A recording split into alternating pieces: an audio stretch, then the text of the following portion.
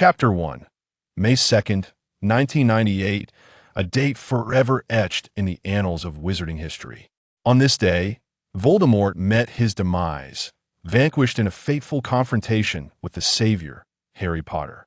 For an extended period, Voldemort's ominous presence had cast a long shadow over the entire wizarding world. Under his reign of terror, people lived in constant fear and despair. Countless families were shattered, and loved ones were torn apart. Yet on this day, all of that came to an end. With Voldemort's death, his dark forces crumbled, and the Death Eaters scattered, no longer able to pose a threat. In Diagon Alley, joy and excitement radiated from the faces of the gathered crowd, who came together to celebrate. People raised their goblets high, shouting victorious cheers. The Leaky Cauldron displayed festive banners, and shopkeepers in Diagon Alley generously offered free food and drinks to commemorate this monumental victory. Children ran and played in the streets, their laughter echoing throughout the alley, which was filled with an unprecedented sense of joy, happiness materializing in that moment. Harry stood in the shadows, away from the throng, watching the smiles on people's faces. He felt a bittersweet tug at the corners of his mouth, attempting to smile, but ultimately failing. In a moment of reverie, he recalled those who had been lost. Sirius, who vanished behind the veil, Dumbledore, who fell from the tower, and Severus Snape, the man cloaked in black for so many years, who had left this world forever after leaving him with a heart full of guilt.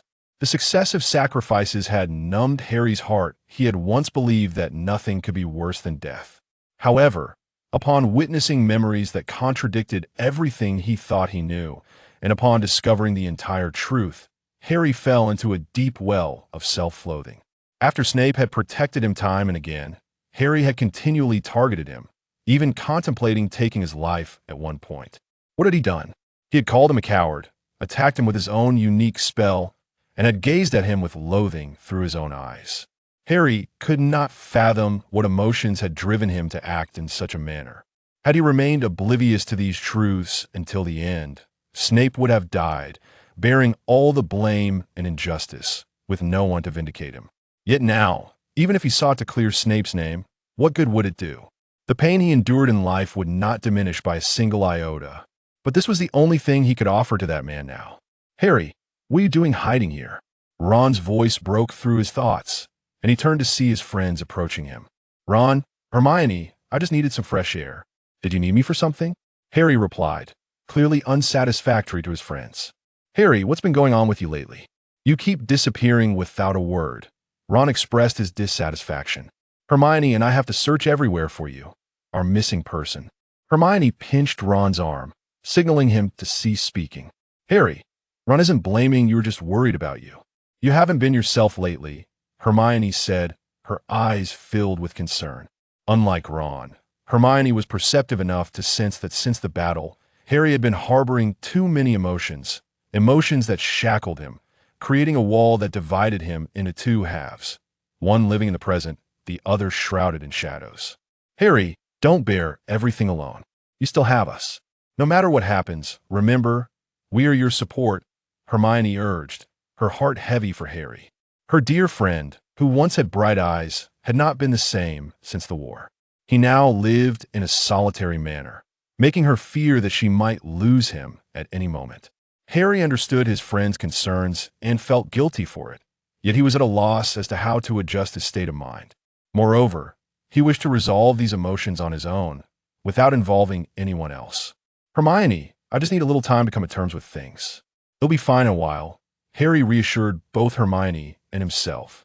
He did not believe that voicing his guilt and complex emotions would lead to resolution.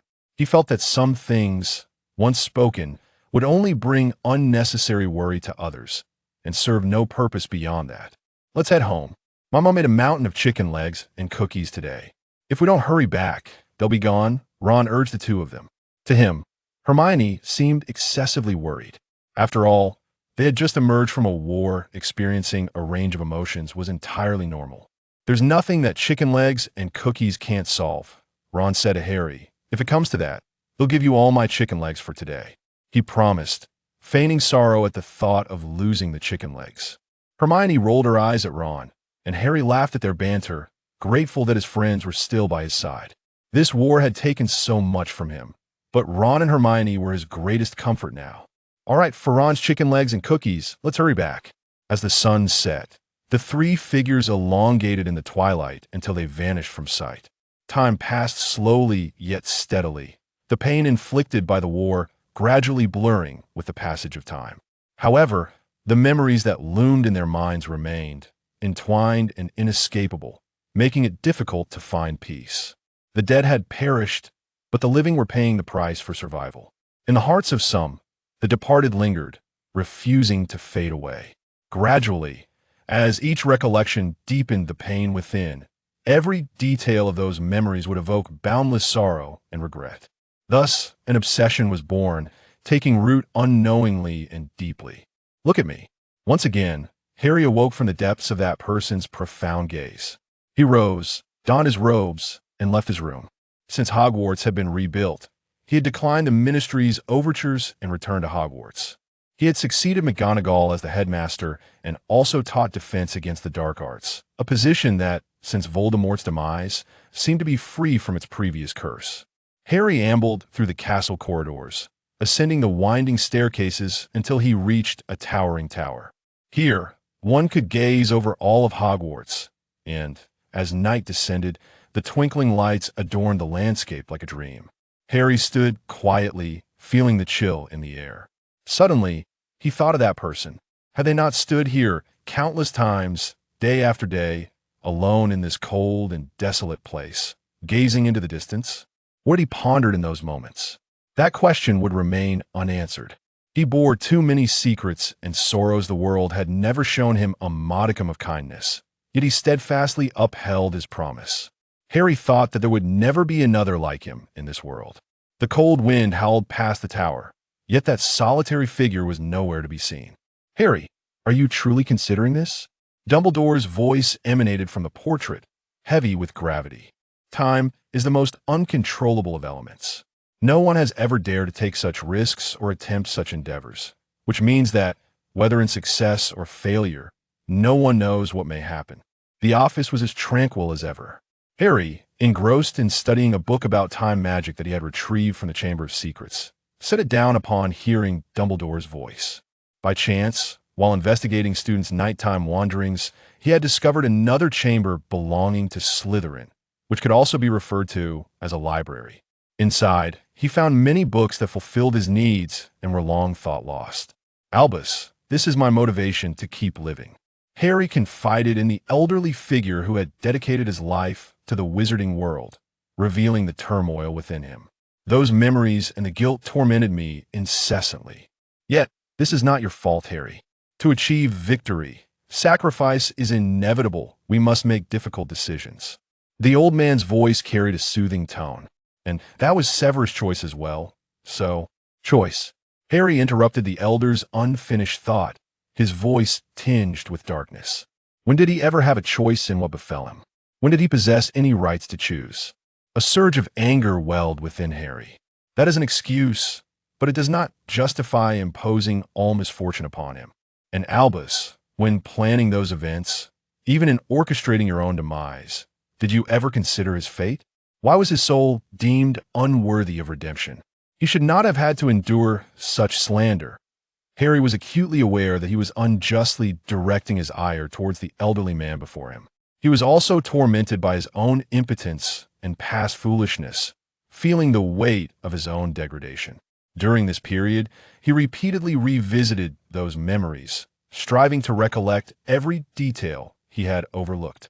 He allowed the pain to erode him inch by inch, filling his heart and spreading like a contagion. Yet, the one who had filled him with such guilt was no longer present. However, deep down, Harry understood that mere remorse could not alter the past, nor could it grant him a second chance. What had been lost was irretrievable, an eternity away from redemption. Yet now, he had finally discovered a means to restart everything, driven by the obsession in his heart, and he was unwilling to relinquish it. Upon hearing this, Dumbledore's portrait fell silent. His eyes betraying a sense of remorse for that man, he realized that he could no longer amend the decisions he had made. "Harry, I regret my actions regarding Severus. However, I am now merely a fragment of memory. I cannot hinder you, nor can I assist you. The portrait of the elderly man spoke after a prolonged silence.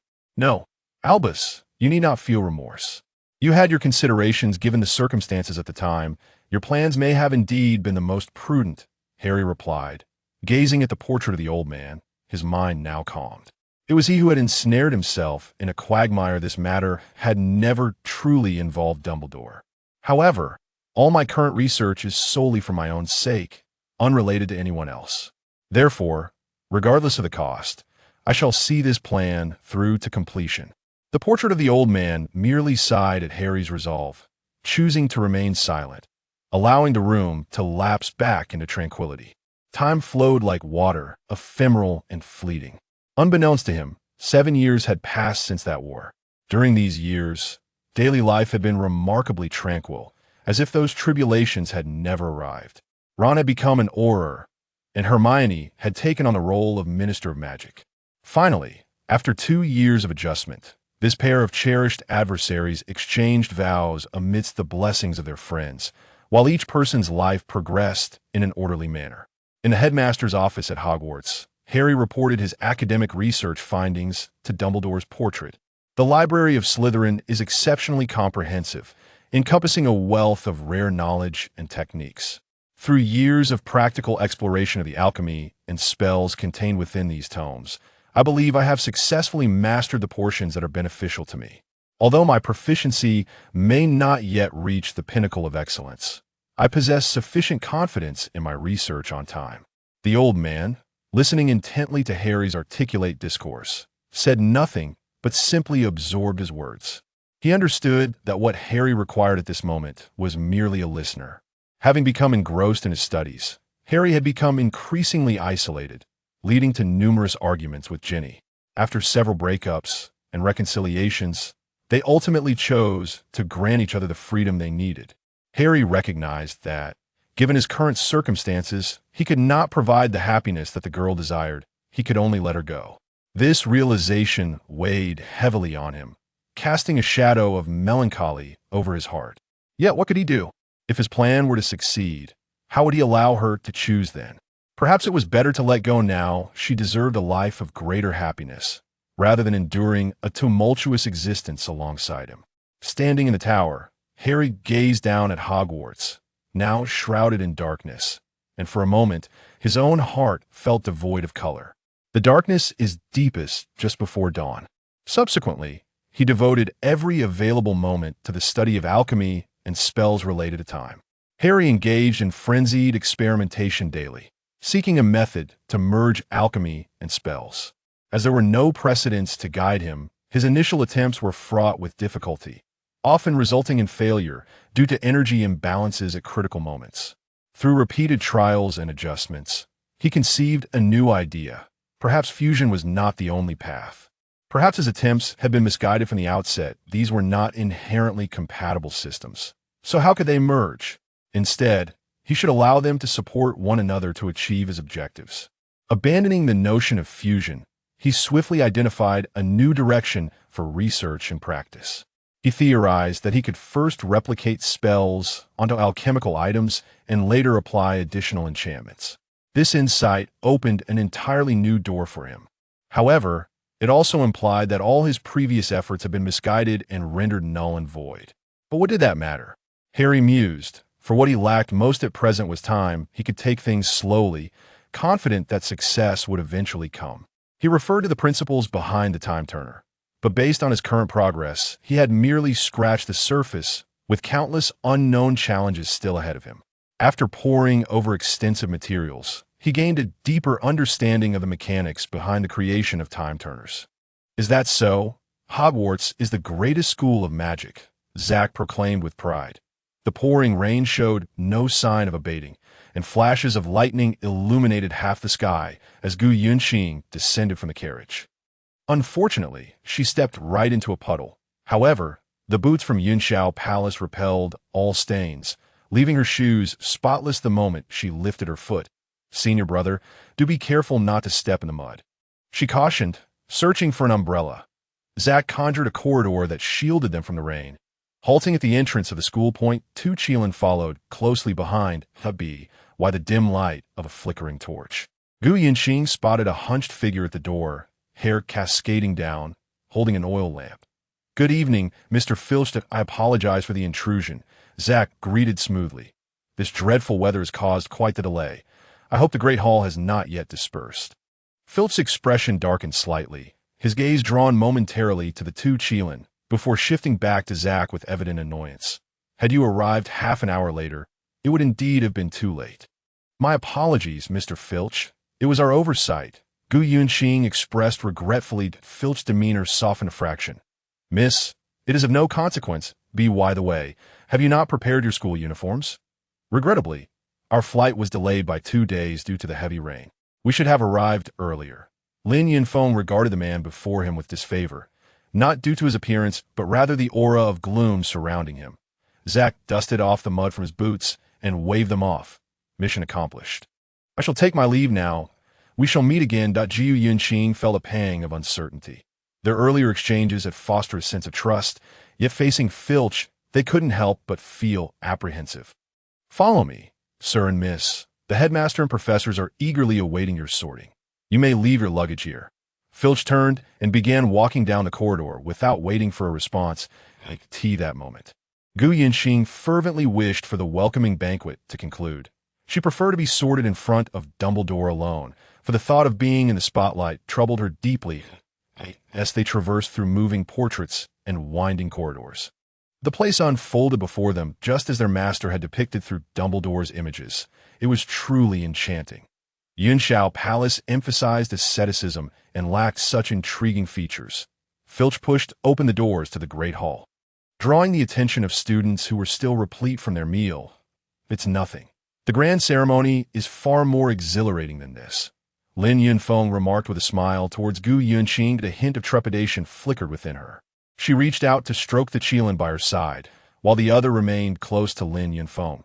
Dumbledore sat at the center of the table at the end of the hall, seemingly aware of their entrance. The hall fell into an immediate hush, soon followed by whispers among the students. "Their clothing is exquisite. Look at his hairpin. My goodness, is that Sue embroidery? Why are they not in uniforms? Is that a white Qilin?" The murmurs swirled around them, and among the students clad in crimson and blue silk robes, as per Zack's introduction, they must be from Durmstrang Institute and Beauxbatons Academy. This was truly mortifying. Had they arrived 2 days earlier, they would not have attracted such attention. The two Qilin initially walked obediently beside them, but after a few steps, the white Qilin began to frolic among the students, exhibiting the playful spirit of youth. The room was abuzz with excitement as both humans and Qilin danced about. They quickened their pace, for Dumbledore was already awaiting them. "My children, you have finally arrived. It seems the inclement weather in London has affected many, but all's well that ends well." His crescent-shaped spectacles sparkled in the candlelight, and their gaze had little time to wander elsewhere, while the professors at the staff table observed them with a mix of interest and sternness. Professor Dumbledore, Lin Yunfeng, and Gu Yunqing performed the highest form of respect customary in Yunshao Palace. The master had mentioned their visit and brought 2 white Qilin as a token of gratitude. In China, it is said that when the Qilin appears, prosperity will follow. May our friendship endure through the ages. Lin Yunfeng had grown accustomed to such formalities, his demeanor naturally poised. Suddenly, Gu Yunqing felt a burning sensation on her left shoulder. Her expression remained impassive as she discreetly scanned the faces around her. The Qilin pranced about, some daring enough to leap onto the staff table. Professor McGonagall could not hide her delight, while the Qilin playfully shook its head at her outstretched hand. Nearby, a sturdy figure with a thick beard, likely Hagrid, was nearly beside himself with excitement. Beside him, a shorter figure, presumably Professor Flitwick, maintained a serious demeanor, his short hair neatly combed, clad in a tightly fastened black robe. Unmistakably Severus Snape. Dumbledore had often spoken of him to their master, and the scrutinizing gaze made Gu Yunqing feel uneasy. "I am immensely grateful for Master Lee's gift. I shall personally convey my thanks to him later," Dumbledore remarked, observing the frolicking Qilin. Suddenly, both Qilin approached Dumbledore in unison and knelt before him in a gesture of respect. The onlookers were taken aback. A Qilin kneeling was reserved for the most distinguished of rulers. This year, we are honored to welcome 2 new students. Thanks to the tireless efforts of our predecessors, the reputation of Hogwarts has spread far and wide within the magical community, garnering increasing praise and expectations. We are pleased to welcome the first student from the ancient civilization of the East, disciples of the Celestial Path, Mr. Lin Yunfeng and Miss Gu Yunqing. Due to their foundational studies being relatively simple and some minor requests from their master, they have been granted permission to start in the 4th year. The students below erupted in applause, and the pair waved politely. Dumbledore cleared his throat. I anticipate a friendly exchange among you all and believe Hogwarts will flourish even more with your contributions. Now, let us see to which house you belong. Filch approached with the tattered sorting hat. Who shall go first? Looking at the worn hat, Gu Yunqing mused that this sorting truly felt like a farce. How could one's fate be determined by such an object? I will go first. Lin Yunfeng stepped forward, removing his hairpin and tying his long hair with a ribbon drawn from his sleeve. The exquisite embroidery from Yunxiao Palace juxtaposed against the tattered sorting hat made the scene appear somewhat ludicrous.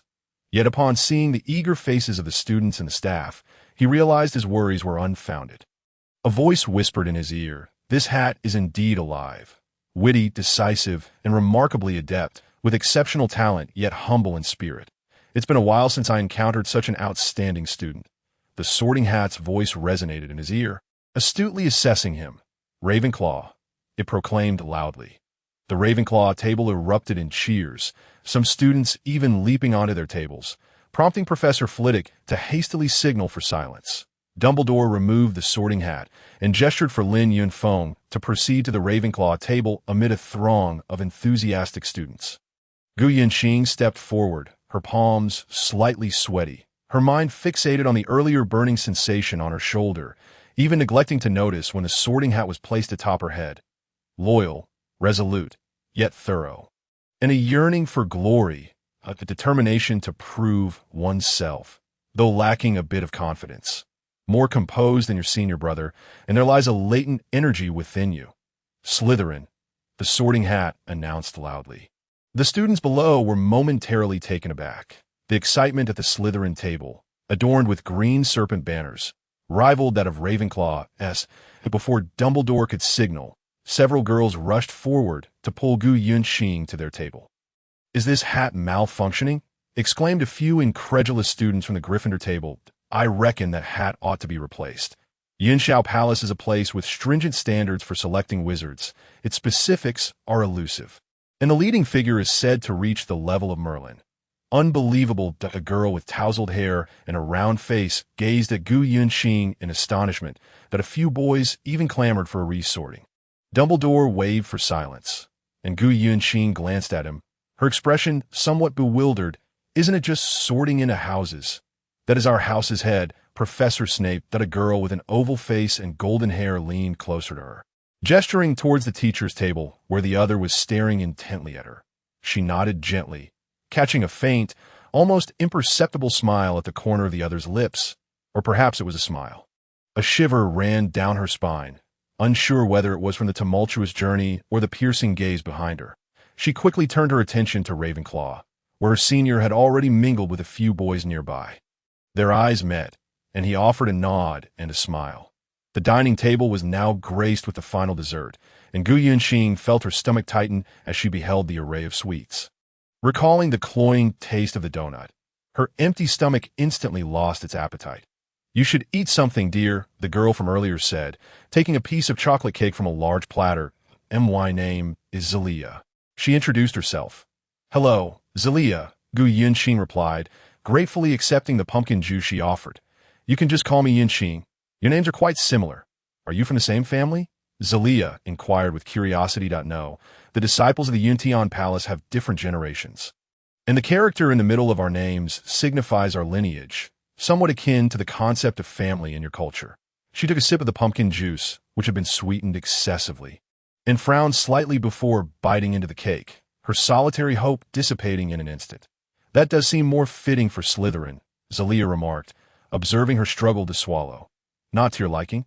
I usually prefer lighter fare." "This is far too sweet for my palate," Gu Yunqing replied with a sheepish smile. Another girl with dark curls offered a plate of bread, saying, "This should be better."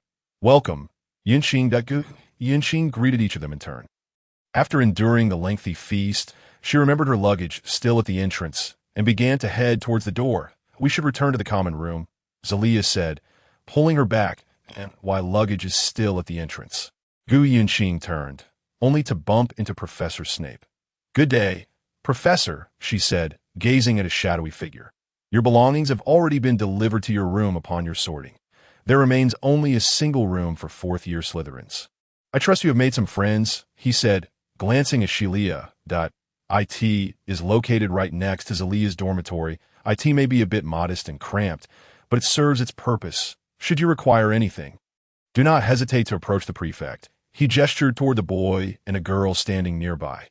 Thank you, Professor. Gu Yinxing felt fatigue wash over her, having consumed little more than the pumpkin juice and a few bites of cake and bread. Compounded by the long journey, several Slytherin students immediately approached her to introduce themselves, one blond boy extending his hand. Hello, I am Malfoy, Draco Malfoy. His expression was friendly, yet laced with arrogance. Hello, Mr. Malfoy, Gu Yinxing replied, shaking his hand, feeling her eyelids grow heavy. Professor Snape dismissed the students. You will all have ample time to get to know one another. Given the distance from China, I am certain Miss Gu Yinxing is fatigued. Zelia, please escort her back to the dormitory. Zelia took Gu Yinxing's hand. Gu Yinxing turned back to glance at Professor Snape, feeling a lingering warmth on her shoulder as they traversed the corridor downwards. The Slytherin common room lay beneath the lake, a perfect fit for her. The Untion Palace had its own unique cultivation methods, and each disciple's practice varied significantly. The essential technique of energy absorption differed as well. Lin Yunfeng preferred the energy from distant starlight, said to emanate from the void, capable of unleashing boundless power, while she sought the moonlight filtering through the lake-esque waters to tap into more of the underworld strength. The palace had even arranged a cavern beneath the lake for her, its ceiling adorned with a massive transparent crystal to allow the moonlight to pour in. The Slytherin dormitory was ideally situated in this spot, where the moonlight shimmered through the water. Perhaps the Sorting Hat's decision was indeed the right one, that more students gradually filled the common room. Many approaching Gu Yinxing to introduce themselves, she noticed that the majority of students here had light-colored hair. With a statue of Salazar, Slytherin, prominently displayed in the center of the room. The emerald silk curtains set the atmosphere, while the decor of black and hardwood exuded an indescribable sense of pride. Your robes are lovely, a girl beside Zelia complimented, admiring the embroidery on her sleeve. I bet she'll be sorted into our house. We are nothing like those simple-minded brutes, a senior remarked, patting his friend on the shoulder, causing Gu Yinxing to feel uneasy. Thank you, Gu Yinxing replied, her gaze drawn to the many eyes upon her. All she wished for was a place to rest. Zelia pulled the girl aside. There will be plenty of time later. Yinxing is truly exhausted. She nearly fell asleep at the feast. With that, she led Gu Yinxing away from the crowd. They arrived at a room at the far end of the hall, and Zelia looked at the half-open door before pushing it open. It is indeed a bit small, but our dormitory is just next door. You are welcome to drop by any time. She opened her own dormitory door. The girl who had been sitting on the bed rushed over, exclaiming, I forgot to introduce myself. I'm Ella Gunter. You look delighted. Hurry and tidy up. Don't expect me to help you find books tomorrow, Zelia teased, raising an eyebrow and making a warning gesture, prompting Ella to dive into a pile of books. Gu Yinxing surveyed her room. While it could not compare to the grandeur of the Untion Palace, it offered a sense of comfort. Outside the window, moonlight streamed through the glass, and large, unidentified aquatic creatures occasionally drifted by, while several strands of aquatic plants swayed gently, creating an illusion of being submerged in an underwater world. You need help organizing? Zelia asked, gathering the canopy on Gu Yinxing's bed, which did a good job of blocking out light. She took out her wand and waved it, illuminating the room. The house elves seem to have prepared for you already. I was going to ask them to bring some Chinese dishes, considering you didn't eat well. She continued, Tea must have been Dumbledore. He thinks of everything. I'll place these blankets on the chair for you. They're not usually needed, and no need to worry about dampness. A sturdy repelling charm has been cast. For bathing, there are communal showers, though they are a bit more rudimentary. Oh, this is quite nice. How wonderful. She busied herself with tidying up. This must be the greatest comfort in these past few days. Gu Yunqing expressed her gratitude repeatedly. After meals, just tap the table 3 times with a spoon, and a house elf will come to help you clear away. Otherwise, they will come by themselves in the morning. Lisa often does this, Zelia explained. Gu Yunqing retrieved a box from her backpack, filled with traditional Chinese brooches and decorative pins, and handed it to her. Thank you so much. I'd like to ask you for a favor. These were made by some disciples from Yintian Mountain. Please share them with classmates who might like them. Additionally, this is a special gift for you, she added, producing a large, white flower, the Tianshan snow lotus. Known for its extraordinary health benefits, Zelia's forehead bore a flaw, indicating, according to the principles of fortune-telling, that a certain elder in her family was unwell, which Gu Yunqing noticed immediately. Zelia gazed at the shimmering, exquisite brooch, astonished as she accepted it, while Gu Yunqing tucked the snow lotus into her robe. This is far too precious. I haven't done anything to deserve this, she stammered, overwhelmed. Friendship is more valuable than any material possession. Gu Yunqing assured her, grasping her hand. Zelia exclaimed, I cannot thank you enough. I will convey my thanks to them. They will surely love this. Gu wouldn't adore such beauty? She picked up a pine leaf-shaped brooch resembling an ancient zither. Examining it closely, I think I need a rest for a bit. I'm truly exhausted from the journey. Gu Yunqing admitted, her eyelids feeling heavy. Of course, don't worry. I promise to keep them away from disturbing you. You will undoubtedly make many sincere friends in Slytherin, she said, opening the door. The password to your room is Mountain. Gu Yunqing watched as the door closed, then simply opened her luggage to retrieve her sleepwear. On the table lay a bowl of millet porridge and a fried egg, which she devoured eagerly, feeling much better. She seemed to hear gasps of surprise from the common room, likely from Zelia sharing the gift she had received. Thank goodness. Everything has begun smoothly. I hope the days ahead will be even better. She quickly changed in her sleepwear and lay down on the bed that Zelia had prepared, feeling warm and comfortable. Though it was not as large as the beds at Yintian Palace, it was softer. Her eyelids drooped as she drifted into slumber. In the headmaster's office, Dumbledore raised a beautifully crafted crystal cup, pouring himself a glass of mead. Severus, congratulations. Congratulations on what? Snape raised an eyebrow, a slight smile playing at the corners of his mouth. Dumbledore poured himself another glass. To our great endeavor. If you feel that my responsibilities are too few, you may certainly assign me the class on defense against the dark arts. I would not mind receiving an additional salary. Snape raised his cup and took a small sip. I thought Lin Yanfeng would be sorted into your house. For from my understanding, he possesses more of the traits of Slytherin.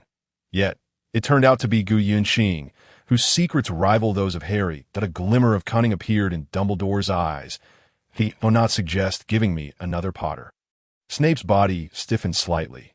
Relax, Severus, she is certainly not, and moreover, she resembles a gift for Slytherin. The practitioners of Yuntian Mountain cultivate the arts of life and death.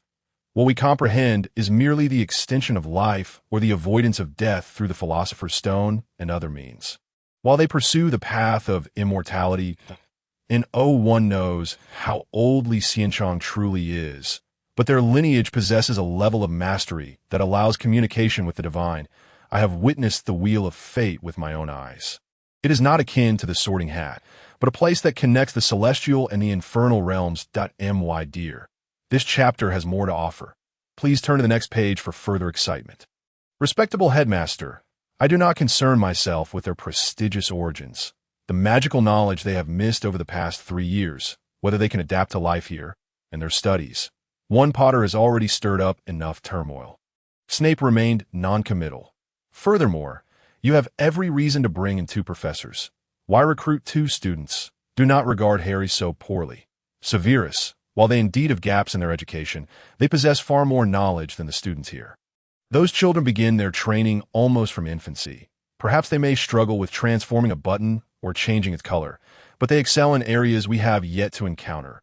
Moreover, precisely because they are students, our enemies will underestimate them. Dumbledore gazed into the flickering fireplace. You mean, Snape straightened, the place where the Dark Lord fell years ago. I would prefer you to speak his name directly. Voldemort. Dumbledore flicked his finger against the cup. It is common knowledge that he was driven mad by a desire to kill Potter. Although Lily's enchantment protected Potter, her power was still insufficient to withstand it, even if it was an ancient blood-related charm. Upon hearing that name, Snape's body trembled. Is that incident true? Prior to this, he had traveled eastward in search of answers and encountered Li Xianchong. When he attempted to strike at Li Xianchong, he was wounded by his elder brother's soul attack. Thus he resorted to desperate measures. Believing that altering the future could influence the present, Li Xianchong cares little for worldly affairs. Yet Tom's matters are somewhat related to him. He must take action. What is required of me? Snape set down his cup and stood, his stern visage illuminated by the firelight. Let nature take its course. Lin Yunfeng is adept at life spells, while Gu Yunqing represents his antithesis. Dumbledore finished his drink. Suddenly, a figure burst into the portrait, panting heavily. "Professor, there's trouble in Slytherin House." Snape furrowed his brow and rushed out, while Dumbledore addressed the portrait. "What has happened?" "Peeves has somehow angered a new student from the east, and his entire body has caught fire." The figure in the portrait vanished, hurrying to discover the cause of the commotion in the common room. Peeves was affixed with a red, gold-tinged rune that was already half-burned. Rather than dissipating, the golden symbols only tightened their grip on him, causing his body to appear as if it were ablaze. The once translucent areas now showing signs of clarity. "You wretched creature!" Gu Yunqing formed a seal with her hands, her eyes fixated on the rune, murmuring ancient Eastern incantations. Peeves attempted to flee through the wall, but Gu Yunqing pursued closely behind, wielding a silver sword that had appeared in her hand unbeknownst to her. She pointed the sword at Peeves, who was pulled back by an unknown force. The iron chains adorning the room clinking ominously. The door to the common room swung open, revealing a tall, shadowy figure. Professor Snape gazed at the struggling, shrieking Peeves, while several students emerged to witness the spectacle.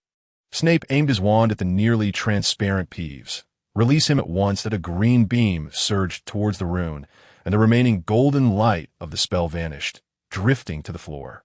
The runes on Peeves' body swiftly dissipated, and Gu Yunqing lowered her sword. Professor Gu Yunqing looked at Snape, who observed Peeves as though he had died. Once more, a look of shock flickered in Snape's eyes, quickly replaced by composure. "Miss Gu Yunqing, could you provide an explanation?" Snape sheathed his wand. "I apologize, Professor," Gu Yunqing replied, glancing at the students who had emerged, while Zalia rushed out, her hair disheveled and clad in a nightgown. "I had fallen asleep and suddenly felt an unusual chill in the room. Based on past experience, this signifies a disturbance by restless spirits. There is no presence of such spirits where I previously resided, but I feel particularly wronged here." That moment, Professor McGonagall arrived. Upon seeing Peeves' body, half-transparent, she let out a silent scream. Zalia rushed forward. "I forgot to mention that Hogwarts has a number of ghosts. Even the professor of magical history is a ghost. And when you arrived, they were elsewhere." "Professor, this is not her fault." She was not overly concerned about Professor Snape, knowing that their head of house was fiercely protective. Gazing placidly at Professor McGonagall, "Sir Nicholas, please summon Lin Yunfeng." Dumbledore appeared at the door unnoticed. Gu Yunqing wore a look of dismay as she regarded Snape, realizing she had caused significant trouble upon her arrival. Snape, however, displayed little emotion. "I am more curious as to why the ghost entered the girls' dormitory without invitation. That room has been vacant. Peeves likely did not know that Barrow has been in Germany these past few days. Otherwise, he could have managed the situation." Dumbledore observed the feeble Peeves floating about, seemingly unperturbed, even studying the situation. Noticing more students emerging from the dormitories, Snape admonished them sternly. "Do you have no classes tomorrow? Return to your beds." With a gentle wave of his wand, several students were unceremoniously sent back to their beds before they could react. Lin Yunfeng yawned as he rubbed his eyes, appearing at the entrance of the common room, donned in a traditional white nightgown with a casual dark blue coat thrown over it. "Professor," he greeted politely. "What has transpired?" Snape turned, a hint of displeasure evident on his face. "Yunfeng, it is my fault. Please assist me." Gu Yunqing pointed at Peeves at my heavens, the tormenting spirit rune. "Fortunately, your body is comparatively weary, so the rune's effect is slower." Lin Yunfeng took a deep breath. "It is all right. The rune is not yet burned halfway." He grasped Gu Yunqing's hand and retrieved a piece of green talisman paper from his coat pocket. "My dear, this chapter has more to offer. Please turn to the next page for further excitement. Please lend me some vermilion ink. I forgot to bring any." Lin Yunfeng rummaged through his pockets. Jiu Yunqing promptly turned back to her room, emerging with a brush and a red ink bottle. Lin Yunfeng inscribed winding runes on the green talisman paper, raising his left hand to forehead height, murmuring a few secret incantations before following the line of Gu Yunqing's sword from top to bottom. The runes instantly gleamed golden. He waved it towards Peeves. The green talisman paper soared and adhered to him. With his left hand, he traced several lines in the air, causing the talisman to vanish. While the runes flowed along the recently scorched marks, the areas that had nearly become transparent reverted to their prior semi-translucent state. And soon, Peeves shrieked as if seeing a ghost and fled. "This fellow certainly knows how to make a swift exit." Lin Yunfeng exhaled. "I apologize for causing such a mess." Looking at the three professors, Gu Yunqing felt as though she could scarcely stand. Snape noticed that the sword in her hand had vanished into thin air, but he regarded Gu Yunqing with a knowing look before shifting his gaze to Lin Yunfeng, who did not belong in this setting. "Next time, inquire beforehand." Lin Yunfeng sensed Snape's displeased gaze. "I extracted a bit of your essence to mend his soul. It was no trouble. I shall take my leave now." He awkwardly exited the Slytherin common room, nodding to Dumbledore and Professor McGonagall before returning to Ravenclaw Tower. "That should suffice. We ought to return to our respective places." Dumbledore waved his hand, signaling Professor McGonagall. "Severus, it appears Ms. Gu Yunqing still has much to learn. She can take her time. Minerva, I would like to see the knitting tutorial you obtained from the Muggles." Professor McGonagall pursed her lips, glancing between Gu Yunqing and Snape before being summoned away by Dumbledore. Only 3 Slytherins remained in the common room. "Professor, I swear, this incident is not entirely her fault." Celia gazed at Snape's tumultuous expression. After 4 years, the students were acutely aware of the headmaster's temperament. "Miss Celia," he intoned, "Slytherin is not known for its apologies." His demeanor remained unchanged. "I recall that you arrived 2 days late. Have you prepared the textbooks for tomorrow's class?" He turned his attention to Gu Yunqing. Gu Yunqing shook her head apologetically. "I have mentioned before that Slytherin is not adept at apologies," that he deliberately elongated the phrase. Gu Yunqing felt a pang of discomfort, unsure of how to respond. "Celia, you should return to your dormitory and rest. I have a few old books in my office. Come with me to retrieve them for your temporary use." Snape's gaze flitted about the room. With her frizzy hair, Celia quickly acquiesced, patting Gu Yunqing's arm. "See you tomorrow." As Gu Yunqing watched the door to her dormitory close, tension enveloped her, prompting Snape to assume she felt cold. "The weather here is quite brisk. You should fetch a coat. I wouldn't want you to fall ill right after your arrival," he remarked, knitting his brows. Hurriedly, Gu Yunqing returned to her room to retrieve a cloak identical to Lin Yunqing's, albeit in black. After a brief respite, her mind cleared somewhat. She followed Snape to a statue of a one-eyed witch. Before she could take in her surroundings, Snape opened the door to his office, revealing what appeared to be thousands of jars, some of which seemed to contain bubbling concoctions. He pointed to a cabinet. "The books are here. Additionally, tomorrow afternoon, after 2 or 3 o'clock, Professor Trelawney will conduct a divination class, focusing on Eastern divination fundamentals. I believe you will excel at this. Since I need to procure some potion ingredients, I have excused you from class. It is advisable to have a guide when venturing into Diagon Alley, so you may accompany the individual who came with you." Jiu Yunqing located 2 hefty tomes and straightened up. "Understood, Professor. Do you possess a wand?" Snape inquired suddenly. Jiu Yunqing sensed a notable softening in his demeanor and felt herself relax a bit.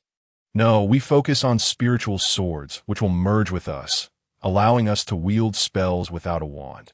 Just as I witnessed a moment ago, Snape seated himself, waving his wand, igniting the fireplace in a blaze that instantly warmed the room.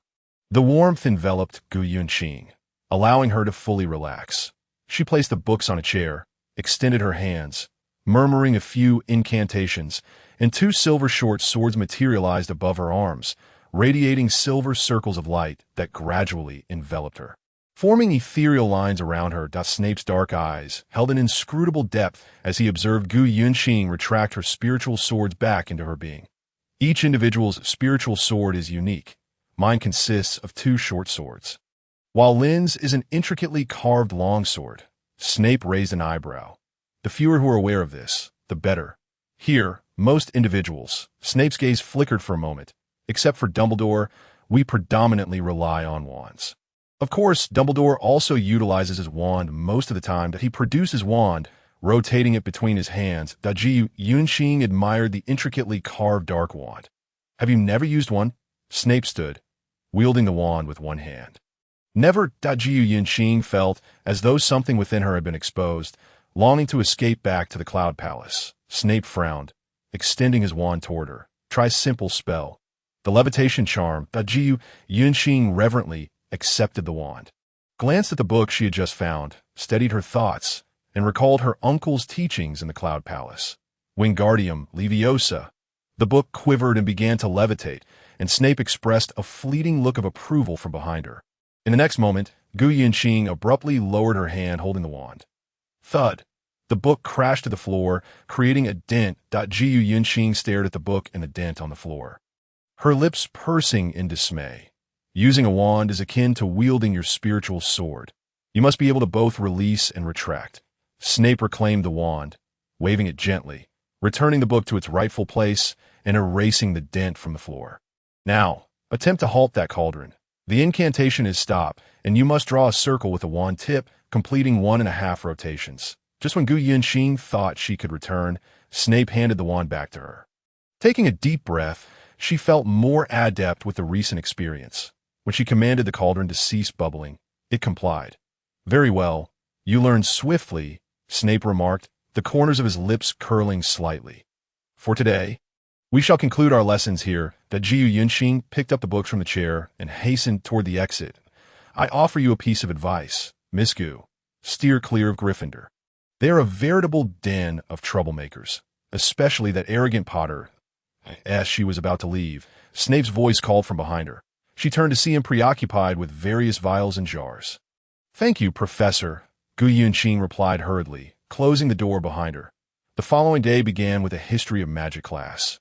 Slytherin was notoriously tight-lipped about its affairs, and Peeves had yet to make an appearance before the students since the previous night. The ghosts regarded Gu Yunqing with a mix of curiosity and wariness, while the Slytherin students took pride in her, some expressing gratitude for her gifts, while others approached her to greet her. Once outside the common room, no one mentioned the details of the previous night. The tentative rumors from other houses were met with various unfriendly retorts. Have you rested well? During breakfast, Gu Yunqing read while eating. At the Cloud Palace, they had covered a substantial amount of knowledge from the first 3 years, yet time was limited, and she had to catch up on her studies. You needn't exert yourself so, Lin Yunfeng said, settling beside her as students gradually departed the Great Hall. This year, we have the Triwizard Tournament that a Ravenclaw classmate brought me up to speed on their world yesterday. I suspect everyone will be too preoccupied to study much. I fear you may be expelled from the Cloud Palace in 3 years, Gu Yunqing remarked playfully. Let us hope not, Lin Yunfeng mused, gazing at the sky beyond the transparent ceiling. That I am caught in the midst of conflicting loyalties. After your morning classes, please request a leave from the headmaster. We shall accompany Professor Snape for errands. We should not receive special treatment. When did you acquire a black cloak? Gu Yunqing suddenly noticed Lin Yunfeng wearing a black cloak, which was absent from his attire at the Cloud Palace. It resembled the school uniform here. Owain from our dormitory helped me exchange it. I find these minor spells in daily life quite practical, Lin Yunfeng replied, leaning on the table. Gu Yunqing nodded in agreement. Indeed, they are quite convenient. She flipped to a page in her book, scrutinizing the illustration intently. Let us depart. The crowd here is overwhelming, and we must locate our classroom. Lin Yunfeng rose, still clutching a piece of bread, appearing to adapt swiftly. Celia rushed over from a nearby table, wrapping her arm around Gu Yunqing's. Come on, we must go to class. She flashed a polite smile at Lin Yunfeng, while several Ravenclaw students approached to whisk him away. Despite having only spent a single night together, they shared an intimacy akin to that of longtime acquaintances. Upon entering the classroom, Gu Yunqing observed Professor Binns, whose ghostly form lifted its gaze to her momentarily. With many seats available, she chose one in the farthest corner, away from attention. Hey, I heard you were quite impressive last night. Malfoy and his two hulking friends settled nearby. Gu Yinxing smiled, opening her book. Don't mention it. I nearly feared being expelled. Not a chance. Peeves is the most detested ghost among us. He is utterly rude and causes chaos, much like that arrogant Potter from Gryffindor. Malfoy said, casting a disdainful glance at Harry, who sat not far away. Gu Yinxing, having heard Celia discuss the college's affairs earlier, regarded the haughty boy before her. Fame may signify achievement, but it can also be a burden. Indeed, he is Hogwarts' greatest liability. Malfoy misinterpreted her words. Since he arrived, there's been nothing but trouble. That year, he nearly caused a student to perish. Gu Yinxing raised an eyebrow, retrieving a pen from her pocket. Damn, she didn't even possess a quill, using instead a pen hastily bought at the airport. The flight was delayed for 2 days. I didn't manage to purchase anything. Gu Yinxing offered an awkward smile. Goel, you likely can't recognize many letters anyway. Lend your paper and pen to our friend. Malfoy commanded Goel, who had been grinning like a fool behind him, as if addressing a servant. In no need. Thank you. Malfoy, I'll just copy it down later. Gu Yinxing replied, watching Professor Binns instruct the class. Really, Goel, it's unnecessary. She quickly declined the thick paper and ink Goel offered, which was on the verge of spilling. Professor Binns noticed the commotion and rapped his desk a few times. From now on, refer to me as Draco. Malfoy turned to her with a sidelong glance and flashed a smile, his pale golden hair shifting slightly with the motion as the lengthy lesson concluded. Gu Yinxing found herself absorbed in the myriad of complex knowledge points, unknowingly filling 2 pages of parchment, only to forget the initial concepts even before the class ended. She inhaled deeply, as if transported back to her early days of training. Though the conditions then were far from ideal, daily life consisted not only of studies, but also of cleaning and taking turns to prepare meals. They had to rise at 5 every morning, a routine that gradually became second nature. When the class bell rang, Professor Binns assigned homework, and the students surged out of the classroom in a rush. Lunch was soon over, and Celia, while lamenting the dullness of history of magic, provided her with a stream of tips for their afternoon trip to Diagon Alley. However, having the headmaster accompany you is a great advantage. Despite his mummified demeanor, his abilities are indeed exceptional, and no one has witnessed the full extent of his power. Celia gestured towards the teacher's table, where Snape was engaged in conversation with Karkaroff, the headmaster of Durmstrang, who seemed indifferent to Snape's presence, his glass of water untouched. Celia handed her a plate of scrambled eggs, and upon noticing the generous sprinkling of black pepper atop them, she waved her hand in gratitude. Dear, you'd best get accustomed to the food here. By the way, what kind of life did you lead before that excluded sauces? Celia took another plate of sandwiches, and though Gu Yinxing hesitated, she accepted one, scraping off a good amount of sauce from the bread. Those who practiced asceticism in the mountains typically avoided overly rich flavors. She had grown accustomed to it over the years. Gu Yinxing closed the sandwich and took a bite. After lunch, there was an hour until the charms class. Glancing at the time, Gu Yinxing made her way to a large tree near the forbidden forest and settled beneath it. Gazing at the drifting white clouds and the shimmering surface of the lake stirred by the gentle breeze, in that moment, she finally felt a sense of relief. The chapter is not yet complete. Please click the next page to continue reading the captivating content. She gently closed her eyes and took a deep breath, allowing her body to relax. After several moments, the fatigue from the morning began to dissipate. In the distance, a few students lingered, reluctant to return to the dormitory, lounging around the tower. Students should keep their distance from the forbidden forest. A tall, hulking figure appeared before her, blocking the sunlight. Miss Gu Yinxing, I was just about to ask you, what do the Qilin eat? It seems they haven't eaten much since their arrival. Gu Yinxing opened her eyes and stood up. Professor Hagrid. She adjusted her clothing. Ordinary fruits and vegetables will suffice, but if you can provide them with moonlit spring water, that would be even better. It enhances the sheen of their scales. They find their own food. Though in winter, you might need to feed them some fresh vegetables. She replied with a smile, a friendly Slytherin. How rare. I apologize. I shouldn't harbor biases against students. Hagrid realized he had misspoken. It's quite all right. Everyone has their biases, Gu Yinxing said, her gaze drifting to the two white heads peeking out from the edge of the forbidden forest. "May I visit them often?" Hagrid chuckled heartily, his bushy hair and beard exuding warmth. "Of course, as long as you don't take them out of the school. And it's best to inform me beforehand.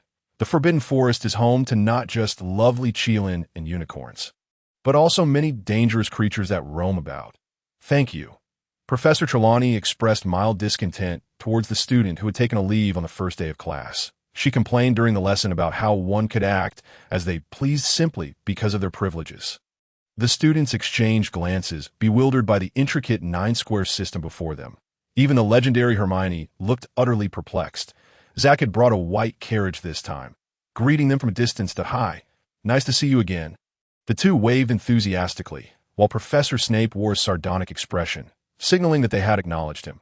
The carriage offered ample space, accommodating even more passengers comfortably. Once aboard, Gu Yunxing sat beside Snape, with Lin Yunfeng and Zach seated opposite. "How do you find the new school?" Zach inquired of Lin Yunfeng. "Quite splendid, far more interesting than Cloud Peak Mountain. The students here are numerous and lively, aside from the food being a bit too flavorful. Everything else is delightful. We don't have such an array of magical artifacts back home that, oh." Zach, having been awestruck by the Qilin, found his words hard to believe. Indeed, the teachings of our ancestors emphasized blending with the light. Perhaps our forebears wielded such magic, prevalent in local myths and legends, but over time, those everyday magics have dwindled. We still cook for ourselves, while here, a flick of the wand suffices. How does that differ from Muggles? Both the same and different. Lin Yunfeng stretched lazily. Diagon Alley was bustling with activity, various tools floating through the air as wizards in diverse garb moved about, their carriage pulled up to the curb. And the group disembarked. Jiu Yunqing's eyes widened in curiosity at the sights before her, a scene she had never imagined. Lin Yunfeng stretched his stiff shoulders, his gaze drawn to a shop adorned with an array of pelts. "I'll take you to buy your school uniforms first. If you need alterations, you can pick up other supplies during this time. Don't wander off. There are quite a few dark wizards lurking about." Snape cast a warning glance at the two that after exiting the ready-to-wear shop, alterations were indeed needed, so they decided to buy books first.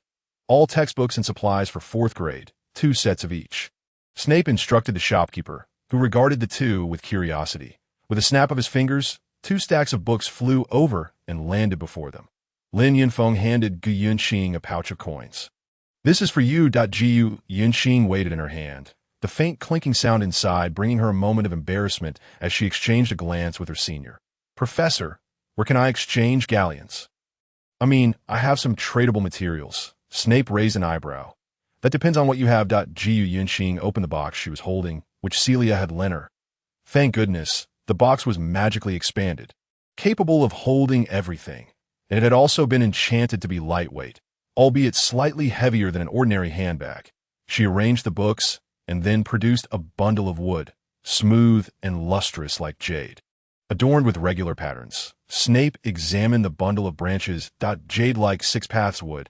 I'll take you to a place where you can also purchase wands that I believe you'll fetch a good price." Lin Yunfeng carried the wood as they navigated several alleyways, arriving at the legendary Ollivander's wand shop. "Mr. Ollivander, these 2 students missed purchasing their wands due to arriving late for the term. They have come to select today. Additionally, there's a business proposition for you." Snape nodded at Lin Yunfeng, who placed a bundle of wood on the counter. Instantly, several tree guardians rushed over, eagerly clinging to the 6 paths wood. Ollivander, initially leisurely observing the new arrivals, suddenly brightened, scrutinizing Snape before leaning in closer to inspect the 2 eastern faces. "Could it be?" Ollivander's hand caressed the jade-like wood, as several tree guardians attempted to nudge his hand away. "Oh, little ones."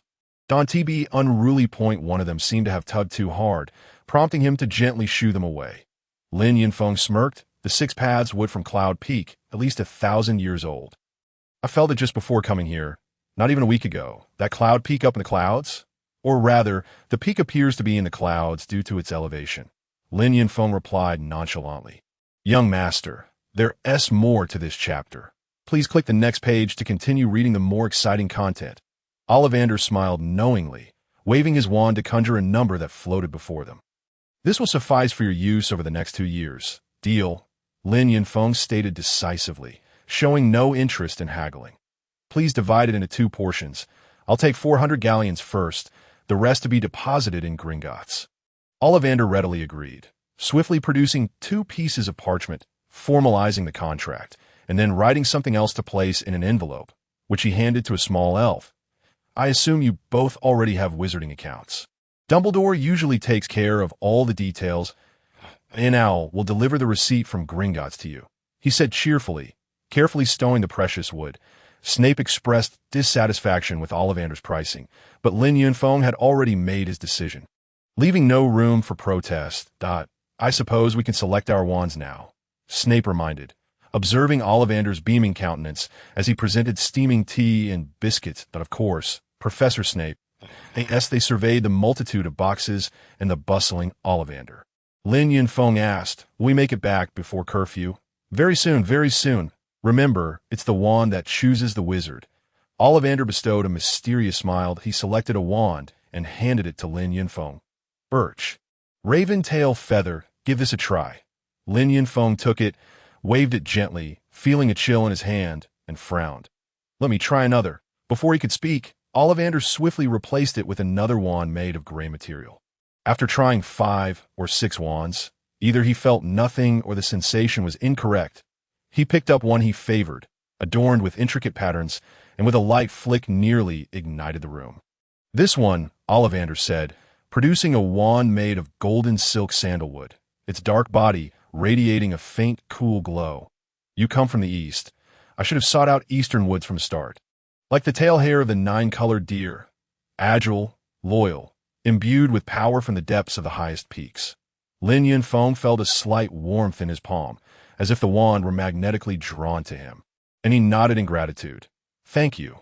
Now, my lady, Ollivander waved his wand, clearing the counter, then retrieved a pile of boxes from the bottom of the shelf.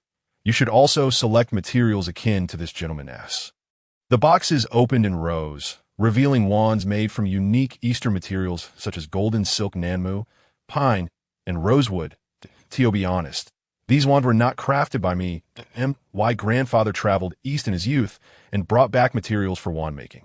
After their creation, he could not find a wizard to use them, so they remained untouched for many years until you arrived.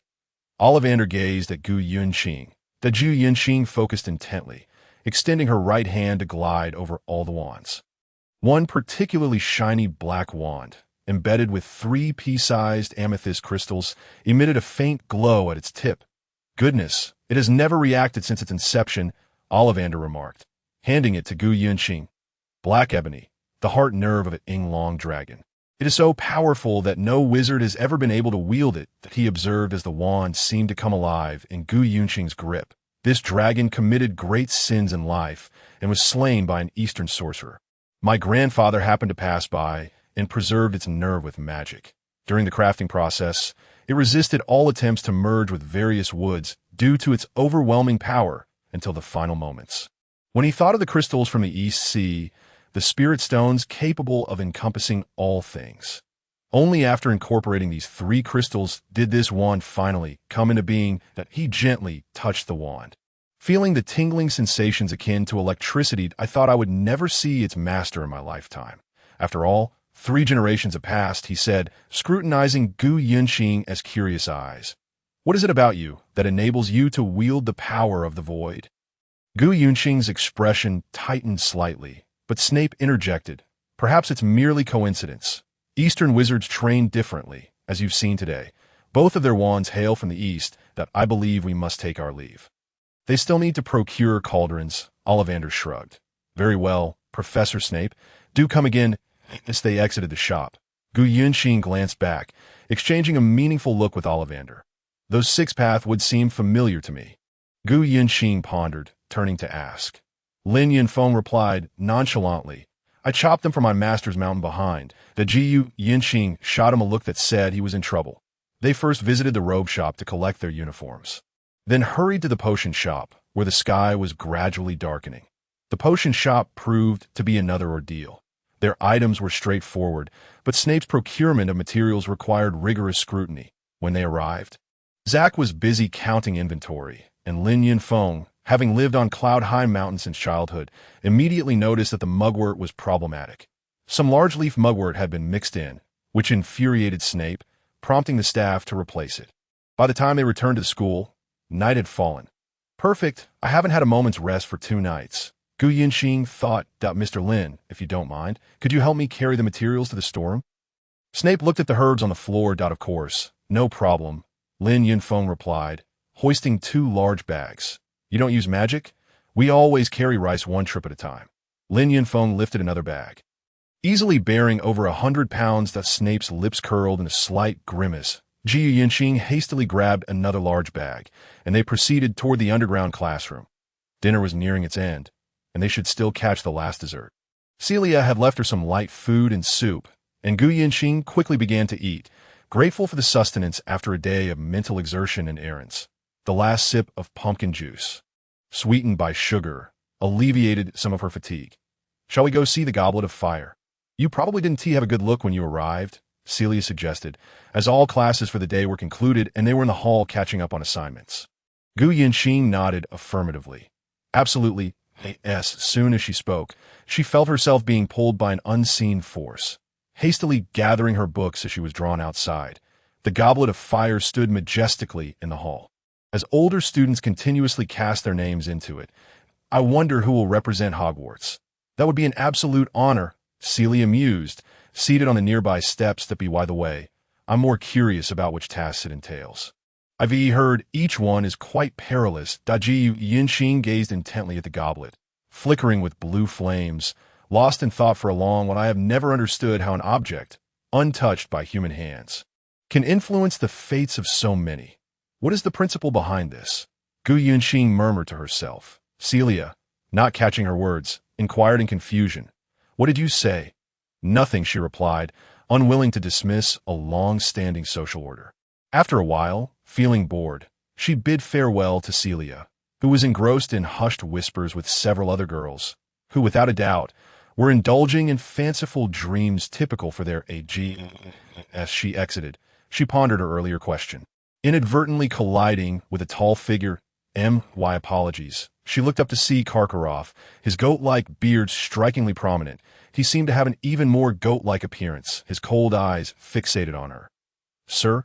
Karkaroff's eyes glinted with calculating intent. A lady from the East. What exactly did Dumbledore offer that man in exchange? After all, he stood high above, watching so many perish. What are you talking about? Gu Yinxing feigned ignorance, though she understood more than she let on. He seized her shoulders and pinned her against the wall. The corridor was nearly deserted, and he glared menacingly at her. Why are you here now? What dealings do you have with that old fool? Startled by his sudden aggression, Gu Yinxing momentarily lost her focus as the rough wall jolted her senses. She struggled to break free from his grip. Karkaroff! A booming voice rang out from a distance. Professor Moody, limping, approached swiftly, brandishing his wand, and a beam of light struck Karkaroff, sending him sprawling. I told you, I still have a place reserved for you at Azkaban. He immediately engaged in a scuffle with Karkaroff. Undeterred by his own missing leg, Yinxing observed the unfolding scene. Professor, please stop fighting. Students will see, she urged, hearing distant laughter echoing down the hall. Karkaroff shoved Moody aside, a bruise forming at his temple, while Moody's already disheveled hair became even more chaotic. What is this nonsense? You scoundrel! I warn you not to lay a hand on our students. Karkaroff stormed off, leaving Moody intent on pursuing him. But Gu Yinxing held him back. Professor, let us not escalate this. Gu Yinxing felt that coming here had been her gravest mistake. It's all right, Miss Gu. You are quite safe at Hogwarts, Moody assured, adjusting his attire. If he dares approach you again, inform me. I will ensure he leaves with fewer parts than he arrived with. He huffed, taking a swig from his silver flask. Gu Yinxing felt immense gratitude swell within her. What transpired? Snape's voice emerged, having appeared beside them unnoticed. Gu Yinxing suspected he had used magic to mask his footsteps. Igor Karkaroff. Moody's breath steadied as he spoke. I just exited the hall and saw him pinning your student against the wall. I knew that scoundrel would never relent. Snape's expression turned grave instantly. He glanced at Moody before fixing his gaze on Gu Yinxing. What did he say to you? His calm tone bore an edge that made her ears ache. Gu Yunqing dared not meet his gaze. "Miss Gu, look at me and answer the question." Jiu Yunqing was compelled to raise her head, and upon locking eyes with those dark orbs, her mind felt as though it were swelling. She inhaled deeply. It seemed to her that he harbored a grudge against her master, uttering a series of bewildering remarks. She rubbed her temples, evading Snape's penetrating gaze that "I shall go and sever his talons." Moody hobbled towards the end of the corridor. Snape called out to him, "Professor Moody, I advise you to refrain from causing trouble for Dumbledore." Moody paused momentarily, casting a resentful glance at the spot where Karkaroff had vanished. Gu Yunqing sincerely wished they would forget her entirely. "I shall escort you back to the common room. In the future, keep your distance from Headmaster Karkaroff." "It's quite all right, Professor. I can return on my own." Gu Yunqing suddenly felt an overwhelming fatigue. Snape hesitated, observing the approaching head of the upperclassmen. "Miss Gu is unwell. I would appreciate it if you could escort her back to the common room." The other student quickly made their way over. Once inside the common room, she avoided contact with everyone and hurried back to her own chamber. She closed the door behind her, leaving the lights off. Moonlight filtered through the lake, casting a verdant glow as it poured into the room. She sat on the windowsill, toying with her wand, gazing at the enormous squid gliding outside, its shadow falling over her eyes, a trace of sorrow becoming impossible to conceal. Rising, she slowly invoked an incantation, and the descending light seemed to come alive, coalescing into a pure beam that enveloped her entirely. In that moment, her complexion radiated as if she were an elf from Norse mythology. She gently closed her eyes, arms outstretched, and with another incantation, a shimmering sword manifested above her arms, as if it were imbued with life, absorbing the light. The surrounding illumination intensified, and after a considerable time, she lowered her hands to her abdomen, the sword and light gradually fading away. She continued to sit by the window, lost in thought. A knock sounded at the door, and she replied, "Come in." Celia entered, surveying the dimly lit room before waving her wand, illuminating the fireplace and lamps, instantly darkening the moonlight outside. "I thought you weren't here." Celia seemed unaware of the earlier events. "Your brother has been waiting for you at the door for half an hour." She remained enraptured by the gossip. "I'll go out immediately." Lin Yunfeng leaned against the wall, scrutinizing the ceiling. Upon seeing Gu Yunqing emerge, he sighed in resignation. "Slytherin truly is arrogant. I hardly received any responses when I attempted to engage them. I had to wait half an hour to see Celia before she agreed to help me find you. Why didn't you ask the portraits on the wall, where I was?" Gu Yunqing occasionally felt that his intellect was lacking. Observing the returning Slytherins, Lin Yunfeng suggested, "Let us find a place to talk." Jiu Yunqing followed him as they descended the stairs and stealthily slipped into the astronomy tower, the highest point in the castle. "Professor Moody spoke to me about tonight's events." Lin Yunfeng's sudden seriousness made her feel uneasy. From the astronomy tower, one could see the Durmstrang ship, its flag motionless in the still air, while several students strolled on the deck, mingling with a few from their own school on the lawn. "Karkaroff was once a Death Eater," Lin Yunfeng continued. "He betrayed others to evade accountability. Such individuals will always resort to any means for their own gain. Dumbledore mentioned that Voldemort has resurfaced. It seems his disciples are growing restless as well." Jiu Yunqing sat down, gazing at the brilliant stars above. "Brother, your family is from the astronomy house. Do you still practice stargazing?" He waved his wand, adjusting the astrolabe for a brief examination. "The position of the greedy wolf is unstable. We may not have many peaceful days ahead. However, I am still contemplating whether to remain a mere observer or to engage directly. As long as their turmoil does not affect us, it is of no concern. Why not ask Master?" Gu Yunqing's stargazing skills paled in comparison to her brother, who had been learning about celestial phenomena since he could speak. If he were unwavering in his past decisions, he would not have brought us here. Cloud Luo's divination is the most accurate. I believe she would fare better here than I would. Predicting events is of utmost importance, provided she refrains from direct involvement. The choice lies with us, and besides, I always feel out of sync with Yin Luo. She places too much emphasis on causality while neglecting the infinite changes in between. Her brother leaned against the wall, Gazing at the stars, I always feel I will drag you down. Gu Yunxing regarded the position of the North Star. Lin Yunfeng detested her demeanor. Why must you always tread so carefully? I've told you countless times that you need not be this way with anyone, because I barely made it through my trials, almost losing my life and nearly costing you yours. I do not wish to implicate anyone. Gu Yunxing abruptly stood up.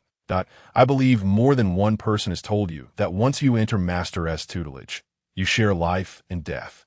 Lin Yunfeng's eyes blazed with intensity. That it was precisely this kind of defeatist mentality that nearly cost you your life back. Then Gu Yunxing fell silent, her gaze drifting elsewhere. I suspect the house elves here have been overly attentive, robbing you of your tranquility.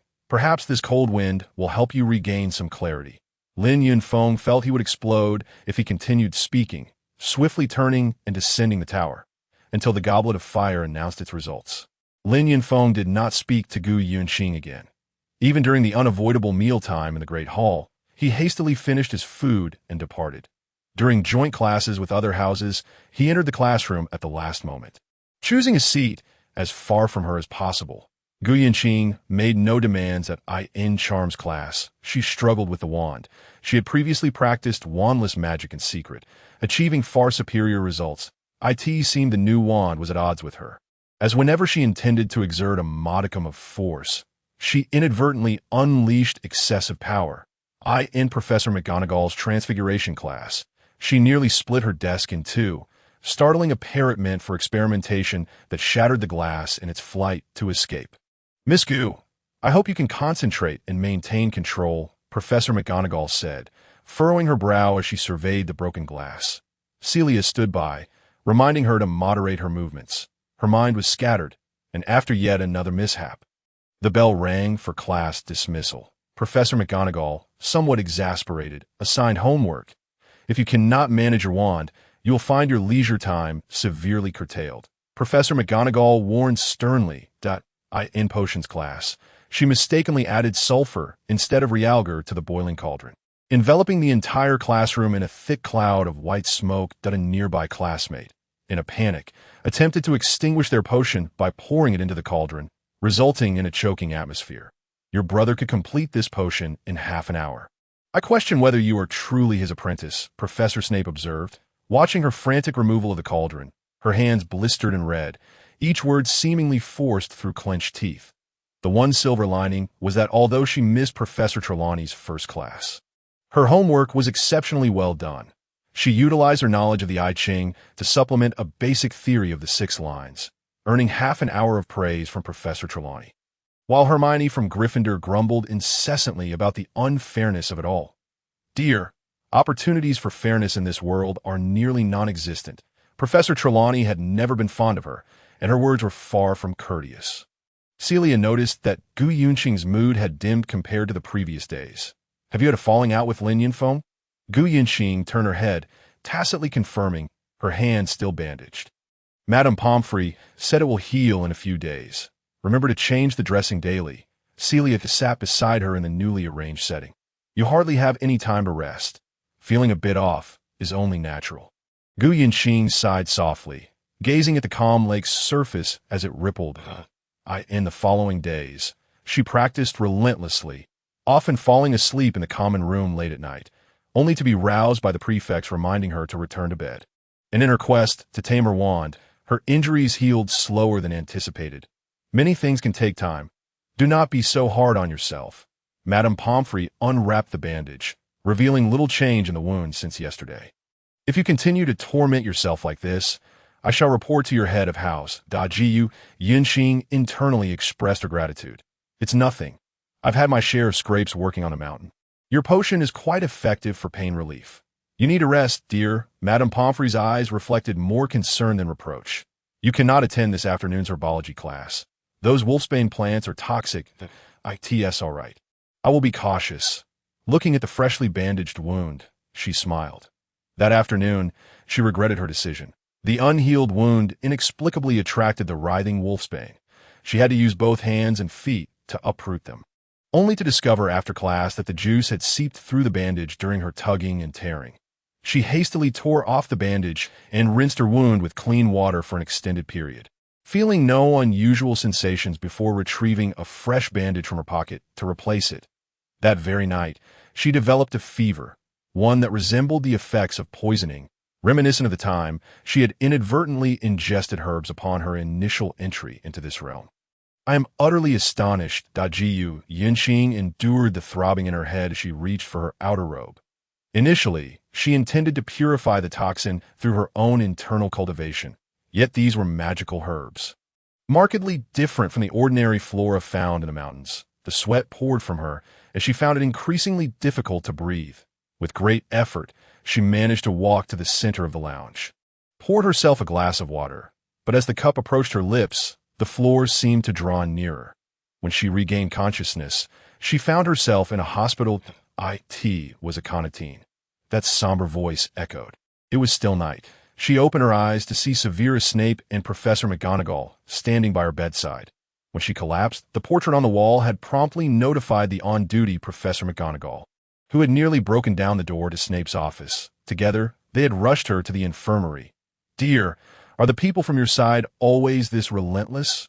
Professor McGonagall's hair was somewhat disheveled, her previously stern gaze now radiating concern. Observing her own disheveled state, Gu Yinxing managed a wry smile. "It seems my understanding is quite limited. Potions in the magical realm possess far greater potency than I had anticipated. Rest now." Professor Snape has administered the antidote. That McGonagall gently touched her icy cheek, recalling how she had burned like a piece of coal upon her arrival. "Thank you, Professor. I have caused you quite a bit of trouble."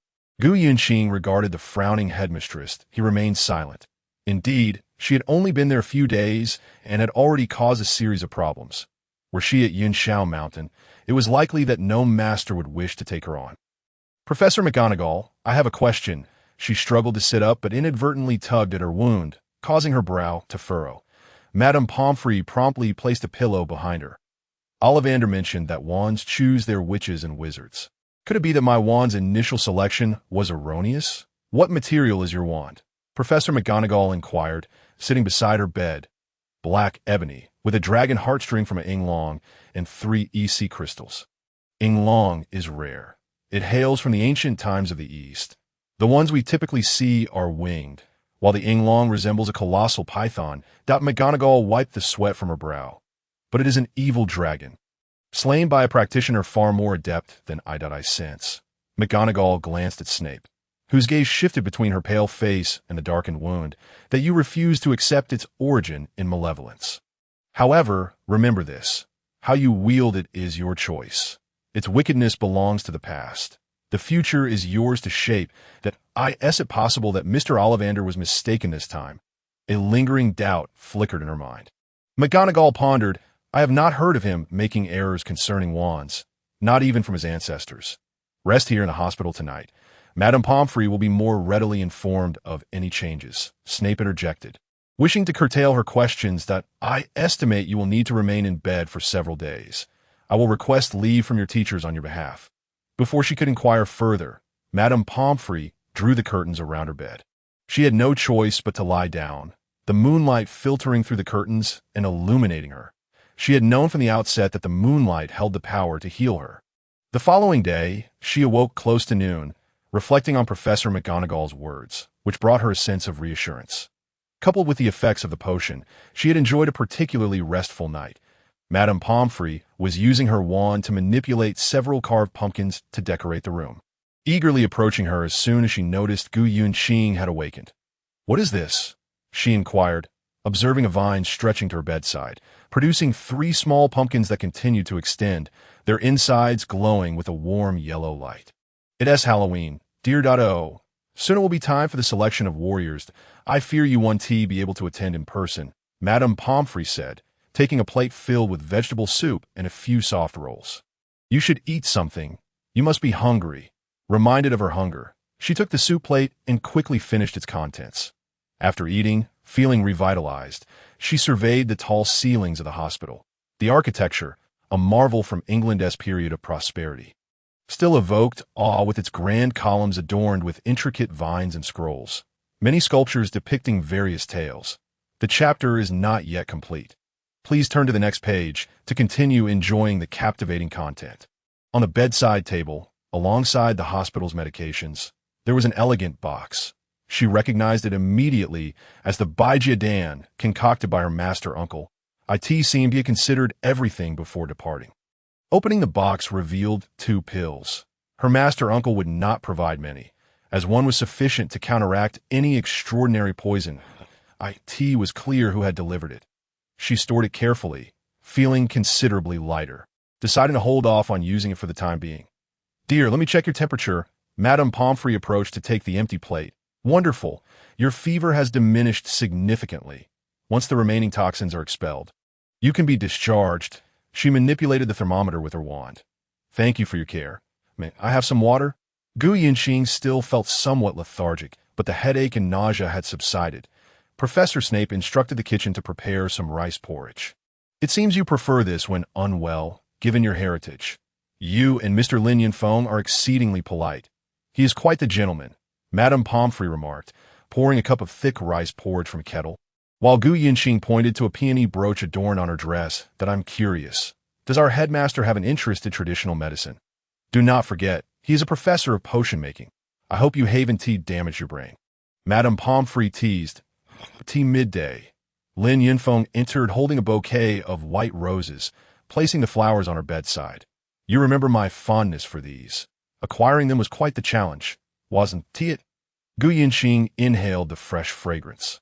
"I managed to persuade some Hufflepuff classmates. Their greenhouse can cultivate anything year-round," Lin Yunfeng replied, his demeanor finally appearing normal. "That I apologize. I did not realize you were under such pressure. I have heard that you excel in all your subjects." "I have been practicing since childhood. Even a blockhead could comprehend." He took her hand, inspecting it closely. "Fortunately, we discovered it in time.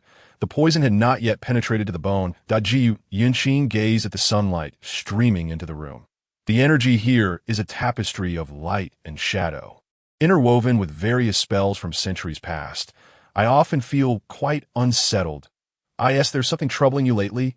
Lin Yunfeng leaned back in his chair. "Senior brother, I wish to ask you about the last calamity. I lost many memories. Could you detail what transpired?" Lin Yunfeng furrowed his brow. "The master instructed that what has occurred belongs in the past. There's no need to revisit it, that we have endured one ordeal.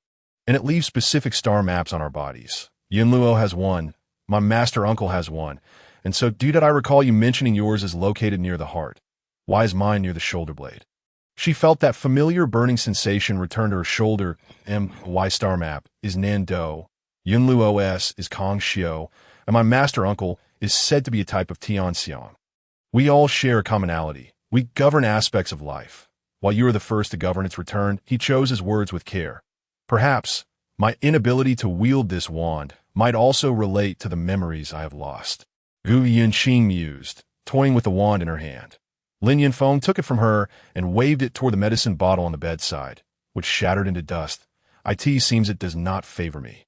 "I assume the potion has been exhausted," he said, a hint of embarrassment crossing his face. "Yinglong is one of the 4 divine beasts, known alongside the Qilin, yet it embodies both good and evil. Do you suppose it was born malevolent?" Gu Yinxing waved her hand, causing the fragments to vanish. "Good and evil are merely determined by where the spells are cast. Voldemort kills, and even a simple shattering spell used for murder is dark magic. I once employed a so-called evil technique to save someone in the mountains. Yet, it was used for a righteous cause. You're simply too fixated on an absolute notion of right and wrong." Suddenly, Lin Yunfeng's expression grew serious, and he frowned. "Let me see your star mark." The hospital was nearly deserted, and she turned, pulling her collar slightly open to reveal her left shoulder. What should have been a red star mark now appeared pitch black. Giving the impression of spilling over its edges, he touched it gently, sensing a faint opposing force. Could it truly be due to the impure energy here? Yunshao Mountain is infused with the purest and most righteous qi, where even harmful insects cannot survive. That a voice came from the doorway, prompting Gu Yinxing to hastily adjust her clothing. "What are you doing pulling the curtains?" Malfoy appeared for some reason. This boy's reputation rivaled that of Harry's, though not in a favorable light. Lin Yunfeng held no good impression of him, but maintained basic courtesy. "Hello, Mr. Malfoy. I am her senior brother, and thus have every right to be here." Lin Yunfeng wore a smile that did not reach his eyes. Ah, Malfoy appeared utterly indifferent. Why father mentioned that Yunqing, having traveled such a distance, would undoubtedly struggle to acclimate, and specifically requested that I pay a visit. I may not have mentioned it before, but he is one of the school governors. He held his head high with an air of arrogance. I shall return this afternoon. Lin Yunfeng had no intention of engaging him in prolonged discourse. Malfoy watched as Lin Yunfeng walked away. White roses. My mother also has a fondness for them. Malfoy gazed at the glimmering flowers. Yunqing mustered her spirits. Thank you for coming to visit, Mr. Malfoy. The selection of the 3 champions from the schools will be decided tonight.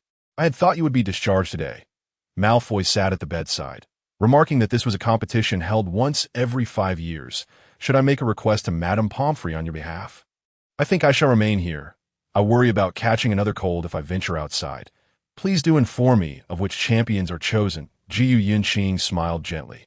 Ever since she reciprocated Malfoy's friendly overtures, he had become even more self-satisfied, eager to be included in her circle. Should you have any requests, do not hesitate to mention them. The headmaster shares a particularly close relationship with my father, having been good friends during their school days. Malfoy rose, as Crabbe and Goyle outside seemed to be urging him to hurry in the afternoon. Lin Yunfeng recognized that she was neither suited nor inclined to attend the champion selection. Yet to stave off her boredom, he brought along a pair of twin mirrors. The mirrors allowed them to see and converse with each other from afar. Once the 3 champions were selected, Yunqing sensed something amiss with the goblet of fire and quietly said to the mirror, "Pay attention to the color of the goblet." Harry Potter.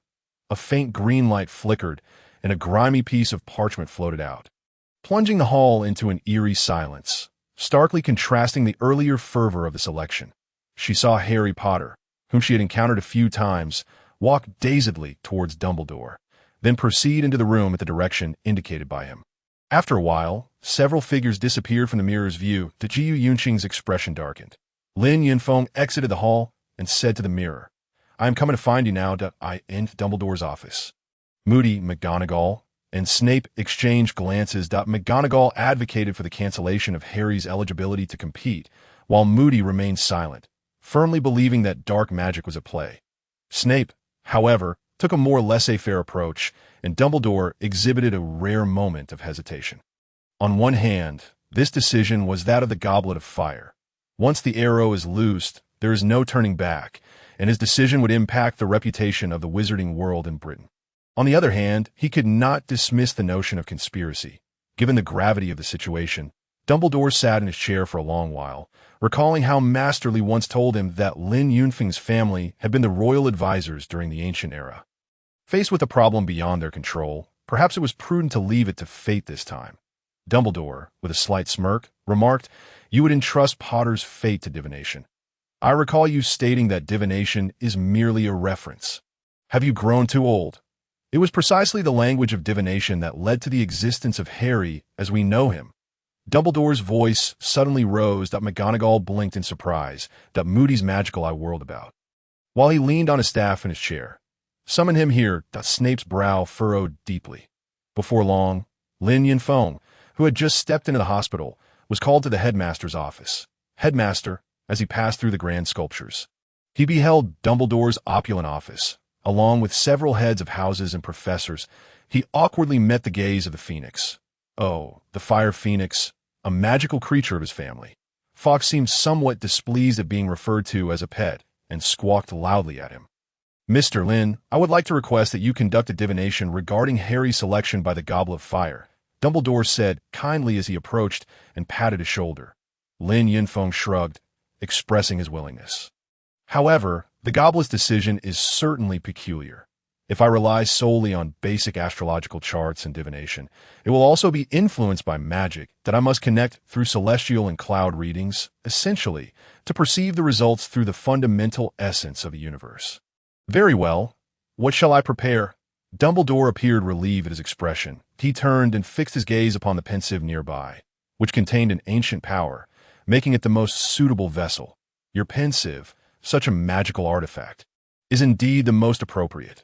Furthermore, I cannot undertake this task alone.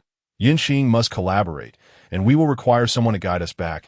it would be best if this individual possesses natural divination abilities. For ordinary people may become frightened within the void, increasing the risk of getting lost. Once panic sets in, none of us would be able to escape. Enough, Mr. Lin, Snape interjected. Potter's fate is sealed. Then it is imperative that we reach a conclusion that allows us to avoid regretting today's decision. You understand? Albus McGonagall's body was tense with anxiety. Headmaster, Miss Gu accidentally ingested aconite poison yesterday and was rushed to the hospital at midnight. Do you believe that allowing her to engage in such perilous magic will affect her recovery? Snape enunciated each word with clenched teeth. Dumbledore turned to Lin Yunfeng. It should not pose a problem. Lin Yunfeng looked at Professor Snape, whose demeanor suggested he was about to deliver a curse. Then summon her, and also Professor Trelawney. I trust she possesses the abilities you require. Moments later, the three encircled the pensive, with Professor Trelawney appearing both excited and anxious. Professor, you will need to pull us out when we conclude. I will provide you with cues. During this time, it is crucial not to relax, or the void will consume us. Lin Yunfeng and Gu Yunxing each produced a pair of entwined silver rings. Placing them on their wrists, Professor, do you have a larger silk scarf or something similar? Gu Yunxing glanced at Dumbledore, fearing her appearance might be somewhat alarming. Snape waved his wand lightly, and a beige silk scarf fell from the chandelier, gently settling atop her head, enveloping her entirely. Let us begin. Lin Yunfeng waved his wand, and a window opened, allowing moonlight and starlight to flood the room, illuminating the pensive brilliantly, by the decree of heaven. Today we unveil the mysteries of existence, as the cosmos transforms and gives rise to all beings that we, who receive the grace of heaven, now confront myriad changes, humbly accepting our fate and beseeching guidance for all souls to return, thus granting us permission to gaze upon destiny. Suddenly, silver lines shot forth from his hand, coursing through his entire being, causing him to radiate light. With great virtue comes great responsibility, amidst the vastness of existence. Yesterday's bones turned to yellow sand, unaware of the honors of life. I hope the underworld takes heed and facilitates the transformation of all beings.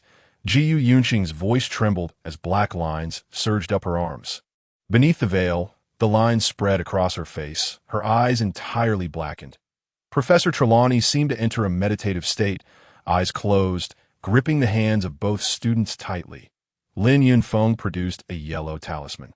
Reciting the incantation as the talisman fell into the basin and instantly dissolved, golden runes seemingly floating in the moonlight, the Gu Yunxing produced a red talisman, performing the same action, and as the runes descended, the two golden runes merged. Suddenly, a great flame erupted from the basin, and the gentle moonlight turned black, revealing a skull that floated and then quickly dispersed.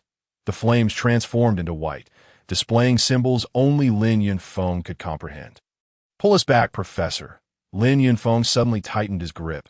Professor Trelawney abruptly opened her eyes, and the lines on the two individuals swiftly faded. Gu Yunxing tugged at the veil, sweat dampening her hair. She trembled as if still in shock. Snape fetched a chair, positioning it by the hearth for her to warm herself, while Professor Trelawney wiped the sweat from her face and head with her sleeve, inquiring with concern, "You should be more familiar with the imagery we just witnessed than I." Lin Yunfeng removed the bracelet. Dumbledore wore an expression of someone already aware of the outcome, that he is recovering. Lin Yunfeng inhaled deeply, deliberately slowing his tone. The information I gathered indicates that danger lurks nearby. If Harry does not participate, this darkness will conceal itself even deeper and erupt with greater ferocity, gradually consuming the entire wizarding world. Should Harry compete, he will face danger, yet his life will not be forfeit. The struggle between light and dark will be evenly matched. This dark force will clarify due to his presence, and many will find it impossible to escape unscathed, regardless of the choice made. It is a gamble of monumental proportions and calamity. There is another individual of significance, Grindelwald. That force will seek to extract information from him first. Upon hearing that name, Dumbledore's breath caught momentarily, and McGonagall's lips parted in astonishment. Unable to close, "Is there more to see?" Dumbledore spoke slowly. "The spiritual energy between her and I cannot withstand another encounter tonight. Furthermore, Prying into the secrets of fate is a transgression, if done excessively. It may alter the original course of events and consume the sorcerer themselves. With a flick of his wand, Lin Yunfeng watched as the runes in the basin vanished. This is a trap. He mused, gazing at Dumbledore. There must be a way to enter the game. Moody observed the situation from behind, his staff tapping rhythmically on the floor, either intentionally or not. Historical heroes have always been accompanied by immense sacrifice. Can Harry endure all of this? Gu Yinxing stared into the roaring flames of the hearth.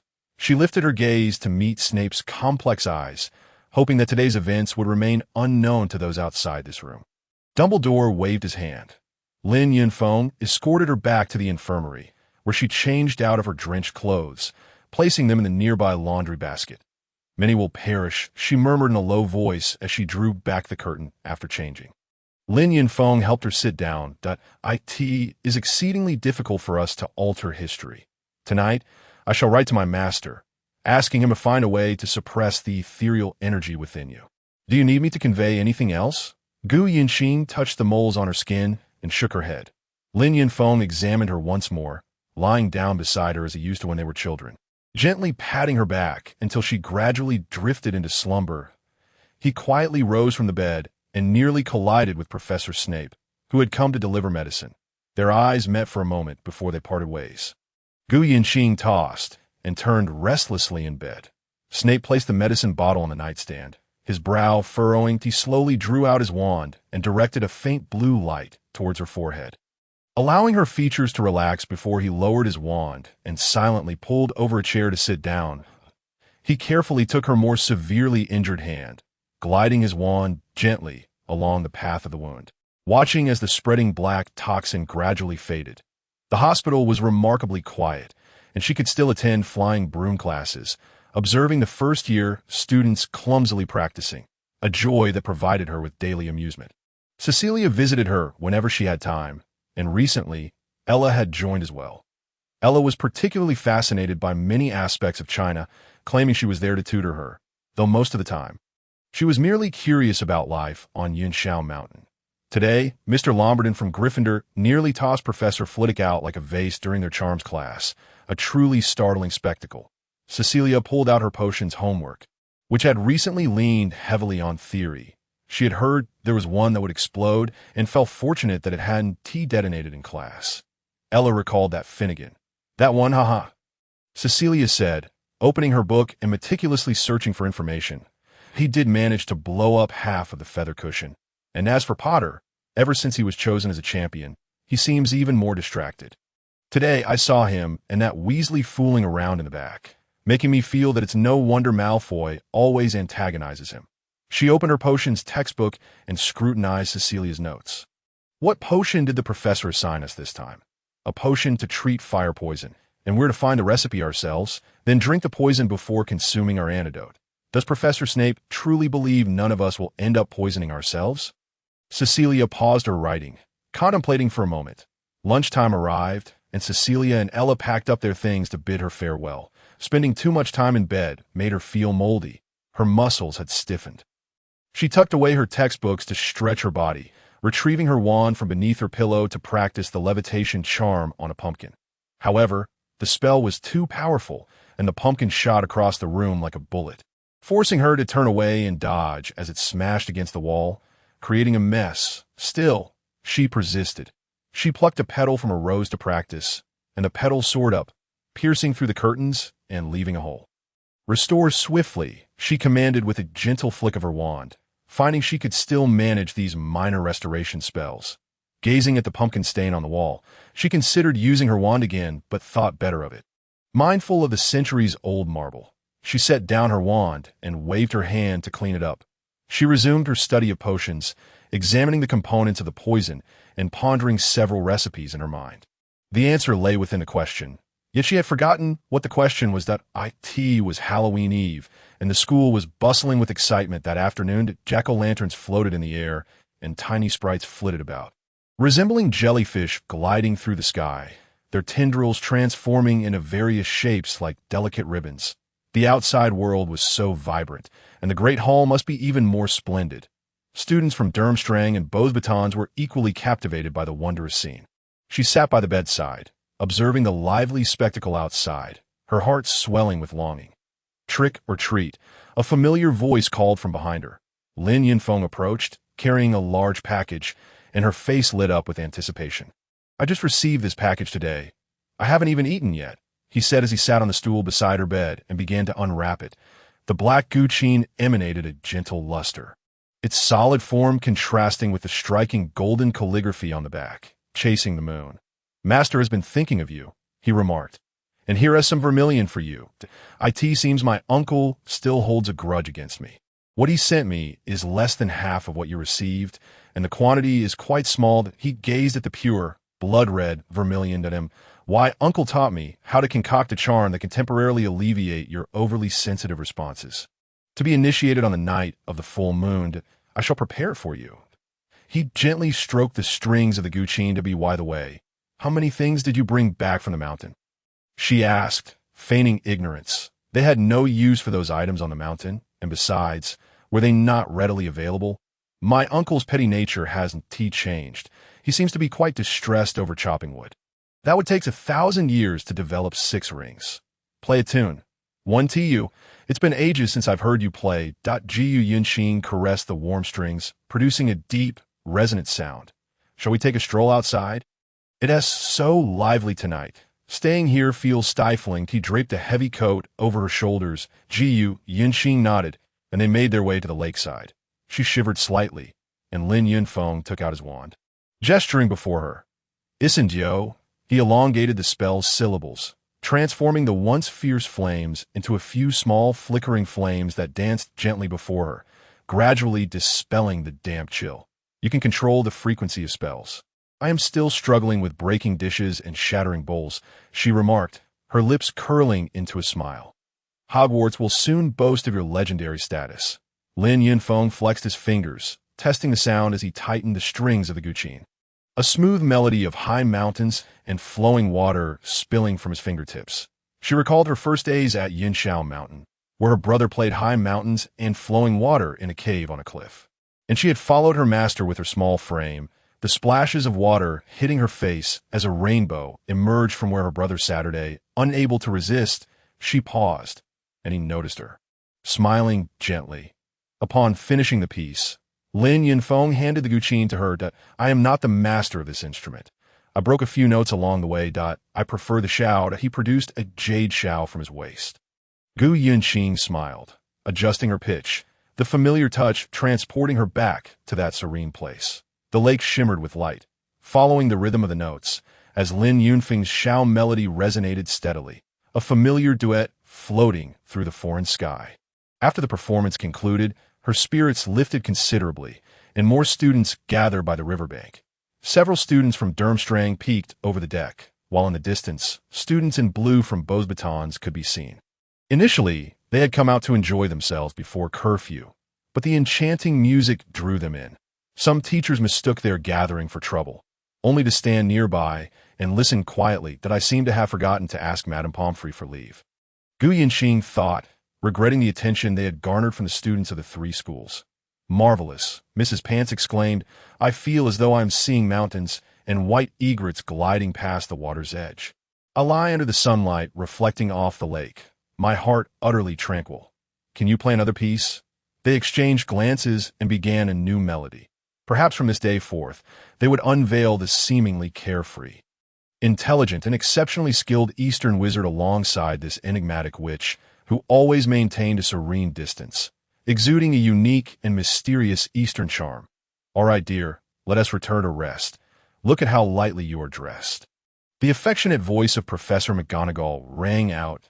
Jiu Yunxing turned her head and, upon seeing the kind expression on Professor McGonagall's face, felt a sudden wave of anxiety wash over her, for Professor Snape was gazing sternly at them. Miss Gu appeared rather muddled. Did Mr. Lin not comprehend that a patient requires a more conducive environment? He approached, his voluminous robes billowing behind him, exuding an air of intimidation. Lin Yunfeng inhaled deeply, lowering his head to reveal an ambiguous smile. "Apologies. Professor, we have not partaken in the Western celebration of Halloween and could not resist the temptation to witness the festivities." Snape fixed his gaze upon him, recalling the look he had cast at Lin that fateful night. It is not common for individuals to possess such robust physiques as yours. I hope you can prioritize the well-being of the patient after considering the merriment. His tone was discomforting to Lin Yunfeng. Goldstein and Corna from Ravenclaw waved their hands vigorously from the sidelines, prompting him to remain silent. Then I shall escort her back to the hospital. With a flick of his wand, a ring of flames extinguished. Since you are so at leisure, you shall report to my office for detention tonight. I fear I cannot permit your transgressions to go unchecked any longer. Goldstein made a gesture of face-palming. Suggesting that they were in dire straits, Gu Yunxing hastily interjected, "Professor, it was my desire to come out. I should be the one to face detention. The patient must prioritize her health." Snape turned and departed, his ample robes appearing even more voluminous beneath the night sky. Professor McGonagall donned a sympathetic expression, directing the other students back to the tower. "I shall escort you back to the hospital." Lin Yunfeng waved goodbye to his two companions, pulling Gu Yunqing's arm and draping his own robe over her shoulders.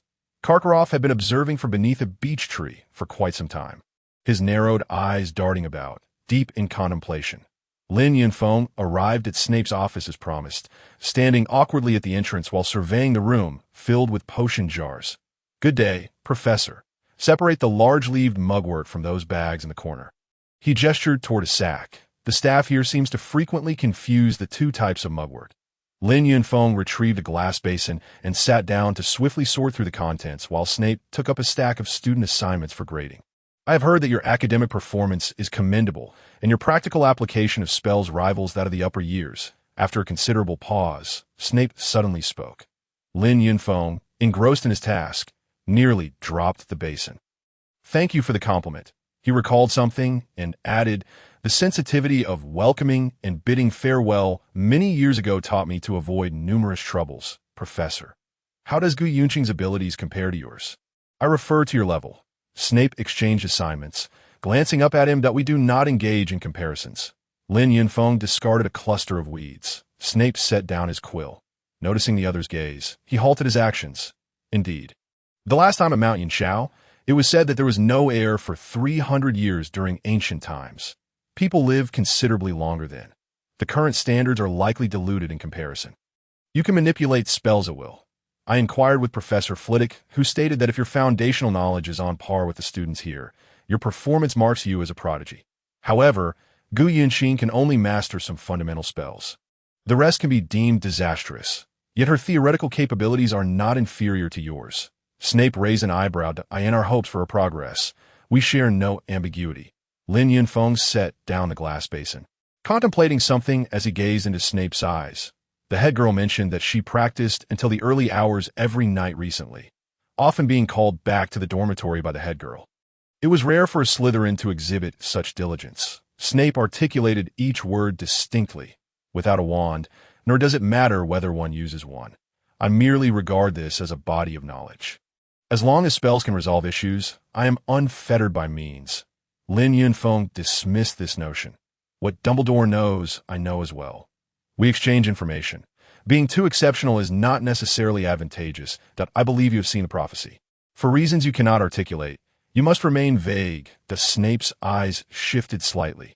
Did Master Lee also impart certain matters to Miss Gu that she is unaware of? He spoke his final words slowly. Lin Yunfeng suddenly rose, and Snape noticed his hands tremble slightly. Though he quickly regained his composure, I could see that moment. Snape harbored concerns about what spell he might conjure. Spells require a medium, necessitating a transparent soul. This is why many pure-blood families in the magical realm possess what is known as a dud. A soul that lacks clarity cannot condense magical power. This situation may improve in future generations, or it may not. Lin Yunfeng took a few steps forward. Because she has endured some exceedingly harrowing experiences, the master sealed part of her soul. If those memories were to resurface, the consequences are unfathomable. When she acquires the spirit sword, that aspect becomes trivial. The spirit sword merges with the physical body of the cultivated outcome, making wandless casting a natural occurrence. However, if it involves such specific mediums, the premise I previously mentioned must apply. If the truth is not conveyed to her, the pressure she will endure in these years will be immense. Snape toyed with his wand. Even in cultivating the path of immortality at Mount Yanshao, most focus on the aspect of life, which aligns with our state of existence. However, few delve into the powers of the underworld, which is to say, the capability of destruction. Gu Yunxing is among them. Due to the Master's appreciation, the sect once rallied its strength to aid her over this hurdle that we are all akin to spiritual swords, and she possesses a pair, which aligns with the characteristics of the underworld powers. If normal wand use were to revert her to that state, I believe neither the headmaster nor the master would deem it appropriate. Professor, every person has their shortcomings, or rather, a vulnerable aspect. Snape pondered deeply over certain matters. A shortcoming can lead to one's demise in the future. Thus, cultivation is a personal endeavor. Many have perished along this path due to glaring weaknesses. Jiu Yunqing's relentless efforts stem from a habit cultivated over many years at Mount Yanshao, compelling her to strengthen herself.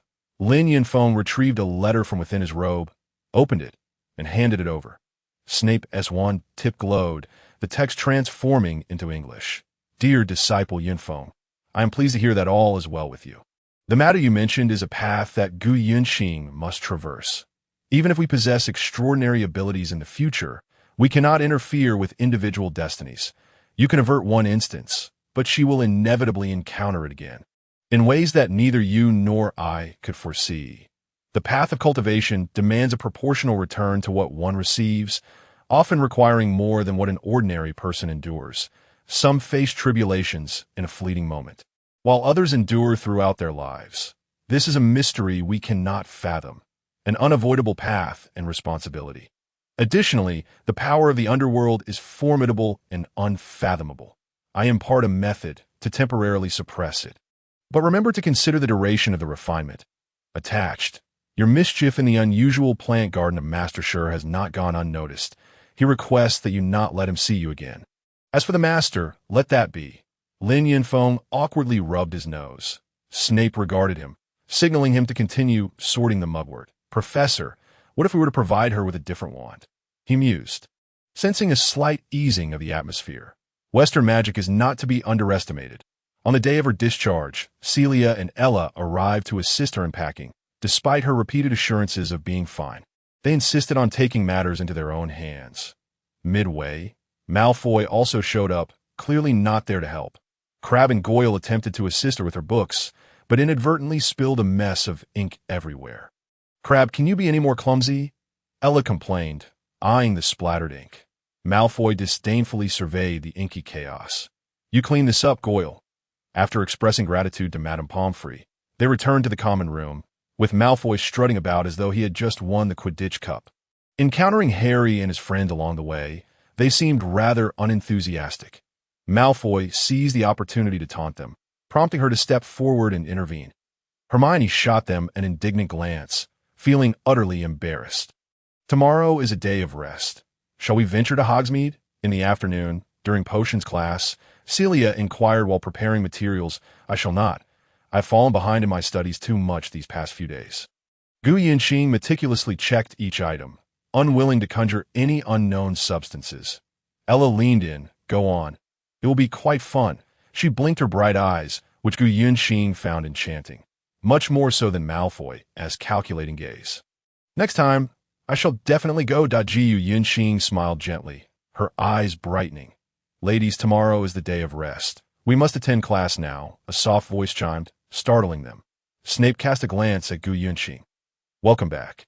He swiftly moved to the podium, listing the names of the poisons for which antidotes were needed. Did I expect you to discover the antidote within the hour?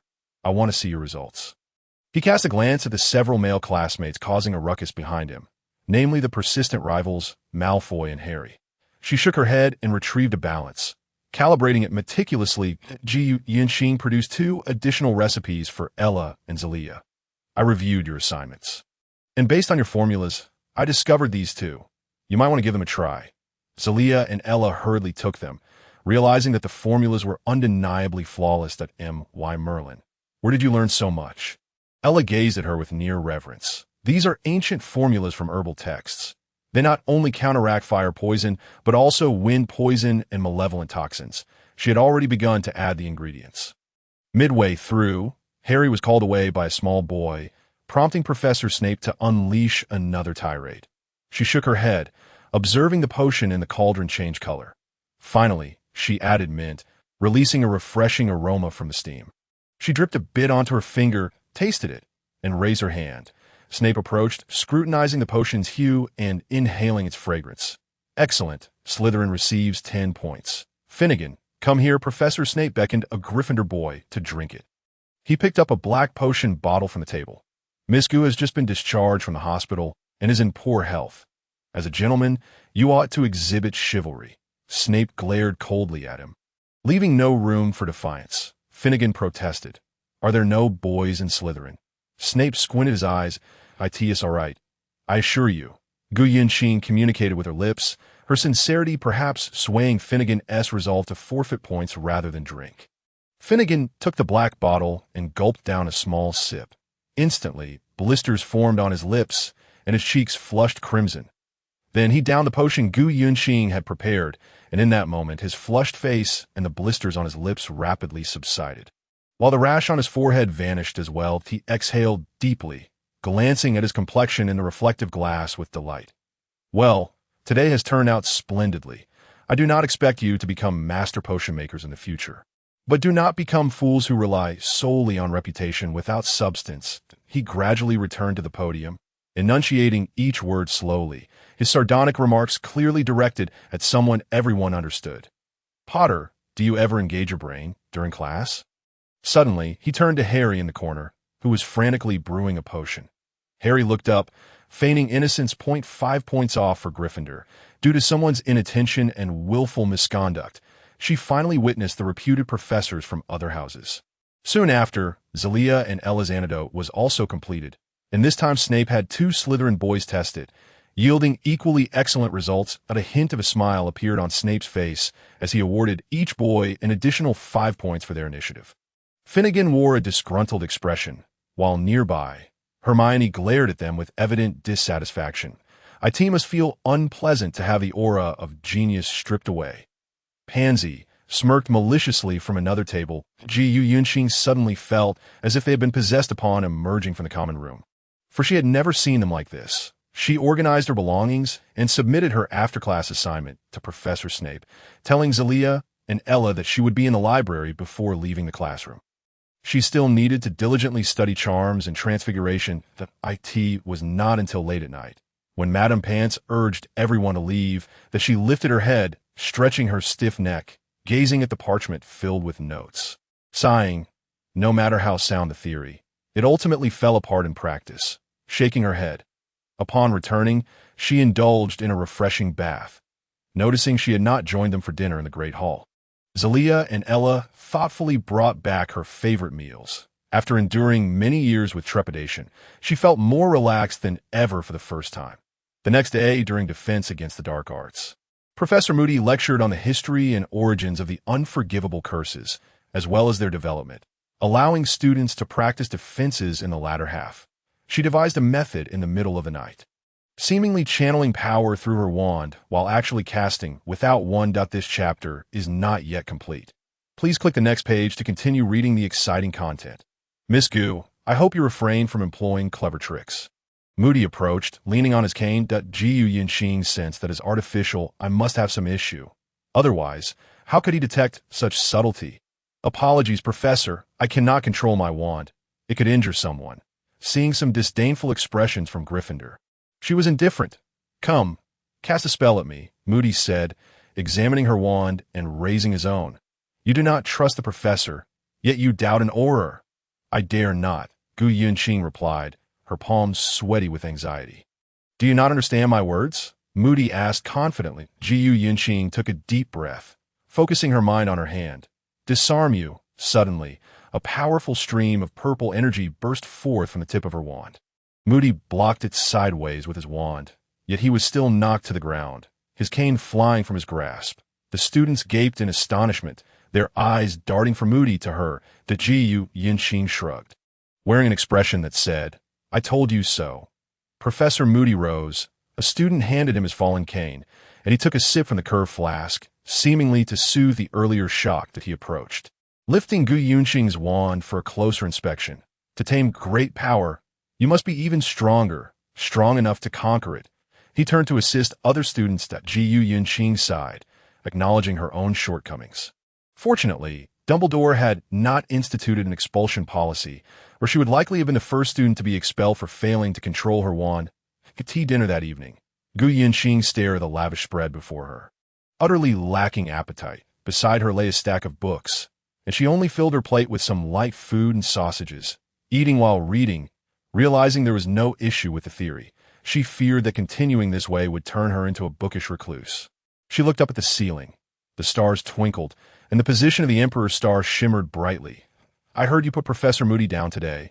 Lin Yunfeng approached, taking a seat beside her as a classmate departed after finishing their meal.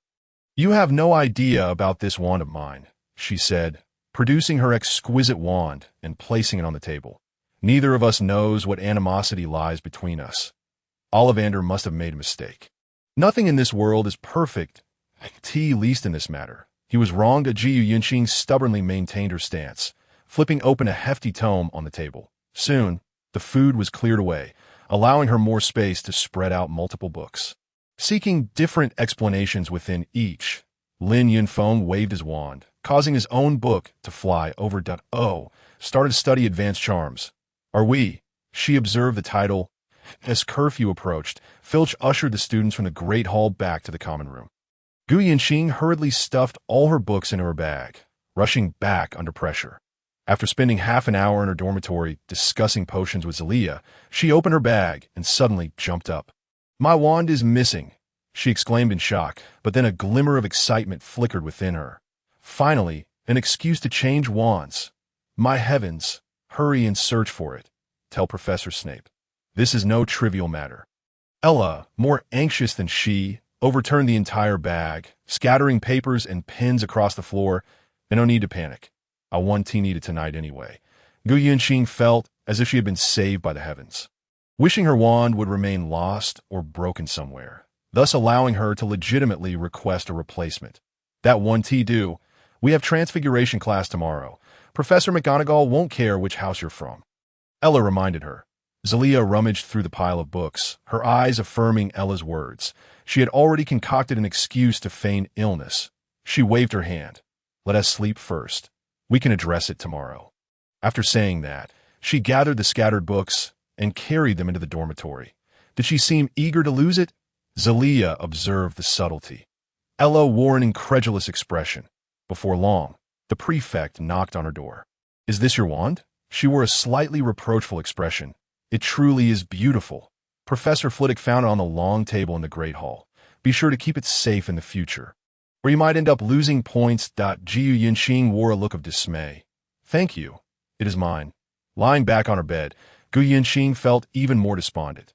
The next morning at breakfast, Professor Snape approached her from behind while she was engrossed in reading an introduction about vampires. "Miss Gu, a wand is a wizard's second life. Should I find out that you treat your wand as a mere fire poker again, you can expect to spend the remainder of the semester in detention." She suddenly turned her head, while Snape struggled to suppress the fury etched upon his face. Her arms, crossed in a gesture of frustration, rested heavily on the table. The charms lesson had concluded, yet the day's events remained as dismal as ever. The summoning spell she had attempted had culminated in a chaotic barrage beneath the classroom chandelier. Only one lamp dangled precariously, swaying ominously, as Professor Flitwick shook his head, laboring to repair the scattered shards of glass. She watched his deft movements, shaking her head in utter despondency. Drawing herself up, she reminded herself that a Slytherin must never lose face. Cecilia gave her a light pat on the back.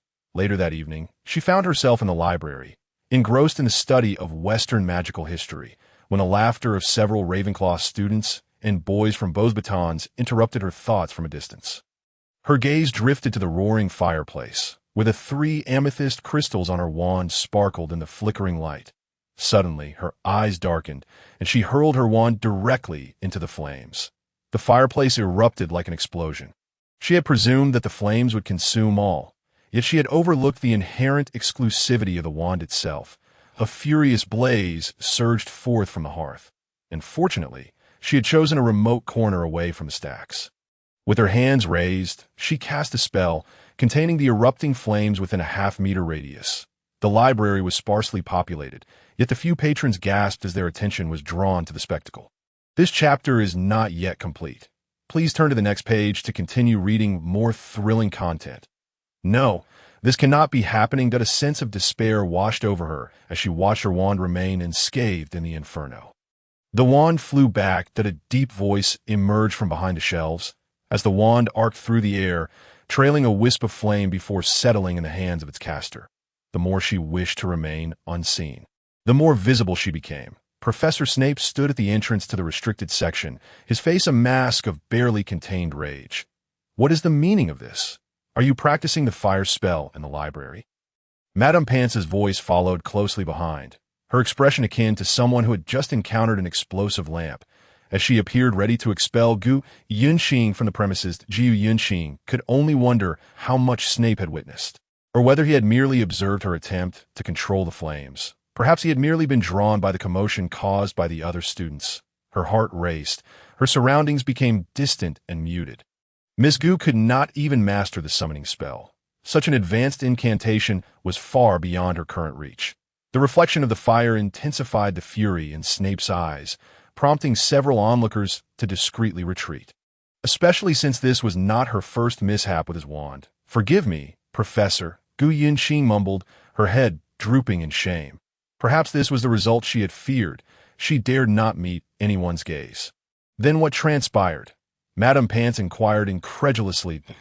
"My wand accidentally fell into the fireplace while I was organizing the books." Gu Yunxing hastily fabricated a lie. Accidentally? It fell in. Madame Pance remained skeptical. Jiu Yunxing had a reputation for late-night studies in the library.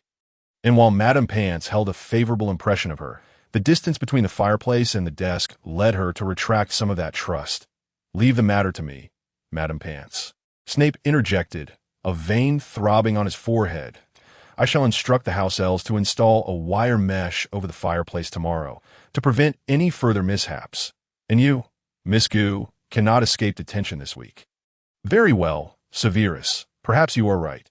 Thank goodness you noticed in time, or the consequences would have been dire," Madame Pance conceded, her gaze lingering on the furious Professor Snape. Unwilling to say more, Jiu Yunxing glanced at her wand in Snape's possession. Feeling overwhelmed, "Gather your belongings and come to my office," Snape commanded, glaring at her. Now he turned on his heel, disappearing around the corner, leaving only the sight of his dark robes trailing behind. Madame Pance regarded her with sympathy. "My dear, while your head of house may be lenient, today he is genuinely upset. I wish you luck." She patted her shoulder gently. Jiu Yunxing longed for a potion of regret, concealed behind a row of shelves. Karkaroff had witnessed the entire scene unfold, stroking his goatee, his rapidly shifting eyes betraying the scheming within his mind. Just as Gu Yunxing raised her hand to knock, the door creaked open. "Sit. Grind these ingredients into a powder, ensuring the temperature does not exceed body heat." Snape had removed his outer robe and seated himself at his desk, where both his wand and hers lay side by side. He gestured to a workstation, indicating the potion-making table littered with an array of colorful ingredients. "You may hit me or scold me as you wish," Gu Yunxing blurted, feeling both aggrieved and helpless, even though she had erred today. The weight of her helplessness was suffocating. Snape lifted his gaze, regarding her with a hint of puzzlement. "Have you endured beatings in the Cloud Palace?" "Initially, I struggled with my techniques. My incantation steps were incorrect, and I often faced punishment," Gu Yunxing replied candidly. "Yet, thankfully, the outcomes were favorable, and I progressed rapidly." Snape remained silent, his understanding of her determination evident. "That I believe the teaching methods from the Cloud Palace could be beneficially adapted to Hogwarts, potentially reducing the number of incompetents and fools. But now, following the old methods, I can scarcely control a wand. It feels as though I am the highest institution, yet cannot read." She set her bag down heavily. "It is indeed rare for a wizard to be unable to control their wand," Snape remarked coolly, "but you nearly set the library ablaze." Yet it did not catch fire, she retorted impulsively, realizing too late how that might sound. "I apologize, Professor. Wrongdoing is wrongdoing." Snape's eyes gleamed as he rose, Towering over her, I recall reminding you that everyone here uses wands. You dare to throw your wand into the fire. Had another teacher witnessed this, the student would undoubtedly have faced expulsion. Not jest with school rules, nor bring embarrassment to Dumbledore. Very well, he indeed saw it. Gu Yinxing deflated like a punctured balloon. I am sorry, Professor. I was momentarily foolish. To evade the awkwardness, she picked up a piece of bezoar and began to crush it meticulously, the rhythmic sound echoing in her ears. Such tasks would be a disaster for wizards accustomed to using magic since childhood. Yet she was quite familiar with them. The art of healing was not foreign to her. She had engaged in such practices along the way, ensuring the temperature remained conducive to achieving the desired effects. Professor Flitwick mentioned that if your spellcasting continues in this manner, he may consider failing you in the upcoming examination. Is there any news more disastrous than this? Her movements halted. I will strive to improve. Sometimes, effort yields no results. Then let it be. I no longer care about losing face. She had reached a point of resignation. Snape's lips curled slightly. Dissatisfied with her response, he picked up a stack of student assignments and began grading them. And for a while, the room was filled only with the sounds of her grinding and the rustling of parchment. I recall you used my wand. Everything seemed fine. Snape's tone had softened considerably. Yet the sudden sound in the empty office startled Gu Yunqing, causing her to pause her work. Indeed, Professor, she replied, checking the vermilion stone once more to ensure no granules remained. I have no doubt that Mr. Ollivander made an error with my wand. Snape rose, retrieving her wand from the fire, and with a flick toward the nearby ink bottle, he sent it soaring precisely onto his desk.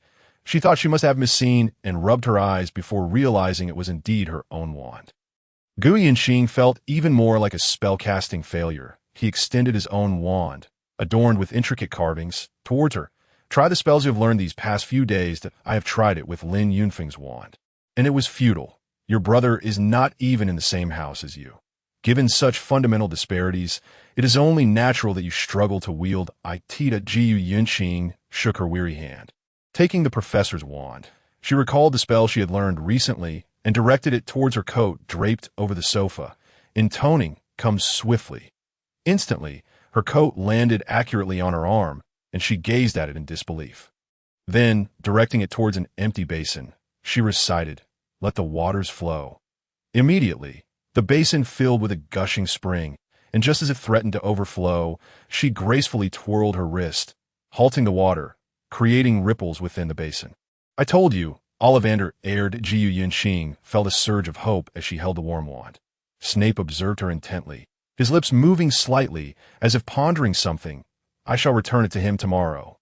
Gu Yunqing returned the wand. Professor Snape remained silent as he pointed Gu Yunqing's wand to the fireplace, causing the flames to extinguish instantly, only to reignite moments later. Perhaps your concentration is not yet strong enough for him. A wand's power and its wizard require a period of mutual adaptation.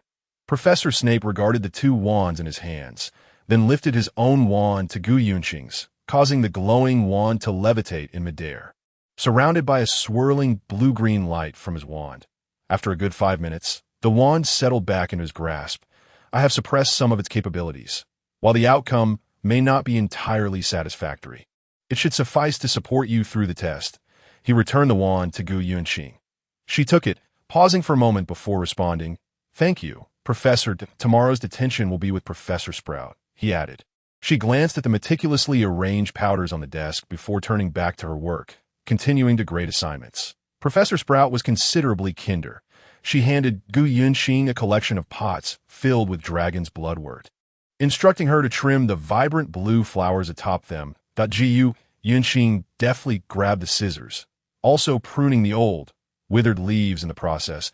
Yes, she admired the neatly pruned pots and flowers. Professor Sprout offered continuous praise. Thus, the remaining days were spent in the greenhouse, a place she grew quite fond of. Dear Miss Gu, I truly wish you could assist me for a few more days. This work is simply delightful. Of course, detention was hardly an enviable circumstance. Watching the neatly constructed vines sway gently, Professor Sprout displayed no airs and was generous with her compliments. Gu Yunqing smiled shyly, grateful for her kind words. Everyone has their strengths, perhaps not in the most conspicuous areas, There's no need to be overly critical of yourself, Professor Sprout advised as they parted ways. Gu Yunqing nodded and walked toward the lake. Have you been liberated? Lin Yunfeng emerged from the forbidden forest. And you, have you also violated school rules? Gu Yunqing retorted without hesitation. Lin Yunfeng waved his hand dismissively as Hagrid appeared behind him, hefting an enormous shovel. Upon noticing Gu Yunqing in her Slytherin robes, he hesitated, then waved again. Lin Yunfeng brushed the dust off his robes. I have applied to the headmaster to serve as an assistant in the Forbidden Forest so that I can monitor the Qilin at all times. They have names now.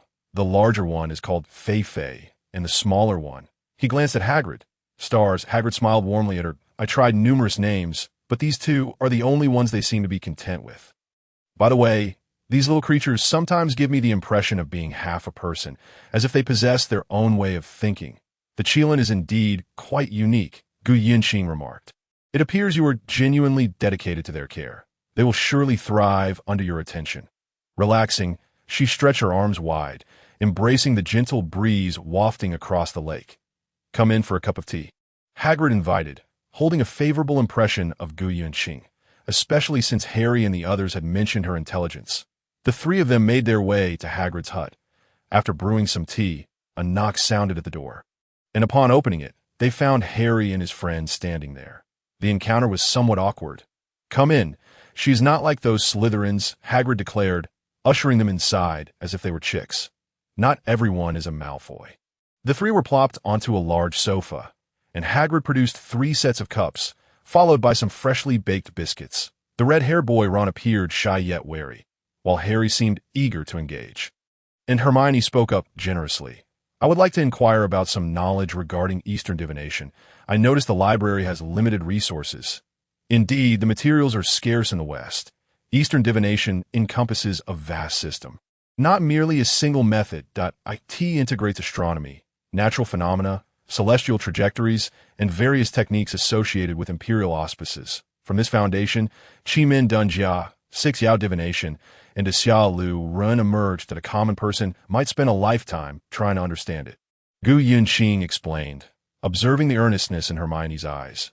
The girl quickly produced paper and a pen, jotting down notes, wishing to convey that even those who have studied for centuries have yet to fully grasp it.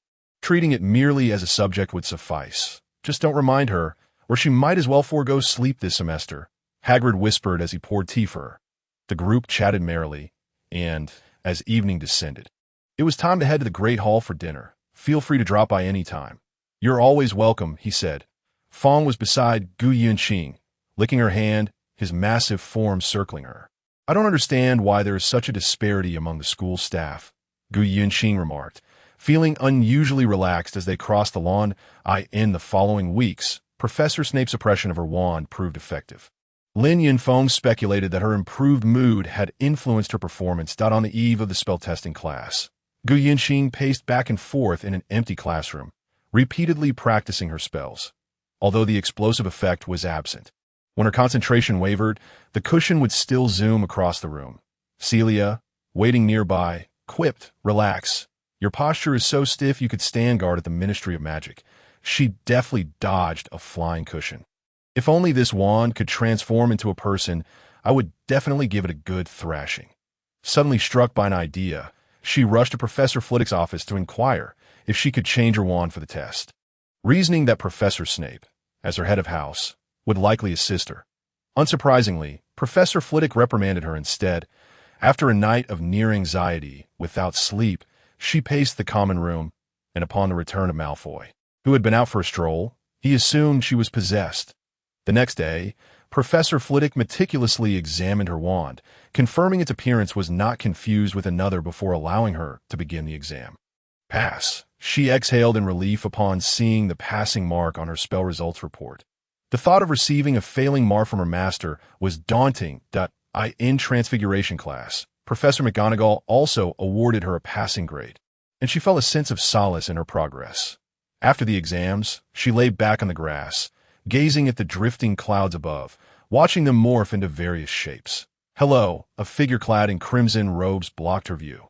I am Martinez from Dumstring. Gu Yunqing sat up, noting that he had taken a seat beside her.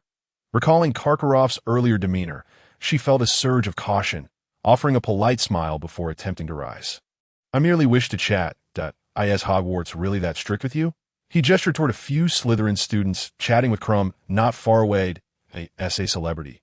He naturally drew admiration wherever he went. Gu Yinxing paused. Not at all. It's just that I am not particularly loquacious. We all come from afar and often feel out of place here. Martinez appeared somewhat regretful. Gu Yinxing maintained a respectful distance. I believe the headmaster is doing quite well. Perhaps it is merely a matter of acclimatization. Nowhere compares to home.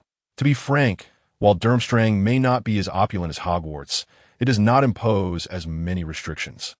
The gentlemanly traditions in England inevitably entail numerous rules. He smiled.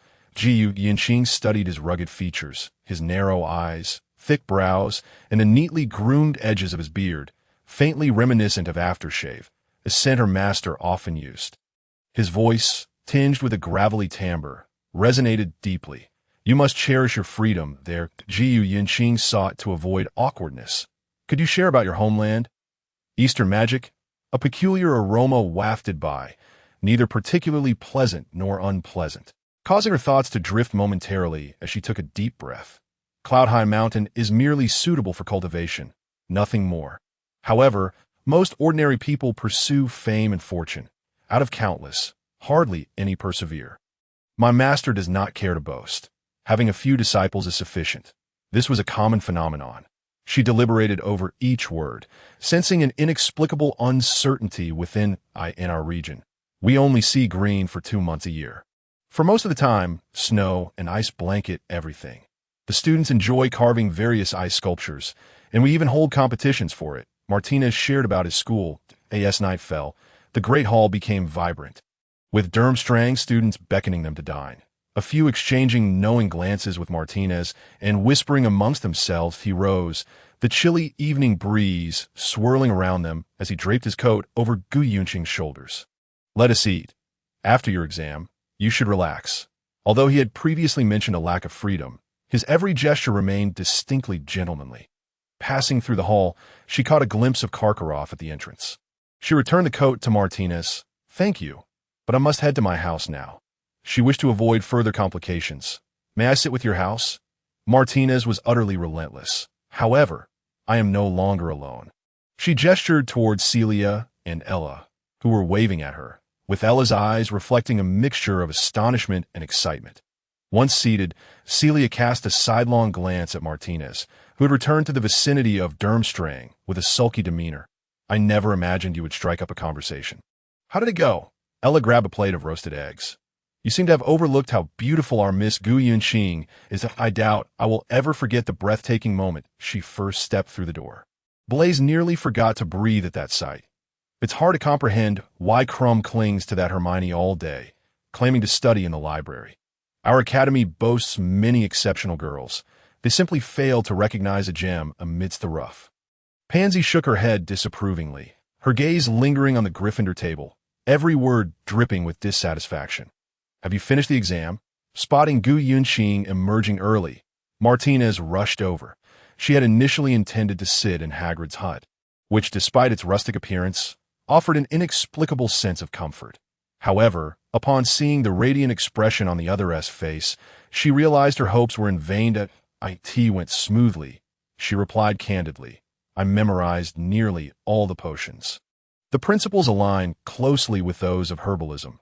Allowing me to write theories while observing the concoction, I was the first to leave the examination room. Professor Snape displayed an uncommon satisfaction on his face. Excellent, given your demeanor today. It seems you found it quite easy.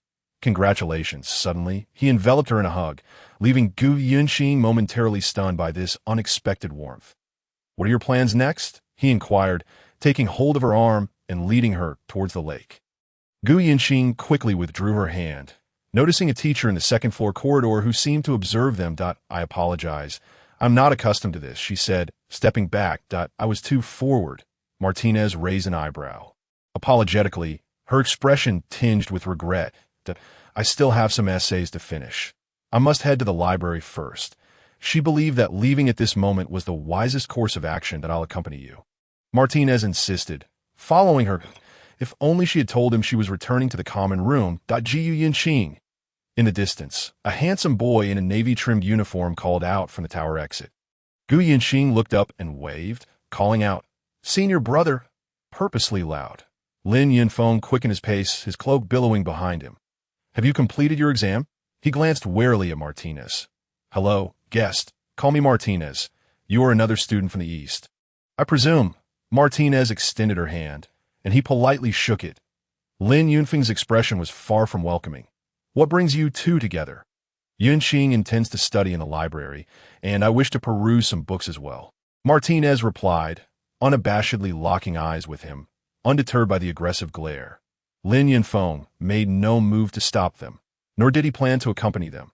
Today, Hagrid was tending to the unicorn's hooves, and the creature had a penchant for teasing him, always managing to evade capture right before he was about to succeed, leading Hagrid to seek external assistance after several tumbles. "If there's nothing pressing, return to the common room," he observed thoughtfully, glancing at the two. Gu Yunqing wore a look that conveyed, "Just you wait." The Triwizard Tournament's first match was tomorrow, and Malfoy was mocking Harry Potter in the common room, while she glanced at the prophet she had subscribed to.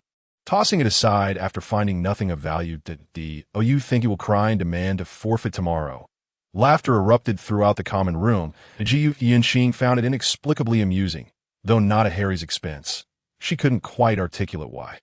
The following day, everyone hurried to the competition grounds, eager to secure a good vantage point. Gu Yunqing, who typically despised crowds, was nearly dragged out by Celia. Martinez had been waiting for her at the staircase since early morning, while several Slytherin students exchanged knowing glances and nudged her forward. Celia, noticing, attempted to retreat, but was firmly held back by Gu Yunqing. "But I found a great spot. Would you like to join?" Martinez glanced at Celia, who was subtly attempting to escape. "I need 3 seats. My friends cannot be separated from me." She hoped this would prompt Martinez to relent. After a moment's consideration, Martinez decisively replied, "No problem." Celia and Ella immediately erupted in excitement, linking arms with Gu Yunqing and bouncing joyfully. Flint chimed in, "Build those connections. Let those griff finders see." Gu Yunqing shot him a resigned glance. The grand and imposing arena buzzed with excitement, the students appearing more exhilarated than the competitors themselves. Gu Yunqing settled into the spot Martinez had chosen, flanked by Celia and Ella, amidst a throng of Durmstrang students, along with several invitees from their own house. The location offered a view of the backstage, where she watched the 4 dragons blink. How thrilling, right? Martinez could hardly contain her excitement. Are they truly risking their lives in this competition? Gu Yunqing frowned, observing the fire-breathing tree-horn dragon. That fireball dragon is from China. Capturing will be quite the challenge, Martinez pointed out, her eyes gleaming at the striking red-black dragon. The fireball dragon ignited Crumb's robe, and as he ran, he tugged at his flaming cloak. The giant dragon unleashed a fiery projectile, shattering the stones of the arena, while Crumb attempted to retaliate by levitating a piece of debris with his wand, only for it to be easily swatted away by the dragon's tail. With a nimble leap, Crumb narrowly avoided the dragon's lethal claws. Let us hope Professor doesn't catch wind of this. Otherwise, we might find ourselves with a new training exercise, Gu Yunqing thought nervously, her brow furrowed throughout the ordeal. When the largest tree-horned dragon confronted Harry, she could see the shock and panic etched on his face. Even Lin Yunfeng would have struggled with such a scene. The dragon relentlessly pursued him, its poisonous spines erupting. She didn't want to watch any longer, having interacted with him. The boy was kind, not at all the arrogant figure described by her classmates, as the dragon swung its tail towards Harry. She lowered her head and closed her eyes. The acrid scent of charred flesh and the sound of shattering stones overwhelmed her senses. Suddenly, she felt embraced, as Martinez, mistaking her fear for terror, pulled her into a comforting hold. Celia and Ella gasped, unsure whether it was the match or the unfolding scene that elicited their astonishment. Gu Yunqing hastily pushed away, seizing the opportunity to slip away from the stands while Martinez was preoccupied. Yuan Hong Lijun returned swiftly to tranquility. She retreated to a secluded corner, ensuring no one was observing her, and raised her left hand, conjuring a symbol in midair, a wave of energy visible only to her. surged towards the dragon's heart, calming it slightly and causing the fireball in its mouth to recede. Seizing the moment, Harry mounted his broom and snatched the golden egg. What a farce, she sighed, relieved to see Harry safe. Exhaling a breath she hadn't realized she'd been holding. Meanwhile, Martinez turned to search for Gu Yunqing, who had already slipped away. "Have you seen the young lady I arrived with?" He leaped to a higher tier of the stands, scanning the area and occasionally stopping to inquire with those nearby. Gu Yunqing quickly donned the hood of her robe, stealthily making her exit. She sought a place to hide, anywhere but the common room, where Celia and Ella would be indifferent to her thoughts. They preferred to believe only in what their eyes could see. She thought of Hagrid's hut, knocked on the door, but no one answered. Realizing he was likely preoccupied with Harry, ensuring the coast was clear, she ventured into the forbidden forest.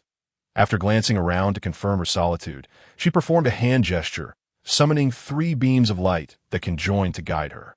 Within half an hour, 2 unicorns appear before her. Hagrid has truly beautified this place.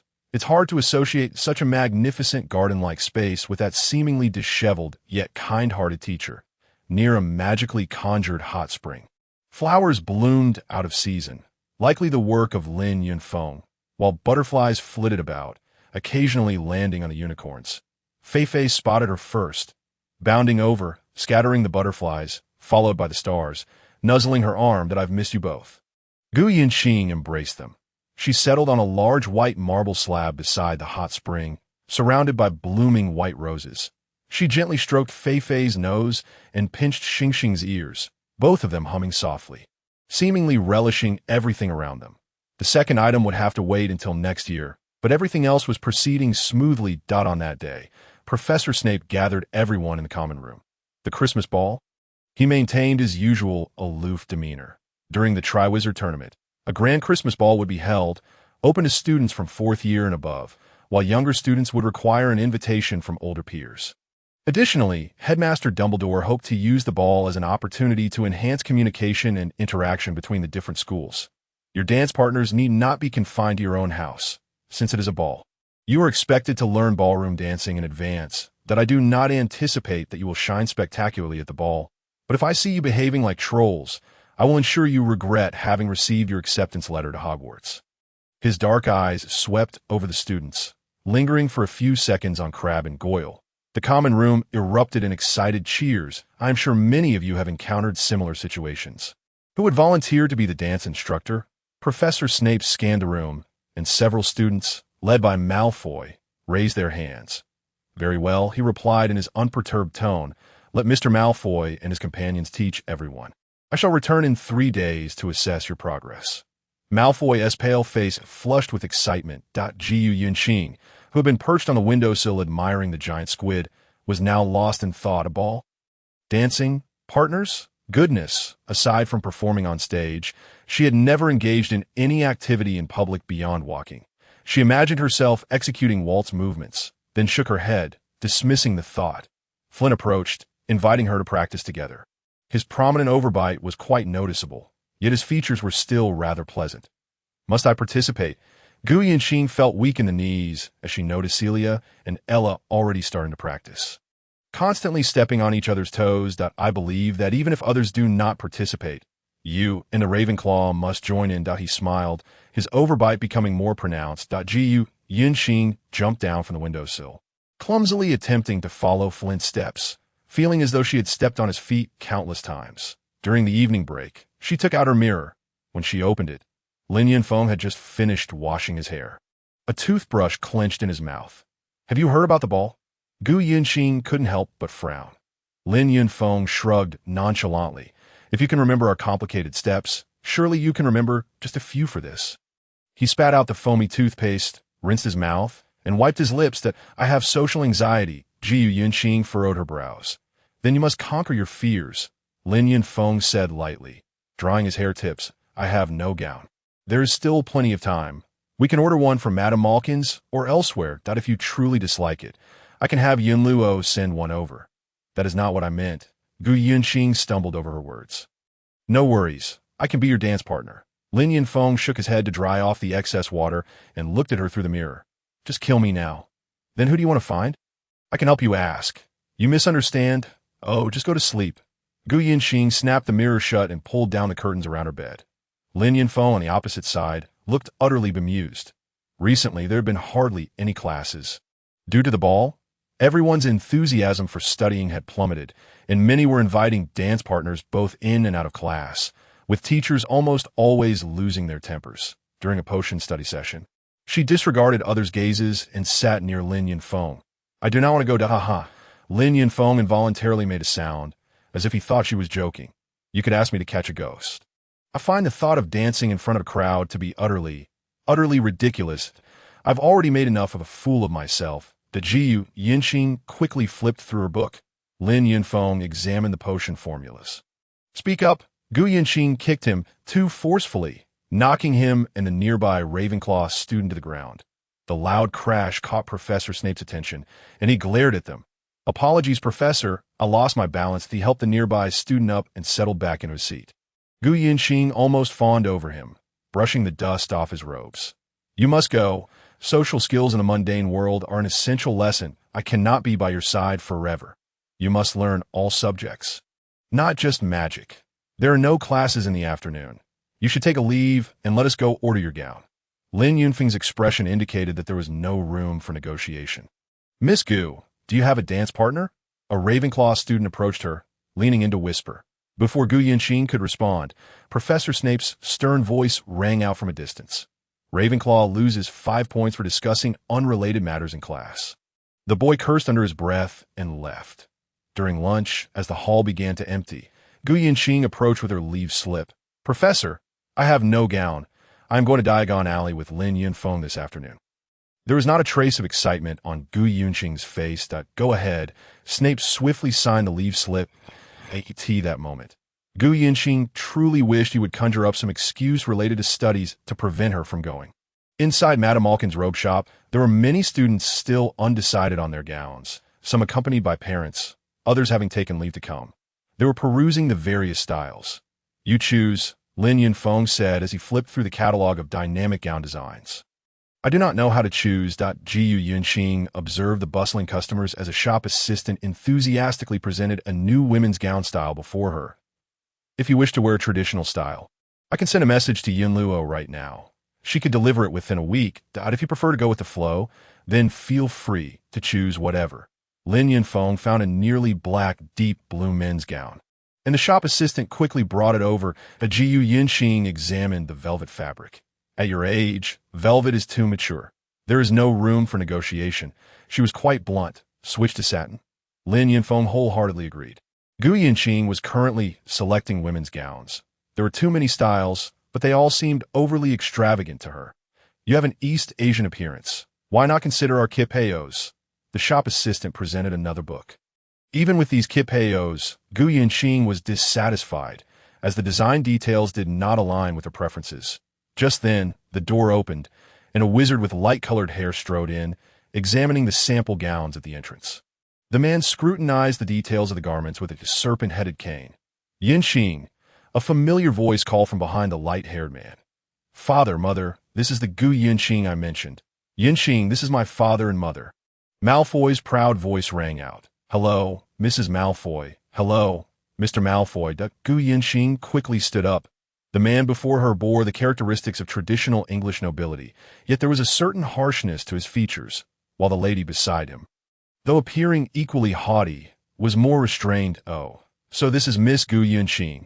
It is a pleasure to meet you, Lucius Malfoy said politely, bowing slightly, and gesturing to his wife. This is my wife, Narcissa. Our son has spoken of you more than once, especially about how you brought honor to Slytherin. Thank you for your kind words. Draco is also remarkable. It was he who taught me my dance steps. Gu Yinxing responded with the courteous demeanor she had adopted during her time at Yinxiao Palace. He is truly patient and gentlemanly. Draco beamed with pride, his smile stretching from ear to ear. What a lovely young lady, Narcissa smiled, her movements cautious and restrained. Are you also selecting a gown? Her eyes were beautiful. Gu Yinxing nodded. Oh, you have a dance partner? A glimmer of light shone in her gaze. Not at the moment. Mother, I've already invited Pansy. I thought you would surely be with Lin Yunfeng. Draco recognized Narcissa's thoughts. Lin Yunfeng emerged from the fitting room. Upon seeing the Malfoy family, he plastered on a feigned smile. Apologies for the interruption. You must be the illustrious Mr. Malfoy. It is an honor to make your acquaintance. I hope to consult you in person another time. But for now, may I ask Gu Yinxing to come over and assist me in choosing? He held 3 different jackets in his hands. Lucius was quite pleased with this. He politely raised his hand in greeting. Gu Yinxing quickly excused herself and approached. You should have invited Miss Gu much earlier. From what I can see, everything is simply impeccable. Lucius's tone was laced with dissatisfaction. But I cannot go back on my word. That would be an affront to the lady. Malfoy came to collect his formal attire. He must have informed his family about the ball early on. Lin Yunfeng changed out of a peaked lapel coat, feeling that its lines were too rigid, rendering his face overly severe. Fortunately, you call me over, he thought. Gu Yinxing adjusted his collar, switching to a round-necked garment, but still felt it did not suit him. Lin Yunfeng removed his coat and handed it to her, smiling lightly. Not foolish in the past, while acting together, they always helped each other with the details. Their gestures and movements having long since established an unspoken understanding. Ultimately, he chose a stand-collar formal suit, which accentuated his composed and aloof demeanor, and the attendant took it away for adjustments. What style are you selecting? Just now, Mrs. Malfoy inspired me. An empire dress, she turned to the attendant and said, I want in brocade satin. The attendant smiled and opened a row of wardrobes. She selected a deep green fabric for the empire dress, instructing the attendant to refine the lace at the neckline and replace the Baroque's coarse embellishments with delicate scrolling patterns, then added a silver threaded headband. The attendant creatively inlaid silver threads into the neckline and waistband. These silver threads will sparkle at the ball. Your taste is truly commendable, the attendant remarked. After a short while, the adjustments were complete, and Gu Yunxing changed into the dress. Lin Yunfeng, who had been languishing on the sofa, was momentarily taken aback when he saw her emerge, slowly rising to his feet. Isn't the snake bun too extravagant with the empire dress? Gu Yunxing adorned herself with a purple hairpin, her hair now fashioned into a snake bun, with the headband woven through her tresses, cascading down her back, shimmering with silver. Lin Yunfeng gazed at her, wishing to etch this moment into memory. Senior brother? Am I not suited for this? A look of uncertainty crossed Gu Yunxing's face. No, you will be the pride of your house. Lin Yunfeng replied with a slight smile, his expression devoid of mockery. Oh, you have a shawl? It might be quite chilly in the hall that day. He selected a light lavender silk shawl for her. Upon returning to school, the recent evenings were bustling, everyone seeking a dance partner. She observed Ron rushing towards Fleur, a warrior from Durmstrang, only to be supported back by a crowd. His expression one of bewilderment. Gryffindor students gathered around, curiously inquiring that a Ravenclaw girl approached, her low ponytail and casual brown strands tucked behind her ear. Initially shy, she lingered at a distance, but, encouraged by her companions, she finally approached. Could you accompany me to the ball? The girl, with her delicate features, looked both hopeful and anxious for an answer to of course. Lin Yunfeng replied with a charming smile. The girl exclaimed in delight and dashed back to her friends. Does your previous promise still stand? Gu Yinxing looked at Lin Yunfeng, recalling his earlier words. Lin Yunfeng shrugged dismissively. It hasn't been decided yet. Besides, I don't want us to appear out of place. It's just a ball. The headmaster also said he hopes we socialize with others. Gu Yinxing glared at him, tempted to slap his teasing face with the book in her hands. Martinez appeared like a ghost. Miss Gu, may I invite you to the ball? Gu Yinxing looked at him, about to decline that of course. I hope you take good care of my junior sister. Should you bully her, I won't let you off lightly. Lin Yunfeng said, half jokingly, half seriously. Martinez spoke in a tremor of excitement. Of course, no problem. You can rest assured. Lin Yunfeng strode towards the hall. Wait a moment. Gu Yunxing turned to look back at Martinez, not having time to explain, and hurried a few steps to catch up with Lin Yunfeng. On what basis do you make decisions for me? She was irked. Throughout her life, it had either been her master or herself, or fellow disciples from the mountains. She could probably recite where the hairs on their faces grew. You should interact with outsiders now, Lin Yunfeng said with a knowing smile. This is an opportunity. Don't worry. I'll take you away from him after the opening dance. My junior sister would never spend an entire evening with him. Old fox, Gu Yunqing sighed in resignation. The remaining days were also part of the Christmas holiday. Celia remarked that she had never seen so many people stay on campus during the break. Everyone was constantly experimenting with makeup and outfits, eager to present their best selves, and with no classes. The school was filled with a bustling crowd. Jiu Yunqing went to the library, only to find a throng discussing the ball and seizing the chance to show off their affections. Occasionally, she would visit the forbidden forest to see the Qilin, always worried they might be cold or poorly fed, but each time her concerns proved unfounded. That on Christmas Day, the school was lavishly decorated, exquisite ice sculptures enchanted with spells to prevent melting, courtyards adorned with various roses. Undoubtedly thanks to Hagrid's efforts, the hall was completely transformed. Long tables were replaced with round ones, each table featuring distinct floral arrangements. This banquet allowed her to glimpse the grandeur of Britain's prosperous era. As she watched the blooming roses and the fairies flitting among them, a smile naturally gracing her lips, Celia called her back to the dormitory at 6 to prepare, wearing a long dress of flesh pink, with intricate lace highlighting her noble elegance. Her golden hair, appearing casual, was meticulously arranged, resembling a princess escaping from an oil painting. Ella's silver gown shimmered brilliantly, her complexion smooth and delicate, with feathers adorning her hair, exuding a wild yet opulent charm, her red lips complementing this unique allure. Upon seeing Gu Yunqing's attire, their expressions mirrored Lin Yunfeng's. "You both look stunning." Gu Yunqing marveled at them. "Shall we go out and astonish those boys?" "By Merlin, I never imagined an empire dress could be so beautiful. Your hairdo is unlike anything I've seen before. Could you teach me?" Ella stared at the snake bun atop her head, the brocade empire gown shifting hues under the dim lights. Her makeup refined, the deep green fabric subtly changing color with each step to the staircase. Martinez gazed in awe as Gu Yunqing appeared at the top, his mouth agape, and he quickly approached her.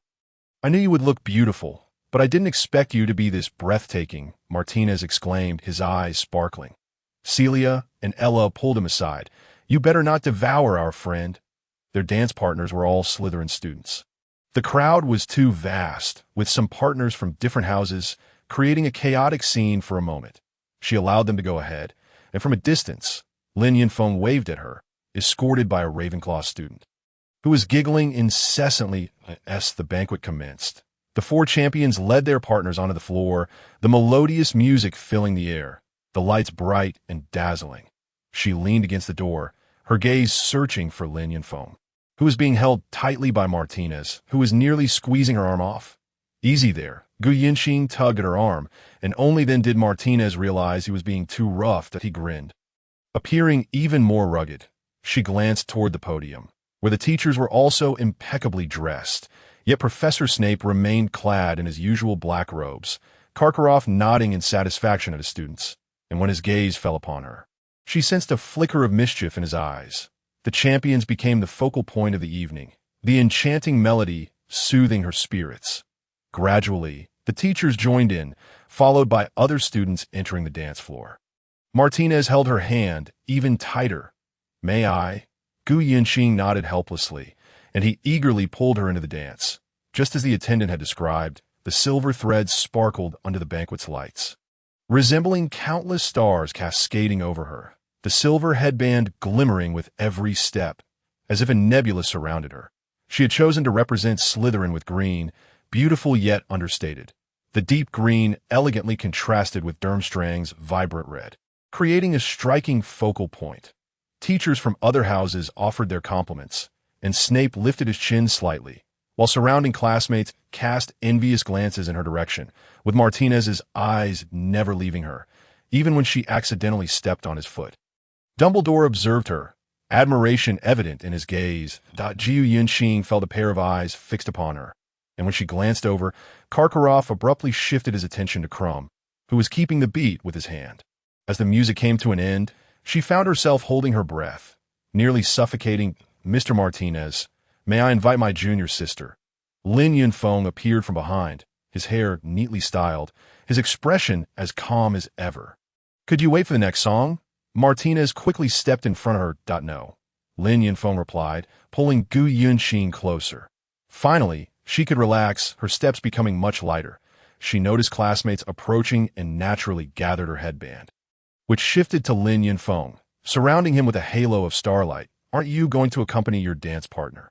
Gu Yunqing lifted her face, gazing at the somewhat disheartened Ravenclaw girl in the distance. Yet, in the blink of an eye, that girl was invited by a boy from Beauxbatons. I promised you I would make it happen. The melodious music, tinged with a subtle sadness, spoke of the splendor following the Empire's glory. As the lights dimmed, the silver threads on Gu Yunqing's dance dress became more pronounced, as if enchanted. Relax tonight. There are no assignments and no identities. You are simply yourself. Lin Yunfeng lifted her waist and twirled her around. The hem of her skirt spread wide, sparkling like stars, prompting several teachers to applaud in unison. Malfoy watched from a distance, complaining to Crabbe and Goyle, "It seems my father was right in teaching me a lesson." As the dance ended, Gu Yunqing leaned against his shoulder, still caught in the final pose. Lin Yunfeng unconsciously tightened his grip. The enchanting melody resumed, and he waved away an approaching Slytherin BOY as the music grew more fervent. Concerned that the vigorous dance of his classmates might disrupt them, he led Gu Yunqing away from the dance floor. Martinez, eyeing her like a famished wolf, claimed she was too tired, prompting Martinez to hurry her to the table for refreshments. Meanwhile, Lin Yunfeng was pulled away by a friend to a different table. Upon seeing her pause, several boys approached. "You're tired. Wait a moment. Wait a moment." Martinez shooed them away. Celia and Ella joined, fanning themselves with their hands. "It's rather warm here, isn't it? Tired, perhaps?" Gu Yunqing handed them 2 glasses of lemonade. They accepted the drinks and gulped down half a glass each, comfortably leaning back in their chairs. Slytherin has been rather showy today. Celia burped. Oh, you know what they say? What are the Gryffindors? We Slytherins have dazzling gems." She pointed at herself with her eyebrows. Gu Yunqing blushed, smiling shyly. "That Hermione, I didn't expect her shine quite so brightly. But I just saw her arguing with Ron, that I thought she would choose Harry or that Weasley. Yet aren't they always together?" Pansy approached with a plate in hand, and I suspect something foolish and reckless occurred earlier. "Gryffindor is always like that." Laughter erupted among them. Watching Martinez scour the nearby table for various cakes, she looked up for Lin Yunfeng. Logically, he wouldn't be so dismissive, yet his figure was nowhere to be found on the dance floor. He approached with a plate, and the 3 of them symbolically nibbled on a bit before seizing the menu to place orders. She excused herself to fix her makeup and stepped to the door for some air. Gazing at the lofty doorframe, she noticed that snow had begun to fall outside, the colorful roses adding a unique charm to the snowy landscape, while the sprites flitted about, carrying glowing chandeliers, like fairies dancing and singing among the flowers. A gentle breeze brushed past her. She picked up a shawl left by the door and stepped out of the hall. The courtyard beyond was tranquil and serene. She strolled slowly among the rose bushes, the moonlight casting a dreamlike sheen on her dress. Compared to the tumult of the hall, she preferred this silence, feeling it brought her closer to herself. Not far away, she noticed movement among the flowers. Curiosity piquing her interest as she walked closer. 2 first-year Gryffindors were hiding behind the rose bushes, their curiosity getting the better of them as they sneaked out to glimpse the banquet. "Did you not go home for the holidays?" Gu Yunqing remarked, observing their petite and adorable forms. They were too young to look after themselves, dressed in thin pajamas over their uniforms. She gently tapped the nose of the dark-haired boy and adjusted their clothing. The boys shook their heads, gazing curiously at the sheen of her gown. "I'll sneak you in. After grabbing some delicious treats, I'll return you to your dormitory, but don't let the teachers catch you." She tenderly crouched down, draping her shawl around the 2 of them. The little boys grew excited, following her lead to the most remote table, after they stuffed their mouths with cakes and pastries. She tightly wrapped them in her scarf and escorted them to the Gryffindor common room. The little boy shouted the password, and the 2 playfully thanked her before she turned and descended the stairs. Lin Yunfeng had yet to appear, and she was determined to uncover the reason. Just as she neared a corner, a spell suddenly shot towards her. Gu Yunqing never anticipated being attacked at that moment.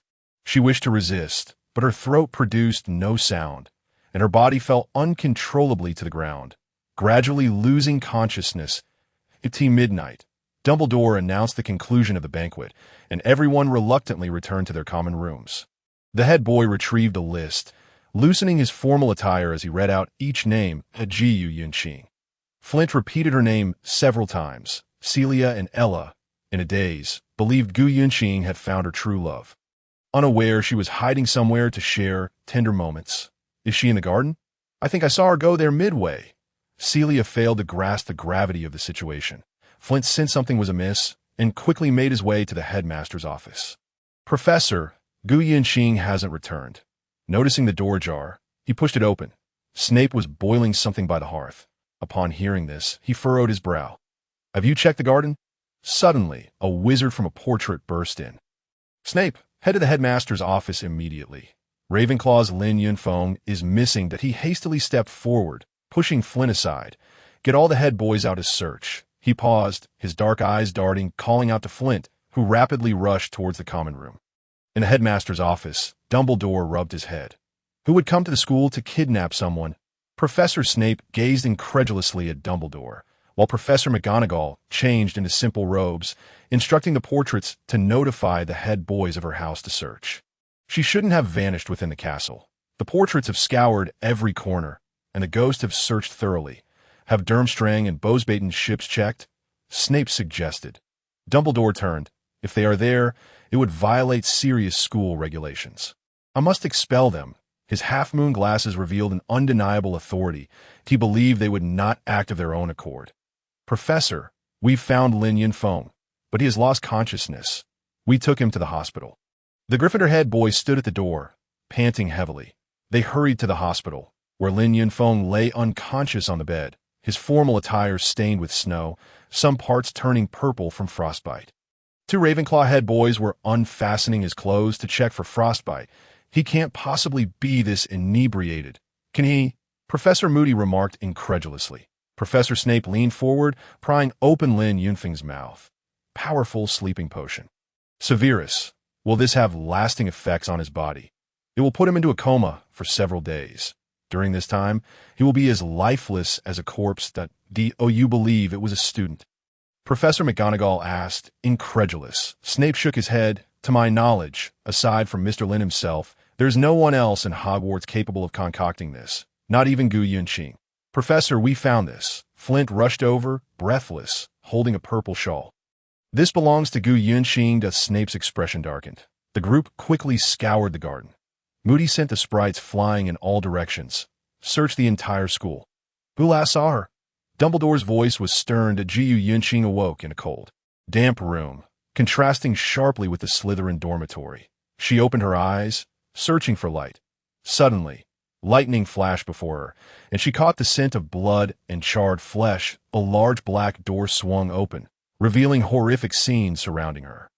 As she beheld the terror, she gasped in shock. A bolt of lightning struck, and she covered her head, screaming as something within her mind seemed to struggle to awaken, uncertain of how long it had been. The door opened, and a wand shot something into a nearby box. A familiar, sinister voice echoed. This little boggart is certainly not useless. It controlled you so easily that I've thought of a way to deliver you to him, absolving me of all my sins. Karkaroff, Gu Yunqing rose, still shaken from her earlier fear, her body drenched in sweat, clinging weakly to the wall. Even if you harbored enmity toward my mentor, would it lead to this? Why are you doing this? He has always sought immortality. I offered him the means to achieve it, and all I have done can be forgiven. Karkaroff's voice dripped with the satisfaction of conspiracy as he spoke to himself. What am I, senior brother? Gu Yunqing listened to the howling wind outside, and she could roughly deduce her location. I had slipped something into the drink I provided him, and now he was likely frozen to death in the snow. Karkaroff seemed utterly indifferent. Gu Yunqing rushed at him, exclaiming, You are the headmaster of school, and yet you engage in such despicable acts. Karkaroff replied, At Durmstrang, we care only for results, regardless of the methods employed. We do not consider dark magic as an enemy. My dear, he slapped her across the face, causing her to stumble and fall onto the floor. Instantly, half of her face burned with pain, and blood trickled from the corner of her mouth. I let that fool approach you solely to bait you.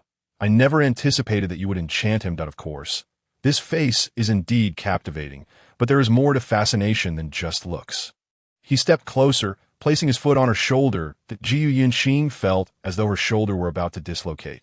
Thus, it seems I must take matters into my own hands. The headmaster will have you executed. Gu Yunqing strained to lift her shoulder.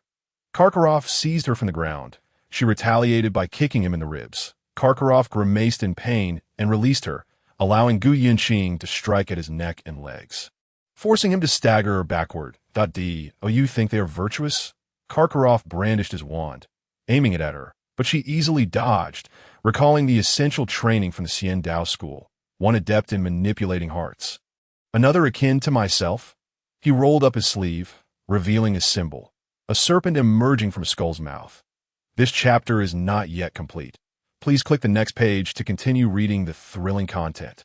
With a mighty force, she formed a hand sign with her right hand, unleashing a powerful surge that sent Karkaroff crashing to the ground.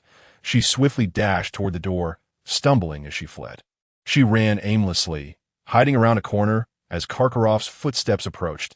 She formed another hand sign with her left hand, and a blinding light caused him to retreat a few steps. Suddenly, Gu Yunqing felt all her strength drain away. She managed a few more steps, her body feeling as though it were made of cotton. Eastern Xian Dao, I am aware of your magic. I have poisoned you in advance, specifically to deal with individuals such as yourself. Surprised, are you? Do not assume that only Dumbledore is knowledgeable. Using magic will deplete your strength. Karkaroff's voice echoed from behind. Ji Yunqing collapsed to the ground, crawling forward with her hands and feet, struggling to breathe as her vision blurred. Do not blame me for targeting you. Only by delivering you to him can I survive. With a swift motion, she took a deep breath. As he lifted her to turn around, she shot forth a needle-like projectile from her mouth. She executed the hand sign for summoning the Qilin, chasing after the light in the final moments of clarity, and then she felt herself stepping onto a deck. Her vision had become obscured, and all she could see was a murky gray. She lay on the ground as Karkaroff's curses echoed behind her. She needed to find her senior brother. Lin Yunfeng could not perish like this. He had a more significant mission ahead. Trembling, she searched for the Qilin's light, which drifted along the deck. Jiu Yunqing felt a lightness beneath her feet, and she fell backward, in the distance. Professor Snape scoured the castle surroundings. Suddenly, his heart tightened, recalling Karkaroff's unusual behavior that night, and he rushed over. When he arrived, a moonlit figure plummeted into the lake. Enraged, Snape spotted Karkaroff and unleashed several curses in his direction. Karkaroff retreated into the ship's cabin, and the spells detonated against the vessel. Observing the tranquil lake, he had no time to alert others before plunging into the forbidden forest. A fleeting shadow appeared. Snape waved his wand, casting spells upon the lake. The creatures within became visible, yet he could not find Gu Yunqing's form. He maneuvered his wand deeper into the water that a Qilin appeared, seemingly agitated as it bounded beside him. Lead me to her. Please, Snape implored, his expression fraught with urgency. The Qilin bit his robe, guiding him to a tributary where Xingxing struggled to pull Gu Yunqing toward the shore, droplets of water glistening from its body, indicating it had just rescued her from the lake. Under the moonlight, terrifying black lines suddenly appeared on Gu Yunqing's body, with one side of her swollen face bearing clear fingerprints. Yunqing, Gu Yunqing! Snape rushed forward. Dragging her from the water's edge, he waved his wand, drying her clothes, but she remained as cold as ice. He removed his outer robe and covered her with it. The two Qilin stood on either side. Their eyes shimmering with tears, he checked Gu Yunqing's pulse, muttering incantations under his breath. The Qilin fidgeted anxiously beside him. I am trying. Snape suddenly erupted with fury. The Qilin recoiled in fear, only to rush forward again as Feifei bit the hem of his robe. Stop your ruckus, Snape snapped, roughly pushing Feifei away.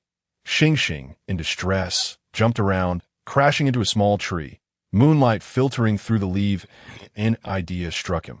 Gu Yunqing could absorb the energy of moonlight. He lifted her and carried her to a spot bathed in moonlight, igniting a small fire nearby. The flames made the ominous lines appear even more ghastly. He wasted no time, pulling down the collar of her garment, revealing that all the lines emanated from 7 black moles. with an expanding tendency. This resembles dark magic, but is not entirely so. A word suddenly crosses mind. Underworld arts. Jiu Yunqing's eyes snapped open, but she could not see him. Let me go. Release me. To warm her quickly, Snape initially held her tightly in his embrace, grasping her arm. I am the headmaster. A deep, steady voice emerged, causing Gu Yunqing to cease her struggles. Lin Yunfeng, we must find Lin Yunfeng. They have thrown him into the snow. He felt Gu Yunqing's pulse falter, restraining her. He is in the hospital, quite safe. We found him long. 8G. Jiu Yunqing paused, gasping for breath, waving her hands in front of her. Why can I not see? Professor, what has happened? She panicked, struggling as branches scratched her arms. Snape held her firm, soothing her as he would Lin Yunfeng in the hospital. It is all right. Karkaroff drugged you, but I will heal you. You are safe now. The Qilin stood side by side, turning their backs to them, their heads raised toward the moon, performing the same rhythmic motion. Are the Qilin present? Gu Yunqing's pulse weakened, and she appeared on the verge of fainting. Yes, they are gazing at the moon. Help me sit up. Her hair had come undone in the earlier struggle, her hairpins and ties nowhere to be found, as she directed her gaze toward them. Snape placed his robe beneath her, assisting her into a sitting position. She attempted to inhale, but lacked the strength, leaning backward as Snape supported her. With your wand, draw forth my spirit sword. I will instruct you on the incantation.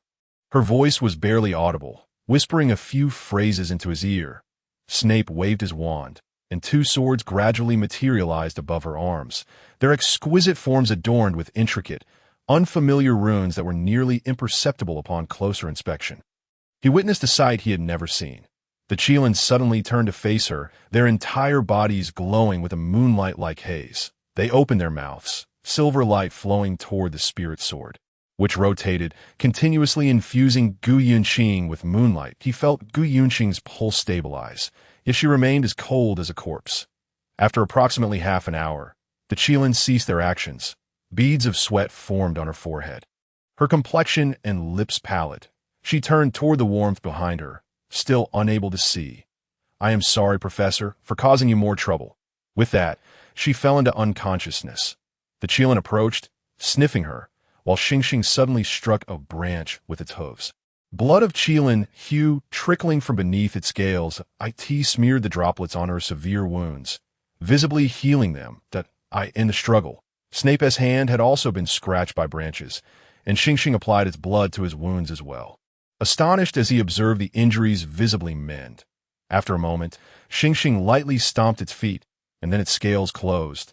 They gazed at Professor Snape, their eyes blinking rapidly. I will take good care of her. Snape thought it rather foolish to be speaking to the two creatures. The Qilin bowed to him before vanishing into the forbidden forest. Snape drew his wand and signaled to the sky. When Hagrid and Dumbledore arrived, aside from the fire, nothing seemed amiss. Headmaster, I wish to speak with you privately. Snape tightened Gu Yunqing's robe around her. Dumbledore surveyed the horrific lines on her body. First, let us take her back. The following day, Gu Yunqing continued to oscillate between consciousness and oblivion. Professor Snape had delivered the antidote for Lin Yunfeng, yet Gu Yunqing was ensnared by the dual effects of both the poison curse and the toxin itself. He needed to discern which was responsible for her condition. Several students from Ravenclaw visited Lin Yunfeng, eagerly gazing at his body, which was swathed in layers of bandages, hoping he would awaken soon to elucidate the circumstances surrounding their predicament. Do not touch him. His body has sustained severe frostbite, Madame Pomfrey admonished, observing the movements of the others around him. Will he survive? Goldstein inquired, scrutinizing Lin Yunfeng's furrowed brow. This remark incensed Madame Pomfrey, who waved her hands in dismissal. Exclaiming, "Get out! Out with you!" Professor Snape, wearing a grim expression, placed Lin Yunfeng's medicine on the bedside table and moved to another bed, where the curtains were drawn tightly. Professor, will she recover? Cecilia grasped Gu Yunqing's hand, undeterred by the grotesque patterns upon it. We're doing our utmost, Professor Snape replied curtly. Lacking the inclination to elaborate, Cecilia pressed her icy hand to Gu Yunqing's face, seemingly attempting to impart warmth. Good heavens! Who would do such a thing to her? She is about to begin treatment. You need not visit so frequently. You will know when she awakens, Professor Snape said, retrieving a vial from his possession. Cecilia rose silently, casting a few glances back as she departed. 4 days had passed, and both individuals remained in the infirmary. Lin Yunfeng's frostbite had nearly healed, thanks to Madame Pomfrey's daily application of spells and dressing changes, which significantly expedited his recovery. During one of these changes, she discovered a large bump on Lin Yunfeng's head, likely a result of the concern over the efficacy of the antidote. Meanwhile, Gu Yunqing had been trapped in a state of self-imposed isolation. Professor Snape inquired about the day's developments from Madame Pomfrey and, after handing over the medication, approached Gu Yunqing's bedside. He drew his wand and recited an ancient incantation, guiding it over the lines of her condition. Where the wand tip passed, the lines faded. He understood that come the morrow, the situation would remain unchanged unless Lin Yunfeng awakened. Gu Yunqing appeared to be ensnared in a nightmarish reverie, her brow perpetually knitted. In her dreams, she felt as though she were shackled by iron chains to a colossal pillar, powerless as lightning and flames continually struck her, surrounded by an abyss of despair. Dumbledore materialized behind him. "Severus, she shall recover," he stated, producing his elder wand and lightly tapping Gu Yunqing's forehead, inducing her into a profound slumber. Professor Snape inhaled deeply. "I shall attempt to awaken her. She will awaken when the time is right." Dumbledore assured. "What constitutes the right time?" Snape rose, his face contorted in anger. "For your grand cause, how many souls have you dragged into this?" "Do not speak so, Severus," Dumbledore sighed. "I did not anticipate Karkaroff would resort to such measures. Headmaster, please expel Durmstrang from the school at once. This is a crime. Alternatively, remove him and his companion. I care not what justification you employ," Snape retorted vehemently, raising his voice, "that I shall ensure Karkaroff faces consequences. But you are aware of his standing, and this transpires during the Triwizard Tournament. Not only the British magical community, but also the Ministry and the public are observing us. They are loath to accept the gradual return of Voldemort." Dumbledore indicated for Snape to temper his emotions that "Oh hell with the Ministry," Snape snapped, casting a glance towards Gu Yunqing. The sound of Madame Pomfrey's footsteps interrupted their discourse. "How long until he awakens?" Dumbledore asked, regarding Lin Yunfeng. "Soon. He began to show signs of responsiveness this morning," Madame Pomfrey announced, bringing forth the prepared potion. "Professor, please assist me," she requested, unscrewing the vial. Professor Snape helped Madame Pomfrey elevate Gu Yunqing, prying her lips apart so the potion could flow down her throat. As he laid her back down, Gu Yunqing suddenly coughed twice, gasping for breath. "You are awake," Madame Pomfrey exclaimed, her heart swelling with relief. Having been worried enough to suggest transferring her to St. Mungo's, Gu Yunqing's stomach churned, and she turned to vomit. Madame Pomfrey swiftly caught the contents in a basin. Professor Snape patted her back. "Release it. Expel as much as you can." He observed the dark liquid that emerged. Feeling as though she might choke, she eventually retched only bile. Once it seemed she had emptied her stomach, Madame Pomfrey used her wand to clean up and handed her a cup of warm water. A sip of the clear liquid brought her some comfort. "Is it night time? Why can I not see anything?" she inquired, raising her hand and shaking her head, gazing at the brightly lit infirmary. Professor Snape's visage twisted in concern. "Let me examine." Madame Pomfrey advanced with her wand.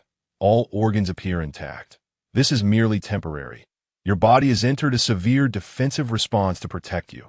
Perhaps you struck your head, and the blindness is a transient reaction to this trauma. But it will return to normal. My dear, what has transpired? Where is Lin Yunfeng? Have you found him?" She clutched the sleeve of the person nearest to her. "He is beside you. He will awaken shortly as well. He has some frostbite, but it is not severe.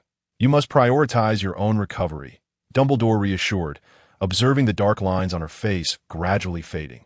Professor Snape allowed her to grasp his sleeve until, after a moment, Gu Yunqing released her hold. She sat in tranquil silence. "What do you require of us, my dear?" Madame Pomfrey regarded the unusually still figure with great concern. "Your eyesight is indeed temporary. I assure you that Professor Snape and I will expedite your recovery. I must ascertain Lin Yunfeng's condition," she insisted, struggling to rise from the bed. After being bedridden for so long, she teetered dangerously. Prompting Professor Snape to catch her, he grasped her arms, steadying her faltering body. "I shall escort you." Guided by him, she arrived at the clinical area, where he extended his hand. Professor Snape took her hand and guided it to Lin Yunfeng's forehead. She followed the line to his hand, grasping his wrist to check for a pulse. "Professor, may I borrow your wand?" she tentatively asked, turning slightly towards him. Professor Snape withdrew his wand from his robe and placed it in her hand. "What time is it?" she queried softly. "To noon. Yes, there's sunlight." "Yes." She raised the wand above her head, her left fingers twitching as she murmured an unintelligible incantation. Snape recognized it as an ancient tongue. The sunlight within the room seemed to converge. Drawn towards the tip of her wand, flowing steadily into it until the wand radiated with a brilliant glow. She closed her eyes, inhaled deeply, and held her breath before directing the wand towards Lin Yunfeng's chest. Exhaling slowly, rays of sunlight streamed from the wand's tip into Lin Yunfeng's body, restoring color to his previously pallid face and stabilizing his breathing. During this time, Gu Yunqing's exertion caused her to sweat profusely. Soaking her hospital gown, as the final beam of light surged into Lin Yunfeng, she could no longer sustain her strength and collapsed, the wand slipping from her grasp. Professor Snape promptly lifted her and returned her to the bed. "Miss Gu's selflessness humbles me," Dumbledore observed, picking up the wand and returning it to Severus. Gu Yunqing struggled to maintain her consciousness. Meanwhile, Lin Yunfeng coughed several times, abruptly opening his eyes to find his body immobilized. Witnessing this miraculous scene, Madame Pomfrey was at a loss for words. "Damn it," Lin Yunfeng grunted, propping himself up on his elbows, surveying the infirmary as he endeavored to recall the events that had transpired. "Professor Dumbledore," he inhaled deeply, a dull pain radiating from his head. "What has happened? You were discovered in the snow by the prefects, and subsequently, you suffered from extensive frostbite." Dumbledore hurriedly approached, and at least both of them were awakening, which offered him a modicum of relief. "Can you recall what occurred before you lost consciousness? And you have a bump on your head from an unknown source," Madame Pomfrey reminded him, noting the gazes of those around him. He ought to know. She looked bewilderedly at the crowd.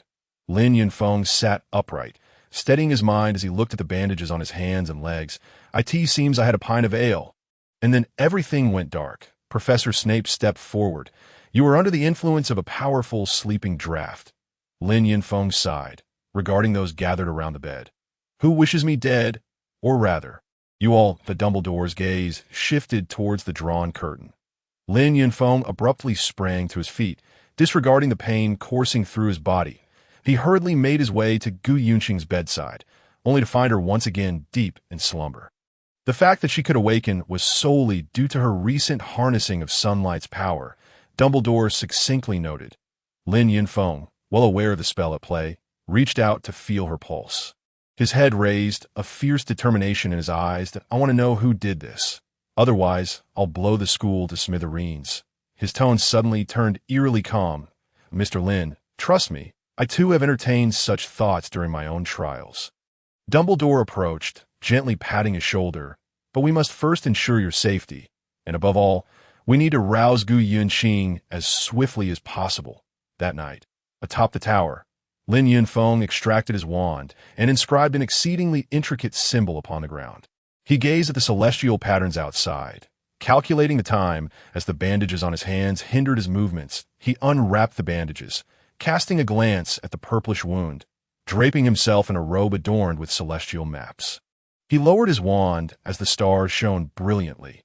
Whispering an incantation, a longsword materialized in his right hand. He raised the blade toward the night sky, recalling the spell his master had imparted to him. The sword's blade absorbed the starlight. He traced a line along its surface with his finger, a bead of blood emerging from his middle finger. Positioning himself within the runes, he began to step in a rhythm incomprehensible to others. The symbols on the ground emanating flecks of starlight that coalesced upon the blade of his sword. Gripping the sword firmly, he summoned the starlight into his hands, producing the prepared talisman, inscribing runes with his bloodied fingertip.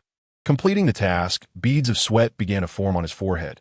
Ignite this at her bedside, he handed the talisman to Professor Snape. Snape scrutinized him thoughtfully before turning back toward the infirmary.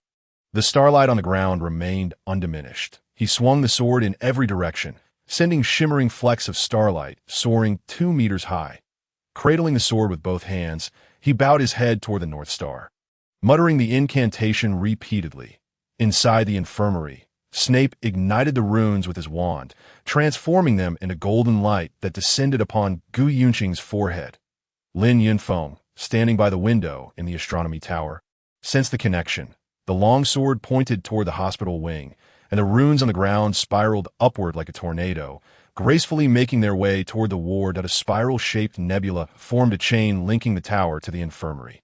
Appearing eerie yet radiant in the stillness of the night, Gu Yunqing's forehead glistened with beads of sweat, prompting Professor Snape to wipe them away with a nearby towel. The dark lines gradually faded, and as the last flicker of starlight vanished, Gu Yunqing slowly opened her eyes. "Professor," she blinked, the dark contours allowing her to recognize him, and gradually, his face came into view. Snape's towel hovered in midair. "You are awake." She blinked again. "Thank you."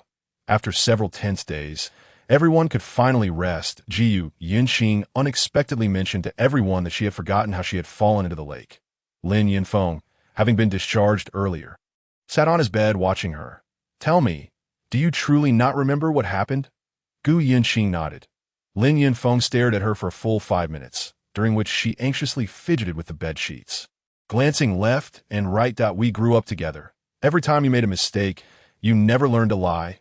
Lin Yunfeng lifted her chin. "Truly forgotten?" Gu Yunqing felt her heart racing, her gaze dropping to his collar. "I genuinely cannot recall." Lin Yunfeng lowered his hand, noticing Celia and Ella hurriedly approaching outside his window. Moments later, their voices echoed in the corridor. "Professor Snape is quite intolerable. He promised to inform me as soon as she woke." Celia complained. "You better hope he doesn't overhear." Lin Yunfeng sat up from his hospital bed, greeting them. The two waved politely before turning back to Gu Yunqing's bedside. "My goodness, you look incredibly pale. I brought you the new sweets from Honeydukes. You have no idea how Celia has barely eaten for days. In just a few days, she felt as if she had fully recovered, yet she insisted she had forgotten the events of that night.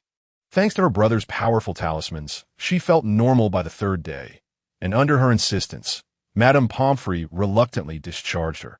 Many students had returned home for the Christmas ball, and when they initially left the cloud-soaring mountain, their master had informed them they would return in 3 years, akin to a journey to resolve past grievances. She had nowhere to go but the school. "I told my mother I'm not going home. I must stay with you." Celia lounged on the sofa, holding a Quidditch magazine. "You needn't do so much for me." She leaned back against another chair. "Little master, there's more in this chapter. Please turn to the next page to continue reading. It only gets better." "It's all right." Celia sat up. "I sent Snow Lotus to my mother, and after she consumed a whole one, her 20-year headache vanished. She said she always wanted to find a chance to thank you personally." She said cheerfully, "This is your Christmas gift from her." She produced a gift box containing a set of soft pajamas. Gu Yunqing lifted it, the gentle texture reminiscent of freshly picked cotton. "Thank you so much. I adore it." She pressed the pajamas against her face, akin to skin. "It's a textile craft from my grandmother's home." Celia felt relieved, having worried that she might not like it. The sun shone brightly that day, and Gu Yunqing crafted several paper cutouts of little figures who danced across the grass, even weaving some long grass into garlands for their heads. "What kind of magic is this? It's so delightful." Ella and Celia marveled at the vibrant paper figures, playfully teasing them like kittens, as one jumped onto Ella's head, tugging at her hair. "It's a form of puppetry," Gu Yunqing observed. "Celia, what is a boggart?" She suddenly inquired. "We studied it last year. No one has seen its exact form, but it can transform into the shape of a person's greatest fear, and dealing with it is quite simple. You just need to think of happy thoughts," Celia explained, lifting the little paper figure from atop Ella's head and setting on the ground. That evening, Celia and Ella ran outside to frolic once more, while Gu Yunqing sat by the fireplace. Engrossed in her herbology book, a sleek black cat with emerald green eyes approached, leaping onto Gu Yunqing's lap and rolling onto its back. It bore a letter around its neck. "I hope it can keep you company. Its name is Ross." She examined the envelope and stationery, finding no signature. The black cat blinked its emerald eyes at her, nuzzling its chin against hers. She closed the letter, tenderly stroking the cat's belly. Noticing the hour was still early, she donned her outer robe and stepped out of the common room. Clutching the bow and arrow decorated with Slytherin motifs, curiously taken down by classmates, she tested the bowstring, finding it to have excellent elasticity, suitable for practical use, a fact she kept to herself. The green bow was entwined with a slender silver serpent, its head bare at the tip, showcasing its fangs. She had fashioned arrows from beech branches she collected in the Forbidden Forest, concealing them within her robe. After curfew, she stealthily slipped from the common room, evading the professors and prefects she encountered along the way. Gradually ascending to the tower's apex, she gazed at the Durmstrang ship, where several students meandered aimlessly, as if nothing had transpired. In that fleeting moment, she felt as if she had returned to the instant of her fall. Engulfed in despair and helplessness, the cold wind rushing through the window, her black robe billowing behind her.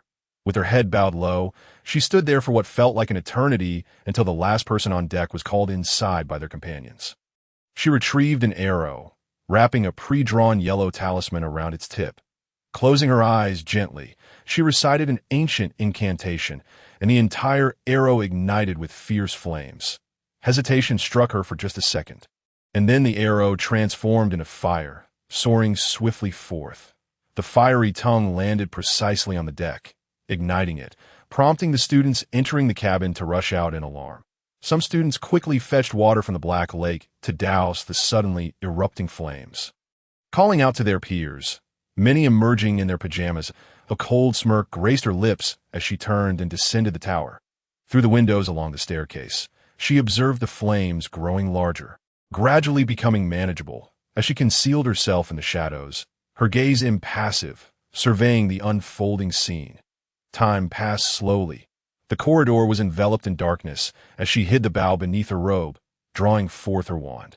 The luminescence flickered, the tip of the wand glowing faintly, sufficient to illuminate the path ahead. Approaching the common room, she discerned weak lights flickering on the walls. She stowed her wand and continued onward. Just as she neared the entrance to the common room, an inexplicable sense of pressure washed over her from behind. Realizing someone was following, she recalled that she had crafted more than one arrow. And by this hour, her classmates should have been safely within the common room. The prefect's patrols accompanied by the sounds of footsteps and the rustle of robes. In her eyes, there was not a trace of hesitation as she drew the bow, turned, and knocked the arrow. All in less than a second, the beam of bright light illuminated her, and her hand, poised to release the arrow, tightened. She discerned the identity of a newcomer. Professor Snape's face emerged from the radiance. I had expected it to be one of those troublemakers. He regarded the arrowhead, now merely a centimeter from his head, with a furrowed brow and a look of indignation. The Slytherin bow, splendid, he noted as he observed the serpent engraved on its shaft, which the students had always assumed to be mere ornamentation. Salazar Slytherin would never have allowed anything useless in the house. I had perused the history of the school. She lowered her bow. Snape remained noncommittal. At this hour, you ought not to be wandering the corridors. I merely wish to test its performance. She inhaled deeply. For some reason, she always felt that Snape had the unsettling ability to see into others' minds. To divert his attention, she caressed the exquisite patterns on the bow. Return to your rest. Loitering in the corridors at this hour is ill-advised. With a flick of his wand, the entrance to the common room materialized before them. As she entered, Snape turned and departed. Ross had been watching the door by the fire, and upon her return, he gently called out, nuzzling her affectionately with his head. She placed the bow back in its rightful place, sank into the sofa, and embraced Ross tightly, feeling the smoothness of his fur and warmth providing a faint semblance of security. I can hardly swallow this indignation, she mused, staring into the flames. Durmstrang had kept the fire burning all night, and Dumbledore hadn't even offered a greeting. A few Durmstrang students were cleaning up the charred remnants of the deck, their faces smeared with soot. My dear, there's more to this chapter. Please turn to the next page for an even more exciting continuation. Madame Maxim looked on, astonished, as she repeatedly admonished Hagrid to keep a vigilant eye on his cart, only to gasp when she saw him burning the corpses of pests beside the hut. Hagrid shrugged, utterly bewildered. The following day, Everyone was abuzz discussing the fire aboard the Demstrang vessel. Gu Yunqing held a newspaper, listening to a plethora of fanciful speculations as she tore off a piece of bread, dipped it in egg wash, and brought it to her mouth, her gaze fixed on the wooden scar on the table. I suspect it was a dragon. Such creatures should not be in the school. Celia countered, rebutting Ella's theory that they had merely drunk and set the ship ablaze. They had long since been transported away, Ella replied. Hagrid often secretly kept peculiar creatures. Lin Yunfeng sat beside him. The fire control spell, he intentionally avoided looking at her, reaching for another piece of bread from the plate. I believe very few in the entire school can wield this spell, he remarked in a tone only the two could hear. She remained silent, continuing to eat her bread. Lin Yunfeng grabbed some jam. The bandage on his hand had already been removed, leaving only a faint red mark. The two remained in a standoff. Will frostbite leave a scar? She inquired, gazing at his hand. Madame Pomfrey mentioned it might itch every winter, but I can mend it through internal refinement. That Gu Yunqing resolved to remain silent. Have you considered what would happen if someone were to perish in the fire? After the table had been cleared, Lin Yunfeng leaned his arm on the table, resting his head on his hand, studying her sideways. I could see that moment. Gu Yunqing produced her wand and pressed it against his chin. A burning sensation radiated from Lin Yunfeng's chin as he gently pushed the wand away and sat up straight. You have yet to learn to control this thing. Do not provoke trouble, he cautioned, the latter part of his statement laden with implication. The scene had rendered both the faculty and students speechless, the previously scattered murmurs abruptly falling silent. Do not concern yourself with me. Gu Yunqing glared at him, her gaze catching the warning look from Snape behind Lin Yunfeng. She retracted her wand and stormed away. Lin Yunfeng smiled at the faculty and waved to his classmates, assuring them, we're just having a bit of fun. Professor McGonagall approached, first inquiring about their well-being before saying, I believe Miss Gu has yet to recover from her fear and pain. Please extend your concern to her. And of course, do not hesitate to ask if we can assist in any way. Surprisingly, she did not scold them for their misconduct, but rather infused her words with sympathy. He nodded, catching a glimpse of Professor Snape, whose brow was furrowed and lips curled in a slight smirk. Gu Yunqing lingered before Moody's office door, hesitating for a long while, her hand raised several times only to drop it again. Come in. Ultimately, she decided to knock. The door opened, revealing a mirror reflecting several figures, with Moody peering through a spyglass at an ancient clock. These antiquities often fall victim to dark magic. Each item requires meticulous scrutiny. Professor, I realize it is rather abrupt to disturb you during the holiday, but I fear I may not last until the term begins. She took a deep breath, tentatively inquiring, It is commendable to have a thirst for knowledge, especially in a bright student. Moody set down the spyglass and gestured for her to enter and sit. With a flick of his wand, an empty tea tray materialized with a cup of hot tea and biscuits. Gu Yunqing settled down. I have heard that a boggart can reveal the deepest fears concealed within one's heart. Moody, now seated on the opposite sofa, secured his prosthetic leg. It merely manifests itself. It does not inflict significant harm that I have reviewed the curriculum. This is covered in the third year. The Moody's artificial eye appeared quite conspicuous if, and I emphasize if, I were to forget those fears for some reason. Yet they have impacted me. Can a boggart bring them forth again? She endeavored to find the right words. Moody squinted, scrutinizing her. Fear is merely suppressed. It is never forgotten. At times, it resurfaces in unimaginable ways, even wreaking havoc on our lives. That I wish to make up this lesson. I have not studied these at Yinshao Mountain. Their magical system differs greatly from here. That Gu Yunqing inhaled deeply. Professor Moody pondered, it is not difficult to find a boggart. There are likely plenty within this castle. Speaking of which, you should know that your head of house is not only proficient in potions, but also in defense against the dark arts. Having continuously petitioned for this position, since my enrollment, I have caused quite a bit of trouble for the house. Gu Yunqing admitted helplessly, because you are a Slytherin student, even if I teach you, and I would be honored to impart more knowledge to you. House regulations require me to obtain Severus's consent. I shall have him inform you of the outcome. Moody appeared quite pleased. Thank you, Professor. Gu Yunqing relaxed, exhaling deeply. Upon leaving Moody's office, she wandered into the airy corridor, gazing at the tranquil surface of the Black Lake. That night, while Celia and the others indulged in a feast in Hogsmeade, sprawled on the sofa, groaning in contentment, she made her way to the great hall, confident that Professor Moody would persuade the headmaster. Just as she settled in, she noticed Professor Snape approaching. "Professor Moody has communicated your request to me. The defense against the dark arts instructor changes annually, and I cannot endorse the quality of this course." His dark eyes flickered. Moreover, Professor Moody's teaching style is rather arbitrary. He cannot even maintain his own integrity. He glanced aside. "Given your unique circumstances and recent events, it is likely that Professor Moody may not be able to fully manage it. As headmaster, I believe it more fitting for me to instruct you directly." Ji Yunqing felt a complex mixture of emotions swelling within her. "Very well, Professor." She glimpsed Moody at the faculty table, who shrugged and pouted, indicating that she should be aware of the outcome. In the future, for such matters, directly consult the student council president. You should place greater trust in your house." He raised an eyebrow. "Tomorrow afternoon at 2 o'clock. In my office." The next afternoon, she took a brief nap to optimize her state before knocking on the office door. She opened a package containing several large, high-quality vermilion stones. This vermilion originates from beneath Yunshao Palace.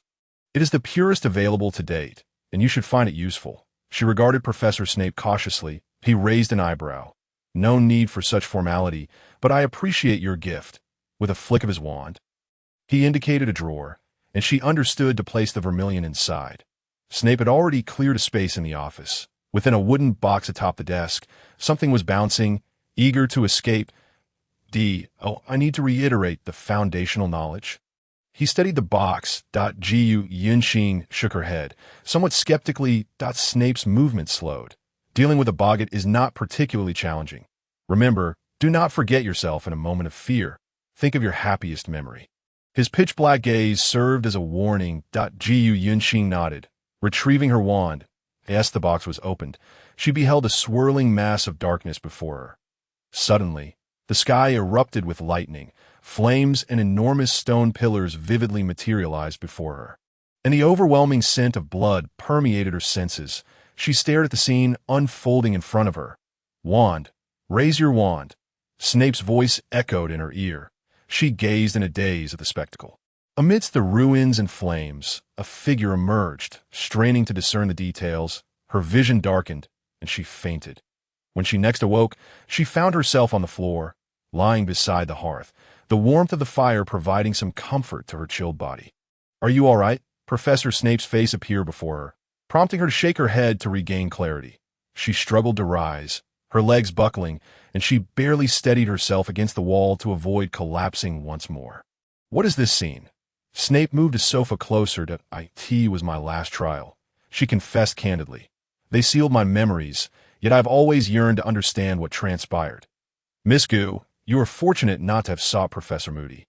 Snape's face clouded with anger. "Otherwise, you would find yourself back in a hospital. What is wrong with wanting to know these things?" she suddenly exclaimed, tears streaming down her cheeks. "Everyone speaks of Lin Yunfeng as the hope for the future. Yet since that incident, my senior brothers regard me with differing gazes. That I even overheard Elder Zill claim I may become a burden in the future." The tension she had endured over the days became unbearable, and she trembled uncontrollably. "The chapter is not yet finished. Please turn to the next page to continue the thrilling content." Snape observed her and retrieved a handkerchief from his drawer, offering it to her. "Miss Gu, anger will not resolve any issues. It will only exacerbate them. Also, what is Elder Zill? A regulatory body similar to your legal enforcement department, but even more stringent. Even my master has rarely encountered them. They spend years meditating on a mountaintop, only descending if a mage breaks the code. At the mildest consequence, they're stripped of their status and expelled from Yunxiao Mountain. At worst, their souls are shattered. The greater the spell's impact, the greater the price." She wiped her tears away. "Last time, they advised me not to practice with fellow direct disciples. It was my master and senior brother who vouched for me." "I'm truly sorry," Snape said gently. "I sense that your interest in learning the boggart is not driven by a mere desire to acquire knowledge. Indeed, I know they have sealed a part of my soul, which has its repercussions. I thought it would only affect my mind or abilities, but I believed I could gradually overcome it. There are myriad ways in this world. I just need to discover them." On the ship, Karkaroff used this against me. I heard him mention the name of this very thing. Gu Yunqing realized she had let something slip. She looked up at Snape, who wore an expression of anticipated understanding. When a person truly loses their memory and later refers to past experiences, their gaze bears a slight difference from that of an ordinary person that I suspected as much when you spoke earlier. He paused, standing behind her with his hands resting on the back of her chair. You simply do not wish to discuss it. I do not wish to stir up too much trouble. Gu Yunqing inhaled deeply. So, the fire on the ship was also your doing? He rested a hand against the hearth, feeling the heat radiating from it. I should have shot him dead with a single arrow. She spat with resentment. Snape raised an eyebrow. Would you care to continue? He inquired, his gaze fixed on her. Continue. My life is at stake. No one should meddle. As the box opened, she held her breath, watching the figure illuminated by the flames. Straining to see clearly the figure turned. She fainted once more. Upon regaining consciousness, she saw Professor Snape holding a vial that emanated a strong minty aroma. She coughed a few times, forcing herself to breathe deeply. After several attempts, she grew increasingly disappointed with herself, nearly falling into the hearth on her last try. Snape, too, wore an expression of agitation, turning his back to her with his hand pressing down on the box. Your mind has been in turmoil long enough for today. We shall continue tomorrow. He turned. I will do my utmost to find solution. His lips were pressed together. Gu Yunqing found herself at a loss for words. In the days that followed, she felt that this decision was the most regrettable of her life. Thus, It felt as though her mind were being torn apart, yet her progress remained abysmally poor. Worse still, she could not summon her Patronus. Professor, what kind of person cannot summon a Patronus? After yet another fall, she picked herself up from the ground, rubbing her sore arm. Snape smirked slightly. Many people, I refuse to believe that. Otherwise, they would not appear in the third-year magic curriculum. Clever. Legendary dark wizards cannot summon one. He did not wish to discuss this matter. The Patronus is not the only form of magic, to my knowledge. Your and Mr. Lin's defensive spells yield similar effects. That he attempted to divert the topic. There is a distinction, and a significant one at that. Gu Yunqing clutched her head. Snape fixed his gaze upon her, his lips moving slightly before he abruptly opened the box. Instinctively, she cast a spell, but her fear overwhelmed her, causing the spell to ricochet off the wall. The office door was flung open by her collision, and she beheld the fallen door. Severus, I do not recall authorizing you to study explosives, or has Mr. Finnegan's assignment encountered an issue? Dumbledore, not far away, happened to witness this scene. Gu Yunqing felt as though her entire being had crumbled. She brushed the dust from her hair. Dumbledore observed the wand that had tumbled to the ground, picking it up and examining it closely. Disregarding its performance, it is indeed quite remarkable. He extended a hand. Lifting Gu Yunqing to her feet, Professor Snape emerged, also covered in dust. Headmaster, he glanced at the disheveled Gu Yunqing. Today's lesson concludes here. Please return tomorrow morning. Gu Yunqing nodded, bidding farewell to the two men. Once she vanished around the corner of the staircase, he waved his hand, and the office returned to its former state. The fallen wooden door slowly righted itself, and the wood shavings returned to their original positions. Let us discuss this in your office. Dumbledore tugged a few times, ensuring everything was fully restored. Snape was also feeling a headache coming on.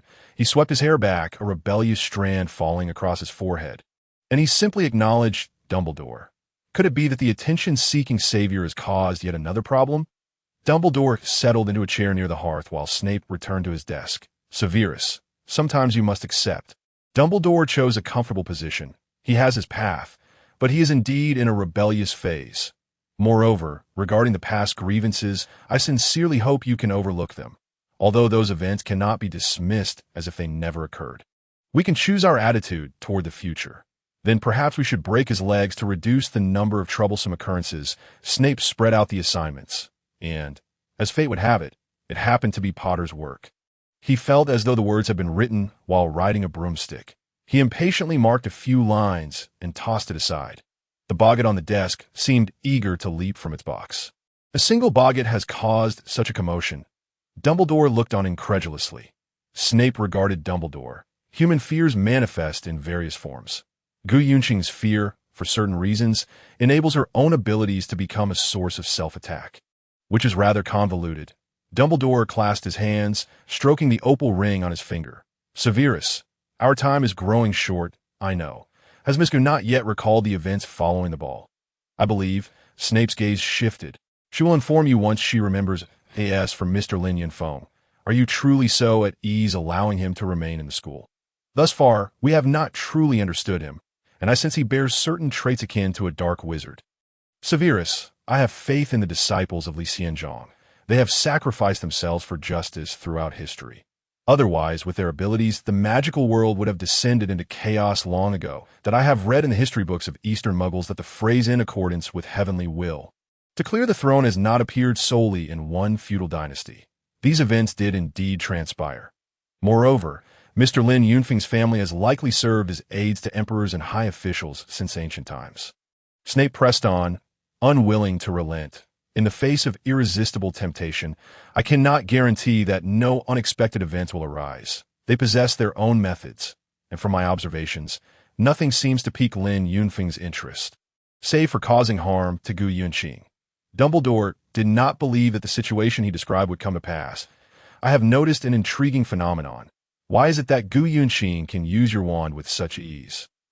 Severus Snape felt nothing particularly special. The wand's autonomous consciousness was exceedingly strong, demanding an extraordinarily high level of mental prowess from its master. I have attempted it myself, commanding that wand requires a greater mental focus than an ordinary wand. I refer to your wand, Severus. Dumbledore lowered his head, peering through his crescent-shaped glasses at him. Unless a wizard is vanquished, it is difficult for the wand to submit to another master. That day in the hospital, despite her frail condition, she managed to cast a Lumos spell with your wand, which was no mere coincidence in the magical realm.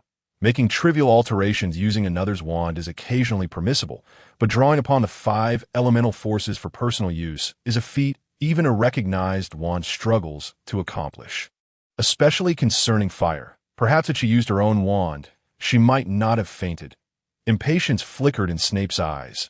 Dumbledore chuckled softly, revealing a contemplative expression. With age comes the ability to foresee certain matters. You just mentioned foreseeing it. Snape suddenly rose, recalling a crucial point. If it were a sealed memory, could it not also be revealed through the pensieve? Dumbledore's interest was piqued. I would be most interested to hear your thoughts. The next day, upon entering, Gu Yunqing was greeted by the sight of Professor Dumbledore's pensieve in the office. I have devised a method, but I must ask if you are willing to accept it. Professor Snape watched Gu Yunqing closely, gauging her expression. The pensieve can extract a memory for individual observation. Your memory is sealed, but does not mean it has vanished. Therefore, I will attempt to extract that memory. And you can observe what transpired back then. Let us proceed. Gu Yunqing replied decisively. Professor Snape approached with his wand. Relax and focus on that memory. I will extract it with my wand. He directed the tip of his wand into her hair near her temple, and after a wave of warmth, a strand of shimmering silver light entwined like several threads appeared at the wand's tip. He carefully placed the wand above the pensieve, giving it a gentle flick, allowing the threads to fall into the pensieve, where a swirling light began to form. Gu Yunqing felt a surge of trepidation. She understood. Snape regarded her. Are you frightened? We can attempt this again in a few days. Gu Yunqing glanced at him, feeling all the blood rush to her legs, a thought urging her to flee. And her complexion paled in Snape's eyes. There is no need to rush. His dark figure stood before the pensieve. Gu Yunqing's voice trembled slightly. Please remember to pull me out. Doubt and uncertainty shadowed Snape's face. He was equally unaware of what lay within. Gu Yunqing circumvented him. Plunging her head into the pensieve, she felt herself being drawn in by a force, witnessing her past self as if observing her own story from a third-person perspective. Senior brother, look quickly. He held a wounded bird. Lin Yunfeng approached. Its wing is injured. It has its own destiny, so there's no need to be overly concerned that I wish to take it back. It truly is pitiable. She saw herself carefully wrapping it in a handkerchief. Very well, but do not let the master see. Such unwise creatures are not permitted in the Cloud Palace. Her senior brother placed it in her backpack. She recalled this moment as they descended the mountain, returning from a ritual to guide the spirits of the deceased. Senior brother, when will I possess abilities like yours? To this day, I cannot perform a guiding ritual independently. Lin Yunfeng leaped onto a mount ahead, pulling her up. Everyone's capabilities differ. There is no need for you to be like me. The master said you are the most capable disciple he has encountered. She slipped slightly, and Lin Yunfeng swiftly caught her. The master's expectations of you extend far beyond merely being the head of a lower courtyard. Lin Yunfeng smiled. My aspirations lie elsewhere. Yearning for the freedom of the mountains and waters. Near a dilapidated stone gate, Lin Yunfeng ensured there was no one around, made a hand seal, and after invoking a spell, the entrance to the Cloud Palace appeared, revealing a landscape utterly different from the outside. Purple bamboo lined the path, and colorful clouds swirled around them. They quickened their pace. Ahead stood a magnificent palace-like structure, with a white jade floor and towering columns, intricately carved patterns adorning them. The building was adorned with carved beams and painted rafters, and rare, precious flora and fauna were abundantly visible, along with massive crystals of various colors lining the path. As long-tailed phoenixes soared overhead in flocks, I no longer believe Gu Yunqing is worthy of being your disciple. The Cloud Palace does not deserve a disciple versed in Yin techniques. Look at her.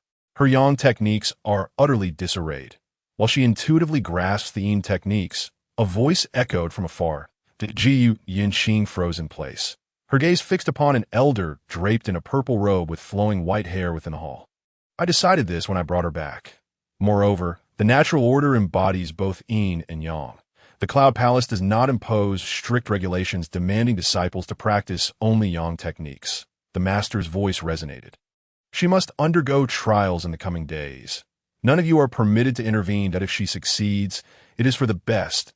Should she fail, her soul will be scattered, and that shall be her fate. Lin, senior brother, when did you become so unfeeling? The master's voice echoed.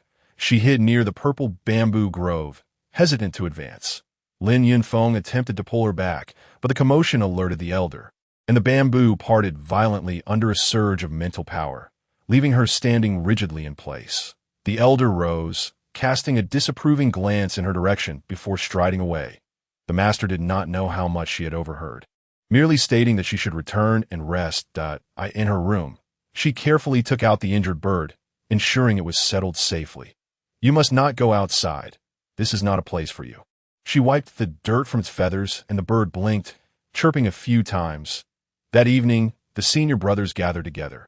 Some were accustomed to fasting past noon and only had a cup of tea, while she had a bowl of plain porridge and a couple of small dishes, feeling little appetite as her mind lingered on the day's events. Lin Yunfeng sat beside her with a steamed bun. Eating so little today, he placed the bun on her plate. Not hungry. The elder of discipline seldom descends the mountain and has little understanding of the warmth and coldness of the outside world. Do not take it to heart. He gently patted her back. She finished her simple meal, and her senior brother invited her to practice swordplay, but she felt lethargic and returned to her room.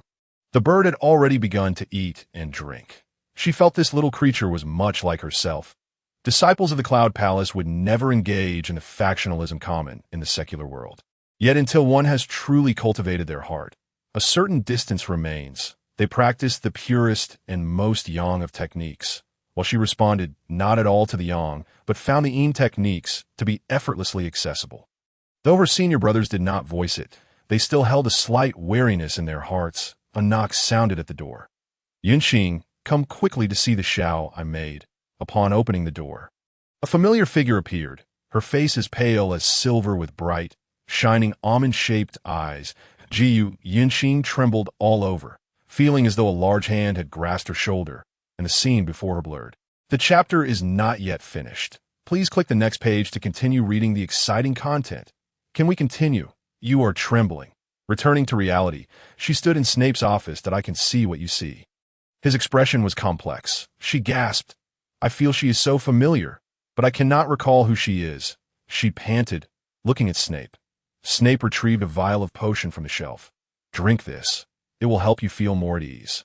She took the vial and drank it in one gulp. The warm liquid instantly brought her body to a state of calm and relaxation, and she set the vial down on the table. This is the memory that has truly been sealed away from you. Snape's voice was deep. Usually articulate, his tone was somewhat muddled at this moment. Proceed. Jiu Yinxing steadied herself against the pensive, taking a deep breath. She was once again enveloped by that force. Come in. I have something wonderful to show you. She pulled the girl in eagerly. The bird, sensing the girl's presence, chirped warily a few times, retreating into the blanket prepared by Gu Yinxing. This is a creature from the mountains below and is not permitted in the Cloud Palace. Yet it is truly adorable. The scene shifted. That day, she sat meditating on a lotus leaf on the lake, when suddenly a gust of wind swept in and lightning flashed across the sky. The Cloud Palace, known for its temperate weather, was suddenly beset by this extreme phenomenon, and the disciples halted, gazing incredulously at the ominous clouds above. The spiritual beasts panicked, various spiritual birds fleeing from the thickets, while white Qilins and Yinglong rushed to the mountaintop, attempting to consume the lightning. The master and the uncle emerged from the grand hall. The uncle tapped the ground with his wand, calculating a few incantations. Quickly, take Gu Yunxing to the lake bottom. The master called out loudly to Lin Yunfeng, who was practicing swordplay not far away. The clouds in the sky twisted into spirals, ominously darkening the atmosphere. The senior brothers hurried the young disciples back to their quarters, while those who had cultivated magical artifacts unleashed them in an attempt to repel the encroaching thunderstorm.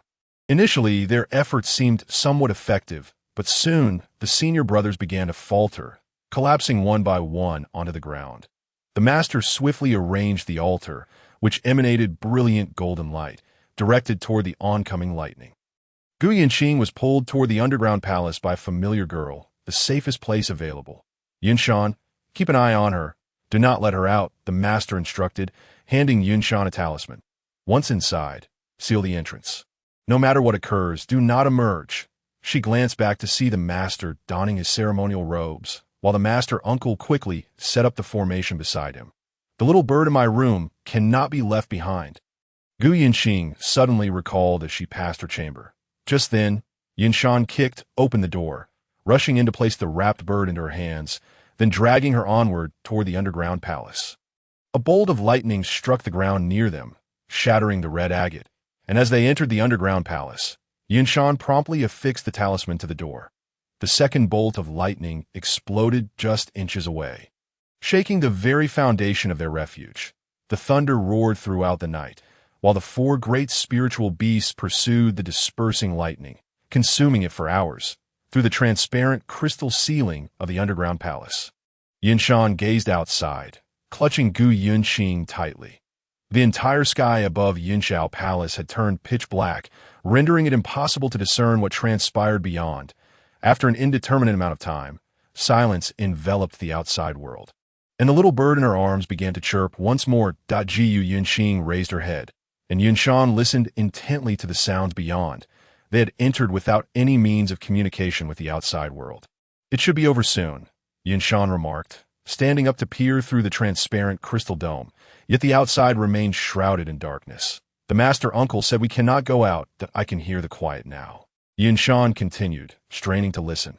Typically, a heavenly tribulation lasts no more than 2 hours, yet nearly 6 had passed. I recently refined a magical artifact. You must stay here while I go out to investigate, she declared, tearing off the talisman and opening the door. Suddenly, a massive fireball surged toward them, and Yunshan summoned her magical artifact, a short sword, bracing it against her chest in a bid to counter the impending threat. Get down, Yunshan shouted urgently, her expression contorted, veins bulging in her hands as she gritted her teeth to hold her ground. The little bird in her arms suddenly took flight, causing Yunshan to momentarily lose focus and leap after it. But her powers were insufficient. Lin Yunfeng charged in from outside, wielding his spiritual sword to deflect the enormous lightning sphere. Unexpectedly, the bird darted toward Gu Yunxing, its eyes now a terrifying shade of crimson, its cries filled with dread. Yunshan rushed in front of Gu Yunxing to shield her. The tendril of black smoke erupted from the bird, transforming into a sharp blade that pierced Yunshan's chest. In her final act, Yunshan pushed Gu Yunxing away, struggling to contain the encroaching black smoke within herself. But her strength was too limited. The smoke surged toward Gu Yunxing, and in that moment, She remembered the ghostly art she had been practicing. Gazing up at the impenetrable black crystal dome, she invoked the runes, dark lines appearing on her skin. Outside, the thunder rumbled once more, and Lin Yunfeng attempted to intervene but was struck down dead in that instant. Overwhelming hatred surged within her. She extended her arms to form a seal, lightning swirling around her as she recited the incantation. The master arrived, witnessing Yunshan sprawled on the ground, and Gu Yunxing engulfed in a shroud of dark energy. At that moment, Gu Yunxing found herself in a hellish realm. She opened her eyes to a sky tinged with dark red, colossal fireballs plummeting from above, incinerating those on the ground into charred remains. Some still wailing in agony. The stench of blood and burning unknown substances filled her nostrils. She longed to escape, but was ensnared by countless iron chains, binding her to a stone pillar. Streaks of lightning struck down, leaving traces that coursed over her skin like wandering patterns. This was the consequence of failing the tribulation, her soul drawn to hell by lingering thoughts. Her consciousness began to fade, devoid of hope or the will to survive, as her spirit was gradually consumed by the void. In that moment, familiar incantations echoed in her ears, reminding her of Yinshao Palace and the master and master uncle who had sheltered her since childhood. Ribbons of talismans flew around her, and to her astonishment, Lin Yunfeng burst into the scene, severing her chains with his spiritual sword, bravely withstanding a strike of lightning to rescue her. Little Master, there's more to this chapter. Please click the next page to continue reading. It only gets more thrilling. Let me go. I can walk myself, she protested weakly, lacking any strength. Lin Yunfeng forged a path forward, his own body marred with wounds. At the final moment, guided by the runes, the two managed to return to reality. Quickly, fetch the finest spiritual medicine. The master observed her bloodied form, every inch of her skin marred by injuries, her reflection in the wall's crystal revealing grotesque wounds that stripped her of any courage to continue living. Yunxing, do not look. We possess spells to heal you. You have succeeded, Lin Yunfeng called out, his own body bearing numerous scars as he prioritized her well-being. She stared blankly at the others before suddenly seizing the master's sword from his waist. Aiming it at her neck, "Oh, not let Yinshan's sacrifice be in vain." The master's voice rang out. In her moment of stupor, the sword was snatched away by an unknown hand, and she searched in confusion. Gu Yinxing looked at the prostrate Yinshan and at Lin Yunfeng, who was staggering to his feet in the distance. The master and master uncle watched as the black smoke and lightning around her gradually dissipated, leaving behind a 7-star birthmark on her shoulder. Exhausted, she collapsed, crawling toward Yunshan's side. Yunshan lay as if in slumber, and Gu Yunxing broke down into silent sobs, too weak to produce sound, holding onto Yunshan tightly. When she first arrived at Yunshao Mountain, having been frail and frequently unwell, it was always Yunshan who cared for her through long nights, and when doubts arose amongst other disciples, it was Yunshan who stood up for her. Each descent from the mountain was marked by the exchange of gifts between them. Lin Yunfeng approached, attempting to separate the two, only to discover that in her weakened state, Gu Yunxing possessed an unyielding strength. Her body is already cold, he noted, tears streaming down his face despite his own injuries. The senior brothers watched from a distance, their faces etched with sorrow. Where did that abomination come from? The master uncle questioned, glancing toward the lifeless bird, its corpse shriveled and forgotten for days. She turned to him. I brought it down from the mountain a few days ago. It looked pitiful. Lin Yunfeng stumbled forward, collapsing before the master uncle. Smack! A resounding slap struck Lin Yunfeng's face, leaving the senior brothers in shock. They had never witnessed Lin Yunfeng being struck, not even during training. Do not treat me as a fool. I will expel you from Yinshao Mountain. The master warned that it was me. Gu Yinxing gasped, finally regaining awareness as she saw Lin Yunfeng toppled to the ground. The master's heart ached at the sight, and he approached the deceased bird. Drawing symbols with his fingers, a green light emanated from the bird's body. True form revealed that a skull appeared, spitting forth a green tongue. He's still not giving up? The master uncle remarked. He had lain in wait on the mountain for years, attempting to infiltrate through soul-snatching means. Yet this place, sacred and untarnished, could not tolerate even a hint of corruption, naturally invoking the wrath of heavenly thunder. Elder Lin spoke of this tribulation. He sought to seize Gu Yunqing's soul, thus creating her calamity. The master uncle sighed. Gu Yunqing shouted, "If I must die, let it be. Why must Yunshan suffer? What wrong has she done?" "Lift her arms," the master commanded Lin Yunfeng, who complied, raising Gu Yunqing's arms before the master. With a sweep of his staff across her arms, two swords materialized above her, shimmering with an ethereal glow. "I do not want this. I want Yunshan," she cried, throwing the sword aside. The master's staff sent her flying, and he gestured toward the spiritual sword, which slowly returned to her body.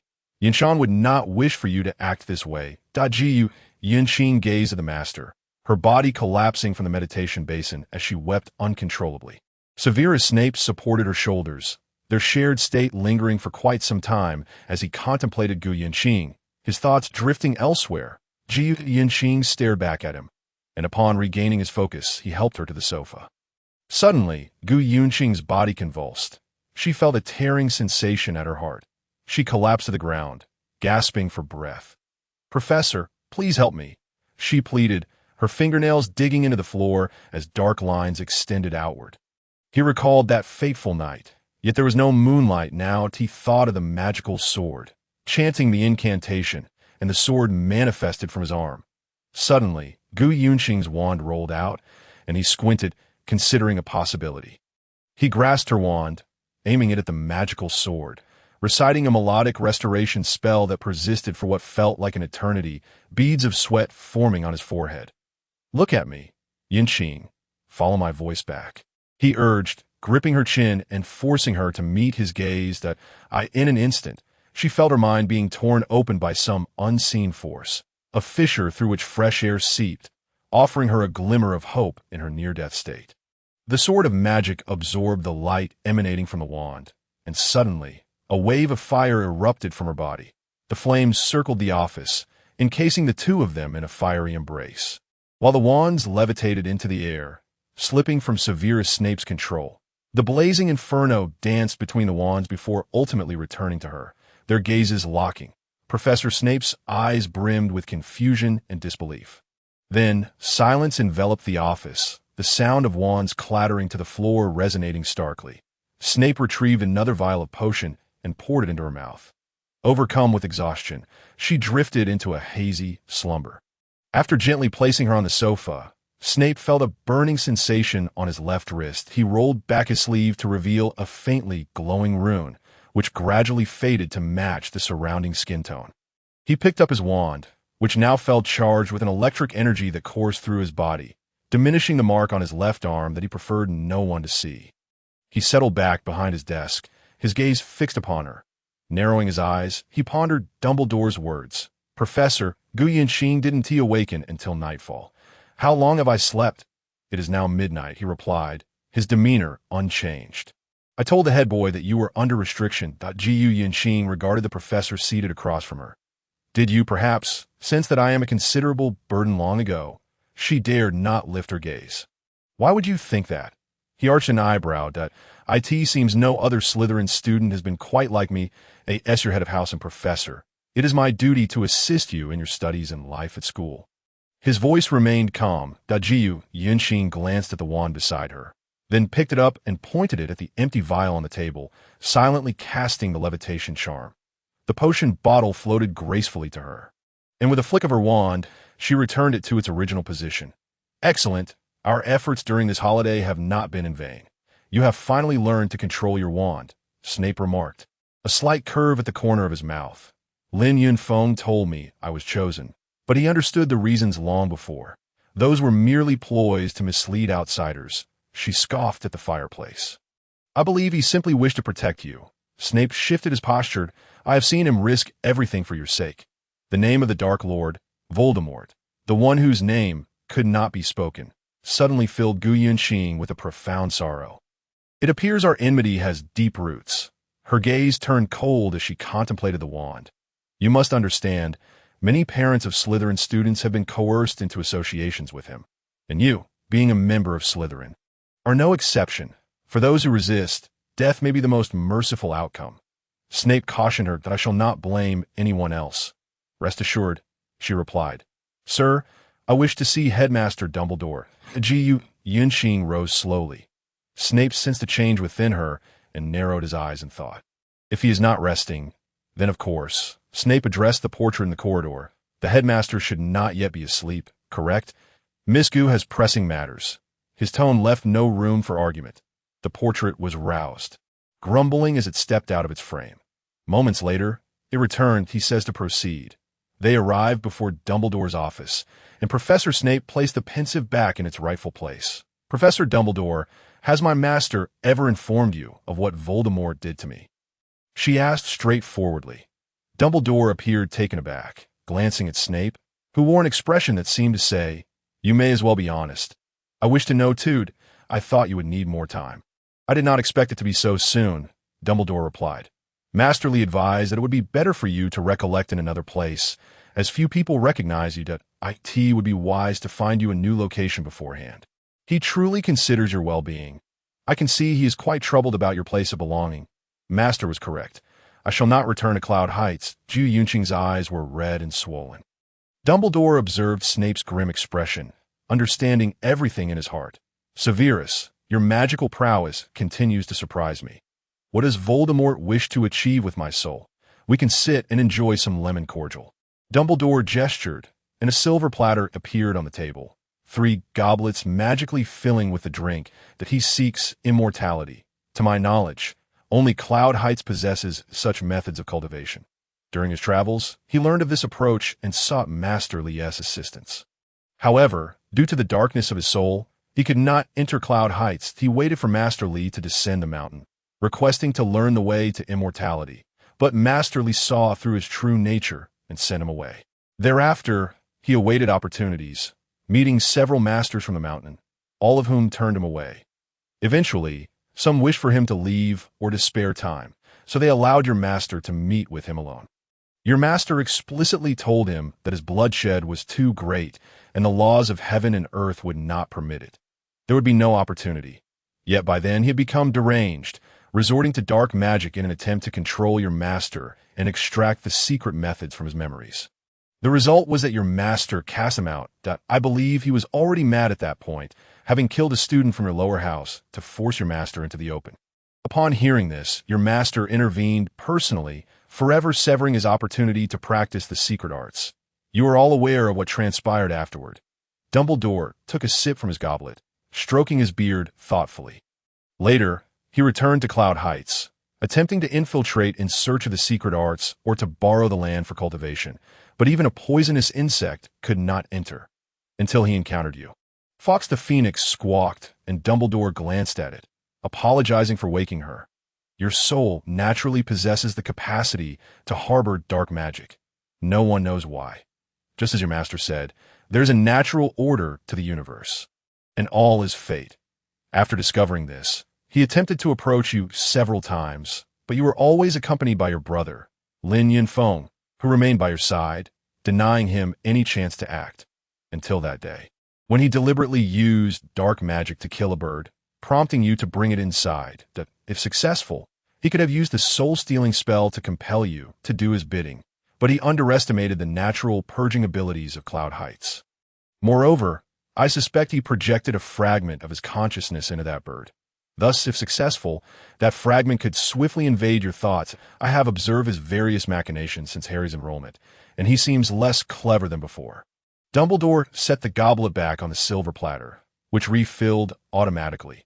There has never been a method for true immortality. At most, one can live as long as the heavens and the earth. But even they are not eternal. Yunxing smirked disdainfully. Voldemort cannot grasp even the most basic concepts. Later, the elders of Cloud Heights reinforced the protective barrier. Your master and uncles did not wish for this matter to affect you, as the deceased are gone. Thus, they collaborated with the elders to seal a small part of your soul. When Professor Flitwick informed me that you could not control your wand, I began to understand the cause. In other words, Snape mused, his long fingers tracing the rim of his goblet.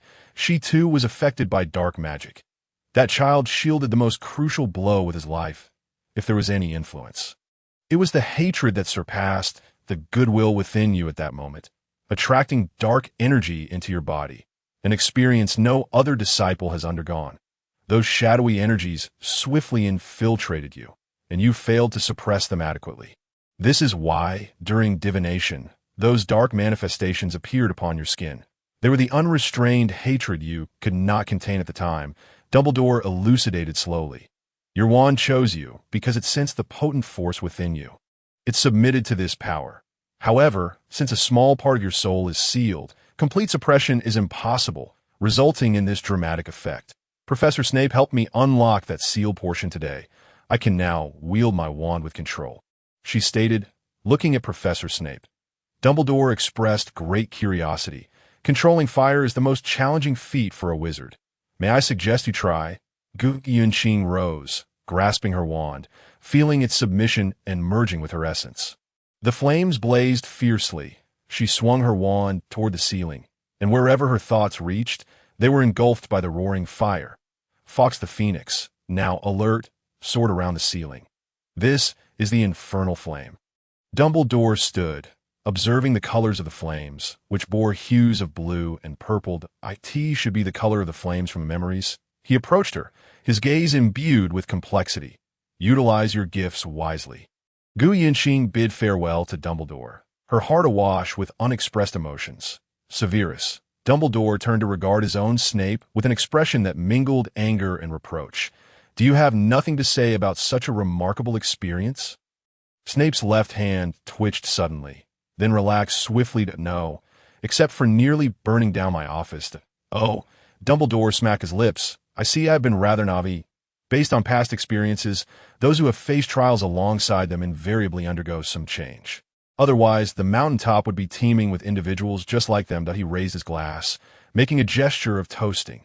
Severus Snape, I implore you once more, with the wisdom of an elder and a survivor, to look forward. Snape's brow furrowed slightly. On that day, the snowflakes danced outside, and a colossal squid surfaced from the depths of the Black Lake to breathe, compared to the damp and frigid weather outside. Everyone preferred to curl up beside the fireplace in the lounge for warmth. Gu Yuanqing stroked Ross's silky fur. It raised its emerald eyes to gaze at her, prompting a smile from Gu Yuanqing as it nestled on her lap. Purring softly, could it be a gift from some admirer? It is utterly adorable. Celia returned from outside, bringing back a box of chocolates from the hall. She stomped her feet and came over to pat Ross's head. It opened its eyes slightly before curling back up.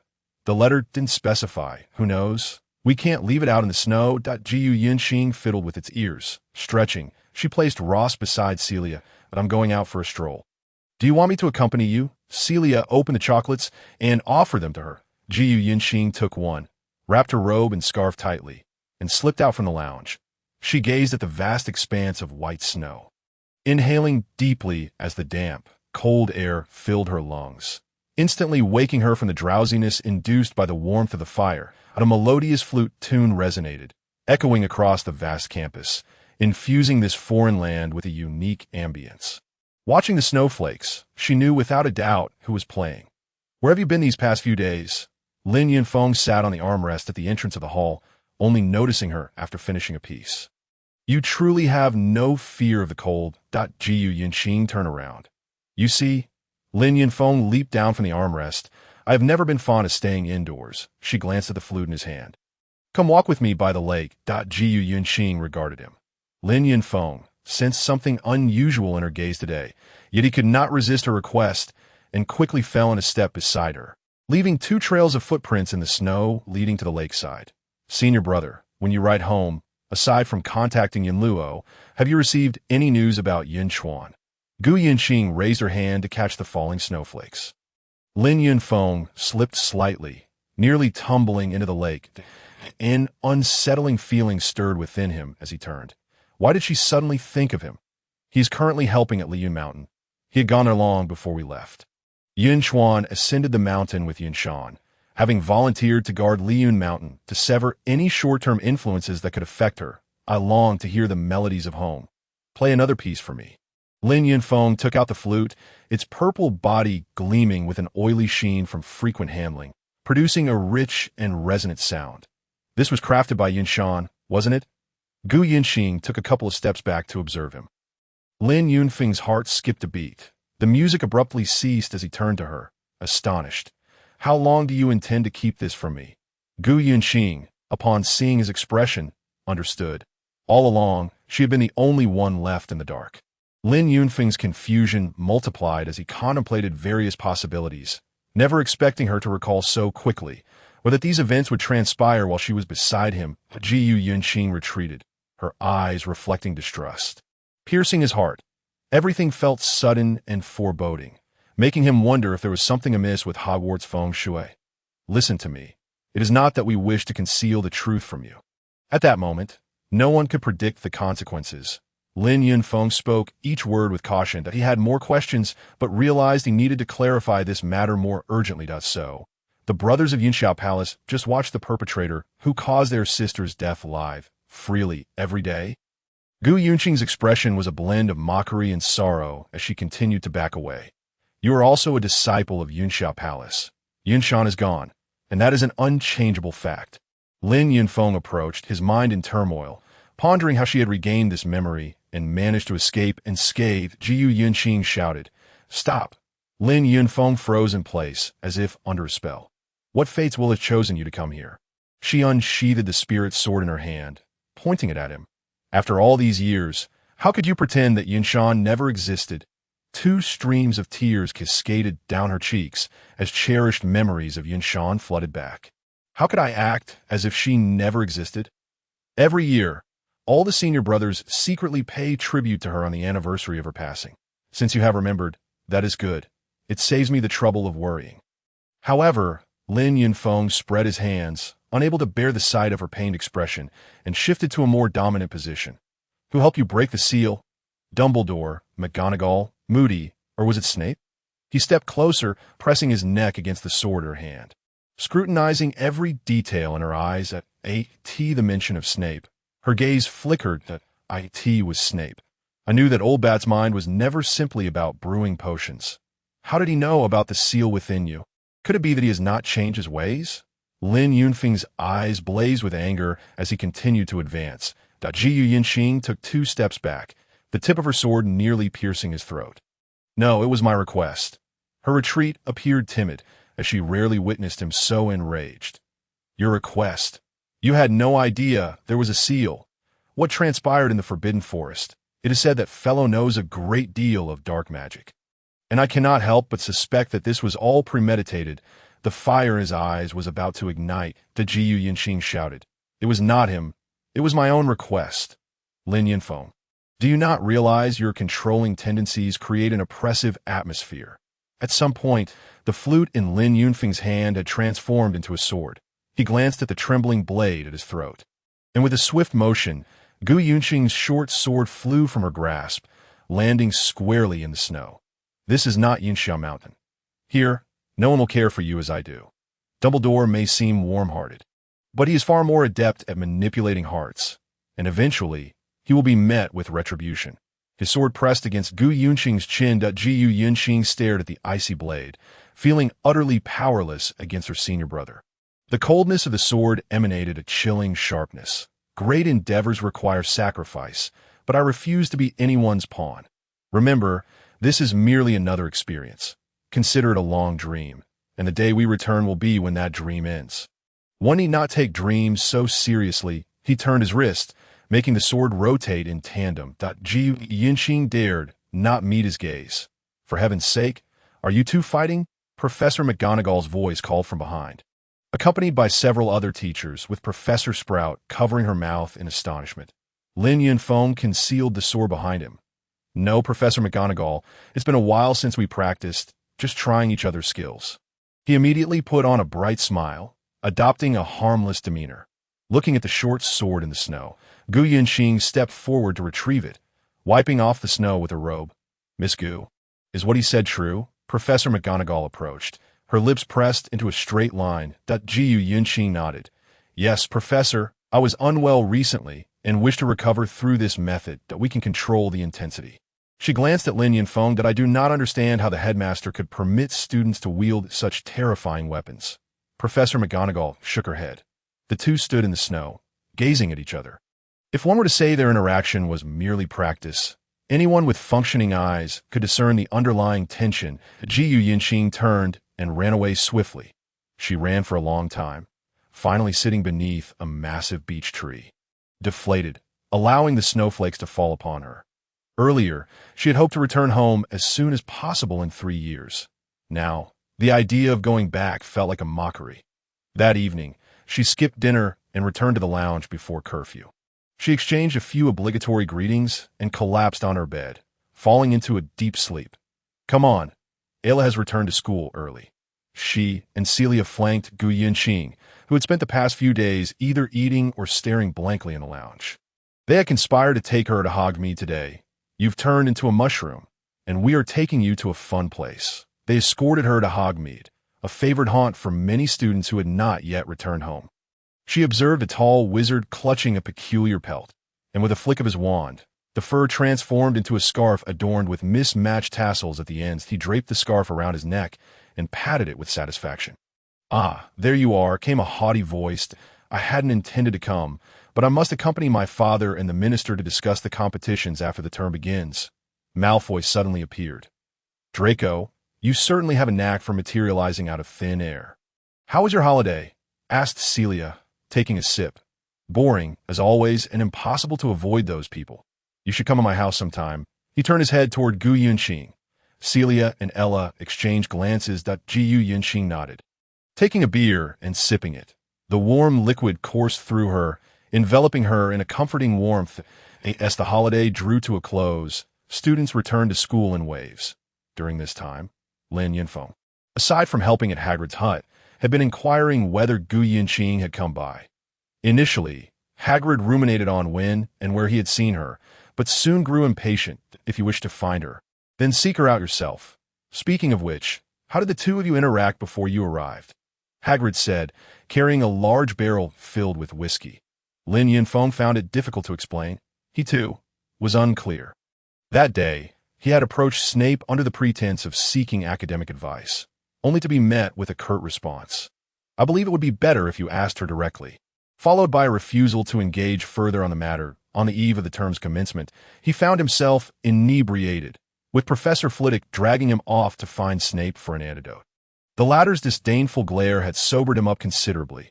You ought to freeze to death in the snow.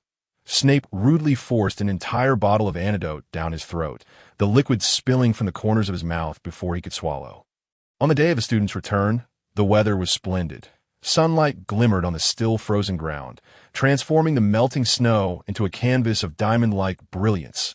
Groups of students entered the campus, greeting one another and sharing amusing tales from the Christmas break. The professors, too, busied themselves as younger students brought an array of Muggle artifacts that left the native magical students in awe, although there were few Slytherins among them, as they rarely mingled with students from other houses. Due to the strict bloodline requirements of their house, their distinctive hair colors and appearances made them easily identifiable, even without their house robes. Youth is truly delightful, a voice chimed in from behind. Accompanied by a faint scent of alcohol, Jiyu Yinqing turned, nearly mistaking Lin Yunfeng for someone else under a disguised charm. His stubble was unkempt, his once neat collar now a chaotic mess, and his tie hung haphazardly around his neck, while his shirt remained untucked. Are you all right? Gu Yinqing inquired, puzzled. But I'm fine. Just lost control last night. Lin Yunfeng sniffed, inhaling the fresh air as a house elf busied itself with cleaning. I thought I'd take a stroll. Gu Yinqing guided him to a sheltered corridor. You'd best tell me if something is amiss. Here, I trust no one more. Observing his despondent demeanor, Gu Yinqing felt a twinge of fear that I'd been drunk before. But that was ages ago. Lin Yunfeng rubbed his temples, the chill from the breeze still lingering. The last time he had been inebriated was when he had descended the mountain as a new disciple. I apologize. I simply wish to avoid trouble. He admitted. Jiyu Yinqing sighed, knowing that matters involving Karkaroff, Durmstrang, and the various heads and officials of the Ministry of Magic were far too complex to ignore. Speak when you're ready. I would never pressure you. Lin Yunfeng felt a headache beginning, his impatience evident. I'll take you to Madame Pomfrey. You've had too much to drink. A wave of guilt surged within Gu Yinqing as she assisted him toward the hospital wing. A group approached from afar, and Barty Crouch's voice rang out, extolling the significance of the Triwizard Tournament. Oh, sir, Is this a celebration before the term begins? Ludo Bagman remarked, taking in the sight of the disheveled Lin Yunfeng. Snape regarded him with disdain. Mr. Lin, your lack of decorum is appalling. To be so thoroughly inebriated on the first day of the new term and to disturb our guests. Clearly, the lesson of drunkenness has not penetrated his mind. Ravenclaw loses 5 points. Lin Yunfeng cradled his head, feeling an urge to kick him. My apologies, sir. I'll take him to the hospital immediately. Jiu Yunxing hurriedly pulled him away. What bad luck, Lin Yunfeng muttered as they reached Madame Pomfrey's office. After an examination, it turned out to be nothing more than a common cold, and within half an hour of taking a potion, his mind cleared. He leaned back on the hospital bed, closing his eyes to rest. Mr. Lin, this excessive drinking is unacceptable. It violates school rules, Madame Pomfrey admonished, handing him a bottle of water. Lin Yunfeng rubbed his temples. Snape has already deducted points. He is truly harsh that he did assist you the last time you were poisoned. Gu Yunxing remarked, giving him a gentle pat. You may leave once you finish this, she instructed, pouring a glass of water and handing it to him. Hagrid's homemade brew is potent. He sighed. Jiu Yunxing slammed the cup down on the bedside table with a thud. As they exited, students from Durmstrang and Beauxbatons began to arrive in greater numbers, and she made a conscious effort to avoid the Durmstrang students, noticing that Martinez was not among them. Hello, Miss Gu. A robust student approached, casting a disdainful glance at Lin Yunfeng before handing a letter to Gu Yunxing. The student turned and walked away after she took the letter. I really appear that pathetic? Lin Yunfeng questioned, hands on his hips. Gu Yunxing unfolded the letter. Dear Miss Gu, I hope this message finds you well. That I sincerely apologize for the events that have transpired regarding you. Please believe that I have never harbored even the slightest thought of causing you harm. The headmaster assigned me this task, and I had my reasons. He is a man who will stop at nothing for his own gain. Initially, my interest in you was merely curiosity, but over the course of our time together, I discovered feelings within me that extend beyond friendship. The moment I saw you at the ball, I began to envision a distant future, that I am aware that there are many obstacles between us. Yet your qualities and demeanor linger in my mind, indelibly etched in my memory, that I shall forever cherish the moments we shared. That I attempted to resist, but my voice is insignificant. Few know what transpired on that day aboard the ship. Karkaroff had cast a spell on the vessel in advance, and I only learned afterward about your companions. My apologies for that as well. I have withdrawn from school, and I intend to travel far and wide. My first destination will be the East, to explore that vast and mysterious land and experience its unique charm. I cannot forgive myself for my actions, regardless of the circumstances or my ignorance. I am truly sorry, Miss Yunxing. Take care, Martinez. After reading the letter, Gu Yunxing handed it to Lin Yunfeng. He is not entirely bad, she remarked. Lin Yunfeng read the letter and ignited it with his wand.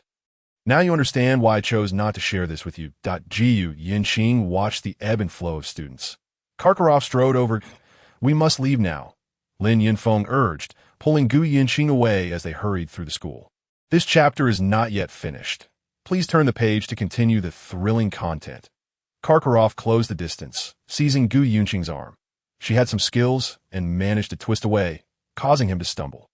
Headmaster, please conduct yourself appropriately, Gu Yunxing admonished loudly, staring into his malevolent eyes, wishing to rend him to pieces. Karkaroff spat, advancing menacingly. Lin Yunfeng attempted to intervene, but was easily cast aside. Waiting for that fool. I could dismiss him directly. Now there is no one to obstruct me, and there is still plenty of time. He bared his yellowed teeth, his expression contorted. Get lost. Lin Yunfeng suddenly drew a sword. Shedding his outer robe and tie onto the ground, Karkaroff's gaze hardened as he retreated 2 steps, and a hulking student loomed behind him. Izil, take him out, he commanded through clenched teeth. The giant-like Izil brandished his wand. Crucio, he intoned, unleashing a dark curse. Lin Yunfeng raised his hand, blocking the spell with the blade, which ricocheted off and blasted a hole into a nearby beech tree. He cast a sidelong glance at the gaping wound, his eyes narrowing. Muttering silently, the sword emitted a silvery radiance, directly aimed at the opponent. A beam of light, akin to a column of water, surged forth towards the adversary, who evaded it deftly. The silver glow rebounded from the lake. absorbing its waters and growing even larger. EC raised his wand to defend, but the luminous column struck him, sending him flying several meters, drenched, while his wand was shattered in an instant. I have tolerated you long enough. Lin Yunfeng's sword tip met Kakarlov's. Kakarlov brandished his wand, invoking the killing curse. Lin Yunfeng swiftly twisted the blade in his hand, sending Kakarlov's wand flying. EC charged forward barehanded, attempting to seize the sword from him. Very well. Lin Yunfeng swung his sword away, embedding it in the ground with a resonant thrum that I possess some knowledge of martial arts as well. He landed a punch squarely on EC's face, followed by a kick to his ribs. To Lin Yunfeng's surprise, EC's physique was quite formidable. While most would be sprawled on the ground after such blows, he merely staggered. Lin Yunfeng seized his shoulder, leapt into the air, and delivered a powerful kick that toppled him. He then turned his attention to Kakarlov, who hurled a stone at him. Lin Yunfeng did not even flinch, catching the stone effortlessly with his bare hands. Yunfeng, Gu Yinqing observed EC's remarkable resilience as he quickly rose again and charged at them. Lin Yunfeng pivoted and delivered a punch that sent EC crashing to the ground, the blow landing solidly on his neck. Nearby students rushed over, and Gu Yinqing noticed that although several Durmstrang students had also arrived, they appeared utterly unconcerned, merely fulfilling an obligation. Lin Yunfeng, unwilling to linger on the conflict, waved his wand. Unbeknownst to him, he had taken it up and summoned his spirit sword. That he was clever. The wand served only as a facade, for the spirit sword would respond to its master's call with but a thought. He grasped the sword, pinning EC to the ground, the blade poised at his throat, an unmistakable glint of lethal intent in his eyes. Enough. Gu Yinqing sensed that he truly intended to deliver a fatal blow. If not to take a life, then certainly to draw blood. Gathering her energy, she lunged forward, wielding twin swords, and at the last moment, intercepted Lin Yunfeng's long sword just before it could strike EC. The murderous intent was palpable. As she blocked, she nearly lost her footing, the tremendous force sending a tremor through her hands. She disengaged, the long sword falling back into Lin Yunfeng's grasp, now devoid of momentum. Mercy! Lin Yunfeng shouted at her. We have enough trouble as it is. Gu Yinqing, holding her twin swords, furrowed her brow in warning. Lin Yunfeng regarded her, suddenly channeling energy into his sword. Gu Yinqing watched as the blade surged towards EC. She dashed forward, skillfully repelling the attack, while EC parried with his sword. Gu Yinqing released one of her swords, deflecting the long sword aimed at Kakarlov. The scene unfolded with fluid grace, drawing an increasing number of onlookers. Halt! A resonant voice echoed throughout the school. Dumbledore had just dismissed the Ministry of Magic officials and emerged to witness the chaos. Dumbledore, your students are attempting murder. Kakarlov pointed accusingly at the pair. You are truly repugnant. Lin Yunfeng glared at him fiercely. Dumbledore and Snape hastened over, their dark robes billowing behind them, creating an imposing presence, while Professor McGonagall jogged alongside, clutching a hastily closed roster, having just been informed by Sir Nicholas. Headmaster Kakarlov, I trust that my students would not engage in such actions without provocation. There must be underlying reasons, Dumbledore stated, his gaze imbued with a warning. They have never behaved inappropriately before your arrival. Just look at this, 2 individuals, 3 swords. He nearly killed my student. He gestured towards the battered EC. Their build seemed less substantial than that of this gentleman, Dumbledore remarked, eyeing the hulking EC. Kakarlov, unwilling to back down, retorted, They all witnessed it, they all did. It is impossible for every student to be lying. He pointed at Lin Yunfeng. Expel him immediately. He is the one who sought to kill. Gu Yinqing was at a loss for words, casting a desperate glance at Snape.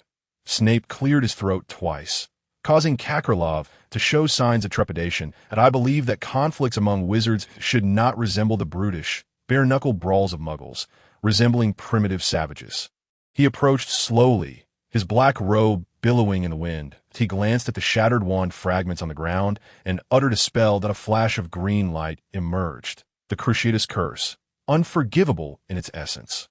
Snape raised an eyebrow, his lips brushing lightly together, casting a sidelong glance at EC, who, under Snape's piercing gaze, dared not meet his eyes. He pointed at the wand that had fallen from Kakarlov's grasp. The wand. Return, Durmstrang Headmaster Kakarlov. Whom do you intend to kill? Snape observed the wand's return, and the surrounding students gasped, their lips curling in trepidation as the volume of their murmurs rose. He glanced at Gu Yunxing and then at Lin Yunfeng. They struck first. Kakarlov protested, playing the victim that it is stated explicitly in the regulations that the use of unforgivable curses is prohibited at Hogwarts, and this has been reiterated. Dumbledore was furious, asking if Kakarlov could not read. Dumbledore, your partiality is appalling. I see you are becoming senile. Kakarlov spat, angrily pointing at him, entirely disregarding the earlier near-fatal incident. Lin Yunfeng could no longer contain himself, delivering a kick that sent Kakarlov staggering back several steps before he barely caught himself by clutching a student. Shoving the student aside, he snatched his wand from Snape's hand, with Lin Yunfeng's sword now aimed at his throat. Make a move, and we shall ensure mutual destruction today. Kakarlov's raised hand froze mid-air, his gaze fixated on the sharp warning emanating from Lin Yunfeng's blade. Dumbledore, Snape, you will pay for this. He dropped his wand in fury and stormed away. Pushing through the crowd of onlookers, Snape observed his retreating figure. His disgust barely concealed. It appears we have encountered yet another trivial nuisance. Though we can manage it, everyone, enjoy the start of the term. Quickly return to your common rooms. The fires have been stoked and await you. He resumed his benevolent demeanor, standing behind Lin Yunfeng and Gu Yunxing, placing a hand on each of their shoulders. The students dispersed under the urging of their respective heads. Gu Yunxing, your hand is bleeding. Snape noted, observing a shallow cut on her left hand, blood seeping from a wound. This occurred when I failed to evade the first sword strike. Gu Yunxing raised her hand. It is nothing. Sir, merely a scratch. Professor Snape, I sincerely seek your counsel. Is there a poison that can kill without detection? Lin Yunfeng fixed his gaze on a Durmstrang student. Mr. Lin, this notion is exceedingly unwise and perilous. Snape retorted, sneering at the remaining onlookers. Have you all returned from holiday only to let your brains rot? Did you not hear what the headmaster said? Leaving only Lin Yunfeng and Gu Yunxing to exchange glances. Kakarlov had truly escalated the situation. He sought out the gossip columnist Rita Skeeter, embellishing the tale to portray the duo as Hogwarts' most dangerous newcomers, recklessly wielding magical weapons, defying school regulations, and nearly killing a Durmstrang student, even putting their headmaster in grave danger while attempting to intervene. They posed an ongoing threat to student safety, since many students witnessed the incident during the start term, and not all were familiar with them. Rumors began to circulate. Truly, they're the epitome of Slytherin.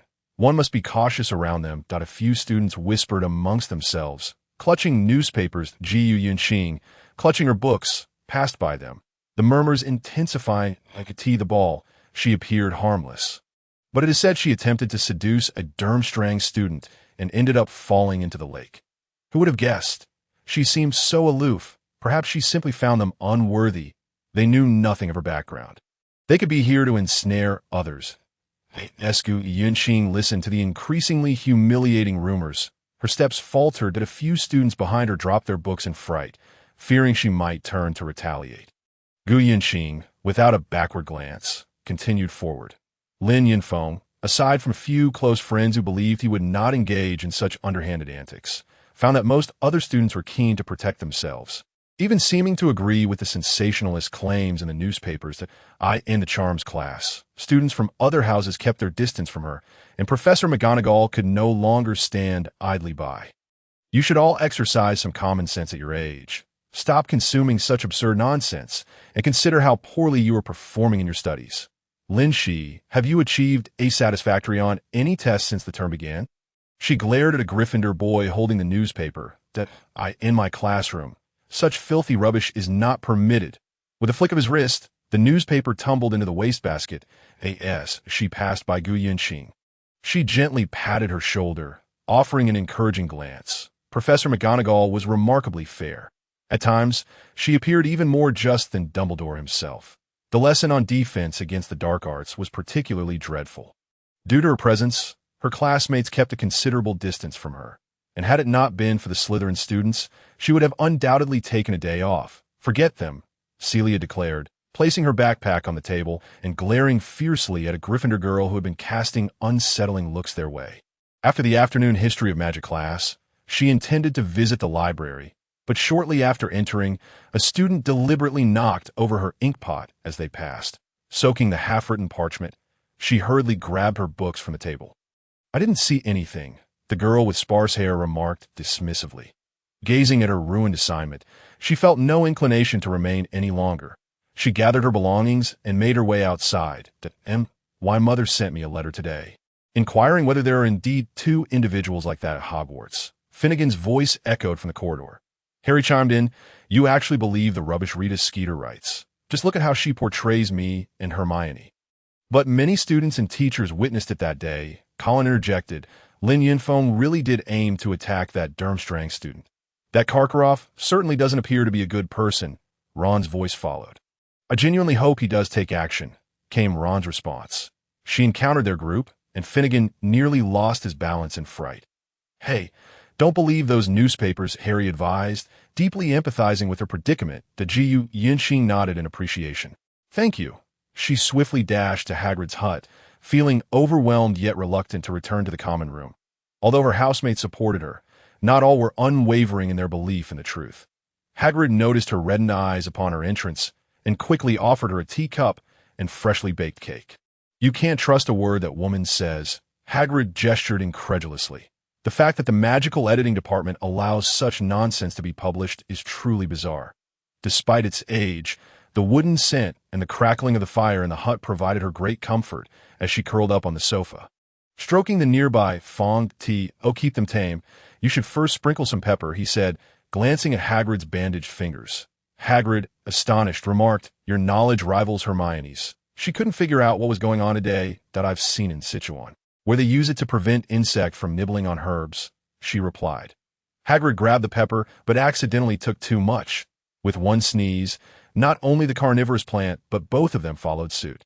Gu Yinxing could no longer bear to watch Hagrid fumble with his injured hands. She unearthed the carnivorous plant from its pot and helped him transfer it to a larger container.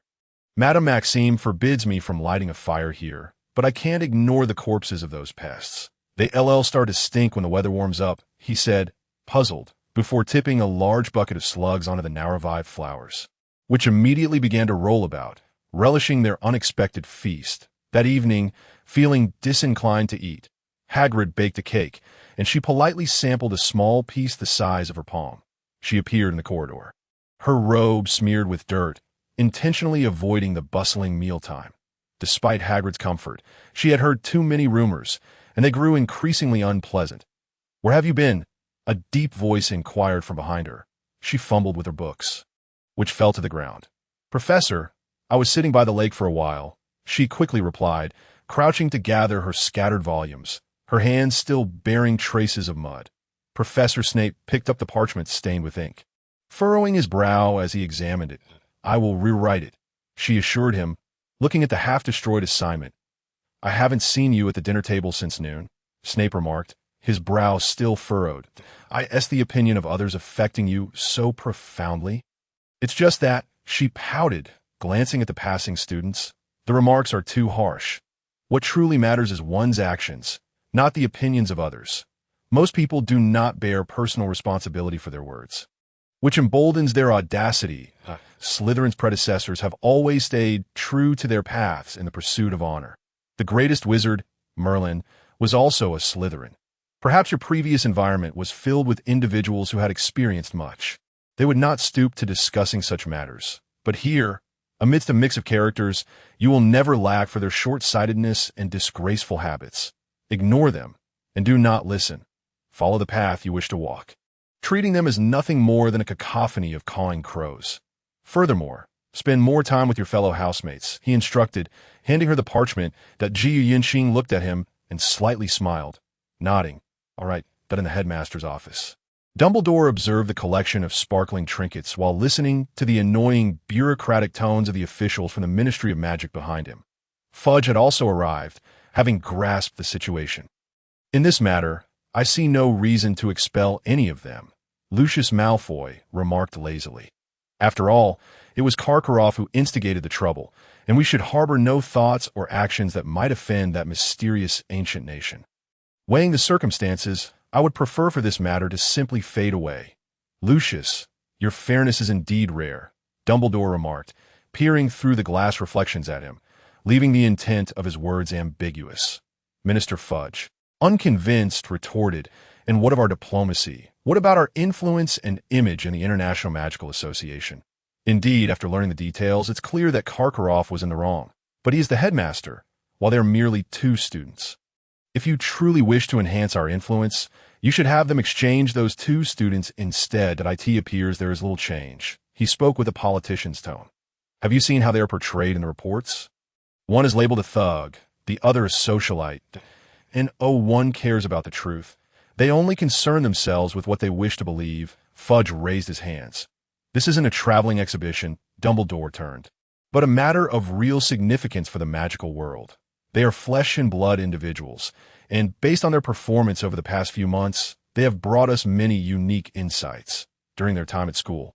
No student has ever seen or heard of them harming anyone today for their demeanor. Mr. Lin is dashing, and Miss Gu is extraordinary. Should they wish to conjure up some scandal, they wouldn't need to appear in the papers. I trust the faculty will attest to their virtuous conduct, often taking greater care than some students. M.Y. Sun can vouch for this. He has told me that the qualities of these two students resemble the snow lotus on a high mountain, each distinct, yet undeniably deserving of such praise. Moreover, I have heard that the vast and bountiful eastern lands hold little regard for such external possessions, and it is unlikely that they would suddenly change their nature here. Lucius Malfoy raised his hand, a serpentine ring and family crest ring glimmering. Karkaroff vowed to escalate the matter to the international community, asserting that you were allowing students to kill in school. Fudge reminded him, then our reputation would be utterly ruined. For heaven's sake, sir, don't you know what Karkaroff is? His own hands are so dirty that he hasn't washed them clean. Who would listen to him? Moody shouted from the side that I actually believe that eliminating him would solve many problems. Alastair, you are an Auror, Fudge yelled. Don't use that to constrain me. Trust me, if Aurors were not bound by so many regulations, half the prisoners in Azkaban would have become wraiths by now. He shouted back at Fudge. You are outrageous. Had you not been in this position, I would have been outrageous for many years.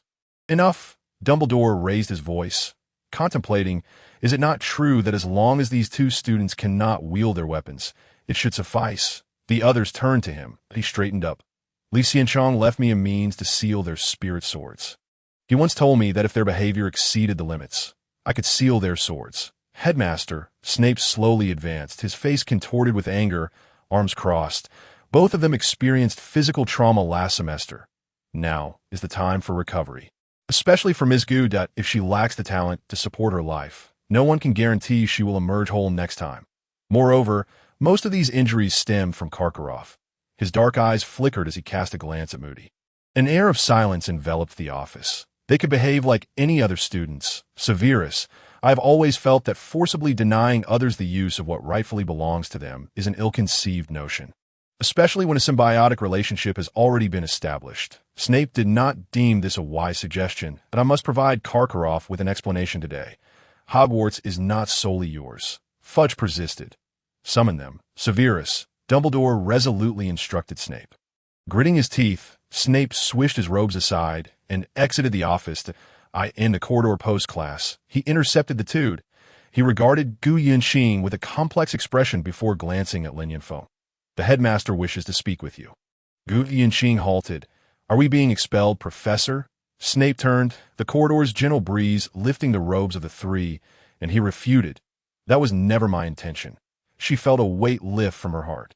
When Gu Yinxing and Lin Yunfeng stood before Fudge, he regretted his previous biases.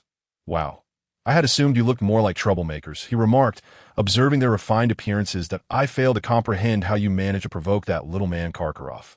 Gu Yinxing mused that it was never they who instigated him. Lin Yunfeng regarded Dumbledore with a steady gaze. Speak plainly, so he showed no sign of fear towards Fudge's authority. Rather, he deemed it unnecessary to feel any trepidation. Fudge scrutinized his youthful visage and composed demeanor. It is rare to encounter someone so young, devoid of the usual insecurities and sycophancy. Should you express interest in our magical world post-graduation, I would be most eager to receive your job recommendation, he chuckled, striving to present himself as a reluctant benefactor. Lin Yunfeng thought to himself, who cares about your opinion? Gu Yunxing caught the keen gaze of Lucius Malfoy. Reminiscent of when he appraised the garments in the boutique that day, I fear I bear unfortunate news, Dumbledore interjected, advancing towards them. Due to Karkaroff's status and the previous unpleasantness, he is relentlessly pursuing this matter, determined to make it public knowledge. My understanding, that little reporter will also play a part in this, that we do not wish to cause you any distress. We will gladly accept any decision you make. Lin Yunfeng felt a drumbeat of anxiety in his heart, worrying about the potential consequences of expulsion. If he returned to inform his master of being expelled, it was likely his master would break his legs. Sir Headmaster, Gu Yinxin gazed at Fudge and Dumbledore. I swear on my life that I have never committed such acts. It is all due to that scoundrel that Gu Yunxing's heart felt like it was crushed under a stone. I understand, but some matters intertwine with politics, Dumbledore said apologetically, looking at her. You intend to expel us? I would never expel you. However, it is necessary to seal your swords. Dumbledore regarded the two with a gaze that brooked no refusal. This is the method that minimizes repercussions. Fudge concurred from the side, his innocent expression convincingly performed. The sword should be drawn and entrusted to one of us for safekeeping. Fudge continued to probe. That could nearly cost us our lives. Do you expect us to explain to our master why his 2 apprentices perished here in half a year? Lin Yunfeng retorted, increasingly convinced that Fudge was a hypocrite. Gu Yinxing felt a buzzing in her head as she scanned the office's occupants. You know what the spiritual sword signifies to us. Lin Yunfeng spoke with calmness. Those who understood him knew this marked the beginning of his discontent. Hogwarts is perfectly safe, Dumbledore asserted. Safe? The two had been to the hospital more than once. Gu Yinxing had nearly lost her life recently. Is this non-negotiable? Lin Yunfeng inquired tentatively. Dumbledore shook his head, and Gu Yunxing glanced at Professor Snape, who averted his gaze elsewhere. Come now. He approached the desk and picked up his wand. You will feel nothing. Lin Yunfeng rolled up his sleeves, revealing his forearms. That Dumbledore's wand glided up his wrist, reaching his elbow. Gently tapping, and silver threads appeared on his skin, entwining his arm before gradually vanishing. Lin Yunfeng noticed him pause and flex his arm, his expression cold. Reluctantly, Gu Yinxing stepped forward, sighed, and rolled up her sleeve. A chill seeped into her arms. She felt something within her lock away. Her perception of the outside world dulled. She watched as the last thread vanished from her index finger, moodily lowering her sleeves. Her gaze momentarily vacant. When she regained her composure, she surveyed everyone in the room. It is done. Dumbledore cast an exasperated glance at Fudge, as if to say, Are you satisfied now? Miss Sir Lucius's expression remained inscrutable. Hogwarts will teach you many things, he smiled faintly at Gu Yunxing. The allure of Western magic extends far beyond what you encounter in your textbooks, and I sincerely apologize for forcing you to witness this unsightly scene of our world. His final words were spoken softly, his gaze shifting to Fudge. Snape regarded Lucius as if he were an unfamiliar acquaintance. The Gu Yinxing forced a smile, uncertain whether to feel fortunate or unfortunate, while she could wield her wand. The inability to use the spiritual sword signified her capacity to draw upon nature's power had diminished nearly to nothing. The following day in potions class, she stared blankly at the bubbling potion in the cauldron while Professor Snape lectured at the front, her ears only registering a dull hum. Some ingredients require grinding, while others necessitate high-temperature treatment, causing their properties to undergo various transformations. During the process of handling these ingredients, one must be mindful of temperature, time, granularity, and different levels of heat. The ingredients may also experience further changes in color, texture, and aroma due to differing purities, which are essential conditions for your next successful concoction. Snape paced the classroom before suddenly halting in front of her. Miss Gu, your cauldron is nearly empty. Where's the plaster? Gu Yinxing snapped back to reality at Celia's wrapping on the desk, glancing at the intact plaster beside her, which should have been added half an hour ago. She hastily poured it into the cauldron, the powder splattering and creating a cloud of smoke as she waved her hand. Excellent. This time he did not blow up the cauldron. He observed her flustered actions. "Apologies, Professor." Gu Yinxing wiped away the overflowed powder. He said nothing more, turning back to continue his lecture. As class ended, she had not completed her assignment. She quickly added dragon scales into the textbook, stirring 3 times. The potion revealing a cerulean hue. She knew it was nearly ready. Celia and Ella awaited by the door, and when the potion turned purple, she swiftly removed it from the fire. Snape approached for a look, nodding in satisfaction. She hurriedly tidied her belongings. There was still her biology class that day. How have the recent transfiguration and charms classes been? Snape prepared for the next lesson. Gu Yinxing organized her things. Returning her seat to order, quite well. She appeared rather disinterested. "If you require remedial lessons, I shall speak with the relevant professors." Snape leaned against the podium, scrutinizing her. "Very well, Professor. I will bring it up, if necessary." She glanced at the time. If she did not leave soon, she would truly be late. Celia and Ella urged her from the doorway, and the 3 hastened towards another tower. Ross entered unnoticed. Snape packed up the assignments. Hearing its cautious and meticulous calls, glancing down at it. "You ought to remain in the common room." He raised an eyebrow. Ross, displeased, flicked its tail and departed. In the morning, the hall buzzed with the usual meal. Gu Yinxing rushed in last. After the sealing of the spiritual sword, she felt some effects on her body. She had been suffering from insomnia or fragmented sleep, which significantly diminished her reflexes. She placed a stack of books on the table.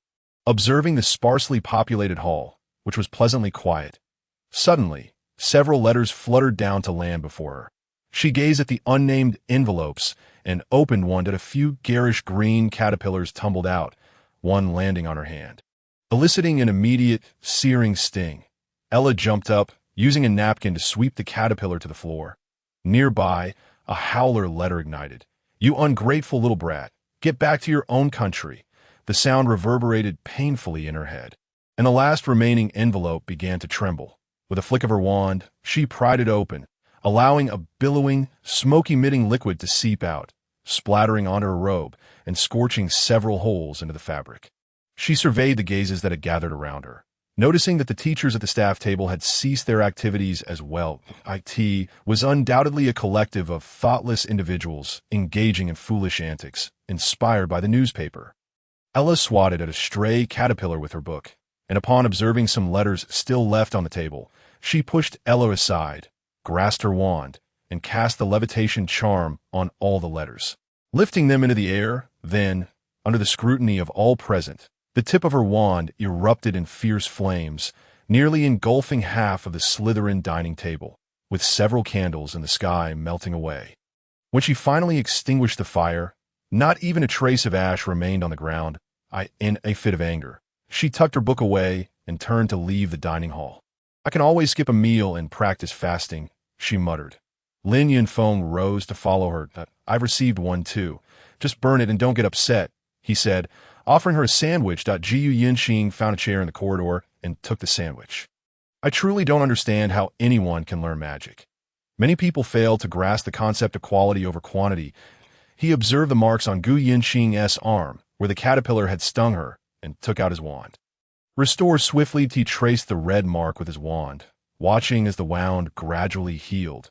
"Some useful little spells," he remarked. "That in the afternoon, after the defense against the dark arts class, she approached Professor Moody to inquire about the Patronus charm. Moody provided an elaborate explanation and taught them how to summon it by focusing on happy thoughts. That day, Lin Yunfeng was able to conjure a glimmer of silver light, while her wand emitted a feeble glow, insufficient even to flicker like luminescence. After several days of practice, she began to doubt whether her wand was malfunctioning. The following weeks passed mundanely, with Rita Skeeter's attention shifting to the champions of the Triwizard Tournament, even fabricating rumors about Harry and Hermione. The Slytherin students seized this opportunity, and even Professor Snape subtly mocked them, having long held a strong disdain for Harry. She had become adept at wielding her wand. And privately, Celia and Ella helped her catch up on the previous 3 years of lessons, which proved manageable, as the lower year courses were sparse and served as mere recreation. However, when it came to the Patronus lesson, after countless attempts, she had to admit that she lacked the talent for it at that moment. Meanwhile, Lin Yunfeng summoned a colossal azure dragon, inadvertently garnering a throng of admirers. It was not solely the strength of his Patronus that captivated them. This was an advanced lesson, and when he summoned the dragon to circle the castle during Moody's class, even the Transfiguration students caught sight of it through the windows. Professor McGonagall gasped, noting how rare it was for a wizard to conjure such a formidable Patronus. As for Gu Yinqing, her wand still only produced fleeting glimmers, unable to materialize a corporeal Patronus. Many Slytherins were unable to summon a Patronus, and Celia watched her arm nearly wear out from the effort. It's nothing. There's no rule stating one must master every spell, she reassured her, intercepting her continued flailing. After class, they pulled her out of the classroom, and the three of them settled on the grass outside. Celia dried a damp patch of grass with her wand, and Ella cast a shielding charm, creating the illusion of sitting in a transparent tent. They sat together, munching on pastries taken from the dining hall. Why? She inquired curiously. Because of that history, they explained. It is said that the descendants of those who followed the Dark Lord bear taints upon their souls, which will inevitably affect their progeny. Ellis sat beside her, gently patting Ross's head. Many parents of students in our house were once involved with the Dark Lord, which is why, as you can see, other houses shun us. They had little choice back then. If they didn't comply, they faced dire consequences, like the parents of Longbottom from Gryffindor or that legendary savior. Everyone only sees those who survived, never caring about those who perished without a choice. Celia produced some jerky she had brought from the dining hall, teasing Ross. Gu Yinqing, feeling fatigued, observed her friends amusing the cat. That's just how people are. They only ever focus on what benefits them, never caring about the events unfolding in the background. It's a fundamental flaw of humanity. That night, she lay in bed, tossing and turning, unable to sleep. Eventually, she rose and gazed at the empty common room, where the Slytherin portraits were dozing. She donned her coat. Ever since Dumbledore had sealed her spiritual sword, she had yet to fully comprehend which abilities she could still wield and which had been sealed. The common room offered no suitable place to test her powers, so she contemplated the astronomy tower. After slipping through the door, the brisk air caused her muscles to tense momentarily. She glanced around to avoid the patrolling Filch and ascended the stairs. The sound of a massive object crashing echoed, prompting her to hide behind a suit of armor. The colossal golden egg exploded with a deafening sound, and she recognized it as belonging to the merfolk of the forbidden depths of the Eastern Sea, known for their ferocity and beastly nature. They were traditionally tasked with guarding the pearls of that sea. For the sake of competition, they were truly exhausting their ingenuity. For others, contests are often about friendly rivalry, but for them, it was a matter of survival. Filch's voice rang out, followed by Snape's, indicating that someone had intruded into his office. She listened as his tone shifted from confusion to exasperation, firmly convinced that the golden egg belonged to Harry. Also concluding that Harry had been wandering about more than once. Although he typically projected an air of tolerance before the Slytherins, today he had encountered the terrifying bat of legend that his classmates spoke of. It was he again, emerging in that invisibility cloak, having disregarded school rules from the very first day. Listening to his frantic outbursts, she gazed at the ancient, damp stone walls, worrying that should she be caught, she might face a similar predicament. Moody's voice emerged. The two engaged in a dispute, with Filch adamantly insisting that Peeves was responsible. Ever since she had nearly exposed Peeves, the poltergeist had rarely shown himself to her. And if he did, it was always with a shriek of terror. Did I hear you correctly? Someone broke into your office? Came Moody's voice. Some stains cannot be washed away. You know what I mean? They are forever indelible, Moody warned ominously. Gu Yinqing gripped her wand, her heart racing as a spell came to mind. One she had previously executed with her spiritual sword, but this was her first attempt with a wand. And she was uncertain of the outcome. After much deliberation, she focused her mind and waved her wand gently toward the upper floor. All barriers before her seemed to transform into transparent air, revealing three individuals standing on different steps, along with Harry Potter. His foot was stuck in the floor, struggling to free himself, while outside, a shimmering layer likely belonged to the invisibility cloak. She found Harry's terrified expression somewhat amusing, pondering what Snape had done to frighten him so. She noticed Snape suddenly clutching his arm. Then Moody's voice followed. You place Potter's interests above all else, do you not? I wish to return to sleep. Snape replied, Your sentiment this evening is most reasonable. Moody responded, reveling in his perceived triumph. Moody seized the golden egg from Filch, and she observed Filch's crestfallen expression. The chapter was yet incomplete, prompting readers to turn to the next page for the ensuing excitement. Gu Yinxing watched as Moody and Harry departed, a derisive snort escaping her lips at the notion of fairness and justice. She watched Snape, his face a mask of rage, pass by the suit of armor, hastily retreating into a deeper corner. Once everyone had left, she ascended to the astronomy tower, retrieving her drawn sigils, eager to verify what abilities had been sealed away. Facing the direction of the North Star, she recited the incantation, igniting the sigil in her hands, feeling the surge of power within her.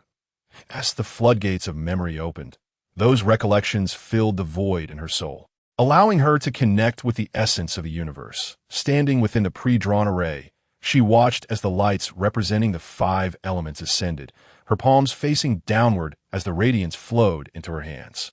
A slight smile graced her lips. Her master had indeed left her with a hidden advantage. She lifted her arms toward the night sky, attempting to wield her wand as a substitute for her spiritual sword.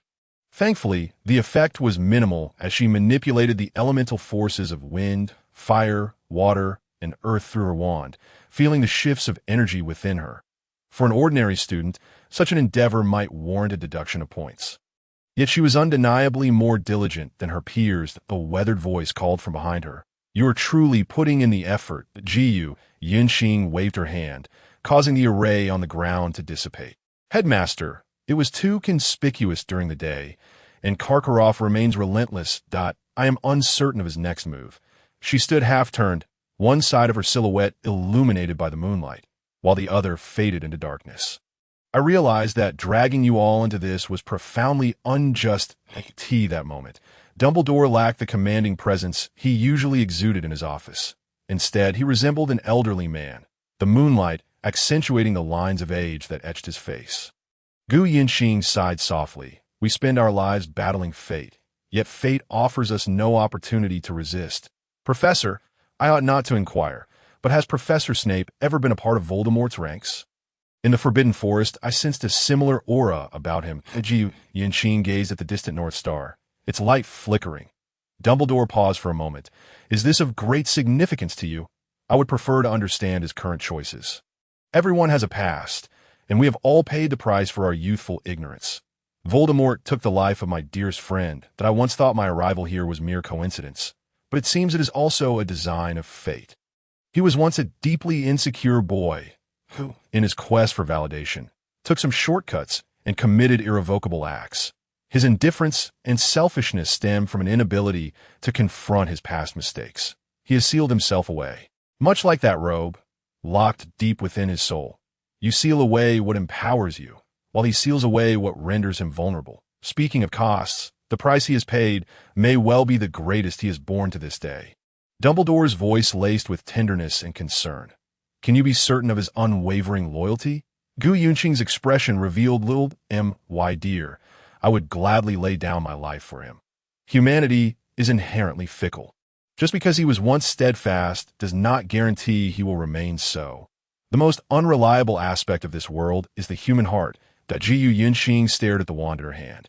He is not Voldemort. Voldemort never grants anyone a chance. He is a man capable of love, and as long as that love endures within him, I firmly believe he will not change. Love fortifies our resolve in the choices we make. Perhaps, Gu Yunqing mused, watching as the owl returned to its nest. Gu Yunqing, I wish for you to promise me something. Dumbledore's voice brimmed with expectation. Your magic complements one another. I sensed this bond during my time in the hospital.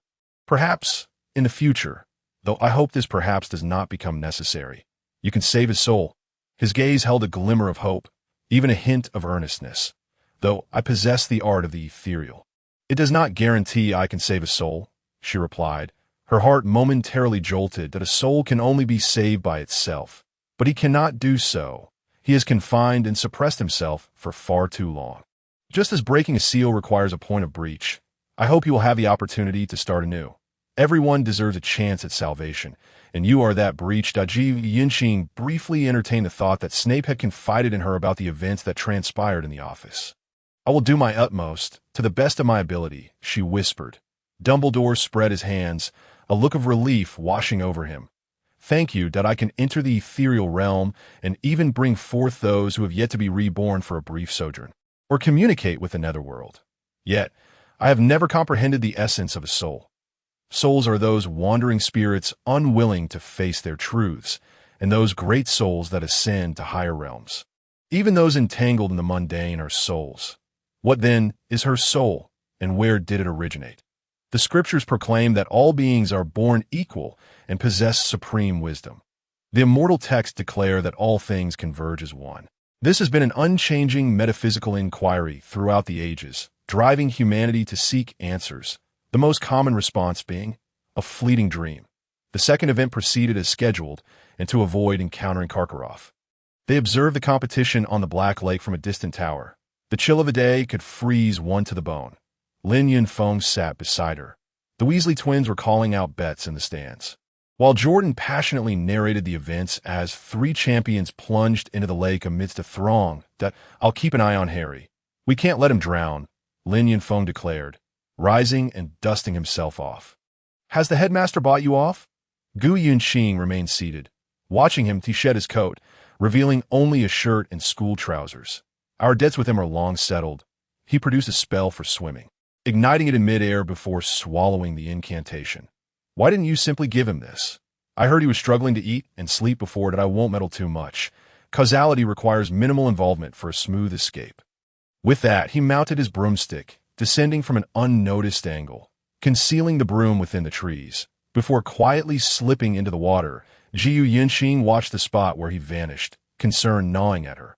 When Harry's head broke the surface of the lake, she exhaled in relief, only to see Lin Yunfeng emerge from another side. He dried his clothes with his wand, retrieving the concealed broom.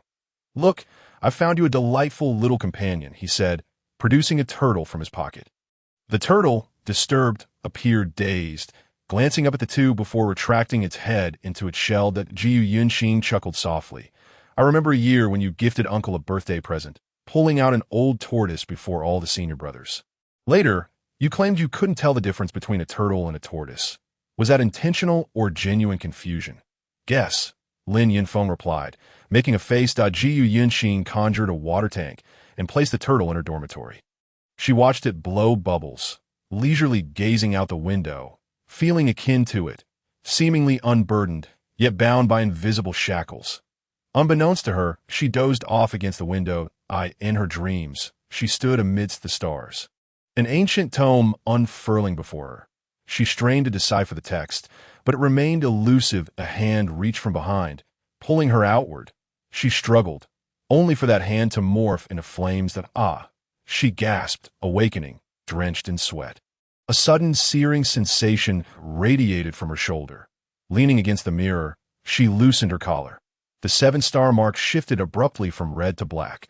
She silently recited the suppression incantation, a coolness flooding her body, courtesy of the moonlight filtering through the lake's surface. Without the aid of the spiritual sword, she reverted to the most primal method of chanting, channeling spiritual energy into her being, the pace considerably slower. Primordial tranquility, both inner and outer clarity, she chanted repeatedly. While not far away, Snape sat at his desk. Utilizing the flickering glow of the fireplace, he rolled up his sleeves that a dark mark suddenly turned ominous. Yet in an instant, a radiant rune shimmered through his skin, suppressing the darkened sigil, transforming it into a faint hue.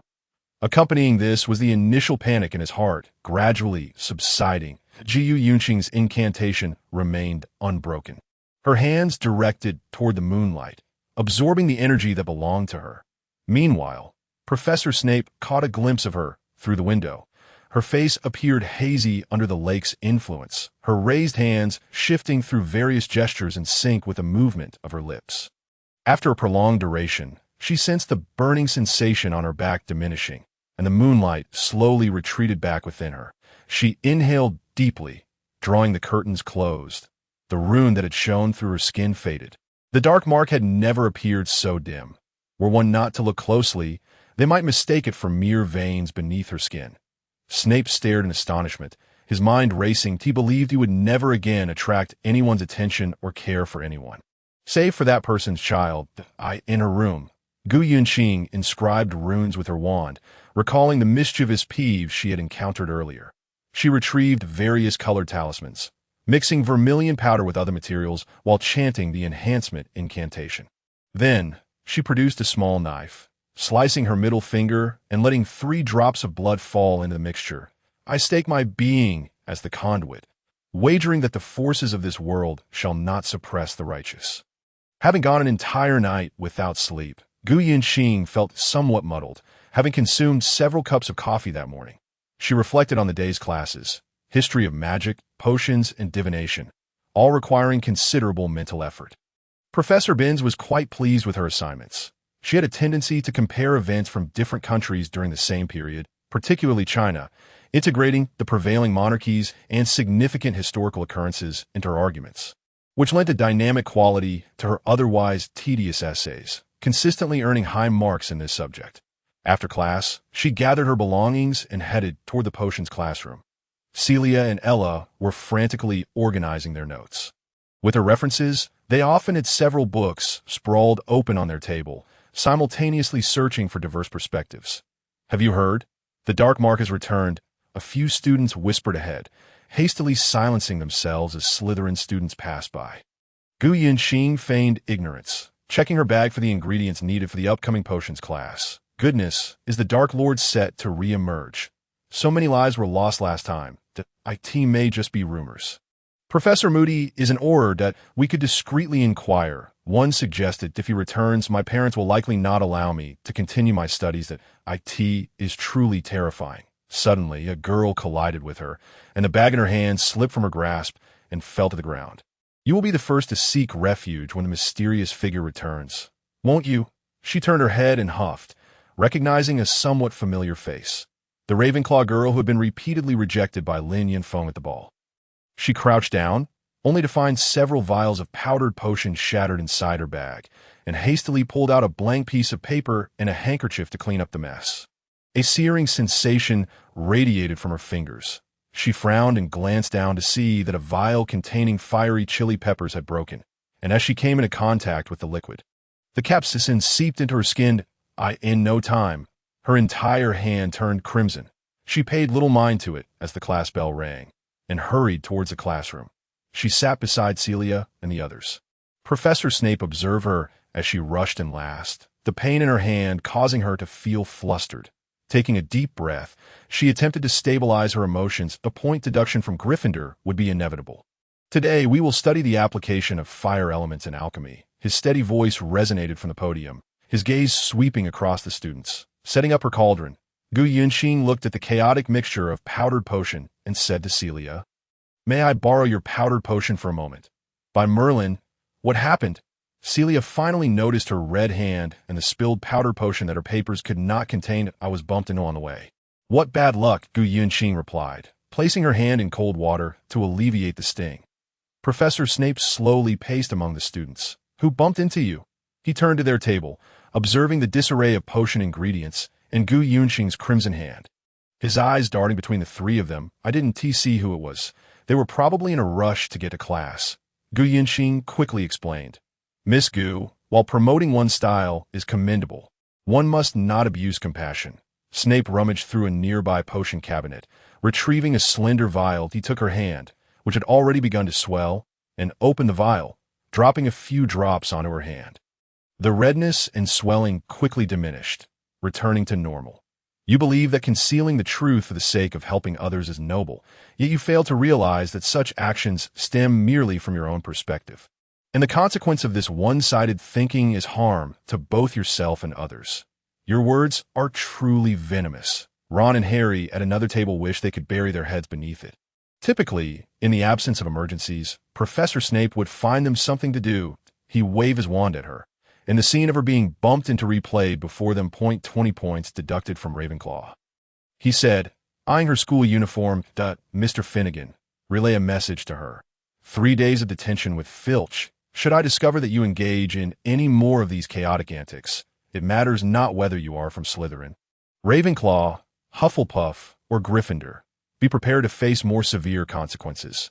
Snape turned and continued to pace between the desks. Suddenly, a loud explosion echoed through the room, accompanied by a dense cloud of smoke. "Apologies, Professor. I miscalculated the amount."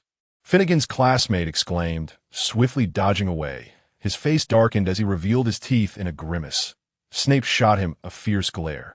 Just then, the door swung open, and upon seeing the newcomer, Gu Yinxing turned her head and nearly toppled from her chair.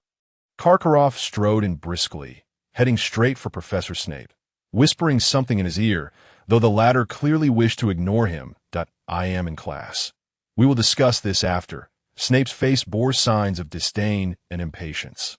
Karkaroff dragged him outside, and Gu Yinxing seized the opportunity, claiming a need to wash her spoon, and approached the sink, peering through the crack in the door. Karkaroff rolled up his sleeves, the dark mark upon them seeming as if it might leap from his skin. A slight discomfort surged through Gu Yinxing's shoulder. She focused her mind and began to suppress it. "He has returned. He's coming back imminently." Karkaroff's voice was laced with panic and urgency. "Do not let anyone see." Snape scanned the surroundings. "Offer her to him. Trust me, he will forgive us." Karkaroff pleaded with Snape, desperation etched on his face, convinced that such an exchange would be worthwhile. That Snape's voice brimmed with suppressed fury.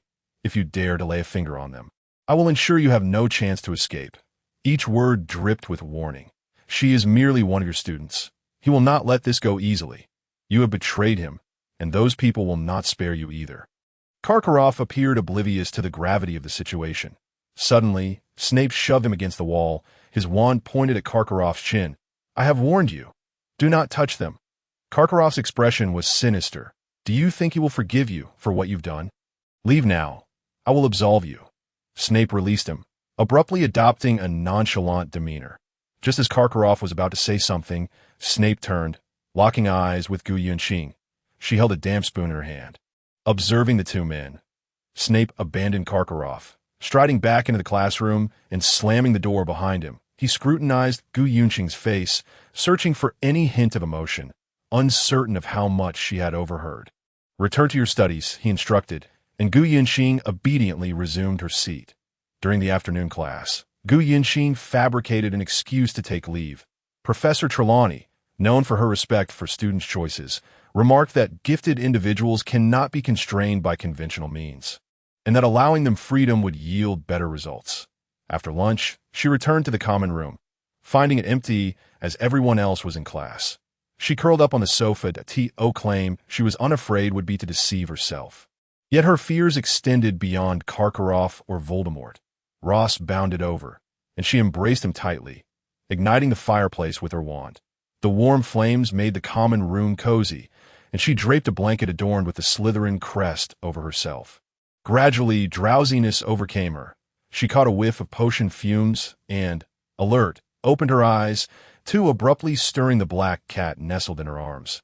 Ross nimbly leaped from the couch, retreating to a corner of the desk, watching her intently. Initially, she followed Ross's gaze but soon recalled the previous scent. She lifted the blanket to reveal a figure on the opposite sofa. "Professor," she hastily composed herself, looking at Professor Snape, who appeared to have just finished his class, still bearing the distinctive scent of potion-making from earlier.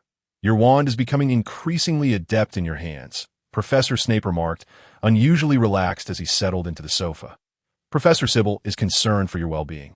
You know she's always quite temperamental." Gu Yinxing remained silent, eyeing him warily. "Rest assured, I will not allow Karkaroff to succeed." Snape spoke slowly, his gaze fixed on Ross beneath the desk, the dark mark. "He has returned," Gu Yinxing said quietly. "I will not let him go unpunished for Yunshan's death.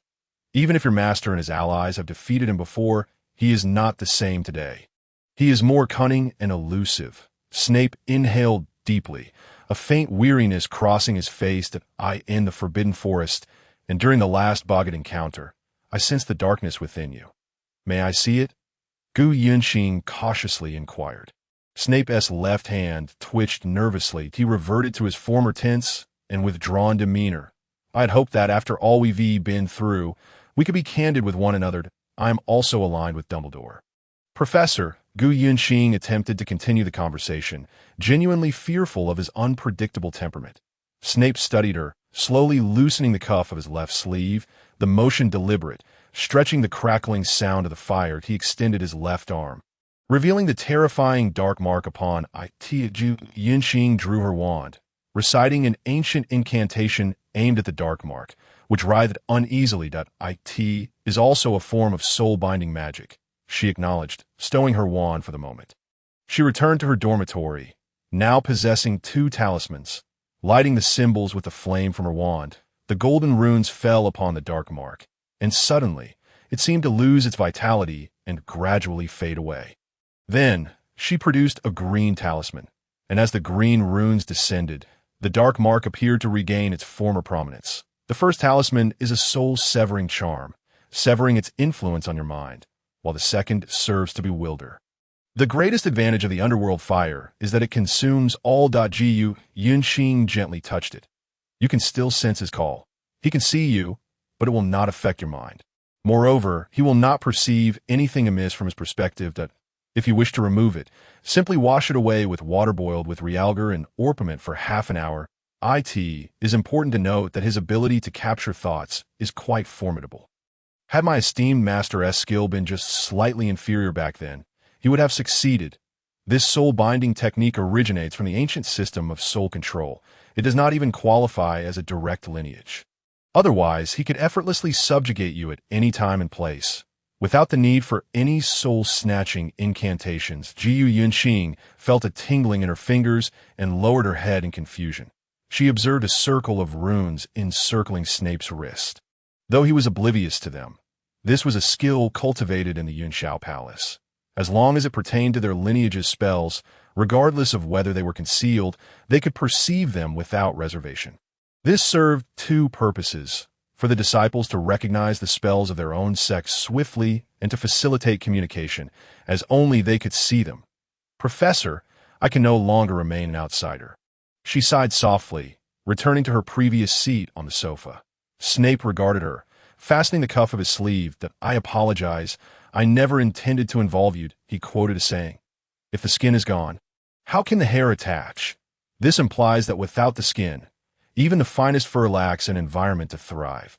Voldemort has previously exploited his dark arts to influence the East, achieving a measure of success. And should he succeed again, we would be next. Gu Yunxing gazed at the professor before her, sensing a palpable shift. Harry is of great significance to Dumbledore, hence there are certain matters I must attend to. She spoke with a calm demeanor. Snape abruptly rose, slowly approaching her, meeting her gaze with a commanding presence. What do you know? I know everything, just like that prophecy. Compel him to the surface, force him into the open. Gu Yunxing was devoid of the trepidation she had felt when first encountering Karkaroff, but I will not allow Karkaroff to escape. Since he wishes to exploit me, let him do so, she declared, rising to her feet. Snape scrutinized her for a long moment, seemingly perplexed by the individual before him. Everything had surpassed his previous expectations. He turned away, stating, I have instructed Dumbledore to exclude you from the plan. 3 years from now, where you go will be your own choice. That he exited the lounge. As the door closed behind him, Gu Yunxing let out a cold laugh. If it could be so simple, then what had been the purpose of the Yunxiao Palace's painstaking efforts over the years? Mr. Headmaster, if you wish for me to continue your grand endeavor, send them back, Snape asserted resolutely as he faced Dumbledore in the headmaster's office.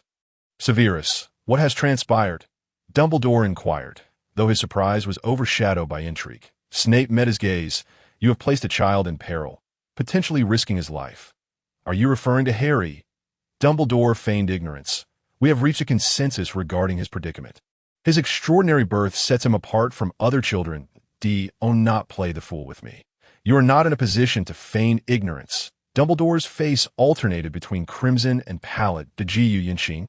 He uttered softly, Oh, I forgot to mention, when have I ever stated their age is equivalent to that of their peers at school?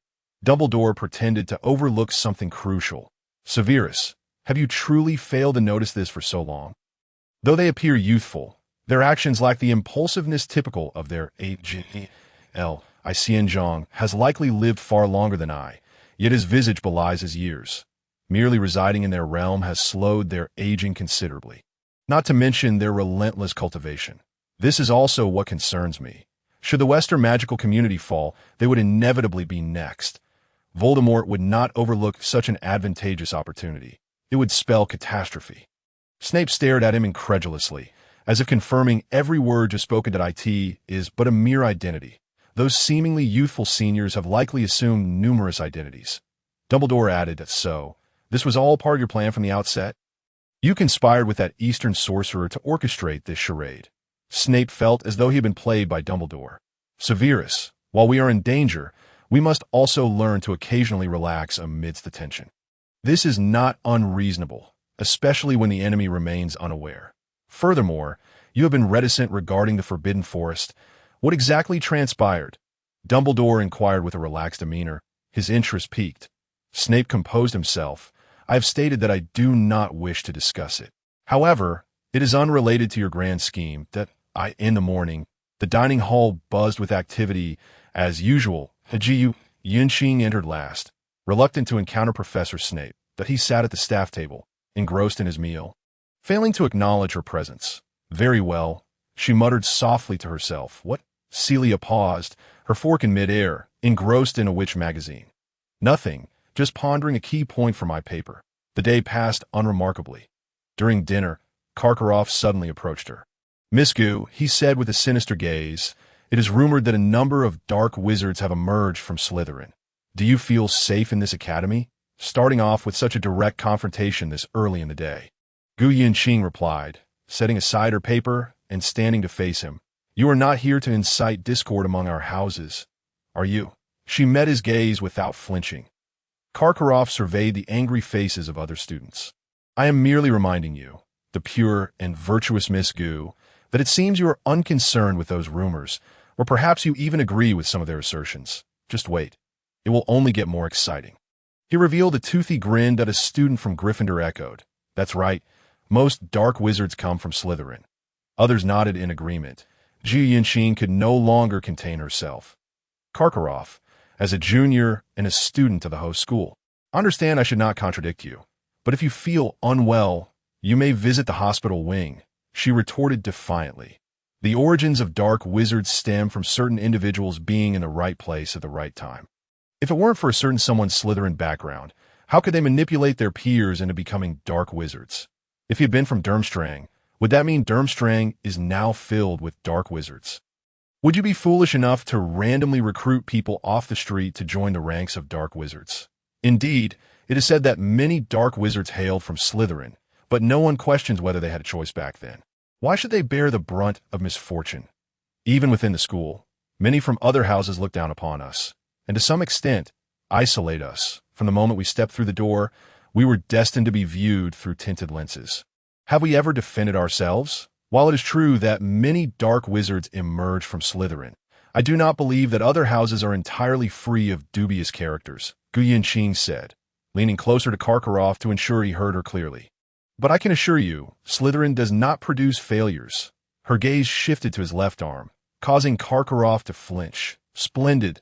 The Slytherin students erupted in applause. She picked up a book from the table and strode out, drawing everyone's attention. Professor Snape watched her retreating figure from the staff table, setting down his utensils. Excellent. She has finally shown her courage, Dumbledore remarked quietly. Snape furrowed his brow, observing the raucous students in the house. Tapping his fingers on the table.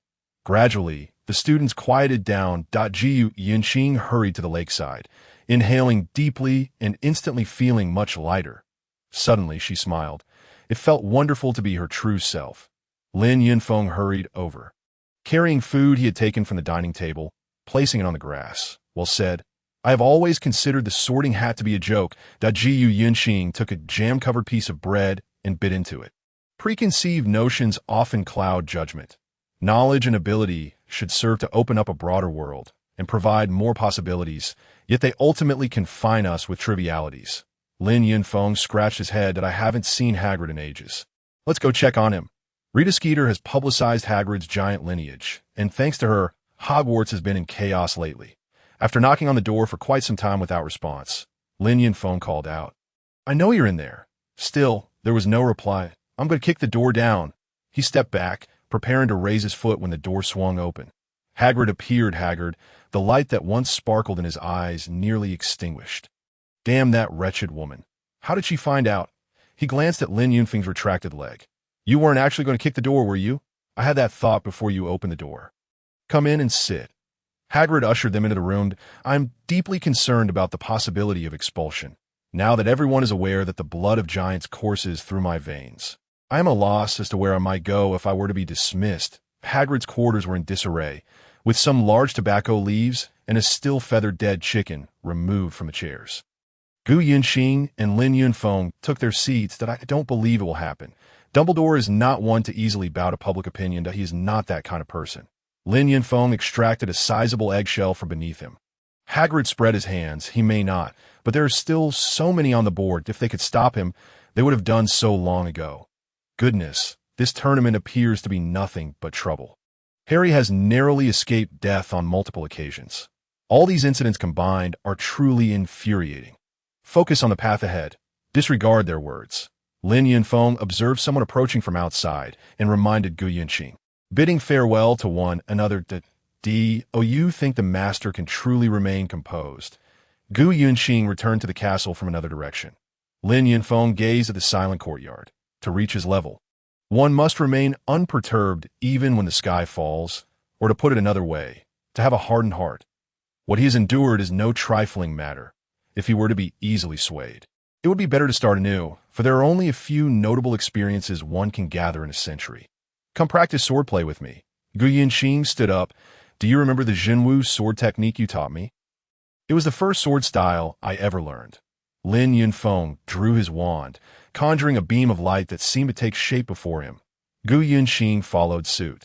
The two wielded their wands as swords, moving gracefully across the grass. Lin Yunfeng's swordplay was aggressive and commanding, while Gu Yunxing's was light and agile. Though the techniques were identical, they produced distinctly different effects when executed by the two. Gu Yunxing reclined atop the tower. Indeed, she employed a levitation charm to rest comfortably upon the tiles. She needed to find stillness within herself. The night sky was resplendent, the Milky Way sweeping over Hogwarts. With the occasional shooting star streaking by, the air was almost devoid of wind, yet the damp chill permeated into her chest. It felt as though she were entirely isolated from the world. Perhaps a change of environment could ease her burdens. Recently, the affairs at school had become increasingly overwhelming, and it was inevitable that she would be swayed by various emotions under the gaze of so many. On Easter morning, the festive atmosphere was palpable, with the dining table laden with an array of colorful eggs and breads adorned with icing. The table was also festooned with numerous streamers. After a simple meal, she set off alone toward Hogsmeade, slowing her pace as she wandered aimlessly in the distance. The shrieking shack stood stark against the snowy landscape, known as the Haunted Place.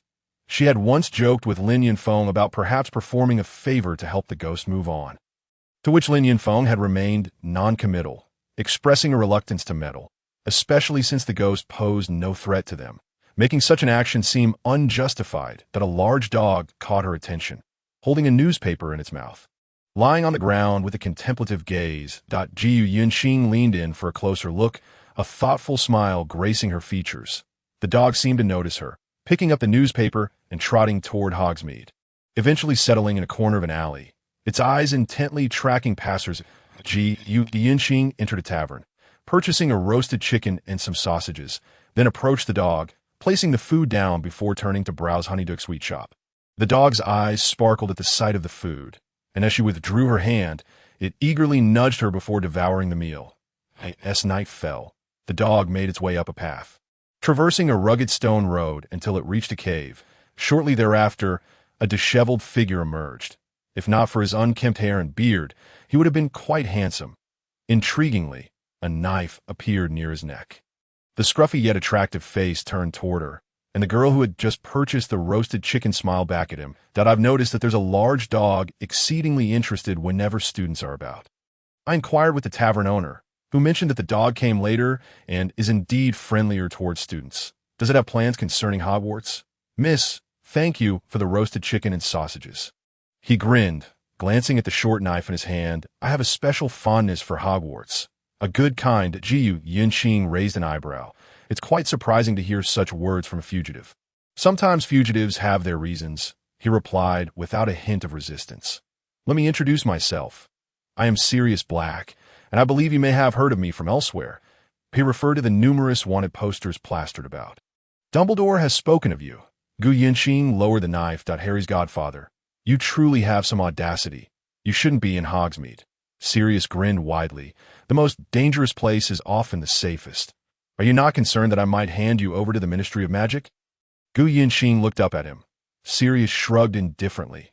If you want to turn me in, you'd have brought the Ministry with you. I suspect you would have recognized me by now that I've heard of that mysterious realm. Had it not been for Voldemort, I would have surely explored it. I believe we now share a common enemy. Gu Yinqing smiled, and they exchanged knowing glances as they sat on a flat stone outside the cave. I worry about him. I was absent from his life for 12 years, especially as I have heard that those years were not kind to him among Muggles. Sirius gazed at the layered mountains and valleys outside. It is his fate. Gu Yinqing inhaled deeply. Voldemort will stop at nothing to achieve his goals, and I have experienced this firsthand. Miss Gu, has he been doing well at school? Sirius asked. He and his friends always seem so happy in my presence. He says Hogwarts is his home. Quite well, aside from the constant opposition from Malfoy and his cohorts.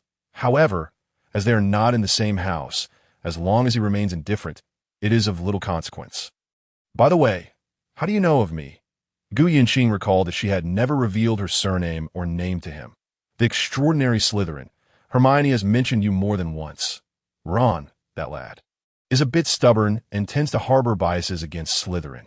Many Slytherin students tend to keep their distance from me, especially since you possess an Eastern appearance that I merely deduced, Sirius stated candidly. Gu Yinqing's lips curled into a fleeting smile. I don't even know how the Sorting Hat placed me in Slytherin. I feel my elder brother is more suited for it. Perceptive, strategic, and with clear boundaries. The Sorting Hat places greater emphasis on innate talent, often adhering to preconceived notions and traditional views. In their brief exchange, they quickly bridged the gap between them. She listened as Sirius recounted many stories about Harry and the events of the previous year. She also shared how she had been deceived initially, though the process lacked any dramatic flair. Peter Pettigrew. Gu Yinqing took a deep breath. You all placed your trust in the wrong person. That is the greatest regret of my life. Had it not been for him, James and Lily should still be alive. Tears welled in Sirius's eyes as he reminisced about those days together. Indeed, Hogwarts had offered him the happiest moments of his life. You could seek a more comfortable place. It would be uncomfortable to linger here for too long. Gu Yinqing observed the damp cave, and why animagus form is not easily overlooked either. It is better to appear more animalistic. He replied, as long as I can stay close to Harry, that is all that matters. He gazed in the direction of Hogwarts. Dear reader, there is more to this chapter. Please click to the next page to continue reading, as the following parts are even more thrilling. Gu Yinqing remained silent, drawing her wand to tidy the cave, making it cleaner and more inviting. She transformed some leaves into bedding. Remember to hide when you come out. She handed him a knife. It will be more convenient to have a blade in the mountains. This one is forged from meteoric iron. Once cut, it leaves no trace and cannot be tracked by magic. Sirius gratefully accepted it. I do not know how to express my gratitude, but I truly appreciate it. Remember my words. Keep your distance from the Malfoy family. Lucius Malfoy is Voldemort's most loyal servant. I will, Sirius nodded. Yinqing gazed at the stars. It was already quite late, and she would have to return to Hogwarts stealthily. As she passed the tavern, she took out some galleons to hand to the owner, preparing some roasted chicken or drumsticks for the dog whenever she saw it. The owner looked incredulously at her. It's just a stray dog. Today I nearly slipped, but he caught hold of my robe and saved me. Gu Yinqing tugged at the hem of her robe, revealing the mud that clung to it. The hour was late. She had initially intended to spend the night outside, but she knew that failing to return would surely bring her unrest the following day. She hastened along the cobblestone path, contemplating how to sneak back to her dormitory. Yet, when she was still a mile away from the gates of Hogwarts, she realized her plans had fallen through. Professor Snape's face was a mask of barely concealed fury, the glow from his wand illuminating the veins on his forehead. She felt that if she were Lin Yinfeng, she would undoubtedly be in for a beating. Slowly, She approached him, his expression becoming increasingly difficult to mask, his lips quivering with anger. "I apologize, Professor, for causing you concern," Gu Yunxing murmured, her eyes cast down, too fearful to meet his gaze. Snape assessed her with his wand, his dark eyes no longer deep but piercing. "You seem to have mastered the art of breaking school rules without a teacher's guidance over these past few months. Are you planning to stay out again tonight?" Gu Yunxing increasingly felt as though he could see through her thoughts. "I accidentally fell into the river. Sir, I intended to seek some herbs in the mountains, but I did not anticipate the rough terrain here." She evaded his probing gaze. What herbs could possibly be worth not asking her head of house? He retorted, his voice rising in anger. "Dragon liver, phoenix gall, or perhaps the heart of human? Look at me." Gu Yunxing, the fear surged within her, and she abruptly raised her head. She had never witnessed him this furious. "Do you not know how to write the word consequences? You nearly lost your life on the Durmstrang ship last time. And just 2 days ago, you publicly humiliated Karkaroff. Do you understand the depth of his desire for revenge? Dumbledore always seems to think the best of everything, yet his plans are consistently fraught with unexpected twists. Do you truly wish to gamble your life away in 3 years?" The tip of his wand nearly touched her chin. "The lives of Yinshan and all the disciples of the lower house cannot be sacrificed in vain. If you will not assist me, I shall find a way myself." Gu Yunxing retorted with a cold laugh, her newfound audacity surprising even herself. "You dare to defy your head of house?" He seized her robe. Drawing close, "It appears I have indeed been remiss in my oversight of you all. It is said that many have perished due to his actions, yet none have charged at him headlong as you do. You believe that your bravery and the meager thoughts in your mind will bring your plans to fruition?" Gu Yunxing felt a tightening in her throat, and Snape, sensing her distress, quickly released her. "You have yet to witness his cruelty and heartlessness. He is a being devoid of any emotion." But Snape's voice took on an unexpectedly calm tone. "Many continue to live under the shadow of fear he once instilled. Now, in the entire wizarding world, apart from Dumbledore, no one dares to speak his name openly. This illustrates the terror he once generated, which still haunts people to this day. You have never truly seen how he scorns life, how capricious he can be. Human emotions are merely tools for his exploitation, akin to putrid sludge that suffocates those who draw near." Snape turned, leaning against the railing, gazing in the direction of Hogwarts, then glancing toward another horizon, their positions resembling an unknown crossroads. "I understand, sir." Gu Yunxing felt the weight of the night pressing upon her, "but I do not wish for you all to find yourselves in a more perilous situation because of me. Professor Dumbledore hopes we shall fight side by side, rather than selfishly tending to our own concerns, thereby falling into Voldemort's trap.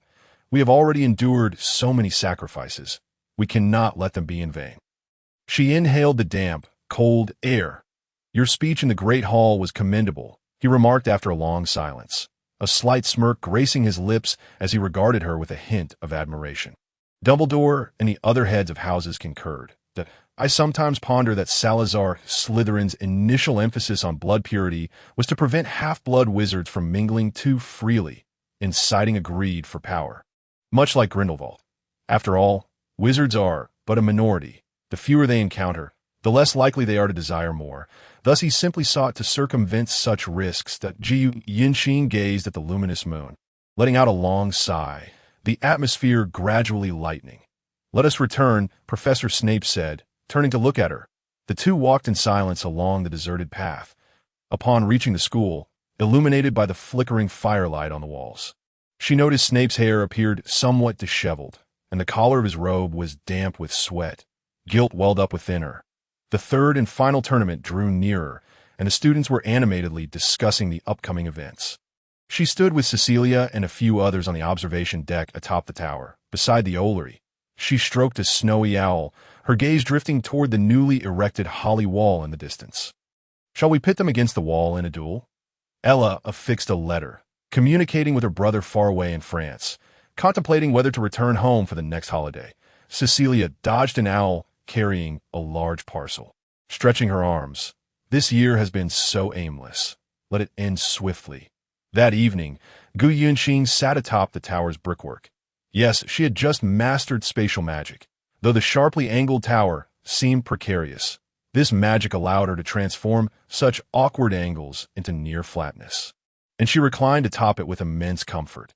Later that night, she intended to study the stars, but as she climbed up, she spotted a figure stumbling in the direction of the forbidden forest. Appearing either drunk or under attack, she strained to see, nearly losing her footing.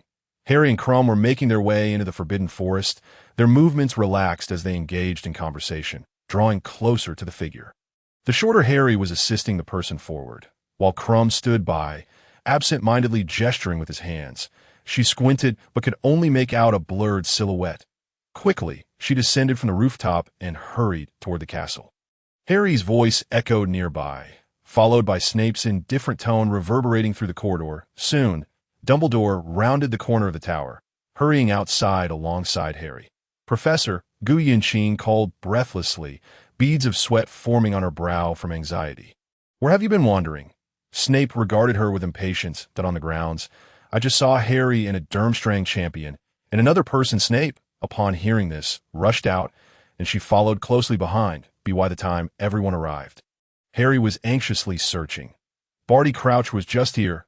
Crumb scratched his head, admitting he had just been knocked out by something. Gu Yinqing glanced towards the forbidden forest, a sense of distaste welling up within her. Moody limped over, panting heavily, while Harry explained the earlier events. That a scent foreign to the area wafted toward the depths of the forbidden forest, and she ignited her wand, ready to enter. "Gu Yinqing, what are you meddling in?" Snape grasped her arm, pulling her back, causing her to stumble slightly. "Mr. Crouch's condition is abnormal," she insisted, looking at him, then at Dumbledore. "I saw it from the rooftop. I wanted to be alone tonight, so I stayed atop the tower for quite some time." She realized she had inadvertently let slip too much. After Snape had scolded Harry, he stood before her, his tall, dark figure imposing an uncomfortable pressure. "Let us discuss his matters later. You need to clarify yours with me. So, Hogwarts can no longer accommodate you. You've taken to climbing rooftops like a wildling." Harry remained silent, wary of Snape's wrath, while Professor McGonagall also caught her breath, observing the group. "That I believe we should return." "This place is not safe," she suggested. "Professor, but I truly sense something was off with Mr. Crouch. It feels as though he could collapse at any moment." Gu Yinqing pleaded anxiously. "My dear, the teachers will search for him." "The Forbidden Forest harbors far too many dangers," Professor McGonagall assured her. "Hogwarts has its methods for locating individuals, unless he is truly here to, of course. It is also possible that certain individuals have employed chaotic magic to lure you here with ill intent." Moody added, "That is impossible. Harry and Crumb are far too significant targets unless that person seeks to uproot Hogwarts." Gu Yinqing declared at Gu Yinqing, "This does not concern you." Snape's face turned a sickly shade of green, a prominent vein throbbing on his forehead. It was at that moment that Gu Yinqing realized a greater trouble loomed ahead. She exchanged a glance with Harry, and they both silently concluded that they were doomed. As Professor Snape dragged her away, a sudden heat surged through her back. Turning her head, she caught sight of Professor Moody regarding her with an unprecedented intensity, and for a fleeting instant, she doubted whether she was seeing one person or two. In the dimly lit underground office, after Snape had ushered her inside, he slammed the door shut with such force that dust trembled from the walls, and a nearby glass bottle quivered in fear. Gu Yinqing waved her hand through the swirling dust. "Sir, I truly saw it. It was a person, not some magical apparition. Must you put yourself in peril as you did that fateful night?" Snape, unusually agitated, flung her onto the sofa. "Did you not notice how close that place is to Durmstrang? And you dared to speak such words in front of a Durmstrang student at D. Oh, you know if there are others in the Forbidden Forest? Could this be a trap? Has the recent trauma dulled your wits?" Gu Yinqing broke into a cold sweat. The champion isn't so bad. The one chosen by the Goblet of Fire has both intelligence and wisdom. A swift rebuttal sprang to her mind. There is a significant issue with Potter being selected this year. He looked down at her condescendingly. Indeed, she had overlooked this matter. "I know. I've caused more chaos." Gu Yinqing felt a wave of despondency wash over her. Ever since the memories of Yinshan resurfaced, her thoughts have been consumed with vengeance and the means to achieve. Gu Yinqing, I am contemplating whether to place a tracking charm on you, so you might cease causing trouble everywhere. Snape declared, brandishing his wand. Gu Yunqing sprang up in alarm. Please, don't. I promise to use my brain from now on, sir. The mischief you've been causing could rival that of several Gryffindors. Snape said, stepping forward to grasp her arm. Her attempts to free herself were futile. His grip was as unyielding as a vice. His eyes, filled with fury, held her in place, and she dared not move.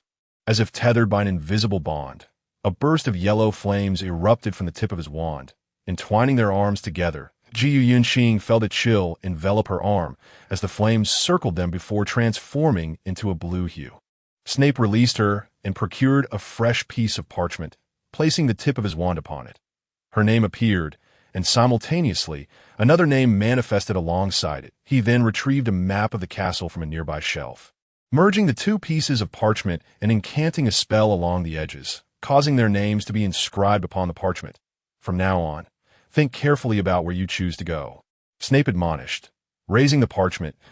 If I catch you in places you ought not to be, I will not hesitate to keep you confined during your time at school. His tone was laced with menace. Gu Yunqing envisioned another Lin Yunfeng, one even more controlling and assertive, who would not tolerate defiance. Unless there is anything else, I shall take my leave, she managed, stifling a surge of anger, considering your performance tonight. You will not escape confinement. Ensure that the wings of those cicadas are intact and separated from their bodies. Snape pointed to a large jar nearby. Upon seeing it, Gu Yunqing despaired, realizing she would not be able to finish her tasks before the night was through. Professor, the Qilin in the Forbidden Forest requires my occasional care. If you see me there, do not be surprised, she explained, retrieving a large basin. Snape regarded her in silence. She promptly began to detach cicada wings. As midnight approached, Snape permitted her to return to rest, instructing her to resume her work the following day. Massaging her shoulders, she climbed into bed, donning her sleepwear and falling into a deep slumber. I concur with your headmaster's approach in this matter, she expressed to Lin Yunfeng the next day, lamenting the feeling of being perpetually monitored and hoping he could devise a solution. To her dismay, he doused her with cold water instead. I've come to realize he is quite responsible, Lin Yunfeng replied, retreating a few steps to face her. Initially, I believed we might be sorted into the same house. But then I recognized your overwhelming sense of independence.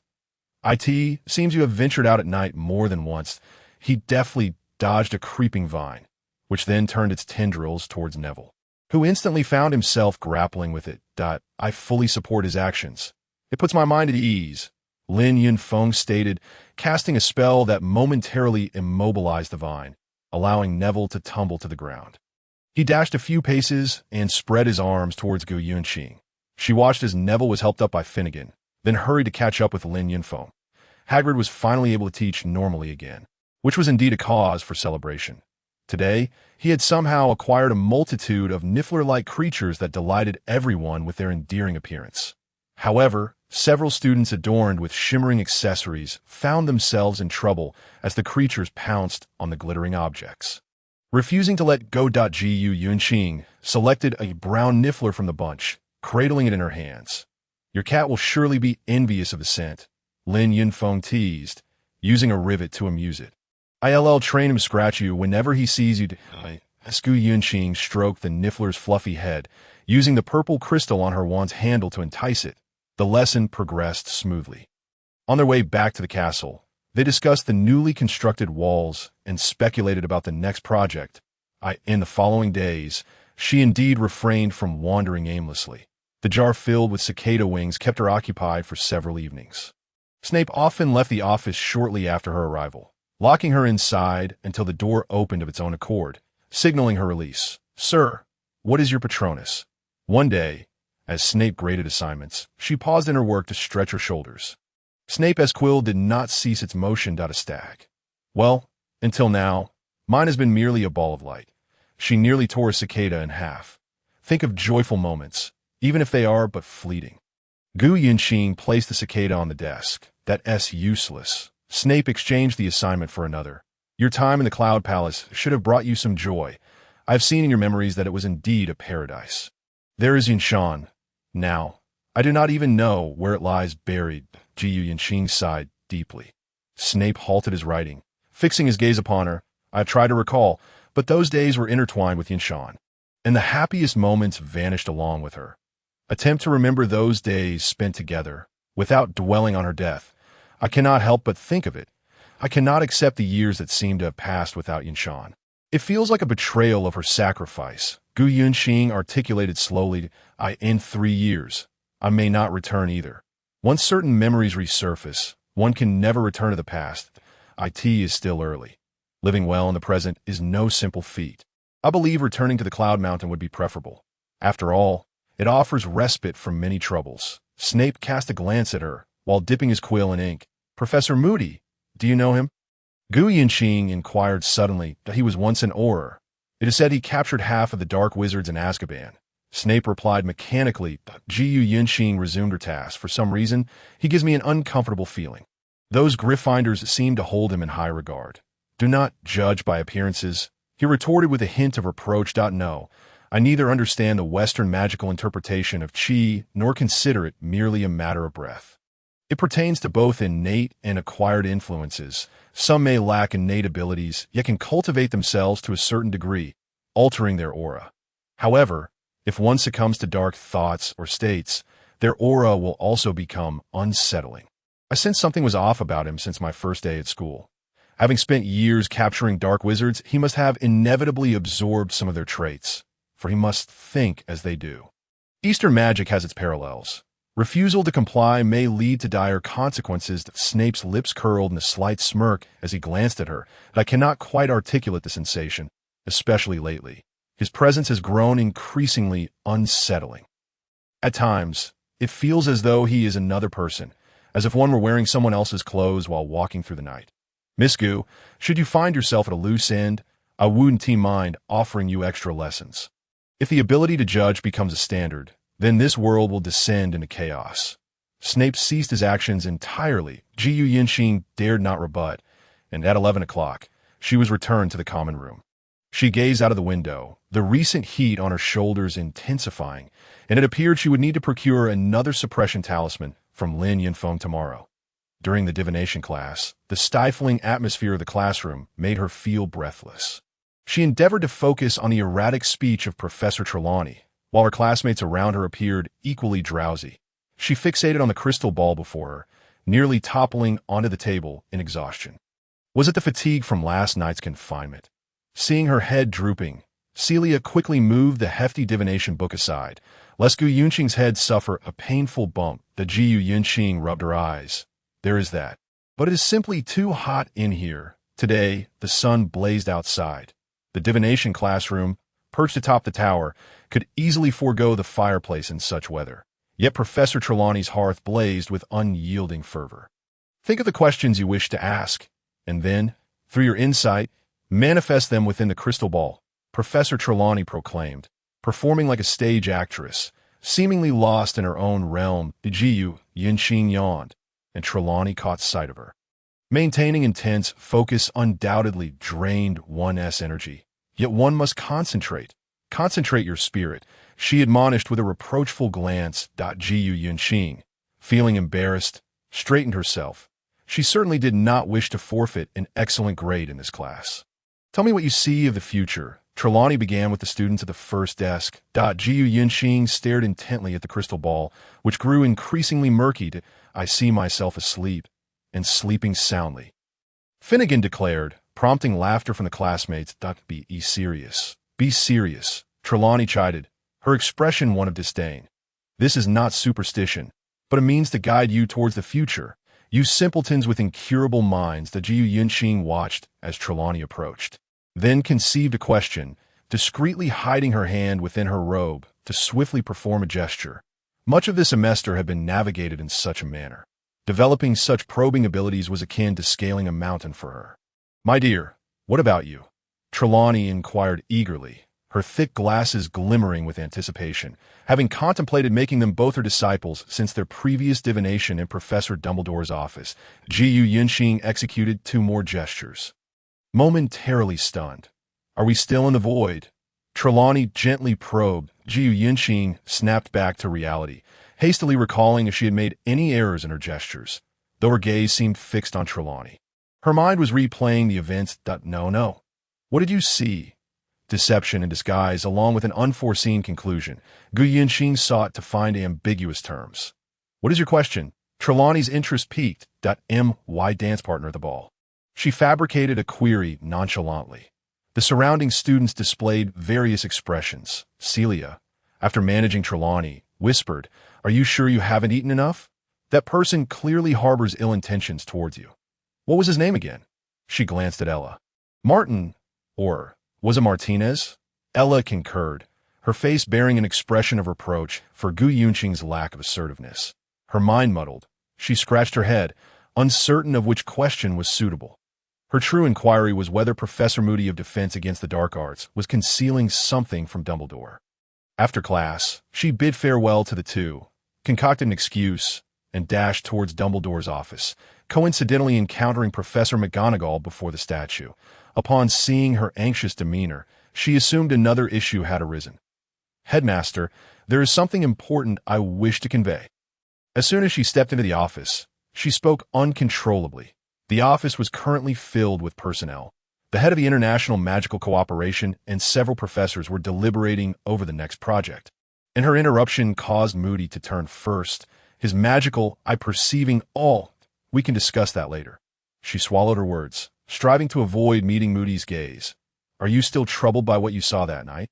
Moody observed her anxious expression. Gu Yinxing nodded, then shook her head. "It's not about that." Dumbledore ceased his work and approached her. "Then what is of such importance?" He regarded her with gentle warmth. Gu Yunqing glanced around the office, suddenly forgetting her urgency. Swallowing hard, she felt extreme embarrassment. She endeavored to meet Dumbledore's gaze, hoping to convey what had transpired in class. "Miss Gu, your lack of decorum is becoming increasingly evident. Return to your common room at once. I do not wish to hear any further news regarding you today." Snape interjected, ushering her out. Gu Yunqing grasped Snape's arm. "Professor, please allow me to explain." Snape led her to the stairwell, and she wriggled free from his vice-like grip. "It concerns Professor Moody. During this afternoon's divination class, I was utterly unable to glean anything from the crystal ball. So I resorted to casting a hex using the 6 lines, inquiring whether Professor Moody is concealing something from the headmaster, and the result indicated a significant conspiracy." Snape released her, appearing contemplative. "I will relay your concerns to the headmaster, provided he acknowledges your prophecy." Gu Yunqing, gasping for breath, turned to leave. "Has the talisman lost its potency so swiftly? That should not be the case." Lin Yunfeng scratched his head in front of the sound mirror, while a nearby roommate playfully shoved him aside. "Would you like to take a look?" Gu Yunqing feigned an intention to unfasten her buttons. Lin Yunfeng quickly raised his hand. "No, I will give it to you tomorrow." She watched a turtle lifting its head to peer at her from the edge of a transparent fish tank, and she reciprocated the gaze. The following morning, Lin Yunfeng presented her with the talisman after breakfast. "The headmaster has tightened the curfew after my daring escape last night," he remarked, sitting beside her. "There is something amiss with Professor Moody," she whispered, pretending to organize her books. "Surely not. He is quite upright." Lin Yunfeng replied, casting a sidelong glance at the faculty table, where Moody was drinking milk while Snape glared at him. Lin Yunfeng wisely turned his attention away. "Your head of house likely thinks you are up to some mischief again." "Forget him." Gu Yunqing frowned as the food on the table vanished, replaced by bowls of fresh fruit. "This morning was a study period. In certain respects, you two are remarkably similar. I genuinely suspect that the Sorting Hat might have mixed us up." The British magical community is indeed peculiar. Despite the glaring issues with the Goblet of Fire's decisions, they persist. Tell me, if one day they were sent to their doom, would they not accept it with glee? Lin Yunfeng observed her densely packed notes. Gu Yunqing slammed a book down onto the table with a thud, causing nearby students to turn their heads. "I feel your transformation has been more profound. Previously, you would have been more concerned about my divination." Lin Yunfeng remained unfazed. "Write the divination for me." Within the Ollery, Lin Yunfeng scrutinized the contents of a letter. "Master, it has been a while. Gu Yunqing's ethereal aura has become increasingly pronounced. I too have examined the astrological charts, and calamity seems imminent, yet the manner of its arrival is uncertain. You once mentioned that Voldemort's corporeal form was annihilated. Thus, By what means would he restore his abilities, aside from the pathways available to us? Gu Yunxing is quite perceptive. There are matters I can no longer conceal from her, and she appears to have developed her own methods. After the seal was lifted, I sense she transformed entirely. I'm not even certain whether she will ultimately choose righteousness or malevolence, that I worry that there may come a day when neither of us can offer assistance. Disciple. Lin Yunfeng, he entrusted the letter to the owl, providing it with some nuts. The owl took flight into the distance. The wind swept through the tower, offering a fleeting moment of tranquility and contentment. He savored it all, the scent of wood and dampness wafting from the distant woods. If not for the odor of owl droppings behind him, it would have been truly refreshing. Below, a familiar figure waved at him. Upon closer inspection, it was Celia. Jiu Yunxing had fainted during the defense against the dark arts class. In the afternoon's defense against the dark arts session, they were initially practicing defensive spells, but within half an hour, she suddenly collapsed. That spell of mine could not have caused such harm. Celia had just delivered Gu Yunxing to the hospital and, upon exiting, spotted him. Lin Yunfeng frowned and headed towards the hospital. Has she been feeling unwell lately? No. In fact, I've been seeing her more often in the common room and library. She used to be quite elusive. Celia shrugged. Lin Yunfeng arrived at the hospital, where Gu Yunxing had just awakened. How could your professor teach such a thing? Casting spells on a single individual by two people. Madame Pomfrey exclaimed incredulously, wielding her wand to extract a green thread from Gu Yunxing's back. Impossible! We practice one-on-one. Professor Moody wouldn't permit anything else. Celia hastily retorted, why diagnosis cannot be incorrect. Madame Pomfrey replied with an air of undeniable authority, perhaps due to the less than favorable reputation of Slytherin. Many regarded them with suspicion. Celia, unwilling to elaborate further, raised her hands in a gesture of resignation. Perhaps someone misfired or it rebounded. Jiu Yunxing felt considerably lighter. Madame Pomfrey withdrew her wand, declaring, the treatment is complete. You may return to class. Jiu Yunxing stood up, adjusting her attire. Surely Professor Moody, ISNT, so incompetent as to be unable to manage this. Lin Yunfeng remarked incredulously. Perhaps he overheard our conversation this morning. Celia speculated. What did you discuss that would make him so petty? She added, her eyes widening in disbelief, that I mentioned that with his condition, his mind must also be affected. Lin Yunfeng replied, clicking his tongue. Celia appeared even more astonished.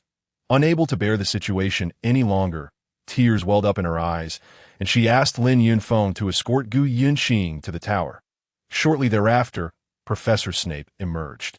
Having fetched a large dog from Hagrid's HUT, Jiu Yunxing recognized the dog and hurried over to inform Fudge, little Barty Crouch has been found. He has been impersonating Professor Moody with Polyjuice Potion, while the real Moody has been locked away in that large chest in his office. Where is Harry? Fudge inquired anxiously. He is in the hospital. His emotions are unstable. Snape replied candidly. Why haven't you two returned to the common room? He scrutinized the pair. Lin Yunfeng observed the comings and goings of people, stating, we were just about to. Jiu Yunxing intended to head towards the common room, but abruptly stopped. Let us go to the treatment room door. Harry should be able to provide the most accurate answers right now. Lin Yunfeng, understanding her intent, cast a concealment charm to shield them outside. Inside, a fierce argument erupted.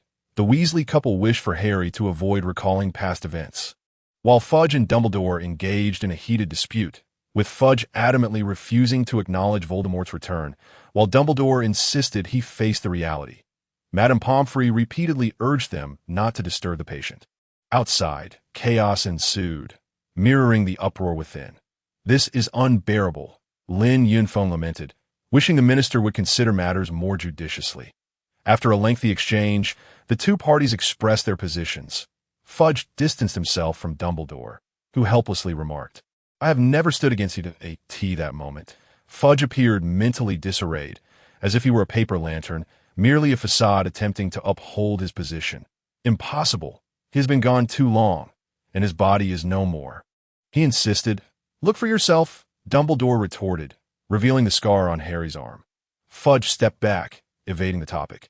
Only he has seen it. The Death Eaters he mentioned could be inquired about anywhere. It's all in the past. Dumbledore perceived that Fudge's mind had decayed under the weight of fame and power. This concerns the very survival of the wizarding world, he exclaimed in anger. Fudge dismissed the issue entirely. Mrs. Weasley, witnessing their escalating argument, finally seized the opportunity to speak. He needs rest now. If you wish to quarrel, do it elsewhere. With hands on her hips, she cared not for the status of those present. Harry was her foremost concern. Fudge set down the reward. Exchanging pleasantries, Professor McGonagall burst in, stammering. Dementors attacked little Barty Crouch. He has gone mad. Her demeanor reflected both anger and fear. Why did you bring Dementors into the school again? Dumbledore, having finally calmed down, shouted at Fudge. That creature is terrifying. It is not unjust to accuse him, for he has killed more than one. Another unpleasant conversation ensued, culminating in Fudge storming out in a fit of rage.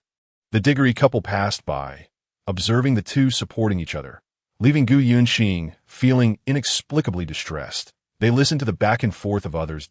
Oh, you think our master faced such trials as well? Gu Yunxing pondered, feeling overwhelmed. The master always persuades with virtue. If necessary, a bit of force is not amiss. After Fudge departed, Dumbledore suddenly turned to Snape, saying, Are you prepared? Professor Snape's expression grew serious. I am ready. There would be no retreat once this step was taken. He was granting him one final opportunity. Snape turned and exited the treatment room. For reasons unknown, Gu Yunxing lifted the concealment charm and appeared before him. Snape paused, slightly taken aback. Professor, please take care, Gu Yunxing urged, uncertain of her motivations but certain that he was headed into a perilous situation. Snape remained silent, striding forward, watching the billowing black cloak behind him. Gu Yunxing trembled. I will, he said suddenly, without turning back, his voice low. What brings you here? Dumbledore inquired, puzzled by Gu Yunxing's presence. Gu Yunxing's mind raced for an appropriate answer. I wanted to see Harry, glancing at her Slytherin robes. She realized that entering now might cause the Weasley couple to regard her with suspicion due to their preconceived notions, though they might not show it overtly. You may enter. Madame Pomfrey has just administered a sedative, Dumbledore assured her.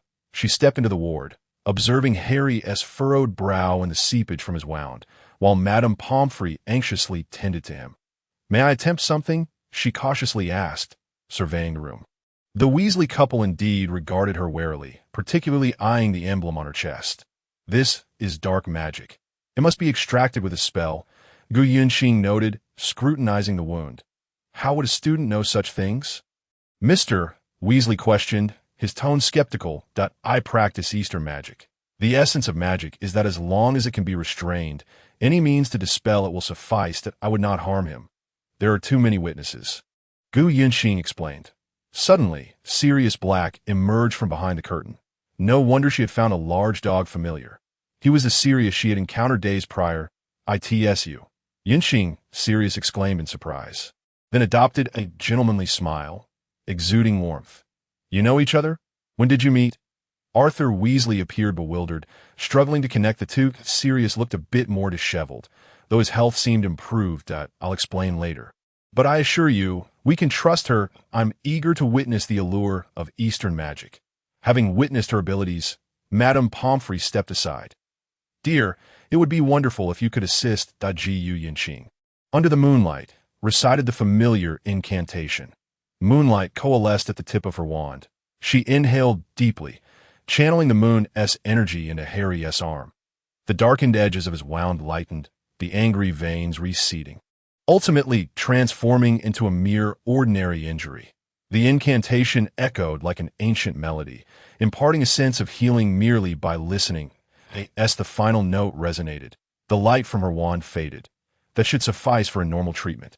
Thank you for your assistance, madam, she said politely, bowing slightly to Madame Pomfrey. Madame Pomfrey hurried forward. Thank you, dear, Mrs. Weasley said, embracing her with gratitude. The warmth of her embrace felt almost healing. That I forgot to introduce. This is Arthur. And I am Molly, Mrs. Weasley said, wrapping her arm around Gu Yunxing's shoulder. Arthur, don't scowl. Not all Slytherins are Yunxing's thoughts were consumed by Professor Snape, her heart racing. You seem to be trembling. Do you need a potion? Madame Weasley sensed an unusual discomfort within her body. Gu Yinxing regained her focus, assuring, "It's nothing, I was merely hasty in my recent sprint." Dumbledore stepped closer, remarking, "Excellent, this is a fine way for us to become acquainted. It indicates we are kindred spirits." Gu Yinxing managed a strained smile. "You should also return to rest. The incantations will demand a great deal of your energy." Dumbledore seemed to have perceived her thoughts. "We have ample time ahead of us, Miss Gu," he added, appearing somewhat reassured, a sentiment she was reluctant to ponder. Upon exiting the infirmary, Lin Yinfeng had already dispelled his magical aura. "Very good, very good. You've learned to choose your allies and your side."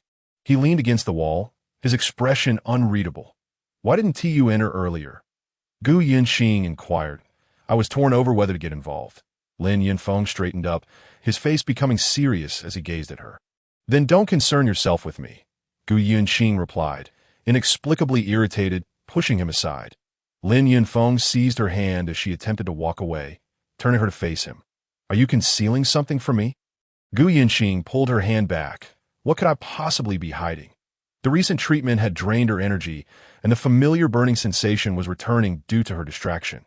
Lin Yinfeng glanced around to ensure they were alone and tugged down her collar. The dark marsh spread out like a spider's web.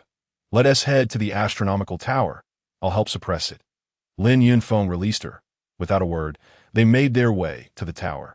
"Follow my aura," he instructed, waving his wand to conjure a shimmering silver magical array, guiding her within and reciting the restraining runes taught by his master. Then he bit his middle finger, drew a rune from the blood, and with a flick of his wand, the spell enveloped Gu Yunqing. Instantly, a refreshing coolness washed over her, lifting her spirits. "Thank you," Gu Yunqing breathed deeply. Lin Yinfeng gathered his energy, retracting his spiritual essence.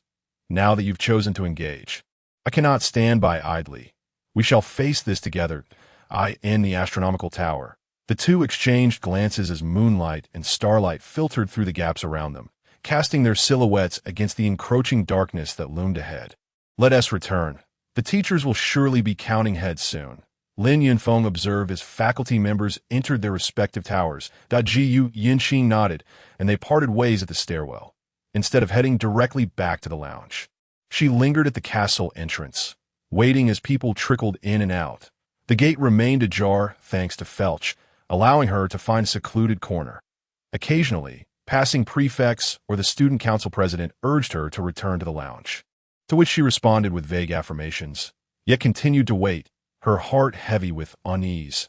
She feared that familiar figure might not appear at the entrance again, and that feeling grew ever more intense. After a considerable time, her legs grew numb, and the flow of passers-by dwindled. Flint insisted she return to the lounge, but she feigned a need to speak with the headmaster shortly, remaining steadfast in her resolve. Suddenly, a familiar silhouette approached from afar, and her anxieties eased as sensations returned to her limbs. The thought struck her, and she whispered an invisibility charm to conceal herself. Professor Snape entered the school grounds, suddenly sensing something amiss in the air. With an indistinct swiftness, he waved his wand. "Reveal yourself." He spun around abruptly, an odor of decay wafting from him, his complexion turning ashen. Gu Yinxing was caught off guard. Feeling the impact, "It's me, sir." Her invisibility charm had been disrupted, leaving her sprawled on the ground. Snape's expression was inscrutable. Whether he was furious or merely contemplating her presence, it was impossible to tell. He approached her. "I distinctly ordered you back to the lounge a few hours ago, sir." Gu Yinxing couldn't meet his gaze, still reeling from being thrown aside. Snape stepped closer, his voice unexpectedly softening. "Were you truly waiting here all this time?" Gu Yinxing clambered to her feet, slightly disheveled, and shifted the topic. "The Diggories are heartbroken. It's been less than a week since his passing. My necromantic arts might allow his spirit to reunite with them, perhaps granting them a proper farewell." Snape regarded her in silence, his piercing gaze lingering long enough for them to hear each other's breathing. A draft swept through the corridor, causing his robes to billow.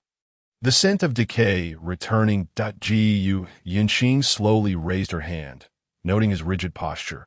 Primordial tranquility, clarity within and without, golden light illuminating, shielding the true essence. She murmured the incantation, her wand emanating a soft golden starlight that formed a protective circle around them.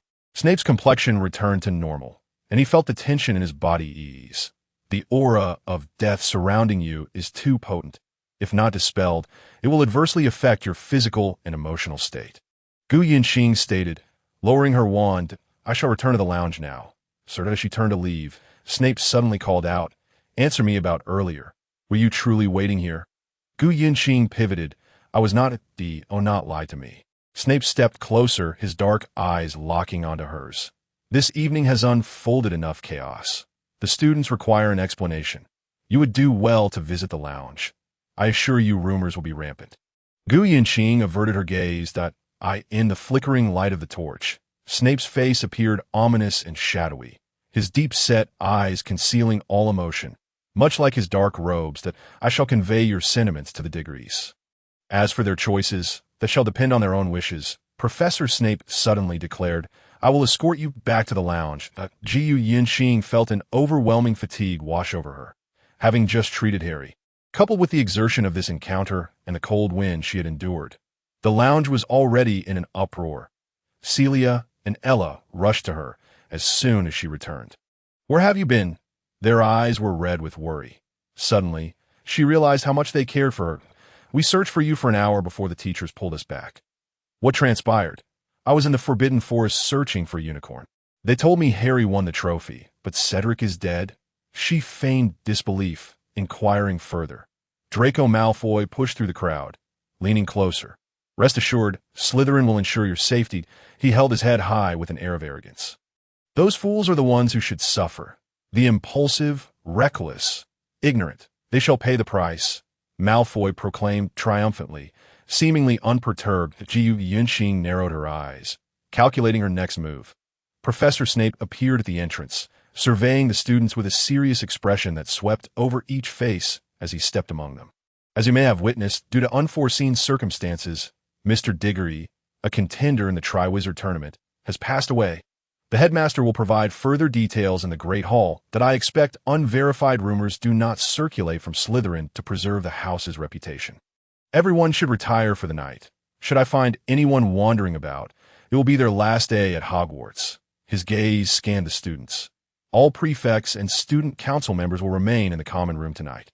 Not a single fly shall be allowed to escape. With that, he departed.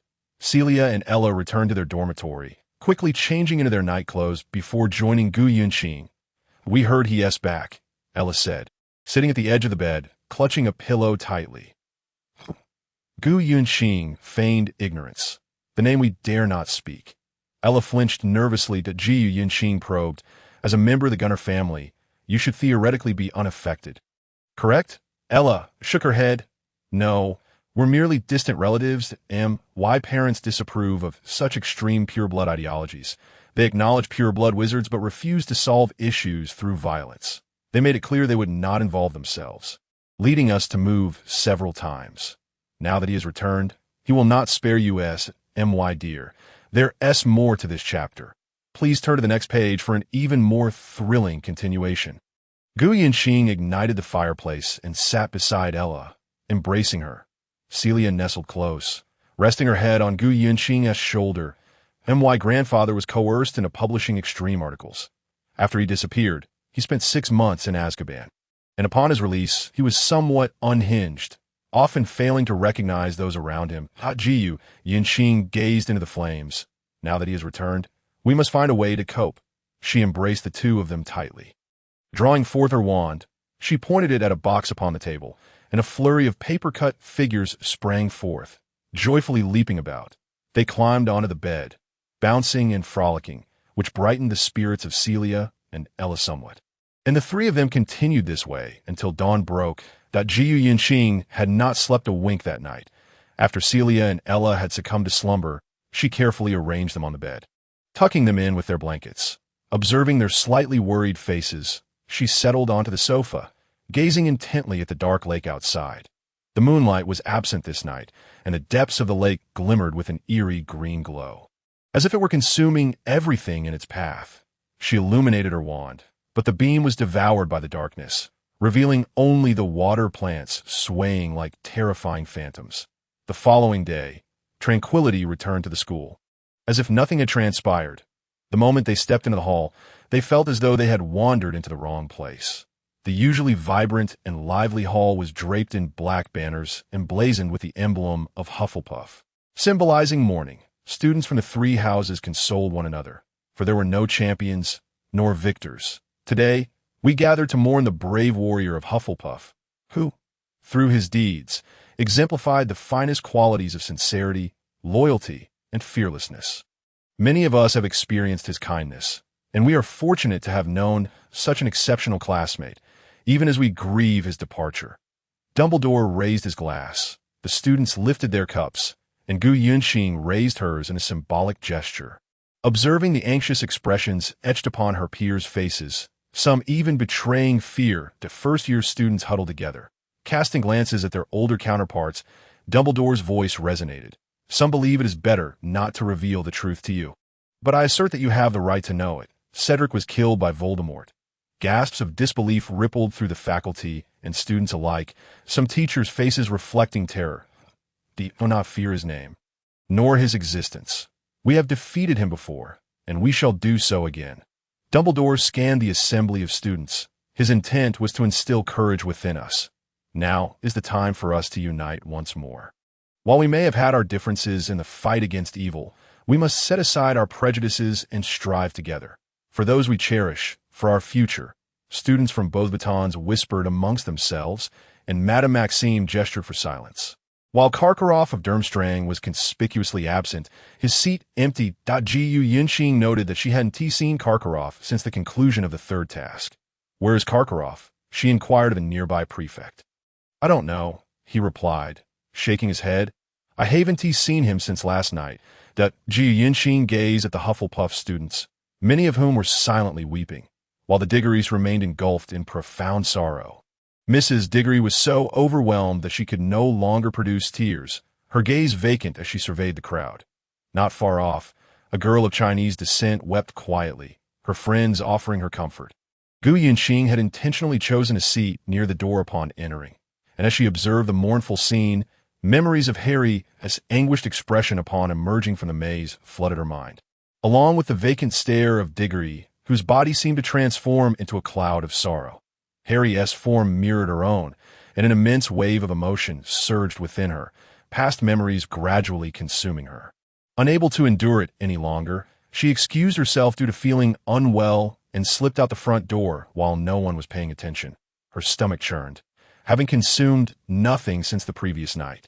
She hurried to a corner of the corridor and, unable to hold back any longer, vomited. With little left in her stomach, she expelled only bile. Gasping for air, grateful for the oxygen that revitalized her and reminded her that she was still alive. Eventually regaining her composure, she summoned her wand to cleanse the remnants of her distress. Leaning against a stone pillar as she caught her breath, she thought of Yinshan. When he departed, everyone must have felt similarly bereaved. Tears streamed down her cheeks, and she paid them no mind, allowing the wind to carry them away. "Yinshan, you once said that when the time comes for our achievements, we shall journey together to the mountains and seas, to behold the vastness of the world." The sunlight was blinding, yet she felt no warmth upon her skin. As students emerged from the hall, she avoided the crowd, while Beauxbatons and Durmstrang students exchanged farewells.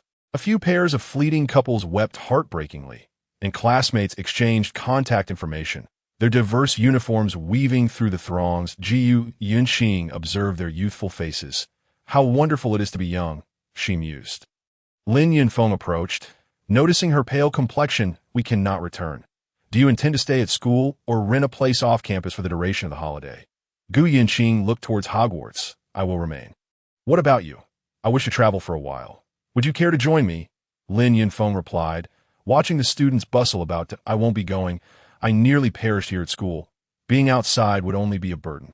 Gu Yunxing extended her hand to feel the piercing sunlight. Lin Yunfeng frowned. "You shouldn't think that way. I have never thought so. We have endured more than most. Thus our challenges are higher. Everything in this world comes at a cost." A sardonic smile graced Gu Yunxing's lips. A cost? What did Cedric do to pay such a price? And what of Yinshan? She gazed at the gathering, her thoughts lingering on Yinshan. Lin Yunfeng sighed. Some existences fulfill a mission. His was to conclude here. He loosened his tie, and the two sat in silence, watching students return to the towers as the Beauxbatons carriages soared into the sky and the Durmstrang ships sank beneath the water-esque surface. The distant winds carried owls, gliding past Hogwarts. Upon returning to the dormitory, Ella and Celia had already packed their belongings. "Are you certain you want to go back?" Celia regarded her, hesitating to speak. "We are bound to remain in the mountains for 3 years. Unless the master commands otherwise, we cannot return. It is not a place one enters lightly." Yunxing observed them from the sofa. "If you wish, you may come my home during the holiday." Or Ella. Celia looked at her with regret. Ella quickly added, "We are sincere." Jiu Yunxing was well aware that over the past semester, the three had come to understand each other profoundly. Lin Yunfeng was to venture out, and if anything were to happen to him, she would be informed promptly at school. Jiu Yunxing cradled Ross in her arms, lifting his chin to stroke it gently. "You would be too lonely here alone." Celia placed a bag atop the trunk and stepped forward to smooth Gu Yunxing's hair. "It's all right. I can explore many places, and I can assist the professors. Professor Sprout's greenhouse surely has plenty of work, and the unicorns will need care as well. Lin Yunfeng will be of no help, and the headmaster has materials that require attention." Suddenly, Gu Yunxing paused. "If staying here makes you uncomfortable, I will have my mother write to the headmaster and request that you come to my home. All right, please write to us at least once a week, and if anything arises, do not hesitate to contact us." Celia embraced her shoulders, and Ella joined in for a hug. "No problem. See you after the holiday." Gu Yunxing smiled. She bid them farewell as she sent them off on the train, clutching Ross amidst the thick smoke as the scarlet train gradually disappeared from view. Hagrid's enormous figure appeared behind her. "Aren't you going out to explore during the holiday? I see Yunfeng is already packing." He now seemed to be on friendly terms with Lin Yunfeng. Jiu Yunxing shook her head. "Oh, I forgot to mention. Professor Dumbledore said your earlier proposal moved the Diggories, and they too hope for that opportunity." Hagrid slapped his forehead, almost forgetting the important matter. Jiu Yunxing struggled to recall. "What matter?" "The one you discussed with your headmaster." "I'm not entirely sure, but I'm just conveying Professor Dumbledore's message." He shrugged. After a moment of contemplation, Gu Yunxing finally remembered. "Quickly, take me back." Lin Yunfeng awaited her at the school gate, a smile of amusement on his face. "I thought you had followed the train. The soul summoning. Do you know that spell?" Gu Yunxing leaped from the carriage before Hagrid could bring it to a halt, with Ross following closely behind. Hagrid struggled to keep hold of the reins. Lin Yunfeng patted the horse's head. "That was the first thing I learned. By the way, I mentioned to Professor Snape that Professor Dumbledore had sought me out, and I expressed my honor to assist in alleviating their pain. But such a ritual requires 3 individuals, 3 who are like us." Lin Yunfeng bid farewell to Hage, and the two of them walked towards the school. Gu Yunxing suddenly recalled that within this institution, it would be impossible to find another pair like them. The thought of disappointing that unfortunate couple, coupled with the imagined expressions of disappointment and pain on their faces, made her feel particularly cruel. "Can I really assume 2 positions at once?" Gu Yunxing gritted her teeth. "Well, if you're willing to risk your life, then so am I." Lin Yunfeng shot her a sidelong glance. "In the future, think things through before acting. I sent a letter back to Yunxia Mountain last night. Master will not refuse such a request, and I estimate that the disciple is already on their way." Thinking of an old acquaintance, Gu Yunxing felt both anticipation and trepidation. "Who do you think will be sent over?" "Most likely it will be Yunling or Yunxiao, as this is their area of expertise. Typically, the dispatched disciples are chosen based on their proficiency in the matter." Lin Yunfeng also harbored a hint of expectation. "This is the application for staying at school. Mine has already been signed. Once you sign it, let the dean sign it, and then have him pass it to Professor Dumbledore, or you can deliver it to him yourself." Lin Yunfeng retrieved a letter of application from within his robe. The thought of Professor Snape made her head buzz. "You and your dean have been at odds lately. Let me give you a piece of advice. Don't make it too ugly, or you'll regret it." Lin Yunfeng said nonchalantly. "Lin Yunfeng, sometimes I doubt whether you have a heart. Cedric has been killed, yet you remain so nonchalant. It makes me feel as though you are rather heartless." Gu Yunxing retorted sharply. Lin Yunfeng remained unperturbed. Whether one is a mortal or a wizard, they are merely trapped in the cycle of reincarnation. All desires lead to suffering. Every reluctance stems from the wish to possess eternally. Sooner or later, one will experience the same pain in different forms that in this world, there is no shortage of desire. Even familial affection serves merely as a means of solace amidst the void. Arising from the convergence of causes and conditions that prove their past greatness, mortals develop various obsessions, and from these obsessions, discontent arises. Little do they realize that the moment obsession takes root, they fall into the trap of fate. Becoming cogs in the machinery of this world, functioning passively or being forced into action, or else being discarded. In other words, it is fate. As long as desires persist, fate will not change, yet they have yet to grasp this truth. Viewed through the lens of empathy, everyone suffers. Desire is ultimately desire.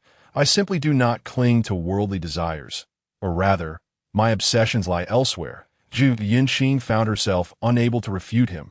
On the surface, everything he said was correct. In the distance, clouds began to gather, and the once blinding sunlight was obscured, casting Hogwarts Castle under a shroud of darkness. The wind picked up around them, and Lin Yunfeng pulled Gu Yunxing's arm as they ascended the slope. It's about to rain. Let's hurry back to the castle. Gu Yunxing knocked on Professor Snape's office door with her signed application in hand. The door opened gently. Sir, I need your signature on my application to stay at school. Gu Yunxing averted her gaze and handed him the application. Professor Snape regarded her, slowly taking the application from her hand. Mr. Lin is also applying to stay. His deep voice emanated from behind the desk.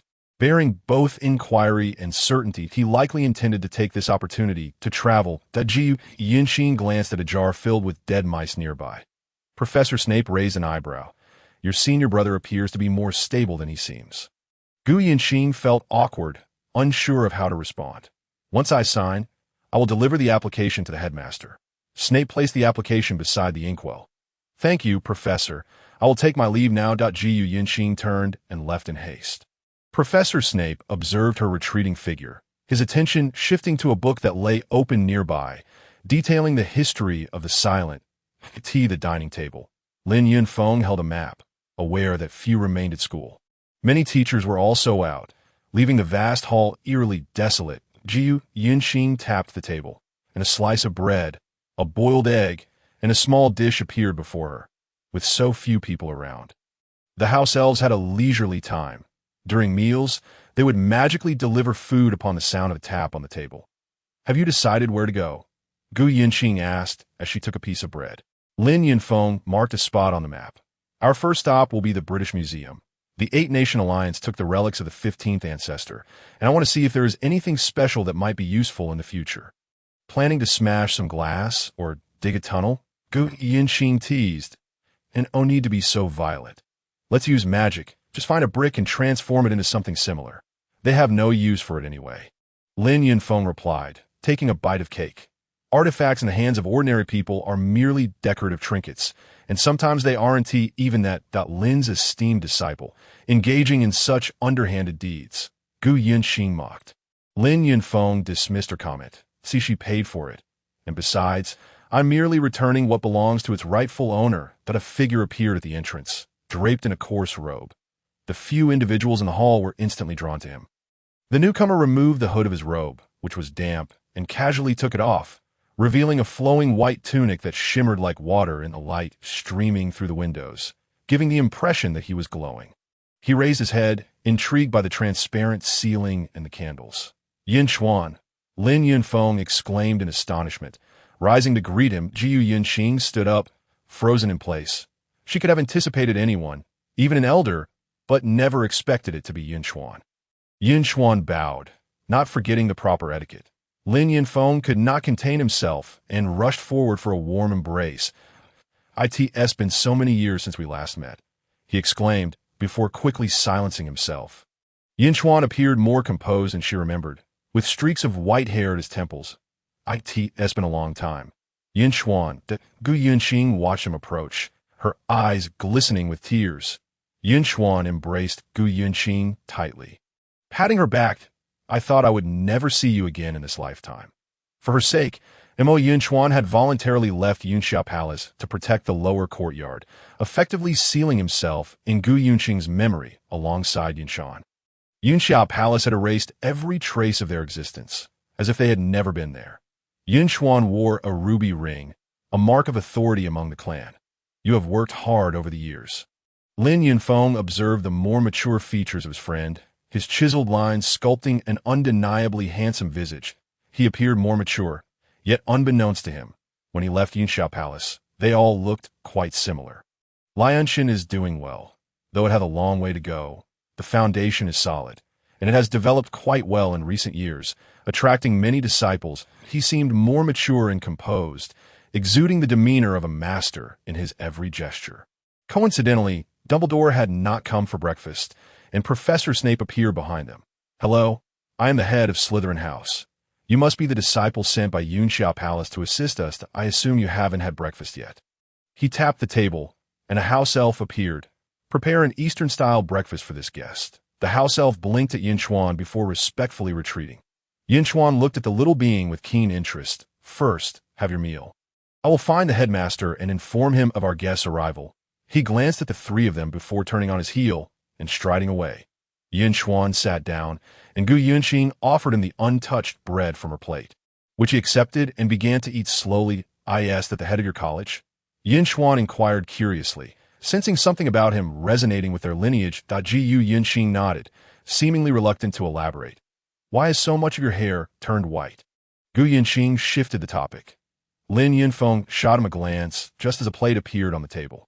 Yunchuan replied, "It was during an encounter with a Ba, which turned out to be a dual body. It drained too much of my energy, and I have been like this ever since." Lin Yunfeng patted his shoulder. "It's all good.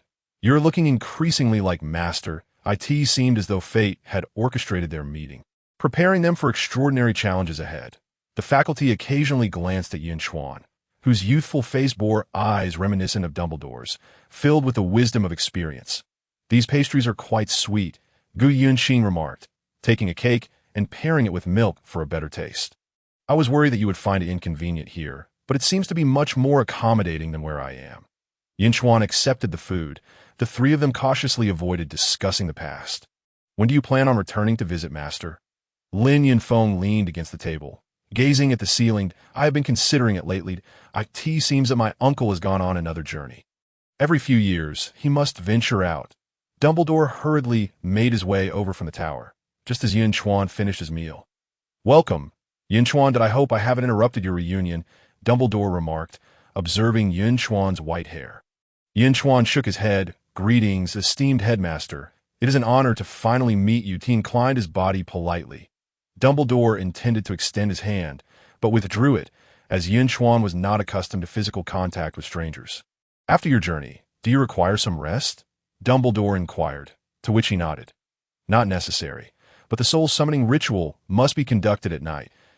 We can prepare the venue in advance to ensure the safety of the barriers and the tranquility of the souls."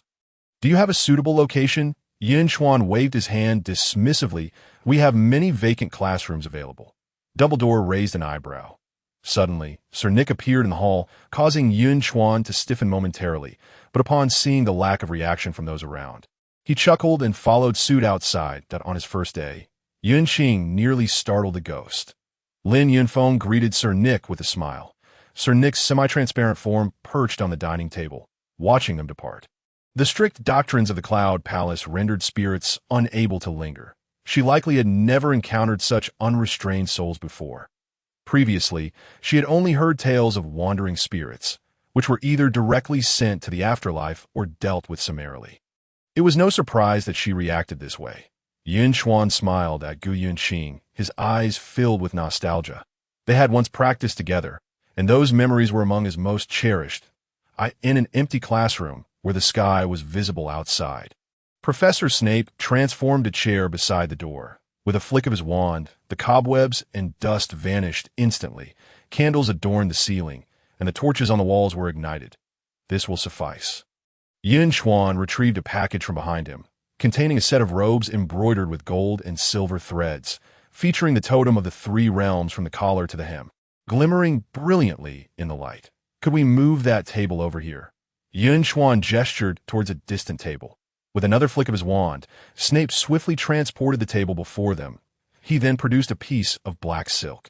Intricately embroidered with incomprehensible runes in dark thread, he laid the silk runes flat on the table, pressing his hands down upon it, chanting the incantation that, in an instant, blue light surged along the runes. As the incantation quickened, illuminating the symbols with a brilliant glow, with an elegant flourish, he raised his hands, and 3 luminescent runes shot upwards, seemingly piercing through the ceiling, reaching far beyond. This chapter is not yet complete. Please turn to the next page to continue enjoying the enthralling content. Professors, what follows is confidential to this department. I kindly ask you to step aside. Yun Xuan turned, politely addressing the assembly. Dumbledore, accompanied by Snape, made their way outside, just as Professor McGonagall arrived on the scene, witnessing this unfolding moment. "Shall I summon them now?" she inquired cautiously, referring to the Diggory couple. "Not in a hurry. It needs to be at night." Dumbledore signaled for them to exit. Gu Yunxing observed Lin Yunfeng entering the magical array. He took out his wand, reciting the incantation at the first position, as starlight spiraled into the sky, moving to the second position. Soon another column of light joined the first, using a wand more convenient than a spirit sword. Yun Xuan observed all 8 positions illuminated. The 2 exchanged awkward glances. "This matter is somewhat complex. We shall discuss it later." Yun Xuan chuckled, waving his hand as the beams converged into a singular light shooting skyward. Gu Yunxing retrieved a delicate wooden box from his pocket, containing soul-guiding incense. He ignited 8 sticks with his wand, and with a flick, the incense fell into the 8 positions. Observing the hue of the flames emanating from Gu Yunxing's wand, Yun Xuan furrowed his brow thoughtfully. "Could you fetch my robes from my dormitory? Yours are in the green bag at the far end of the wardrobe," Lin Yunfeng instructed, twirling a stick of incense as he bowed towards the 3 golden pillars of light. Gu Yunxing nodded and turned to leave the room. "Professor, I need to visit the Ravenclaw dormitory. Lin Yunfeng's robes are there," she remarked, stepping outside to see the 3 professors in conversation. "Severus, please accompany her." Dumbledore gestured. Snape smirked, leading the way ahead of her. The Ravenclaw dormitory exuded an elegant, artistic ambience, complete with a dedicated library. She admired the vine-patterned columns and blue draperies, sensing a hint of similarity to the Cloud Palace, which explained Lin Yunfeng's swift adaptation. A grand statue of Lady Ravenclaw stood in the common room, while the ceiling revealed the sky above. "His room is the 5th one on the right." Snape indicated. Gu Yunxing opened the door, raising an eyebrow. It appeared he lived quite comfortably, with many personal touches in the room, even having brought his teapot. Opening the wardrobe engraved with his name, she retrieved the familiar pattern bag, unveiling the blue robes adorned with gold and silver threads, while another bag contained the ceremonial crown and other necessary items. She checked for any missing items before taking the clothing and heading out. Upon returning to her own dormitory, she swiftly took out her robes, which she had yet to unpack since her arrival, and quickly made her way back to the classroom door. Professor Snape was already waiting. Holding Lin Yunfeng's robes as she approached, he handed her the package. "Thank you, sir," Gu Yunxing replied, accepting it and entering the room. Yun Xuan was busy drawing symbols. Layers of symbols stood in the room, gently swaying, emitting a glow that shifted from yellow to white. The return of the deceased required guidance and protection. Any misstep could lead to catastrophic consequences, thus they needed to exercise utmost caution. Gu Yunxing handed Lin Yunfeng his robes, while she retrieved her own, and they promptly changed. Her robes were black, embroidered with gold and silver threads, occasionally adorned with 5-colored patterns. The soul-summoning technique necessitated the mage to enter the underworld in a spiritual form, a perilous endeavor for the living. The restless spirits would not regard one's status. Upon seeing their kind, they would eagerly rush to absorb the life force, akin to a rare elixir for those dwelling in the shadowy realm. Therefore, they must enchant themselves with protective spells, crafting a form resembling armor. Before the ritual, the robes would be consecrated, infused with the righteous energy of heaven and earth. Donning these robes would render the mage akin to a celestial warrior, impervious to the disturbances of wandering spirits. Yun Xuan took a strand of hair from himself and the 2 others, invoking the incantation. causing the hair to ignite spontaneously and ascend along the light beam. Once they donned their garments, they recited the same incantation, akin to a melodic chant or a mournful lament. Time passed, and the gold and silver threads on their robes appeared to fill with radiant light from the void. They ceased their chanting and then removed their robes, which, unsupported, seemed to be held aloft by invisible hangers, continuing to shimmer with brilliance. Yinxing used the red thread to align according to the 5 elements. Hanging a bell at each position, Yin Chuan instructed that Jiyu Yinxing took the red thread from her bag, while Lin Yunfeng stepped out of the magical array. Once the red thread was secured, Lin Yunfeng waved his wand, and a burst of flame erupted, causing the tangible red thread to burn quickly, leaving behind a barrier formed from the smoke. The entire room appeared extraordinarily beautiful, with multicolored halos descending from above. Accompanied by starlight, as paper talismans danced like butterflies, with the room sealed. "We shall await the evening," Yin Chuan said, satisfied as he inspected each step of the arrangement. The 3 opened the door. The expressions on the professors' faces were one of astonishment as they beheld the layout of the room surrounded by vibrant hues. "This is the second time I have witnessed such a magical array, yet I remain captivated by its charm," Dumbledore remarked, gazing at the beams of light reaching towards the void. Dumbledore instructed Filch to keep a strict watch here, ensuring that neither human nor spirit could enter. With the remaining time, Dumbledore invited them to his office, and Yin Chuan and Lin Yunfeng were filled with enthusiasm, while Gu Yunxing appeared somewhat indifferent. I had thought the entire academy would be reduced to ruins when Voldemort slaughtered all the disciples. I felt a deep sense of loss. Dumbledore poured honeymead for the group, though we do not drink before rituals. "Thank you." He waved his hand, replacing the contents of the cups with orange juice. "Then let us have some vitamins," he chuckled. Yin Chuan expressed his gratitude. Rebuilding took some effort, but the locals have always been keen on cultivation and possess a favorable impression of the celestial path. They contributed significantly. Dumbledore stroked his cup, intrigued. "I truly admire how you manage to harmonize magic with the ordinary world. I imagine you must have seen it along your journey, how the magical community in England operates in secrecy. For millennia, we have discovered a harmonious way to coexist. Individuals yearn to resolve their earthly matters with elevated energies, yet simultaneously, they harbor a profound fear of such forces. The cycles of life, love, and loss are the very terrors that plague humanity. And this trepidation extends to every facet of existence that we have constrained the realm of metaphysical control, rendering it seemingly diminutive, even relegating it to an inconsequential position. However, they possess a palpable faith in the unknown energies. We shall guide them in cultivating a positive folk belief, while our disciples exist to serve this faith, addressing trivial issues along the way. Gradually, we coexist with the mundane, just as in our prayers. We beseech the divine to listen. Professor Moody, brimming with enthusiasm, has been discharged from the hospital and is recuperating at school. The Jiyu Yunxing finds it peculiar. A familiar face after a semester now feels like a stranger.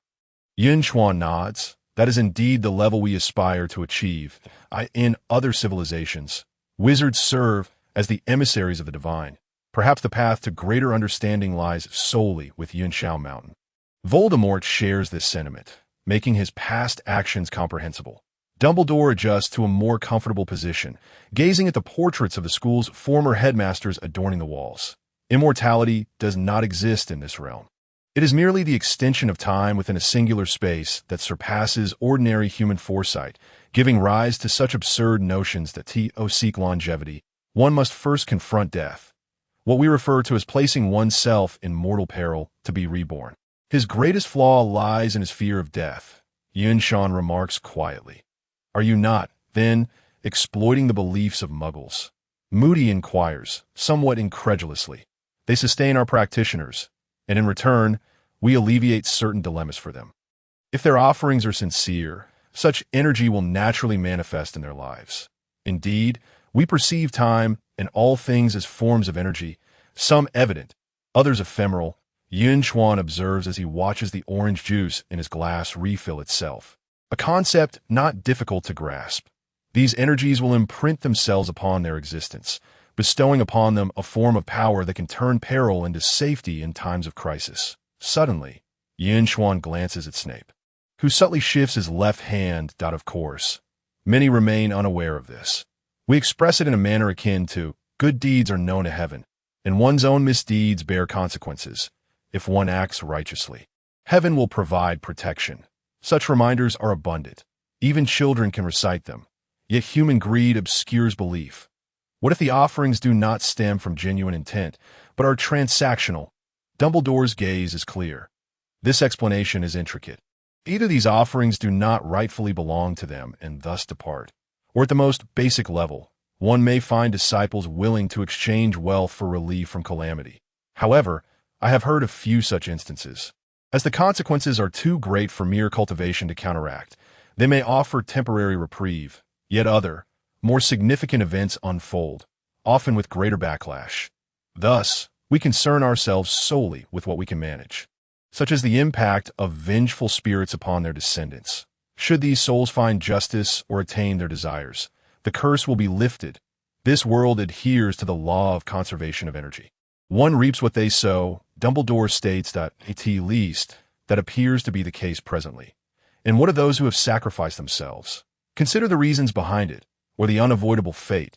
Some individuals come into this world solely to fulfill a task, whether noble or nefarious. Yet, it is undeniable that the course of human history is inextricably linked to such individuals. Yuan glances at the time that I must check if the incense has extinguished. She is reluctant to delve deeper into this matter.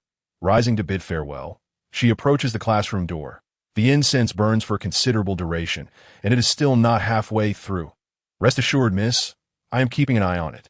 Fairchild replies, seemingly reluctant, as if lacking confidence in his duties. Thank you, sir.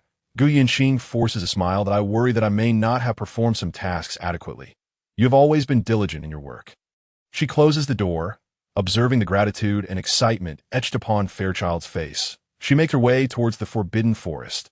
After a brief conversation, Lin Yunfeng excuses himself to allow Yuan to rest, leading him away from the office. There is much they wish to discuss. Once they replenish the incense, Lin Yunfeng takes him to the faculty lounge, which resembles a home environment, fully equipped with necessary items.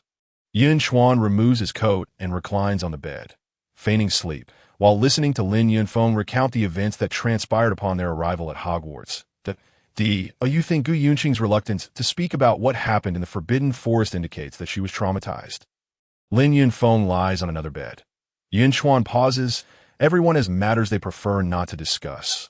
Do we not conceal certain truth from her at Yunshao Palace for her own good? My lord, there is more to this chapter. Please turn to the next page to continue reading. The following is even more thrilling. How do you know? He opens his eyes, glancing at him, that I sense it should be so. Feelings cannot represent reality, let alone the future. I observe magic thriving here. Yet in certain areas, ancient dark arts abound. If I were the steward of this world, I would be weary. How could concepts beyond human comprehension manifest so vividly in daily life? Drawing such scrutiny, others toil tirelessly, while magic merely requires a flick of a wand. If I were immortal, I would find such a disparity terrifying. This conflict of existence is difficult to reconcile. You have indeed changed considerably. It seems that your time at Li Yunshan has greatly enhanced you. Lin Yunfeng remarks, producing his wand and twirling it in the air, summoning a flock of birds. I wonder if you too clash with the essence of this place, or if it is simply fate. Even swords can render one powerless if I do not engage in such activities. My master would surely punish me. Not to the point of death, but he might diminish your celestial essence. Yuan embellishes. Lin Yunfeng chuckles. I would prefer to be killed instead. I in a school with 4 houses, all following similar curricula. Would you call that inclusivity or prejudice? Yuan extends his hand, allowing a bird to perch on his finger, chirping softly. Respect the histories of other nations. That professor clad in black robes strikes me as peculiar. He seems to possess our kind of magic. Once one reaches a certain level of mastery, many things cannot escape their notice. That is her head of house. He saved Yunqing's life in the Forbidden Forest. So, it is not surprising that some connections exist that I was not involved, nor should I comment. She did not inform me of her decision to unseal the enchantment, and you cannot fathom how shocked I was. I genuinely feared she could not withstand the tearing of her soul. At that time, no one could intervene. I sense there is more than a mere connection. Do you have no idea what transpired when she broke the seal? Yin Chuan snaps his fingers, sending the bird soaring into the sky. She has remained silent about it, but since then, she seems to have undergone a character transformation, no longer as cautious as before. Lin Yunfeng supports his head with his hand. Yin Chuan yawns, feeling genuinely fatigued. As night falls, Dumbledore introduces them to the Diggory couple in the Great Hall. The couple remains engulfed in profound sorrow. Filled with trepidation and hope as they encounter the three, they don the garments of Yinshao Palace, akin to what Yin Chuan wore upon his arrival. Lin Yunfeng and Gu Yunqing had only donned these robes during their initial visit, but today they have shed their outer garments, the flowing white robes accentuating their otherworldly elegance, particularly Yin Chuan, whose silvery hair and ethereal demeanor render him strikingly unique. Have you made your decision? If you wish to withdraw, you may do so at any time. Yin Chuan observes the grieving couple. Many lack the courage to face what they must again. Numerous individuals falter or flee in the moment of truth. We wish to meet him and bid farewell properly. Mr. Diggory's voice quivers, while Mrs. Diggory weeps anew. Very well, follow me. Yin Chuan nods, releasing a soft sigh as he turns. He does not deny the requests of other faculty members to accompany them, and Dumbledore and the others ascend the stairs together. The three arrive at the prepared altar, and upon opening the door, even the sorrowful Diggory couple is taken aback by the sight before them, a void resembling a starry wheel. I require your hair and nails, for I must summon through the energy of bloodkin. Yin Chuan turned around. The Diggory couple hurriedly plucked a strand of hair and clipped a segment of their nails. As Yin Chuan approached the table before the altar, he conjured a spell from thin air, and a blazing flame appeared before him, into which he cast the Diggory couple's hair. He gestured for the two to join him, and together they donned three distinct ceremonial robes. As the robes were secured, they seemed to perceive an intangible light forming various ornaments, though they remained indistinct and elusive. Runes danced around them like exquisite ribbons. Professor Snape observed them, reminded of Gu Yunqing's gown from the Christmas ball. Just yesterday, amidst desolate wilderness and scattered bones, he had witnessed the fleeting glory of life. As Yin Chuan recited the incantation, the previously erratic altar began to move in an orderly fashion. Upon completing a segment of the incantation, each of the three summoned the first circle of runes, their hands gradually rising as the runes ascended slowly into the air. Dumbledore watched intently, while Professor McGonagall's mouth fell slightly open and Snape's expression remained as grave as ever. Perhaps some among them believed they were witnessing a divine manifestation. The first circle of runes extinguished, followed by the second. Yin Chuan turned, and the remaining two also assumed their positions, forming a triangle that in Yin Chuan's hand appeared his own enchanted sword, elongated and adorned with a hollow design. Lin Yunfeng and Gu Yunqing directed their wands towards the center. Yin Chuan lowered his gaze, inscribing lengthy incantations in the void. Suddenly, the stellar wheel in the sky spun rapidly, and the ground beneath resembled a swirling vortex of celestial bodies, as if reaching deep into the earth. Gu Yunqing and Lin Yunfeng retracted their wands, while Yin Chuan continued to chant the incantation. Finally, with a flick of his sword, a figure began to materialize slowly, appearing as if composed of concentrated light, yet possessing substance. Yin Chuan stepped back. Spirits, do not be alarmed. I invoke you at your parents' behest, that you may once more behold the living. Time is fleeting. Cedric seemed to awaken from slumber, gazing around in astonishment.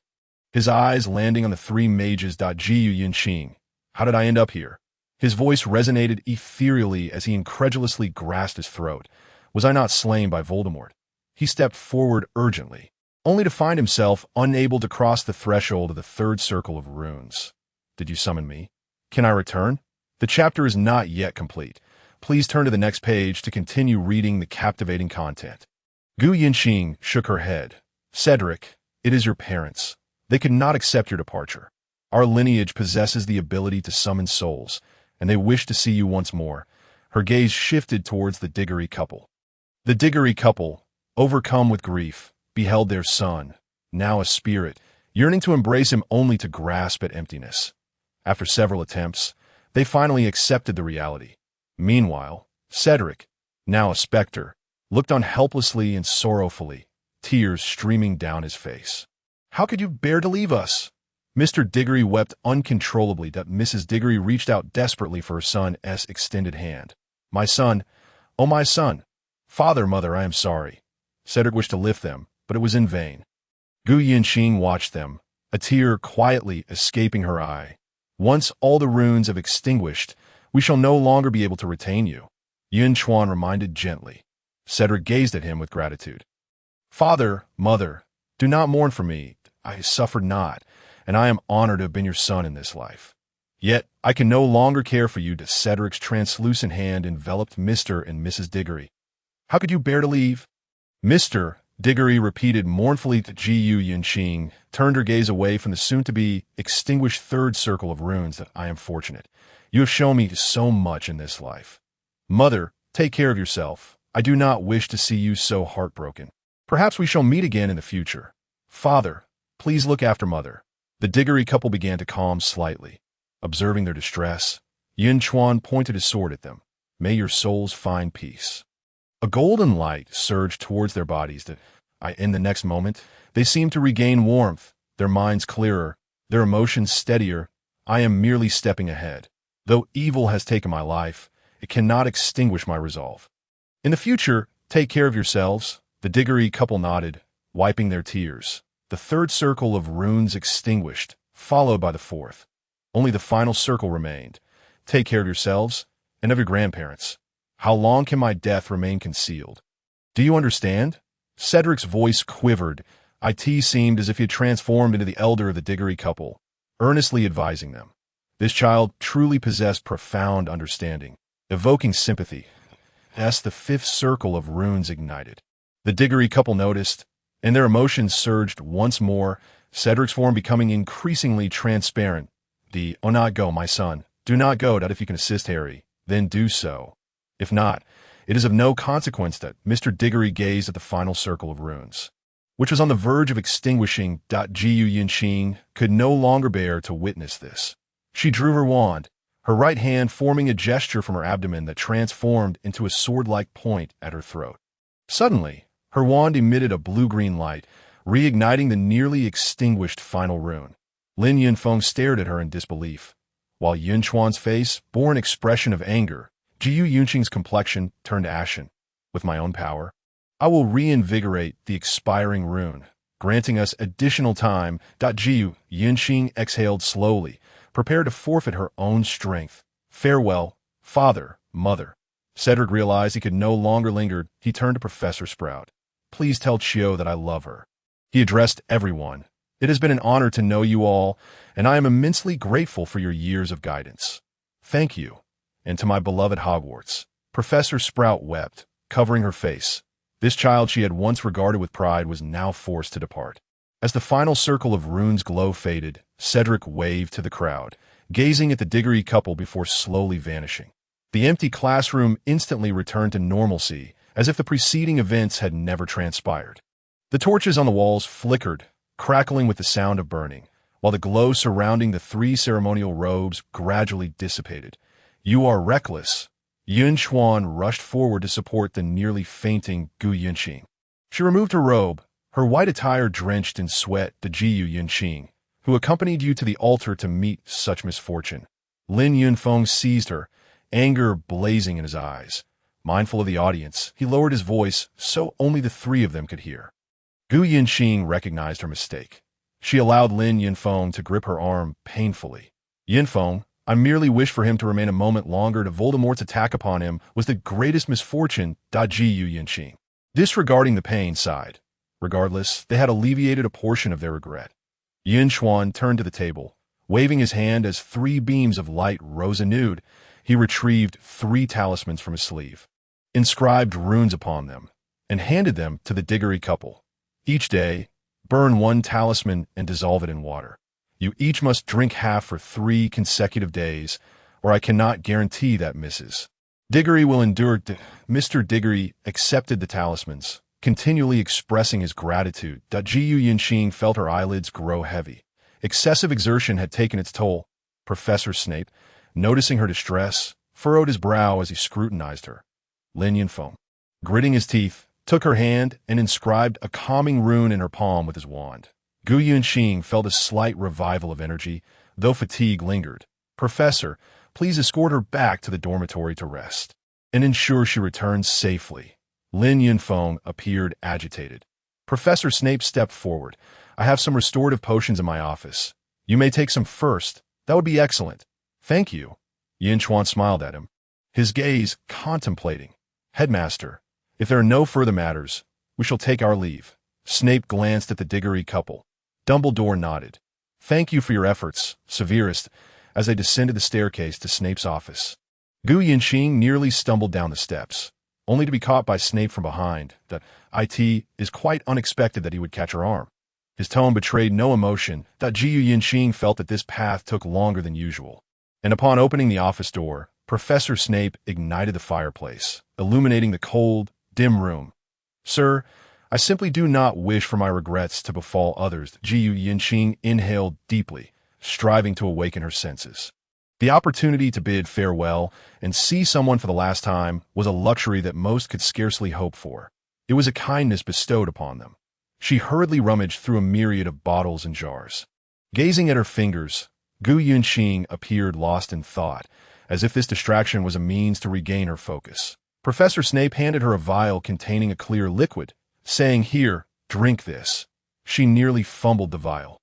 With a resigned expression, he unscrewed the cap, then gently supported the back of Gu Yunxing's head, tilting it back as he slowly poured the liquid in her mouth, ensuring she consumed every drop. Instantly, her mind felt clearer as she glanced toward the headmaster's figure not far away, shaking her head. How did I end up here? She wondered, as the events of the previous moments flooded back to her. Sir, have I caused trouble again? Professor Snape raised an eyebrow at her, uncharacteristically refraining from disputing her actions. Not exactly. Your spell has surprised me. Such magic remains uncharted in the annals of Western sorcery. He settled onto the sofa across from her. Although Gu Yunxing felt a twinge of anxiety, the potion's effects relaxed her as she gazed into the fireplace. This does not belong to traditional magic. Strictly speaking, it pertains to a form of necromancy, the extent of which is deeply intertwined with one's innate abilities, unless one is born predisposed to such dark arts. Her final words were barely a whisper. Gu Yinxing, I implore you not to place yourself in danger for others as you did today. Often, your sacrifices are hardly worth the cost. He rarely addressed her by name, which took her by surprise. Gu Yinxing sighed. Ultimately, one pays an unexpected price for past regrets. A fleeting softness crossed Professor Snape's gaze as he involuntarily tensed. Is this necromancy limited to a mere 7 days? He fixed his attention on the fireplace, tapping a nearby log with his wand, casting it into the flames. 7 days pertains only to the individual's lifetime. The older the spirit, the less likely it is to summon the same person. In simpler terms, while it may be the same soul, due to reincarnation or wandering elsewhere, their memories may fade. They may merely be a shell that if they reincarnate, it feels akin to having merely dreamt.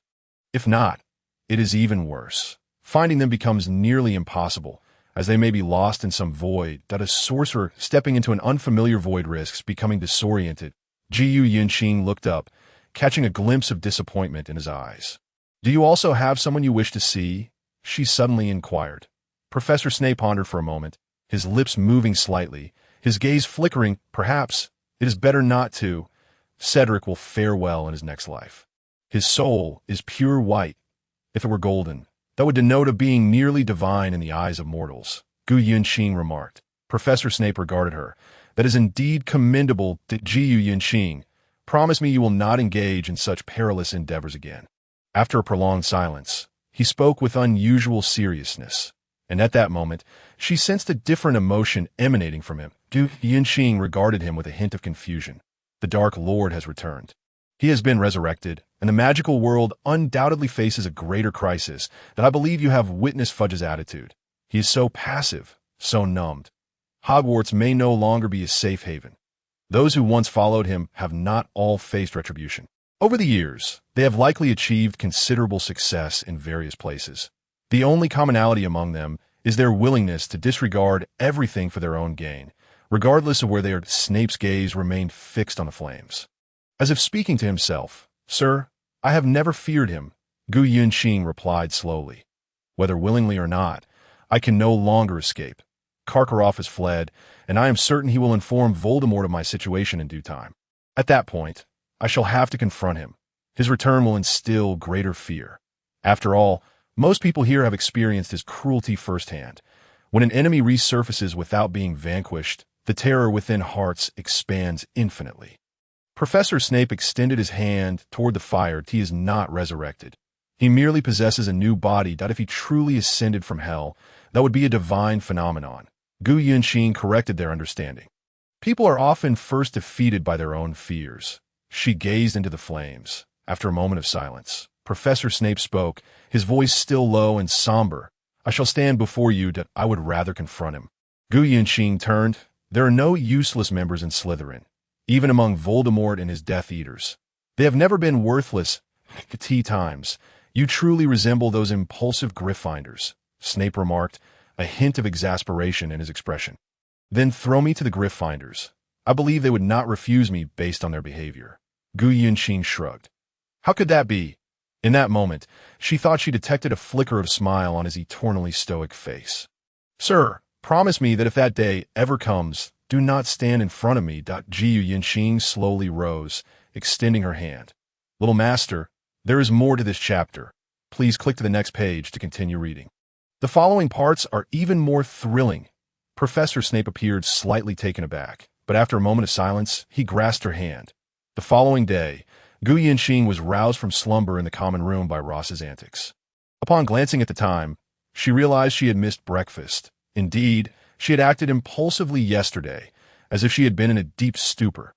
She found her school attire and changed, while Ross tugged at her robe, pulling her outside. "Ross, you're going to rip my clothes," Gu Yunqing protested as she grasped the hem of her garment.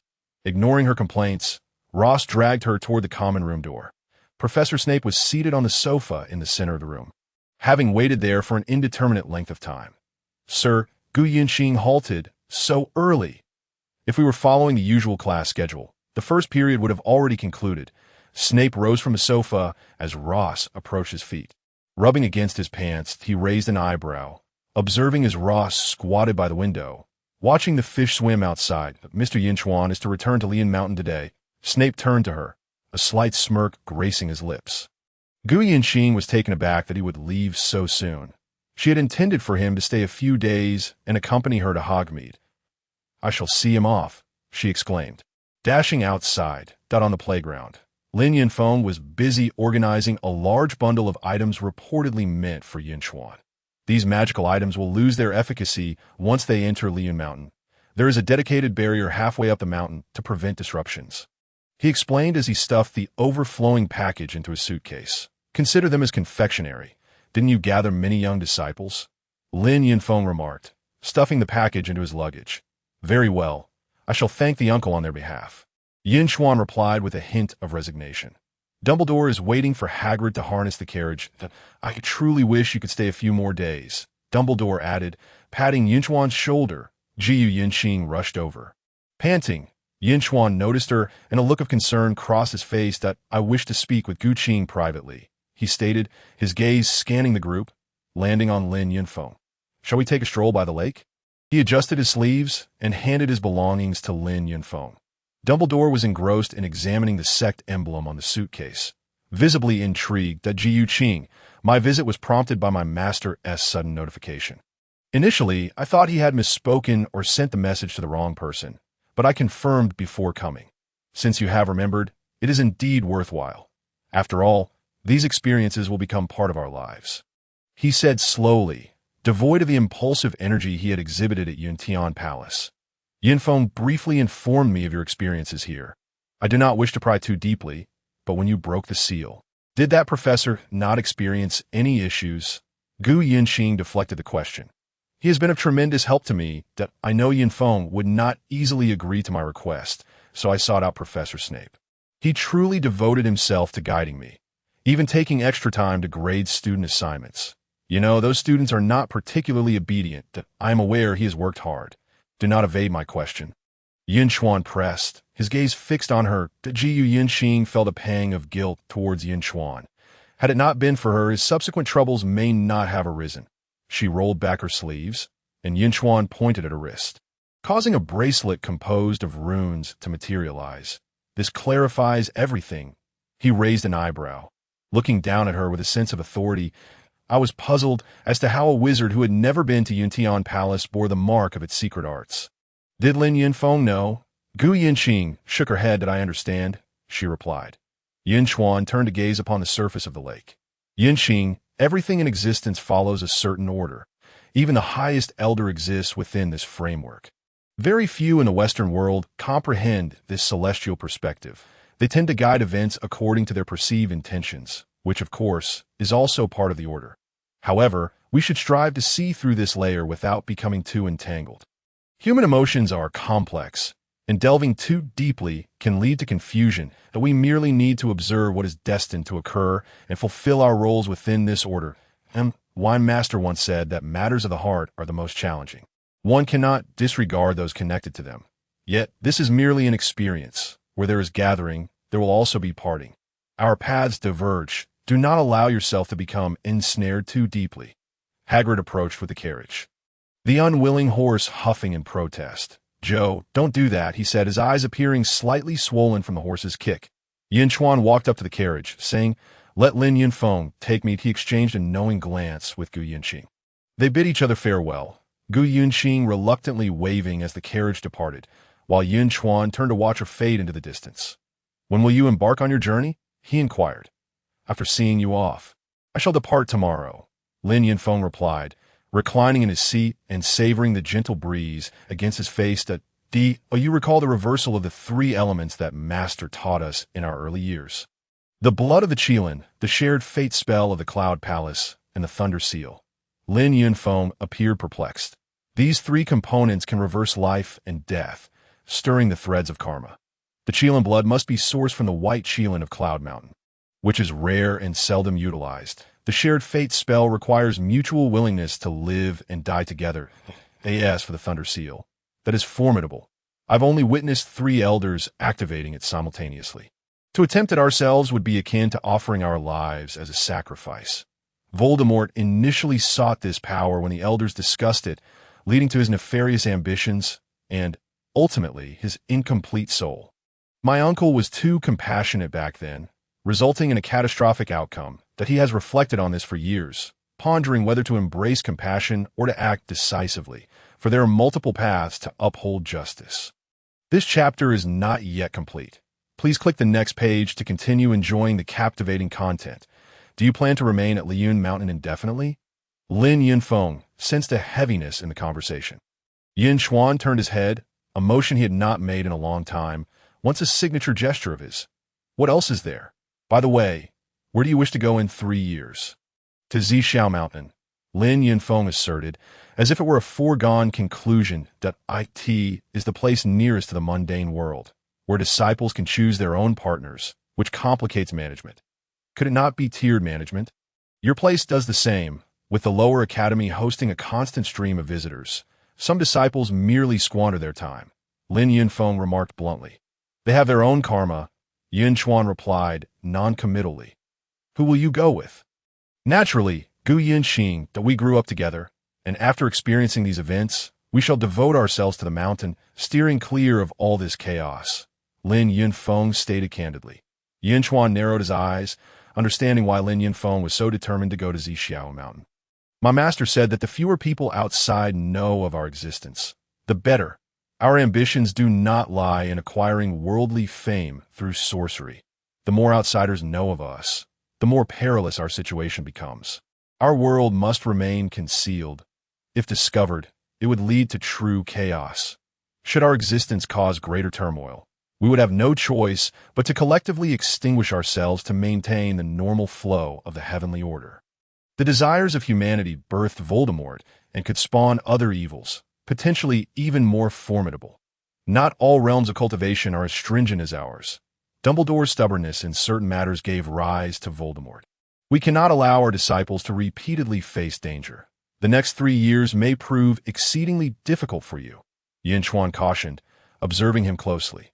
Lin Yunfeng met his gaze but offered no response. Gu Yinxing sat opposite Lin Yunfeng, both engaged in their meals. Lin Yunfeng swiftly perused the newspaper, shaking his head at the various reports concerning Voldemort. People can scare themselves to death, he muttered, tossing the paper aside. Gu Yinxing did not look up. The dining hall was eerily quiet when Professor McGonagall approached. Dear ones, after your meal, Professor Dumbledore wishes to see you. The two set down their utensils, and Lin Yunfeng finished his glass of water. Let us go now. They followed Professor McGonagall to Dumbledore's office, which was perpetually filled with an assortment of intriguing curios, resembling a magical shop. That you've arrived, Dumbledore greeted, placing down his quill, having been writing a letter. He rose to meet them. Minerva, you need not leave. I believe it would be beneficial for you to know. Noticing that Professor McGonagall was about to depart, Dumbledore called her back. She halted, her curiosity piqued as she regarded the trio. Lin Yunfeng, I witnessed your sorcery yesterday, that I would like to inquire if there is any way to drag Voldemort down to hell using your methods. Hope burned in Dumbledore's eyes that he has split his soul into 7 pieces. Likely to safeguard against our type of magic. We cannot capture an incomplete soul, or to put it another way, his 7 fragments are not in the underworld. Even our soul retrieval technique cannot extract incomplete soul information. Moreover, each time he tears apart a soul, he kills a person, and each fragment contains information about that individual that we will not commit acts of murder. Once he dies, the souls harmed during their division must also be guided to peace. Lin Yunfeng noted the dimming of Dumbledore's eyes, realizing that in some respects, he was merely an elderly and Gu Yinxing sighed softly. So, he must die first, Dumbledore affirmed. Lin Yunfeng nodded. Dumbledore acknowledged. Very well, I understand. Thank you. Professor McGonagall escorted them out, her expression somber. Albus is quite agitated. His demeanor is always so rigid. Fudge has fallen out with him, and now the Ministry of Magic does not support him. This school may soon face an even greater crisis. She remarked, gazing out at the castle from the corridor point one step at a time. Gu Yinxing voiced, feeling a headache coming on. Lin Yunfeng, however, remained resolute in his decision to venture out, having packed his belongings the next day, while Hagrid was distracted, leaving early before he could find him. When Hagrid eventually sought him out, dragging a bundle of bamboo taller than himself, he could not even find Lin Yunfeng's shadow. That rascal. Hagrid shrugged, and with Gu Yunxing's assistance, he unloaded the bamboo, becoming increasingly adept. Gu Yunxing used the levitation charm to guide a large bundle of bamboo into the forbidden forest. He is a man of many faces. After all these years, I still cannot discern his true character. She mused that Gu Yunxing selected a patch of land and began digging alongside Hagrid. They toiled until evening, with Hagrid pausing only for a simple lunch of bread, which he had baked stout enough to crack open walnuts. Gu Yunxing struggled to swallow her tea after steeping it for quite some time. It's getting late. Let us head back. I can't thank you enough for your help today. Hagrid remarked, observing the twilight sky, that I feel I can still manage a bit longer. Gu Yunxing replied, enjoying the relaxed atmosphere and the presence of numerous small creatures around them. Hagrid waved his hand. Seizing the bamboo from her grasp, I'll take care of the rest. Gu Yunxing bid farewell and made her way back to the castle. The fiery clouds in the sky were intense and conspicuous, and with remnants of the unabsorbed bread from lunch in her stomach, she was reluctant to have an early dinner. She retrieved her guqin from her dormitory and sought a spot with a good view, testing the sound before letting her fingers glide over the strings. The ethereal music floated through the empty corridor, penetrating the distant forest as a flock of owls returned from afar. Several teachers stood on the corridor, captivated by the enchanting tones of the ancient instrument. Even Professor Flitwick began to tap his fingers in time. Professor Trelawney peered from her tower, eyes closed, quietly listening to the haunting melodies. Why, dear, I can sense a longing for home. Professor Flitwick approached after the last note faded. Gu Yunxing rose, clutching her guqin, deliberately holding it horizontally out of respect due to the disparity in their heights. It is called Waning Moon, a piece I composed with a senior brother. She smiled at him. I at Lin Yunfeng. Professor Flitwick eagerly proclaimed this disciple's exceptional talent. That Gu Yinxing shook her head. She is no longer among us. Professor Flitwick quickly covered his mouth. I apologize. I truly did not mean to its all right. It was long ago, Professor. Gu Yinxing reassured him. Gu Yinxing settled back down, as a melodious tune reminiscent of lofty mountains and flowing waters gradually unfolded. The evening breeze was refreshing, devoid of the harsh chill of winter, heralding the revival and blossoming of all living things. After 2 days of slumber in her dormitory, she increasingly felt that Lin Yunfeng's previous reprimands were entirely justified. Without the operation of her spirit sword, her ability to gather energy had significantly diminished. Even after addressing all her tasks, she remained fatigued, often forgetting to eat unless called upon by Ross during mealtimes. On this particular day, while engrossed in a book on the grass, an owl alighted beside her, dropping an envelope. It was from Lin Yunfeng, who had already departed for London, where he was composing a letter to her from a quaint Seth. He expressed great fondness for the scenery and culture there, even masquerading as a muggle to explore various locales, including the British Museum. However, he had yet to discover anything particularly useful, as several magical artifacts he encountered were merely imbued with power, exceedingly bound to their owners, and could not be wielded for his own purposes. Reclining on the lawn, she gazed at the ever-shifting clouds above. Tomorrow, she mused, she would procure books for the upcoming year and also bring a gift for Lin Yunfeng. The chapter is not yet complete. Please turn to the next page to continue enjoying the captivating narrative. The following day, she rose early, riding Hagrid's motorcycle to Diagon Alley, where everything still struck her as wondrous. After bidding farewell to Hagrid, she perused her list, searching for each item she required. Celia had gifted her a handbag with an infinitely expandable space, which she found exceedingly practical. She successfully gathered the potion ingredients for the next semester. Having finally managed to package 2 bundles of dandelions, despite their feathery fluff scattering in every direction. After sneezing several times, she finally organized her belongings. Passing by the robe shop, she noticed several new imperial-style gowns displayed in the window. The shopkeeper recognized her and greeted her warmly. I heard you made quite an impression at the ball. Many have been inquiring about the imperial gowns. The shopkeeper beckoned her inside. I've come to collect my new school uniform. I hope you can repair the 2 previous sets, as they were tainted by some substances. Additionally, I require a full male Ravenclaw uniform. I have the measurements. She retrieved her outer robe from the bag. The marks of the venom from her earlier correspondence still glaringly evident. Not a problem. These are quite manageable, the shopkeeper assured, taking her garments into the back room. Moments later, she emerged with the robes looking as pristine as new. Gu Yinxing accepted them, paid, and exchanged a few pleasantries before departing. I heard he has returned. A group of wizards whispered nearby.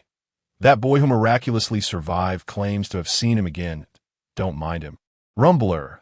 That child has always had issues. Just look at the noticeable scar on his forehead. It's clear he's always had problems. Another interjected. Gu Yinxing stood before an extravagant jewelry stall, feigning interest in selecting accessories while eavesdropping on their conversation. My dear, these earrings would suit you perfectly, the stall owner exclaimed, presenting an exaggerated pair of chain-shaped earrings.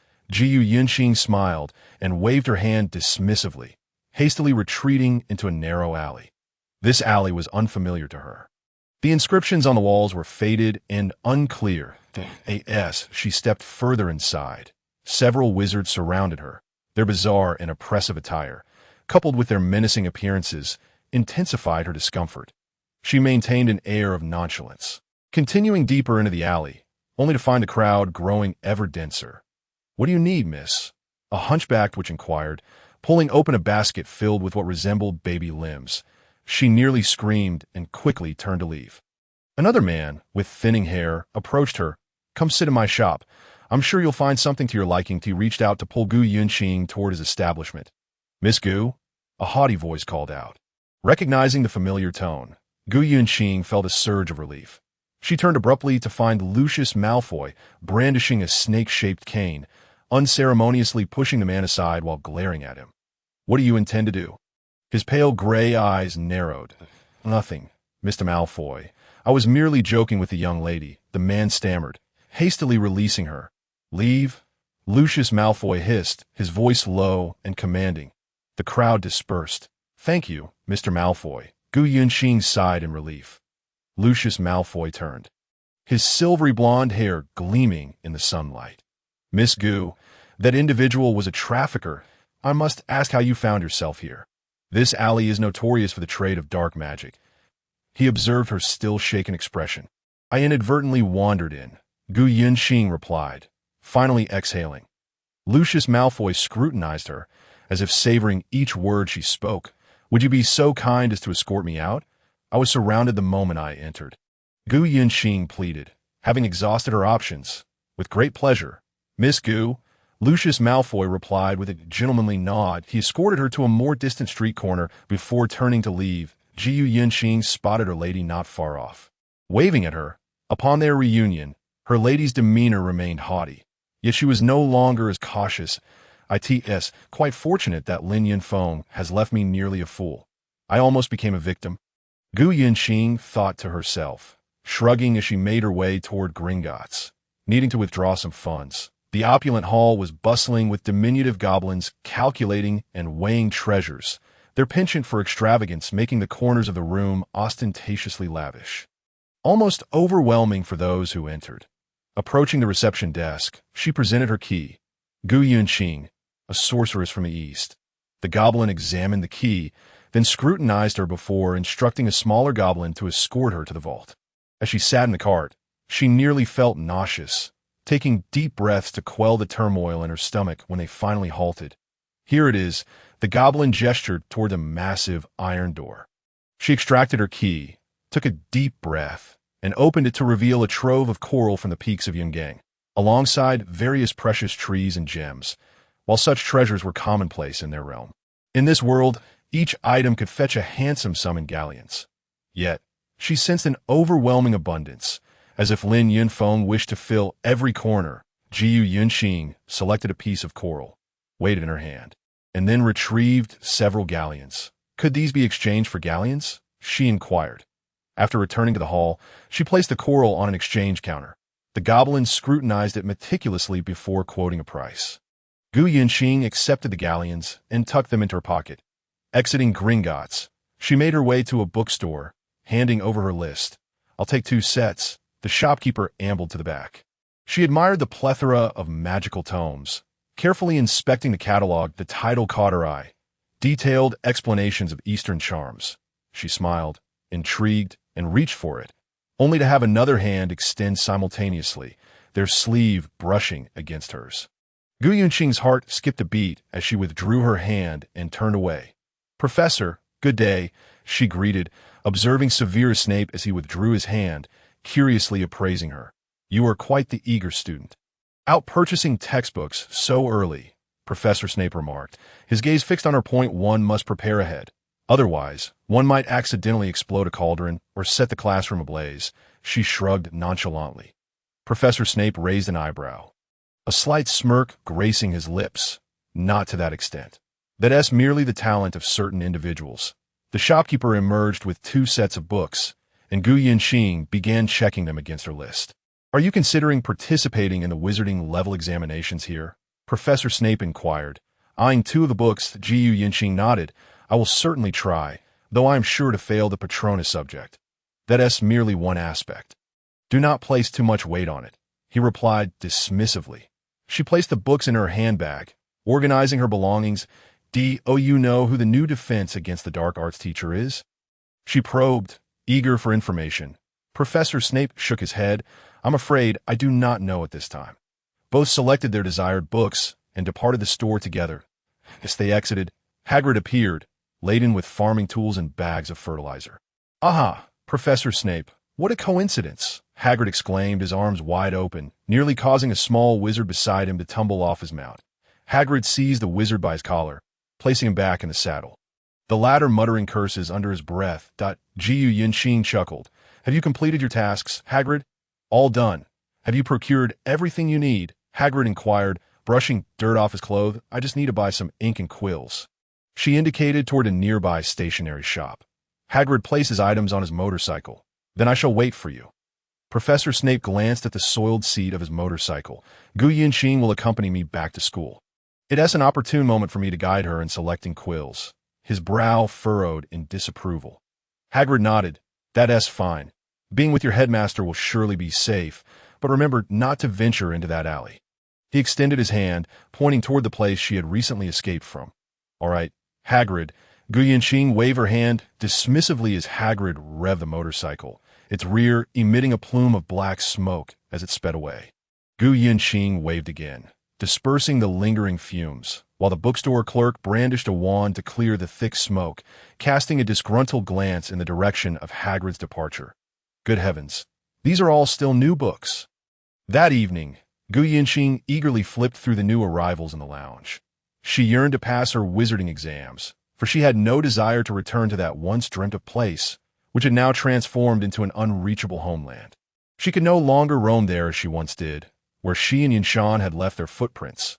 The door to the lounge creaked open, and Professor Snape entered, his lips pursed and brow furrowed. A letter in hand, Gu Yinxing rose to her feet. It was an invitation from Malfoy Manor, which Professor Snape handed to her. When did you become so close to him? The Malfoy family seldom invited anyone outside their circle of friends, and those friends often included dark wizards. Gu Yinxing accepted the invitation, opened it, and confirmed it was indeed addressed to her. When I was selecting my gown, Draco happened to be there, and yesterday he escorted me out of Nocturne Alley. She replied candidly. What were you doing there? Professor Snape inquired, a hint of confusion in his tone that I accidentally wandered in. There were discussions about some rumors concerning Harry, and I wanted to listen closely, but ended up getting lost, she explained. Snape frowned. I suspect Malfoy went there to deal with some nonsense. Could I possibly avoid attending, sir? Gu Yinxing felt her tranquil days slipping away. Snape gazed at the letter, Draco's name glaringly evident.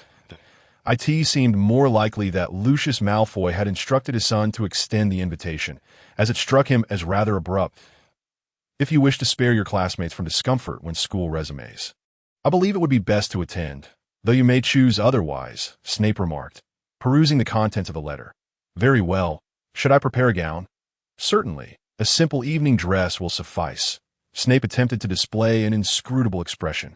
She had no intention of wearing that imperial gown again, even if the shopkeeper restored it to its former glory, for merely seeing it evoked memories of that harrowing night and tea that time. Yinluo had also sent her a gown, but she refrained from wearing it out of consideration for Miss Qiuzhang's attire as her partner in the warrior dance. It too was of a cheap house style. She spoke tentatively. Could you assist me in selecting one? After all, the Malfoy family is quite particular in their social standing. Professor Snape nodded in agreement. The Gu Yinxing returned to her dormitory and retrieved the gown.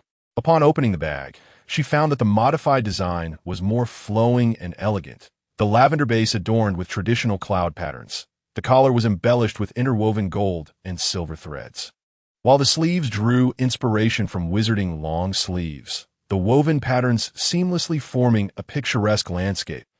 It's quite lovely, Professor Snape remarked, examining the gown. Then this is the one. Gu Yinxing sighed in relief. She recalled how Lin Yinfeng had hastily sent the gown after a banquet, disregarding her preferences, but she had set it aside, plagued by too many considerations. That I've heard some rumors. Gu Yinxing placed the gown on the sofa. Uncertain of their veracity, Snape tilted his head slightly. What do you mean? The Malfoys associate with numerous dark wizards. I'm not taking sides. But is there any possibility they might invite Karkaroff? She felt the question was rather foolish, but sought clarification nonetheless. Snape regarded her with a relaxed expression. The Malfoys are quite astute, adept at navigating circumstances. Even with the fall of the Dark Lord, they continue to thrive. Such is their knack. Karkaroff is, in the purest sense, a traitor. If he wishes to meet a more ignoble end, he may attend, though to my knowledge, he has been missing, and Durmstrang is searching for him. He stated with an assured tone. That's reassuring. Gu Yinxing breathed a sigh of relief. The next day, a carriage emblazoned with the Malfoy crest appeared outside Hogwarts gates, its dark exterior polished to a gleam. That Gu Yinxing donned her gown, which accentuated her eastern beauty and grace. The purple hue highlighted her inherent elegance, exuding an air of mystery and nobility. The embroidery on the skirt, which had seemed unimpressive the previous night, now revealed a three-dimensional effect, as if a myriad of landscapes surrounded her. She styled her hair into an updo, adorned with a serpentine hairpin, its mouth clasping a cascade of tassels that swayed with her movements. If she were to make her entrance at the ball in this attire, Miss Cho-Jean would surely pale in comparison. "Good evening, Professor Snape, Miss Gu," the coachman remarked, glancing at the pair at the gate, captivated by Gu Yunqing's gown. The carriage door opened, and Professor Snape assisted her inside before he climbed it himself. The majestic horses trot away. Gu Yunqing gazed out the window, observing various streets. Wizards cast curious glances at the carriage, some silent, while others shot unfriendly looks her way. They do not wander during the banquet, Snape cautioned, studying her profile. Gu Yunqing turned, lowering her hand that had been gripping the curtain, revealing a hint of nervousness. Was it due to Lin Yunfeng's absence, the guests at the banquet, or something else entirely? The carriage halted before the manor, where various other carriages were parked, some resplendently adorned, others exuding a rustic medieval charm, and some reminiscent of Madame Maxim's elegant French decor. Different guests disembarked. Narcissa Malfoy appeared in a silver gown, resembling a statue, while Lucius Malfoy's hair was neatly tied back, his black robe exchanged for a more luxurious golden velvet. That Draco's appearance was impeccable in a light gray suit, complementing his eyes perfectly. Young master, there are still more chapters ahead. Please click to the next page to continue reading. It gets even more exciting. We shall descend shortly, Snape informed her, observing the influx of guests. Gu Yunqing eagerly anticipated it. Draco adeptly greeted the guests, his gaze continually darting outside. Gu Yunqing instinctively understood what he was searching for. Lucius Malfoy seemed to be admonishing Draco with harsh words. He glanced at his father with discontent, while Narcissa approached to come to his aid. And Draco shot an exasperated glance at Lucius. Snape remained expressionless. Observing the scene, as the arrivals began to dwindle, he adjusted his sleeves and opened the door. "Let us proceed." He leaped down from the carriage, then assisted Gu Yunqing in disembarking, even carefully removing her long sleeves first. Draco spotted Gu Yunqing and rushed over. "Father, I told you our relationship was quite close," he called out while glancing back at Lucius. "Wow, you look even more beautiful than last time. If I were you, I would have chosen this gown last time." Draco admired Gu Yunqing's new attire. Lucius wore an awkward expression as he greeted Snape. Narcissa, upon seeing Gu Yunqing, did not hold back her praise. "What a beautiful young lady. You must be exhausted from the journey. Come in for a drink. Would you prefer champagne or juice? Just let me know if you need anything." Lucius was just complaining that Draco didn't invite enough guests. "Apologies, Mrs. Malfoy. We were delayed on the way." Gu Yunqing replied politely with a slight odo and no need for formalities. Narcissa said graciously, "Relax, most of the guests are Slytherin alumni." Goyle dragged Malfoy over, cutting short any further conversation. Gu Yunqing and Professor Snape entered the banquet hall together, where grand crystal chandeliers sparkled brilliantly, waiters weaving through the crowd with an array of beverages. The walls adorned with enormous portraits symbolized the Malfoy family's illustrious history, while silver platters glimmered under the lights. Malfoy shooed Goyle away and leaned closer. Goyle always overindulges. He can't find the restroom. Gu Yunqing chuckled. He's always like this, as if he can indulge in culinary delights anywhere. She took a glass of orange juice. "How many times must I say it? I can't be responsible for him," he replied, twisting his mouth in annoyance. "Tonight, many officials from the Ministry of Magic are present. There's the newly appointed Director of Sports, a judge from the Department of Justice, and those who manage legal affairs. If you wish to meet anyone, I can introduce you to." He spoke haughtily. Upon hearing that there were officials present, Gu Yunqing felt a sense of relief, knowing that the Death Eaters would dare not act recklessly at this moment. However, she noticed several peculiar individuals who were fixated on her. Intentionally, she distanced herself from them. One of them approached, looking rather unwell, reminiscent of the little Sirius she had encountered on the mountain. Yet his eyes were filled with madness as he hastened towards her. Draco attempted to pull her away swiftly, but he was shoved aside, stumbling slightly. "This must be Miss Gu," he mused. Gu Yunqing regarded him, confident that he would not draw his wand anytime soon. "Greetings, I'm a classmate of Draco's," she said coolly. "Not," he extended his hand, and she took it, feeling the chill of his grip. "A pleasure to meet you." Gu Yuanxing withdrew her hand, stating, "I believe we should express our gratitude to the host for providing us this opportunity to meet." She raised an eyebrow, locking eyes with him, showing no sign of retreat. "Oh, indeed." Not's gaze drifted to Draco, whose expression conveyed resentment and fear. But Yuanxing surmised the underlying tension. She had never anticipated that this gathering would be as tranquil as a Christmas ball. "Not. Your manner of conversing is rather unappealing." A deep voice echoed from behind. Professor Snape, frowning, looked down at him with an air of authority. "Isn't that Severus?" Not leaned closer, as if sniffing around like a dog. "Sir, mind your words in this place, if you wish to remain," Professor Snape warned, eyeing him sternly. Not discreetly retreated into the shadows. "Hello." Snape, a thin man with a center-parted hairstyle, approached. "McNeil, good day." Snape's expression flickered with disdain as he regarded the other. McNeil fixated on him with a piercing gaze. "Long time no see." His eyes shifted to Gu Yuanxing, scrutinizing her uncomfortably. "Is this the new Slytherin?" "Indeed," Snape replied impatiently. "It appears you are faring well. Each new student seems more exceptional than the last. Hogwarts is truly a nurturing haven." McNeil's gaze flitted between Draco, Gu Yuanxing, and Snape. "McNeil, it seems the Ministry's workload is not too burdensome. I wouldn't mind offering you a bit more exercise through other means. Our gamekeeper has considerable potential in that regard." McNeil chuckled. "I shall not pass up any opportunity to get close to Hogwarts." He revealed his yellowed teeth, his grin resembling a grimace. Noticing their discomfort, Narcissa ascended the steps and tapped her glass. "Today, we welcome you all to our humble abode.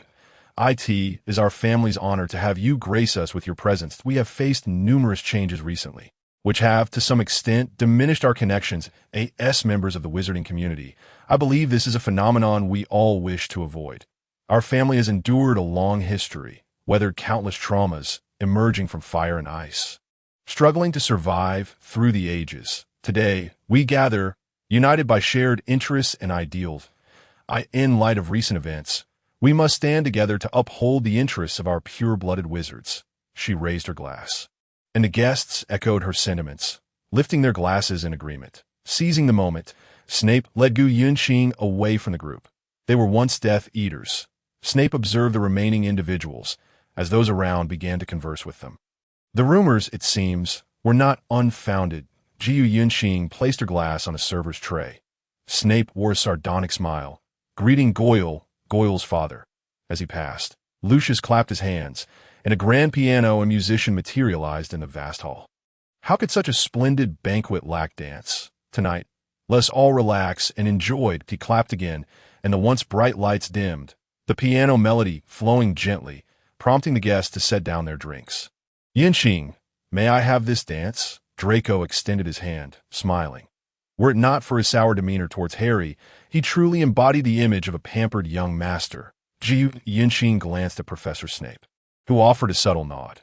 She placed her hand in Malfoy's and stepped into the dance floor. Gu Yuanxing remained the radiant one.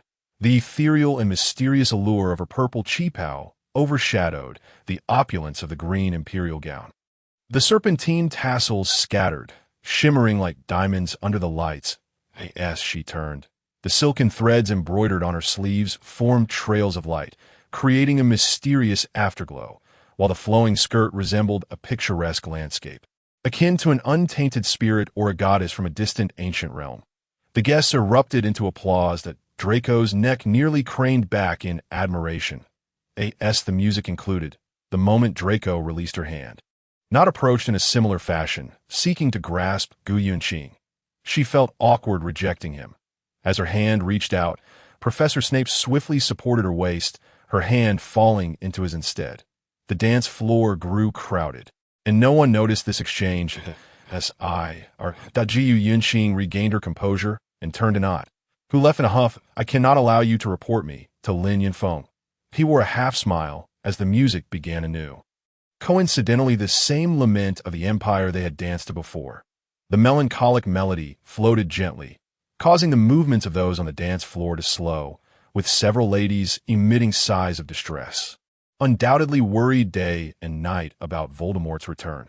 She gazed at the grand crystal chandelier, her mind slightly adrift, as if lost in a dream. Her steps became lighter. Ji Yunqing danced to the familiar rhythm, feeling the warmth of Professor Snape's hand. Yet the thought of the dark mark on his left arm instilled a sense of dread within her. She studied his face, the dim light casting shadows that accentuated his rugged features. Still inscrutable, as if an invisible armor confined him, he softly inquired, "What troubles you? Are you uncomfortable here?" Gu Yunqing shook her head, offering a faint smile, her eyes slightly misty. Lowering her gaze, she twirled with a surging melody, feeling the weight of his hand upon her back. The demise of an empire is often accompanied by immense sorrow expressed through parting. As the dance concluded, the lights gradually brightened. Guests resumed their mingling. Gu Yunqing sought Draco, only to find that he, Goyle, and Crabbe had vanished. They had likely dragged Nod away to teach him a lesson. Snape held 2 glasses of champagne. Lucius approached, a hint of apology in his tone. "Miss Gu, I apologize for exposing you to some unsavory characters. You know, in dealing with such matters, there are always disappointments." He tilted his head towards Snape. Ji Yunqing accepted the champagne, awkwardly excusing herself to leave. "Do not exit the estate. It is safer here than at Hogwarts. The entire estate is protected by magic," Lucius advised her, clinking his glass against Snape's, who managed a strained smile. The garden outside was filled with white roses. Draco had once mentioned that his mother favored them as well. She felt that those who love white roses could not be too bad that a few white peacocks suddenly darted out, gracefully weaving through the blooms. Gu Yunqing reached out to touch one. Occasionally, guests stepped outside for fresh air. Although the interior was not stifling, everyone sought opportunities to escape trivial conversations. Draco and his 2 companions returned, proclaiming, "Showing off on my family's turf. A beating is the least of what he deserves. Your stunning spell work with the stunning spell is commendable, Crabbe." Well, he remained that same young master. The lady clad in a blue silk gown seated herself beside Gu Yunqing. "Hello, is this seat taken?" She gestured towards the empty bench. Ji Yunqing nodded. "Welcome, madam." Upon sitting, the lady began to chatter incessantly. "Ah, such carefree days are numbered. Soon, we shall have to remain vigilant even in sleep." Uncertain of what may transpire, she suddenly realized her indiscretion. "I apologize. I shouldn't complain." She did not perceive Gu Yunqing as a threat, believing she would not divulge their conversation. "No worries. I feel the same," Gu Yunqing replied, inhaling the scent of roses. "Everyone harbors fears." The lady lowered her head, faint sobs escaping her. Ji Yunqing stayed by her side until her husband arrived to urge her away, a stout man with a stern appearance. "Time to go. Must you cry again? I can hardly bear it." His face betrayed an unmistakable disdain. The lady rose and excused herself with an apologetic it appeared that the ball was drawing to a close. She stood up just as Snape emerged from the hall. Glancing about anxiously, he searched the foyer thoroughly before making his way to the back garden, where Gu Yunqing was seated on a bench, gently caressing a white peacock beside her. The peacock's tail draped over her skirt, appearing ethereal and nebulous under the moonlight. "Sir, may we return now?" Gu Yunqing inquired, noticing Professor Snape's approach, and she hastened toward him. Snape seemed to exhale in relief. "Let us go. I have already bid farewell to the Malfoy family. Would you like to accompany me?" "I shall be back shortly," Gu Yunqing replied as she entered the foyer. Before long, Narcissa herself escorted her out, holding her hand and expressing her desire for her to visit often. Yunqing waved goodbye under Narcissa's watchful gaze. Snape opened the carriage door and assisted her inside before joining her and closing the door. "I find Narcissa to be rather agreeable among them." Gu Yunqing sighed with relief. Snape, however, remained noncommittal. "The Malfoys are a complex family. She may be more concerned with your interests, cultivating a relationship that signifies an ascent to greatness. They have always favored associating with the powerful." Ji Yunqing fell silent, awkwardly managing a smile. What she could ascertain was that their family was bound by love. The carriage, with its rhythmic clatter, returned to Hogwarts. And upon disembarking, Gu Yunqing felt an overwhelming sense of relaxation wash over her. "Return and rest well. If you find yourself hungry, have the kitchen send something up," Snape instructed her before turning towards the tower. Likely to seek out Dumbledore once more. Ji Yunqing removed her hairpin, allowing her cascading black locks to flow like silk behind her. She raised her hand, relishing the breeze that swept through Hogwarts. Her skirt billowing freely, her hair dancing in the wind. A moment of both restraint and indulgence. Headmaster, Snape entered Dumbledore's office just as the latter observed the two returning. Your idea was rather ill-conceived. Do you know who had their eyes on her at the ball? Those Death Eaters. Dumbledore turned, unperturbed. That was precisely the intent. We must protect Harry. You centered her doom? Snape's incredulity was palpable. Dumbledore gestured for him to calm down. Severus, she is stronger and more independent than we realize. After all, no one has dared to set a boat ablaze on the lake since the school's inception. That incident remains unresolved, and no need to investigate further. It is evident who is most likely responsible, that if you could deduce this, why do you categorically deny my suspicions regarding Potter? Snape brought up past grievances. Dumbledore sat down, conjuring a chair and a table laden with mead. Harry is Harry. Your biases against him run deep. He is not a good biscuit, Snape retorted. How was the ball? I see Gu Yunshin continues to dazzle. Dumbledore observed. Indeed, she does bring honor to the school, aside from you pushing her toward danger. Snape leaned back in his chair, regarding Dumbledore with disdain. Due to Mr. Lynn's absence, I wish for you to accompany her to Nurmengard. I cannot visit those old acquaintances myself, Dumbledore stated plainly. Snape slammed his untouched goblet down. Headmaster, if you wish to eliminate her, just say so. I can procure poison by tomorrow and deliver her body to the Dark Lord. You can explain to him the circumstances. Severus, you have had too much to drink at the ball. I'm never inebriated, Snape replied, crossing his legs. It would be inappropriate for me to go. Professor McGonagall has already been through this. If you go yourself, I fear he would not trust you. But if Gu Yunshin goes, the situation may differ, Dumbledore suggested. Snape ran his fingers through his hair, exasperated. He has been there for over 50 years. What do you seek from him? Severus, inform Voldemort of the situation, and then allow him to choose for himself what kind of person he wishes to be. Dumbledore's voice trembled slightly. Snape gazed at him, feeling a wave of discomfort at the sight of Dumbledore's strained expression. That is all, Dumbledore admitted. Snape rose. Tomorrow, you may speak with Gu Yunshin yourself. Dumbledore made an affirmative gesture. The following day, Gu Yunshin appeared in his office, and it was evident that Dumbledore's emotional appeal had proven effective. Gu Yunshin had changed into more comfortable attire before arriving at Snape's office. Professor, when shall we depart? She asked, checking her wand. One thing you must remember. Snape said, standing in the office, always stay close to me. Your Patronus is not strong enough, and there are many Dementors there. These creatures are not human. They possess no emotions and are solely interested in souls. Gu Yunshin produced several talismans, just in case. Snape regarded her with a furrowed brow. Once we are outside the school, I will use my flying skills. You must hold on tightly to me. Snape donned his outer robes. They made their way to the lawn, where Snape drew his wand. Hold on my Gu Yunshin grasped him, and in an instant, she felt enveloped by a shroud of darkness. Her entire being seemingly lifted into the sky, passing through damp areas, followed by the scents of forests and rural landscapes, culminating in the briny aroma of the sea. Snape presented Dumbledore's letter to the tower's guard. You have only 1 hour, the guard reiterated. Snape raised his wand, twirling it above his head, and a stag materialized before them, causing the surrounding Dementors to retreat. Gu Yunshin had only heard of such creatures from her classmates. Seeing one for the first time, she felt a tightening sensation, as if something vital were being extracted from her. The stag led them to the highest point of the tower. Gu Yunshin could hardly recognize Grindelwald from the descriptions in books. He appeared gaunt and crumpled, his once commanding presence diminished to a mere shadow of itself. Yet his eyes still held a glimmer of defiance. Greetings, Mr. Grindelwald. Gu Yunshin summoned her courage, uncertain if it was the scene before her or the influence of the Dementors that left her feeling unsteady. After decades, someone has finally come.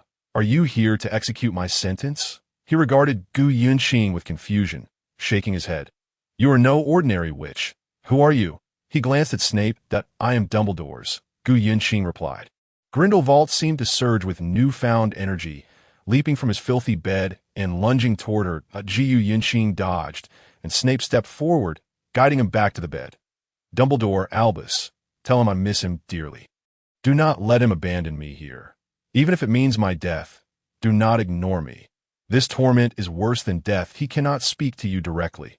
After all, you have both endured much. Gu Yinxing carefully articulated each word, striving to avoid triggering his agitation. Have him write me a letter, even just a word. I can never forget those days that he did not treat me this way. I will do anything, even confess before the world. Just do not cast me aside.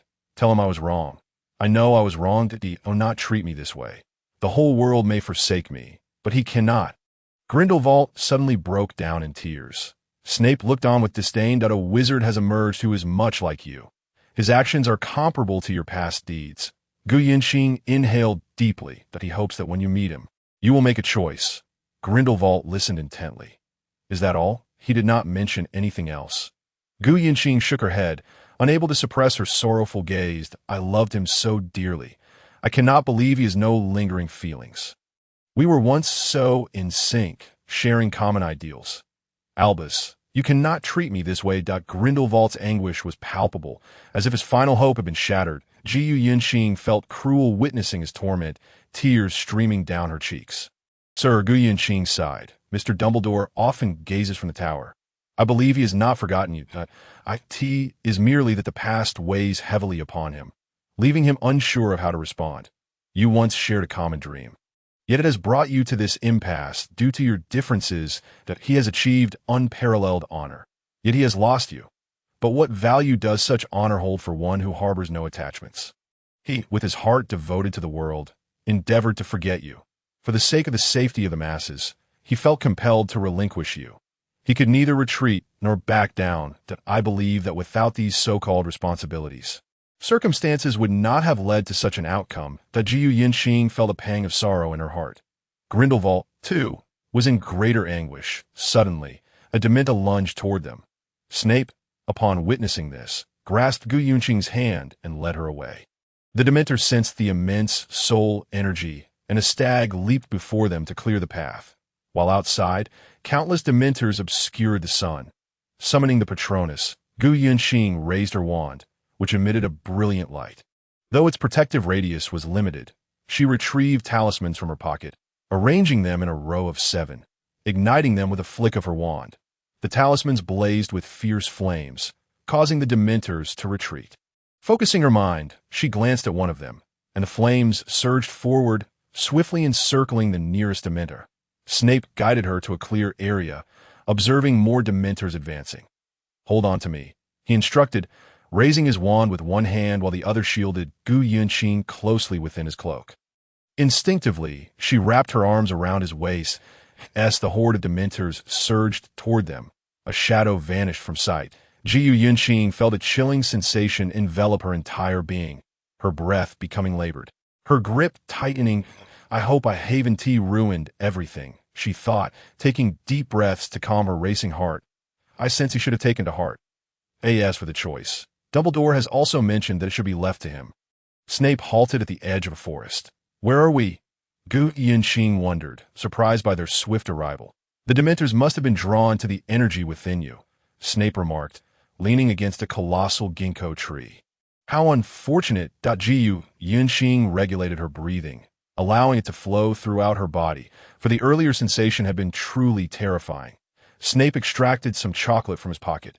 Eat this. It will make you feel considerably better. Gu Yinxing accepted it, taking a bite, warmth spreading through her body as she slowly finished the remainder. Is it true that the headmaster left him there for 50 years? Gu Yinxing exclaimed incredulously.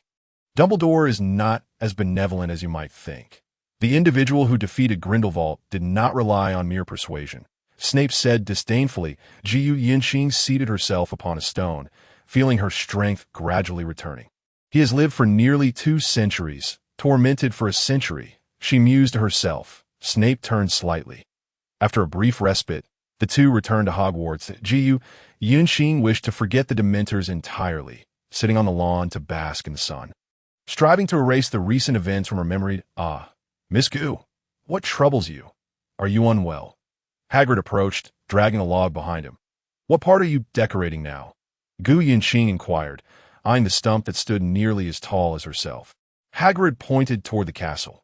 It seems a table in Hufflepuff has been gnawed by some goblins. I'm helping to replace it. Hagrid was always generous in fulfilling others' requests that Gu Yunqing watched as he effortlessly hoisted the log. Lin Yunfeng had also been absent lately. Not even a whisper of him. She observed a few owls flying into the castle, none of which headed in her direction in the days that followed. Gu Yunqing assisted Professor Snape in organizing potions ingredients, helped Professor Trelawney tidy up heavy blankets, aided Professors McGonagall and Flitwick in preparing for the new semester, and assisted Professor Sprout with herb arrangements. Each time, Professor Sprout praised her for her excellent work, and nearly every encounter resulted in a delightful treat conjured from various sources. I truly appreciate your assistance with the Diggory couple. I've been quite worried they wouldn't manage. Professor Sprout said, tears welling in her eyes as she spoke of her sorrow. He will be remembered as a hero, loyal, kind, and honest. All qualities that will be cherished by future generations. Gu Yunqing discarded a pest from the sage and loosened the soil. I hope Hogwarts can become the final sanctuary, she sighed, revealing her concerns about Voldemort's return. That Gu Yunqing preferred to remain silent, that on a particular day, Dumbledore summoned her to his office. That I see you have been immensely helpful to many of the professors. They speak highly of you. He complimented, I have been idle. I used to work every day. Gu Yunqing replied, glancing at the shimmering clock that emitted a chime and kaleidoscopic light at each hour. Dumbledore stretched leisurely. Miss Gu, I shall be direct. Are you prepared to partake in the plans against Voldemort? If not for the headmaster's intervention, I would already be in pursuit of him, Gu Yunqing acknowledged. Fully aware that Dumbledore would not engage in idle chit-chat, Dumbledore nodded with satisfaction. Have you heard of the Order of the Phoenix? Gu Yunqing pondered for a moment. That I've seen it mentioned in history books. But I know little that it was an organization formed to unite wizards against dark wizards and dark magic, comprising many from the Ministry of Magic, including numerous just and loyal individuals. More than half of the Weasley family is part of the order, along with those who oppose dark wizards. Over the years, they have been tracking dark wizards worldwide, including those from Azkaban and Voldemort himself, if you wish to gain more support for your plans. You might consider joining. Gu Yunqing looked at him, her eyes shifting. Has Lin Yunfeng already begun his involvement? She suddenly thought of something. His usual reluctance to venture down the mountain alone had seemed odd. She had assumed his curiosity or desire to be better prepared for future leadership was the reason for his recent wanderings. Dumbledore nodded. Indeed, quite so. Gu Yunqing slumped back in her chair, feeling deflated. He is gathering information on Voldemort under the guise of exploration. That I believe that no matter how unpredictable a situation may be, there is always a breakthrough to be found in the trail. He gazed at the pensived in that case.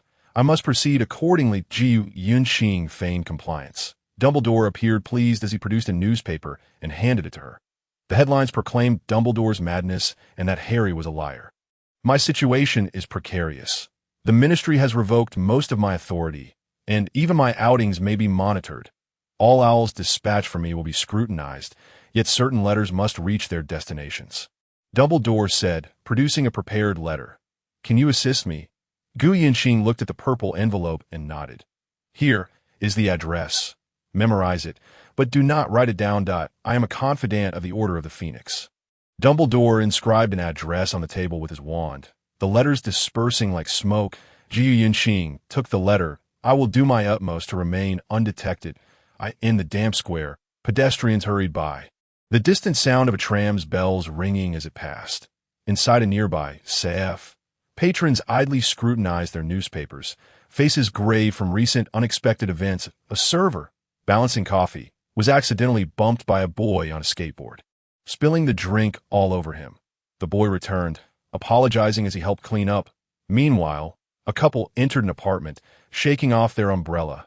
The dampness was exhausting. That a woman, holding a pitch-black umbrella, strolled through Grimmauld Place, peering into shop windows before aimlessly wandering toward a building.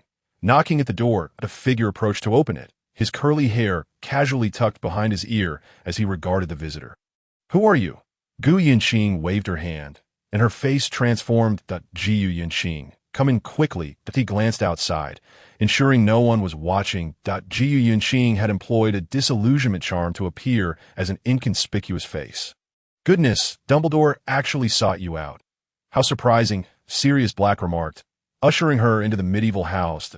It bore signs of neglect, yet its former grandeur lingered in the details. Jiu Yunqing entered, and Molly Weasley, upon seeing her, was momentarily stunned before quickly pulling her inside. Dumbledore sent me to deliver a letter, Gu Yunqing announced, producing the envelope. Goodness, why would Dumbledore entrust a student with such a task? Molly was nothing short of astonishing. Mr. Weasley also poked his head into the room, clearly taken aback. Subsequently, she was escorted into a chamber reminiscent of a conference room, which they now utilized as a dining area. Jiu Yunqing surveyed the individuals present. There was Lupin, Tonks, and that was Moody, whom you're likely already acquainted with. These are my two sons, Fred and George. You needn't distinguish between the two, as they tend to appear almost simultaneously. They are, without a doubt, absolute mischief makers. You must have heard of them at school. She exuded an everlasting warmth and radiance. The individuals seated at the table regarded them. Oh, that's Slytherin, Moody remarked. It is said that you were the first to notice young Barty's peculiar behavior. Gu Yunqing glanced at Professor Moody, feeling awkward and at a loss for words, recalling how the imposter Moody had once rendered her unconscious with a stunning spell. It's all right, child. Come here, Moody beckoned, pulling out a chair. Relax, consider this place your own sanctuary. Jiu Yunqing took a seat, watching as Mrs. Weasley pushed a heap of trash bins and mops aside. The Weasley twins leaned in, one on each side. I told you he was different. One of them propped his head on his hand, gazing at her. Hey, George, let us burn the sorting hat when school starts, Fred suggested. Suddenly, a thunderous explosion echoed from the kitchen. Mrs. Weasley's voice rang out. How many times have I told you not to bring your gadgets into the kitchen? It's a dung bomb. Fred cheekily raised an eyebrow. Jiu Yunqing stood up and approached the kitchen, where foam from the sink had spilled onto the floor, along with a multitude of half-prepared dishes. Let me assist you, ma'am, Gu Yunqing offered, grabbing an apron. I truly apologize for making you work right upon your arrival. Mrs. Weasley looked at her sheepishly, her smile radiating warmth. And oh, worries. I'm quite accustomed to it, Gu Yunqing said, picking up a bowl from the sink to begin washing. Her swift movements expedited the meal preparation significantly. This chapter is not yet concluded. Please click the next page to continue reading the exciting content. Mrs. Weasley glanced at her two mischievous sons. If only you could assist me even a little. Fred waved his wand. Move aside, Moody shouted at Gu Yunqing. She turned around, nearly dropping the plate she was carrying, and quickly crouched down. A large basin of soup flew from the far side of the kitchen, splattering across the table, with about a third of it missing. Have your feet turned to stone?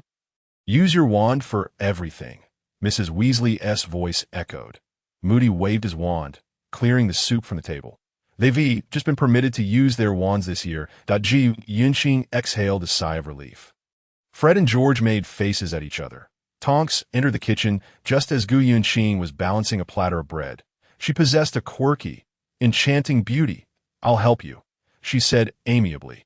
Taking the heaviest platter, the Jiu Yunqing felt an overwhelming sense of friendliness from everyone. Sirius entered, eyeing the sumptuous spread. Wow, it seems you excel at everything, he said, looking much cleaner and dressed in an appropriate suit, exuding an innate noble charm. Did you prepare that dish? He gestured towards a plate of scrambled eggs with tomatoes nearby. Jiu Yunqing nodded. Yes, don't be shy. Do as you please here. If not for your generosity in Hogsmeade, I would have only had rats to eat, Sirius said joyfully as he sat down. You can order whatever you like to— Oh, that's not fair. We can't even do our experiments, Fred and George complained in unison. Molly glared at them. Let me share a secret. Harry supports and has invested in our joke products. We'll have plenty of surprises after school starts, Fred whispered conspiratorially in Gu Yunqing's ear. She looked at him in astonishment as he raised an eyebrow. Let us chat while we eat.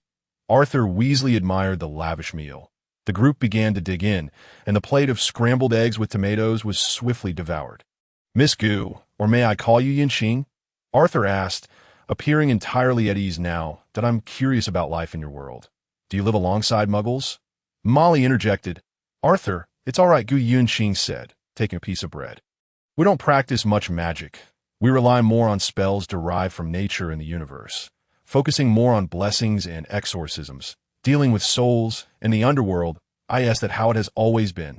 I feel your talents and abilities would make learning our magic quite feasible.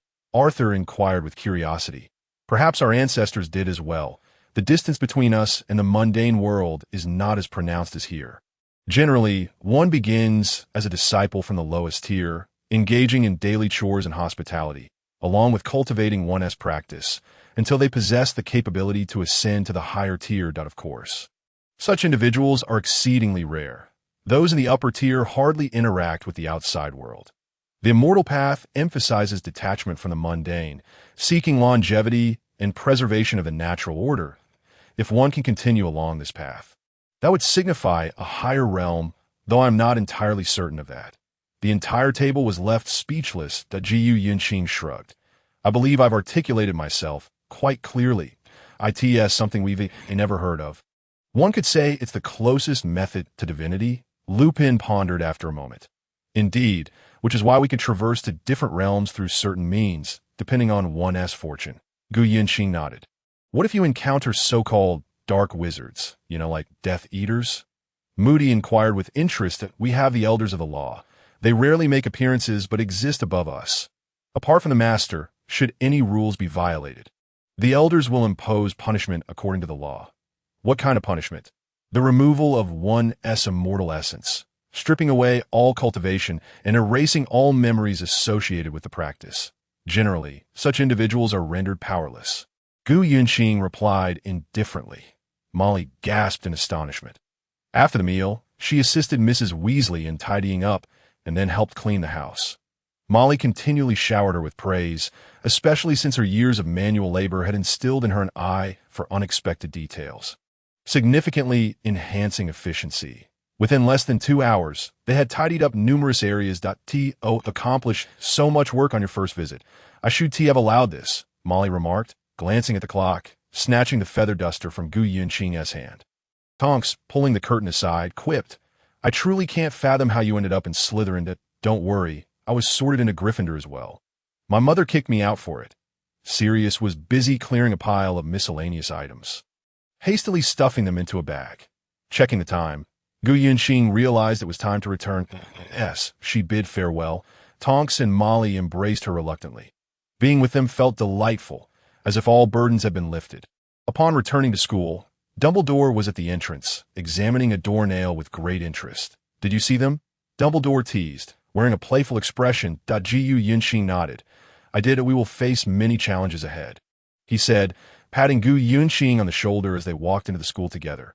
Lin Yunfeng arrived at a cave, his leg injured, the ghastly wound staining his trousers. Damn it, he muttered, leaning against the wall. Tearing his clothing into strips, he listened as the howling sound from outside faded away. Exhaling a sigh, those giants were not particularly clever and likely wouldn't return. The cave was damp and cold. His handsome face relaxed as he took out his wand, gently casting a spell over his wound, watching as the horrific scars slowly healed. Dumbledore had hoped he would persuade the giants, even if they didn't choose a side, to avoid being deceived by Voldemort and becoming complicit in wrongdoing. Instead, they had approached him without a hint of reason. The deepest of his wounds had stopped bleeding, and he tended to the remaining ones simply. He needed to rest for a while, waving his wand to tidy up the cave. As night fell, the voices of the giants echoed from the village. He knew they had returned. He lit a torch and began to toast the cold bread. Yunqing, as long as you were well, he gazed at the dancing flames, aware that communication with the giant tribe was futile. Thoughts of his next destination, the Indian tribe, occupied his mind as he pondered how to persuade them. A sharp pain radiated from the wound on his leg. He unwrapped the bandage to reveal areas still oozing blood. With a sigh, he leaned out of the cave, determined to seek out some hemostatic herbs. For it seemed the giants had smeared some potion on their sticks. Gu Yunqing was resting when suddenly a jolt awakened her. She felt as though something had stirred her heart, tightening it in the process. She donned her robe and sat by the window. Recently, Lin Yunfeng had seemingly ceased his correspondence. Although this was not the first time they had been apart for an extended period, she had never before experienced such anxiety.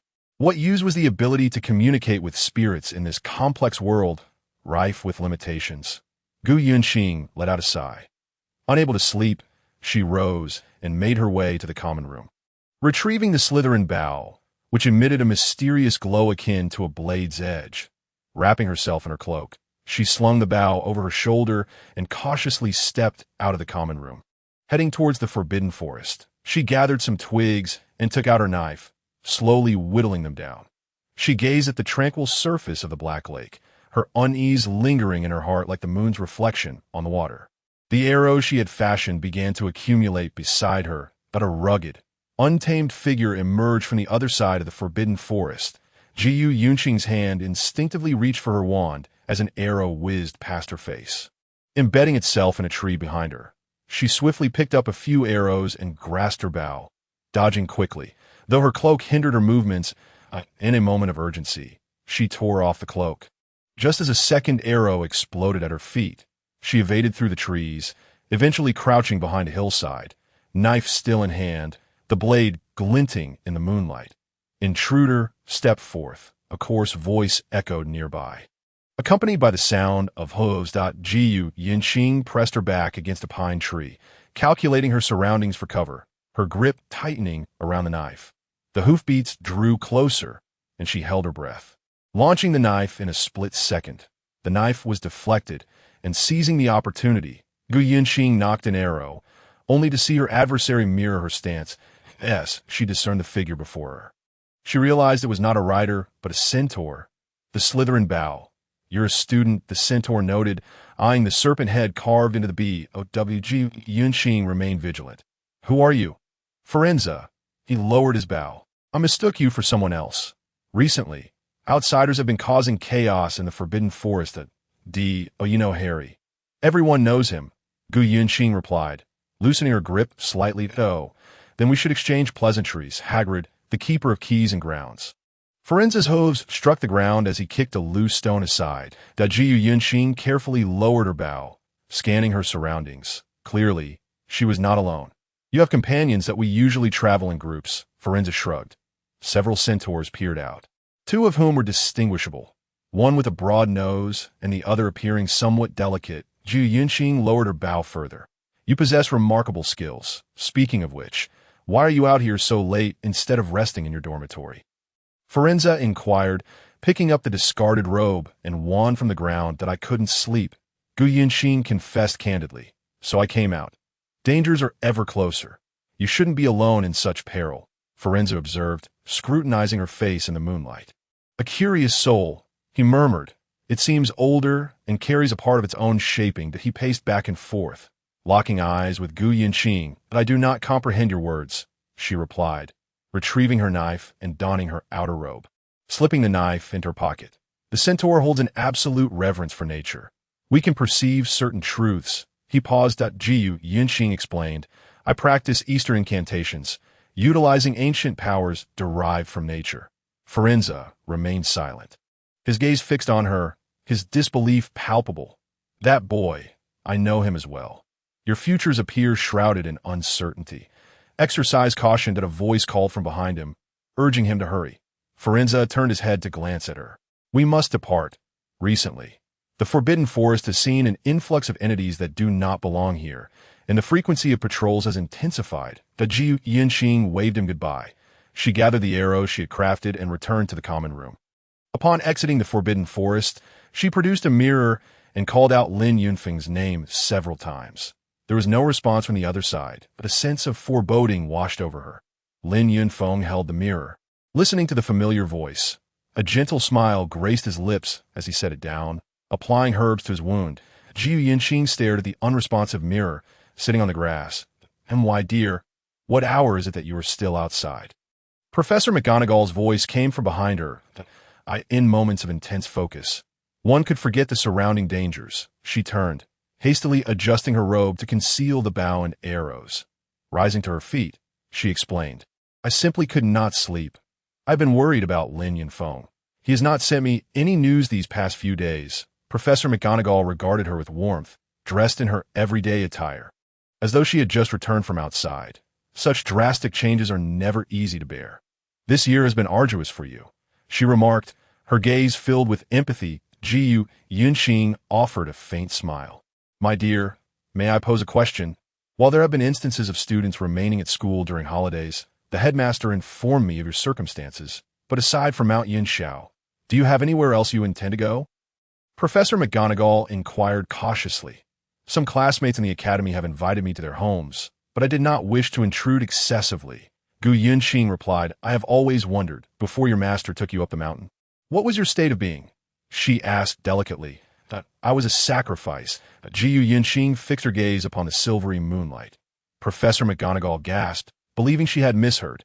You heard correctly. I was a sacrifice. I was born into a family that abhorred spirituality.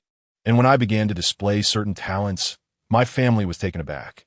However, due to their social standing, they resolutely refused to acknowledge it, initially attributing it to mental issues.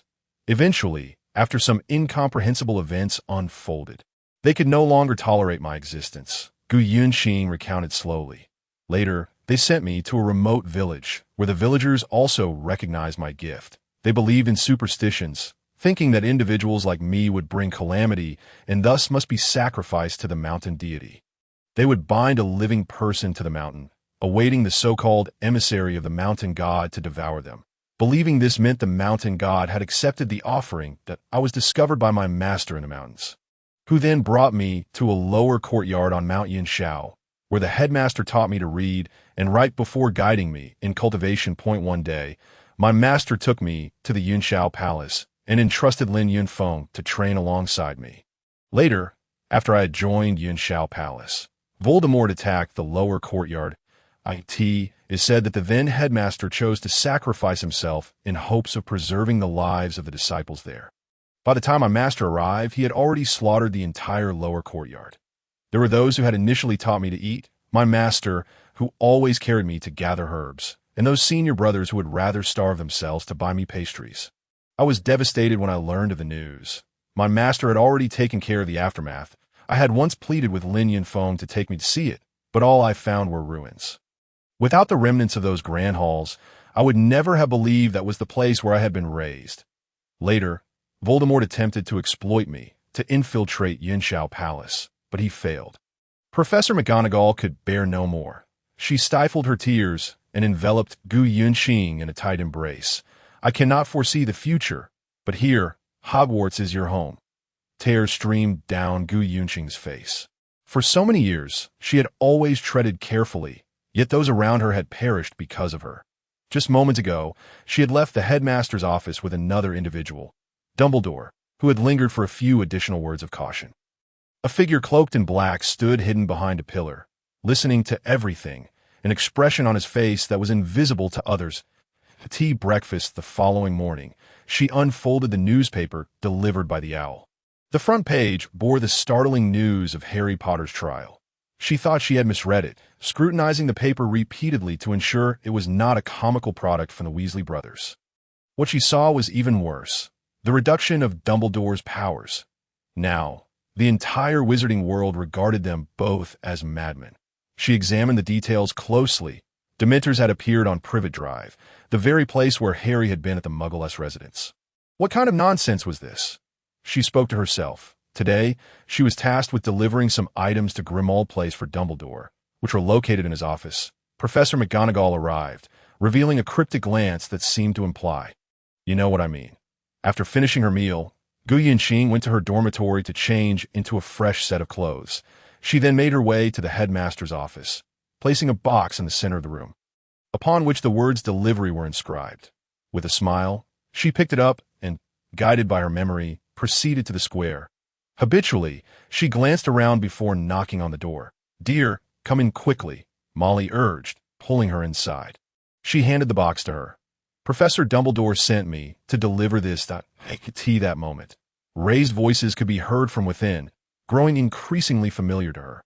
She looked at Molly in disbelief, and upon receiving a confirming nod, she hoped she had not been present that day. "They are discussing matters. Let us not interfere," Molly said, leading her further into the room and brushing the dust off her clothes. That a few heads appeared from upstairs: Hermione, Ron, and Ginny, while the Weasley twins made faces from the upper level. She waved at them, and they greeted her warmly, suggesting that the Weasley couple had informed them of recent events. Hermione approached, taking Gu Yunxing's hand. They won't let us join the Order of the Phoenix, saying we are still too young. She was a clever girl and likely guessed why Gu Yunqing was allowed to join. Ron slid down the banister, exclaiming, well, now we can discover some of Slytherin's schemes. After all, we have a spy of sorts. Put away those unrealistic notions from your pumpkin head, Molly scolded Ron, turning back to Gu Yunqing with a kind expression. Don't pay attention to his nonsense. He's just too idle. You are truly moving. You never hold back when it comes to causing trouble. A familiar voice echoed from the room beyond. Gu Yunqing cast a puzzled glance at everyone present. It's your headmaster, Hermione remarked, her face contorting into an unappealing expression. Gu Yunqing had long anticipated that Dumbledore would not overlook Professor Snape's talents. Sirius's voice erupted in anger, carrying a tone that felt alien to her. I am his godfather. I can do whatever I please. Severus, don't do this. We can discuss it amicably, came Remus's voice. That I never believed we could have a civil conversation. Sirius retorted defiantly. It seems Azkaban hasn't taught you enough. You've always been arrogant and reckless, never knowing what a lesson is. Snape's voice followed, accompanied by the sound of table being slammed. Molly stood with her hands on her hips, eyeing the door. I apologize, dear, for you having to hear this, she murmured. If you find it inconvenient, you can avoid him. He never stays for meals and always leaves quickly after meetings. Molly shook her head, wishing Gu Yunqing would stay longer. As she saw something in her akin to Harry, we also hope you stay. After all, I have many textbook questions I would like to ask you, Hermione chimed in, frowning at the door. Ron made a face as if the sky were falling. Come on, Hermione, you can never forget your homework. All right, we're discussing serious matters. Put aside your old stories for now. Came Moody's voice, accompanied by the sound of wood striking the floor. Gu Yunqing shook her head. Let me prepare lunch for you. She ventured into the kitchen, where Mrs. Weasley was delighted, remarking on how considerate she was. Hermione and Ginny joined in to help. Yes, they cooked. Hermione asked her some fundamental theories about spells, almost burning a pot of porridge when she became too engrossed. Once lunch was ready, the arguing inside had quieted considerably, though the occasional shout could still be heard, mainly between Snape and Sirius. Everything was set, and she removed her apron. The rest could wait until Dumbledore arrived. Heavens, can't you two stop acting as if you're about to fight? Moody complained. The door swung open forcefully as Gu Yunqing was passing by with a bucket of trash, colliding squarely with the person entering. Apologies, Gu Yunqing said, realizing the familiar black robe before her. She dared not look up, frozen in place, alongside several others behind her. Look up. The voice from across was familiar yet frigid, as if every word were bitingly extracted through clenched teeth, laced with an extreme sense of suppressed rage. Gu Yunqing felt a cold sweat break out. Don't frighten her. Sirius rushed out from inside. Grabbing at his shoulder, Snape drew his wand, pointing it at Sirius's chin. You know this matter as well, don't you? His head tilted slightly towards Gu Yunqing. Arthur, who had been covering his head inside, rushed over with Remus. Severus, don't do this, Arthur pleaded, gripping his arm. Snape glared at Sirius through gritted teeth. Answer the question. Sirius nodded, his eyes ablaze with fury. Molly pulled Gu Yunqing behind her protectively. Hermione and the others hesitated to advance. Having been thoroughly intimidated by this old bat at school, Moody's cane struck the ground with a thud, sending a beam of light towards Snape, causing him to avert his hand, perhaps to cool his temper. Enough of this. It's time to eat. His deformed face displayed a familiar expression to Gu Yunqing. To Snape's dark eyes darted around the room, surveying everyone. I am already fed up. I need to question Dumbledore about this matter thoroughly. His gaze settled on Gu Yunqing, who shrank behind Molly in fright. Severus, you've truly frightened her, Molly said, shielding Gu Yunqing like a mother hen. Please, don't do this. Snape took a few deep breaths, striving to calm himself. I am her headmaster. During her time at school, her safety is my responsibility. Now, I must take her back to school. He glared menacingly at Molly. Stay for a meal. Molly sensed Gu Yunqing's trembling form. Thank you for your kindness, but she has other matters to attend to, Snape retorted, his lips curling in disdain. Sirius interjected without hesitation. What could be more important than taking a break? Are you going to have her wash those cauldrons? You sure know how to find a servant. Old habits die hard, and you've accumulated a whole new set. I've tolerated you for long enough. He raised his wand threateningly at Snape, who was equally prepared. Pointing his wand back at him, "Oh, after spending so long in Azkaban, you still remember how to use a wand," he mocked, the tip of his wand igniting with sparks. "Professor, I will return with you immediately." "Please don't do this," Gu Yinxing suddenly interjected, stepping between the two. Both men lowered their wands almost simultaneously. "I'll just grab my bag and leave." That Gu Yinxing raised her hand, casting a guilty glance at Professor Snape before looking at Sirius. She turned to the kitchen to retrieve her backpack, with Molly following to tuck some snacks into her pockets. Snape watched her emerge from the kitchen, seizing her and storming out the door. "If you dare to harm her, I will break your legs," Sirius suddenly charged out, but Molly quickly restrained him, and he glared fiercely at their retreating figures. "Well done," Arthur slapped the table, worry evident in his eyes. "With that temper of his, I fear he could do it." "Dad, I think Snape is quite lenient with his own students," Ron remarked, pouting. "Poor child," Molly said, setting the food on the table. "Why did she have to go to Slytherin? Even Hufflepuff or Ravenclaw would have been better. I truly cannot comprehend." She shook her head, concern etched on her face, nearly dropping a plate of bread as her beautiful red hair swayed. "That I genuinely feel he could hit her," Hermione said, bringing in the jam last.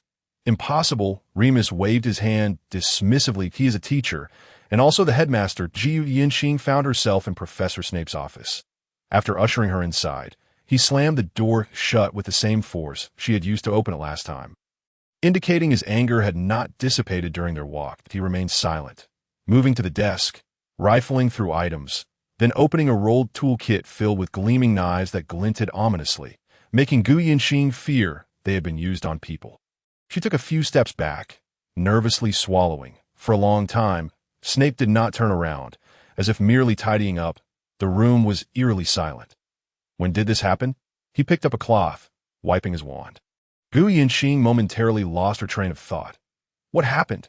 In a flash, she wanted to slap herself. A few days ago, after returning from Numengard. "Why didn't you tell me?" He turned to look at her. "I thought the headmaster would speak to you. After all, I'm also a student of some." Gu Yinxing dared not meet his gaze. He slowly approached, his eyes scrutinizing her.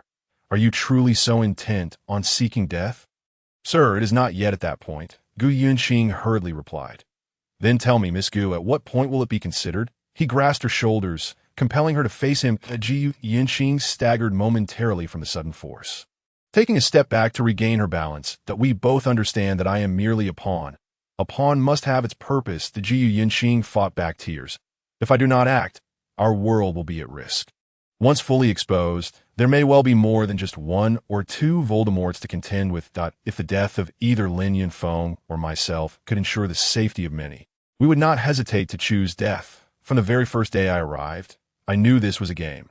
Dumbledore thrust us into the open to confound Voldemort and the Death Eaters.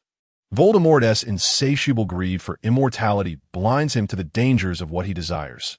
Your brother sacrificed himself to save you, and you so readily devalue your own life?" Snape roared, finally unleashing the fury that had been building within him. "I am weary of this. Do you have any idea what it feels like to bear the guilt of living with the knowledge that others died for you?" A tear escaped from the corner of Gu Yinxing's eye. "I have never had the right to choose. Never." She wiped away the tear, her damp eyes now resolute. Something seemed to stir within Professor Snape's gaze as he released her shoulders, that he sighed deeply, looking at her with an expression she had never seen before, one tinged with a hint of sympathy. "From now on, keep me informed of any developments immediately." Gu Yinxing sniffed. "Understood." She turned to tidy up the instruments from earlier. With a flick of her wand, sandwiches and tea appeared on the table. "It's past mealtime. Let us eat something." "That I am not hungry," Gu Yinxing said, wiping away her tears. "That we shall eat together."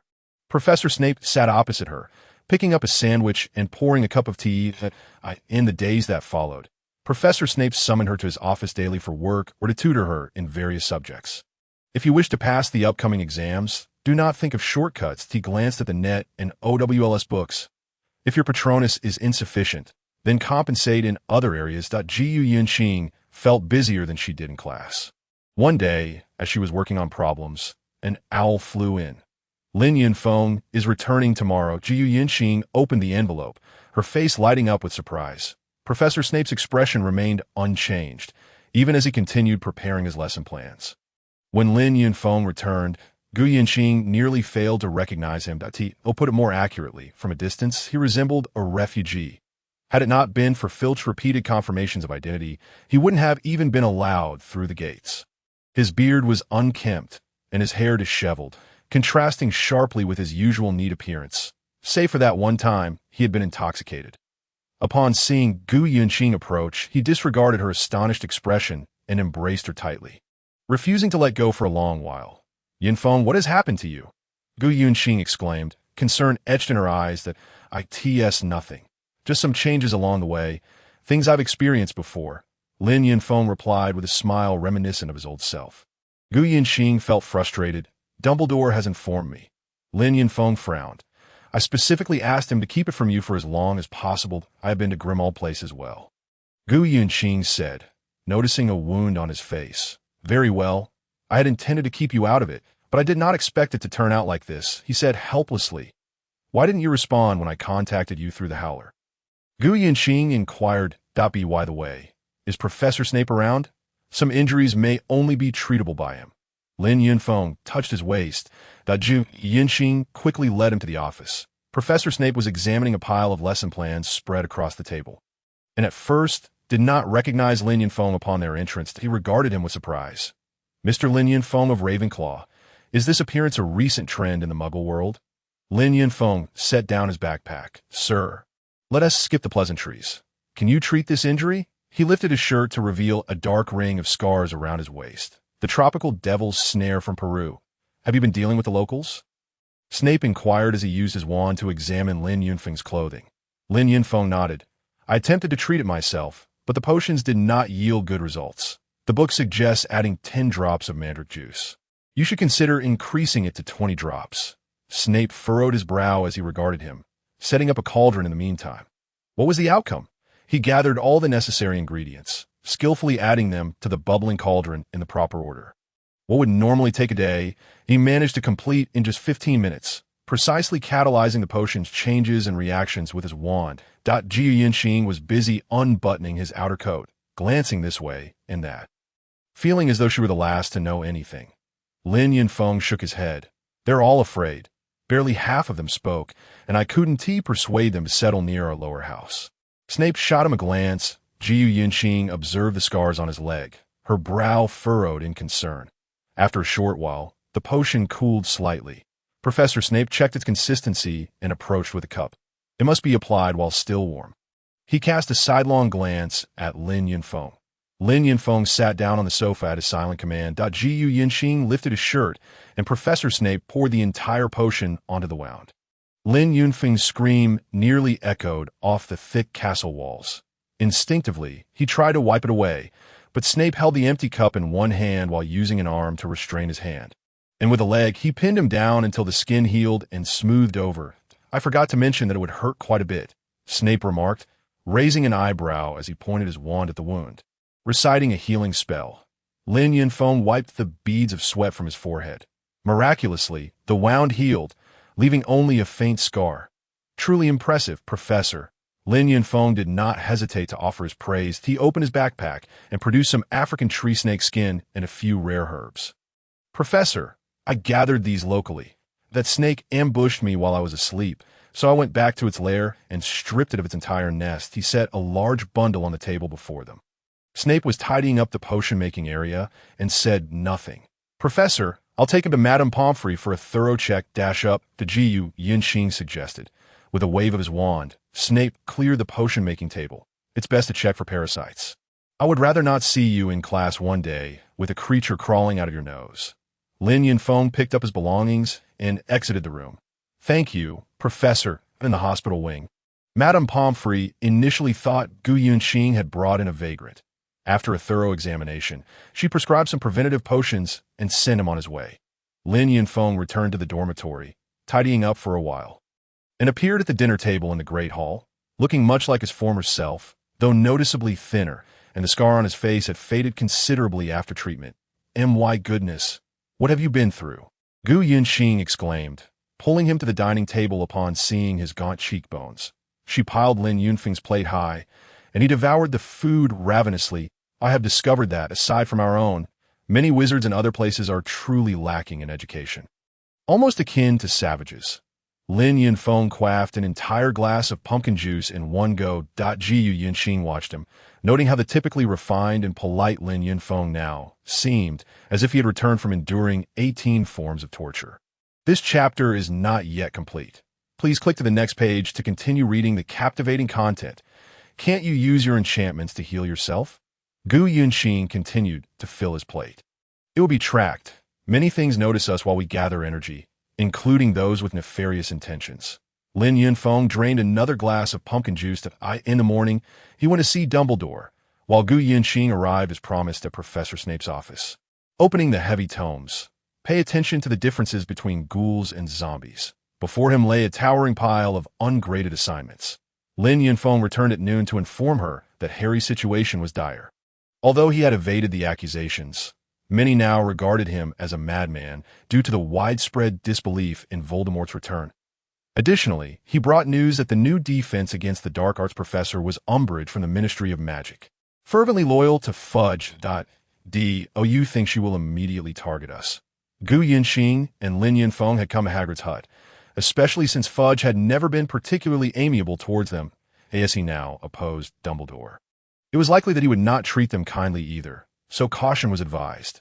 Lin Yunfeng sipped the tea brewed by Hagrid and handed him 3 snakebird eggs. Let us keep this from the school. He exchanged a knowing glance with her. Hagrid seemed to have stumbled upon something extraordinary, gazing at the silver eggs with reverence and murmuring his gratitude in broken phrases. It's nothing. Their mother was injured and unable to care for them. Lin Yunfeng explained, glancing at Gu Yunxing. You two are pretending I don't exist, aren't you? Gu Yunxing shook her head. Hagrid placed the eggs in a nearby basket, and Fong approached curiously to sniff at them.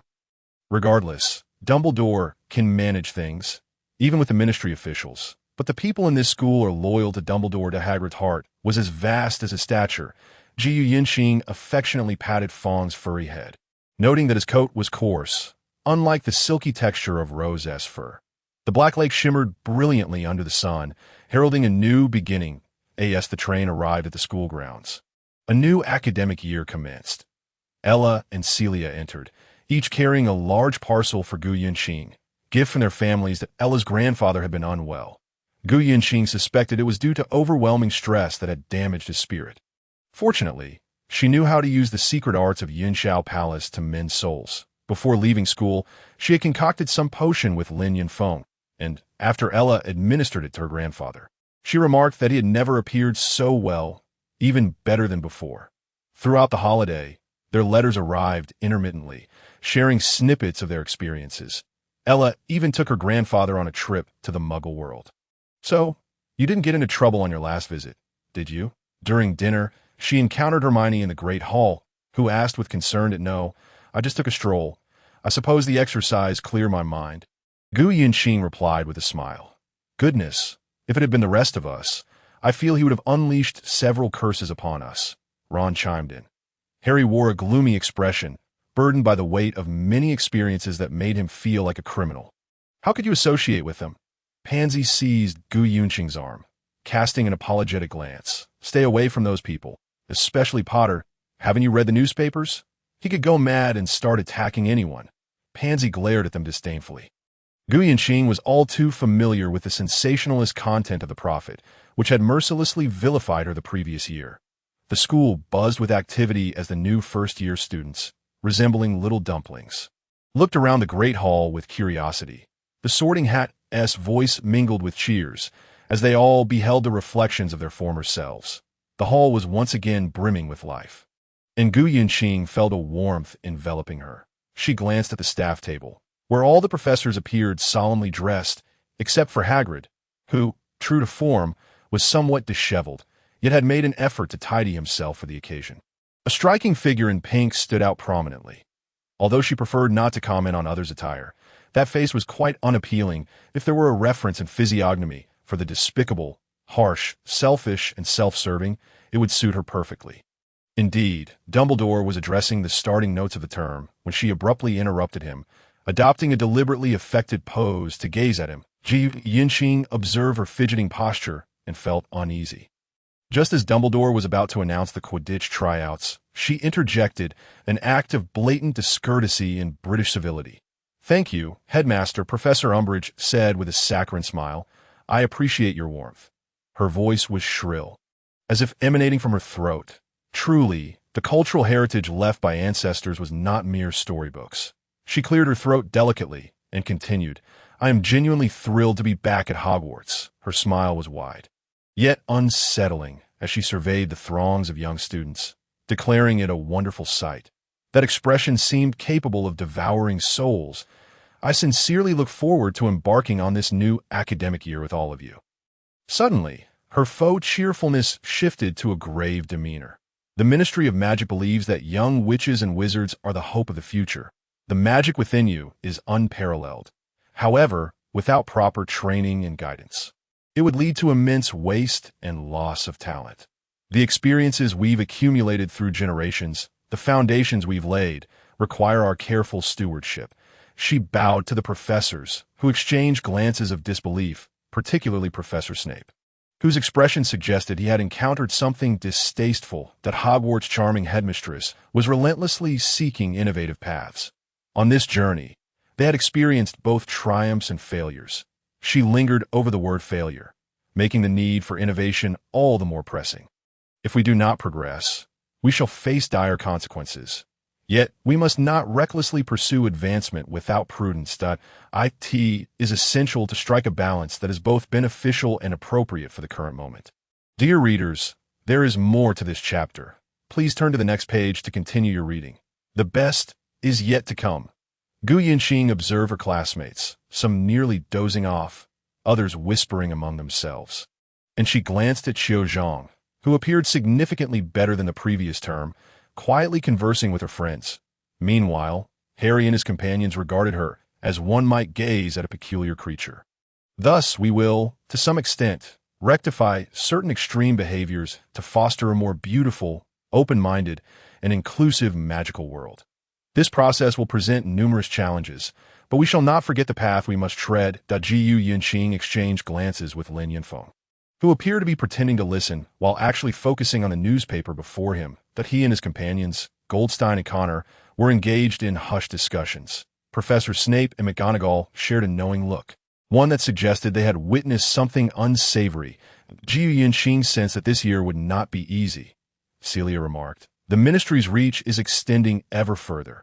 Although she's also a Slytherin, she is truly hard to like." From a distance, Malfoy commented, "Some disorder should be addressed.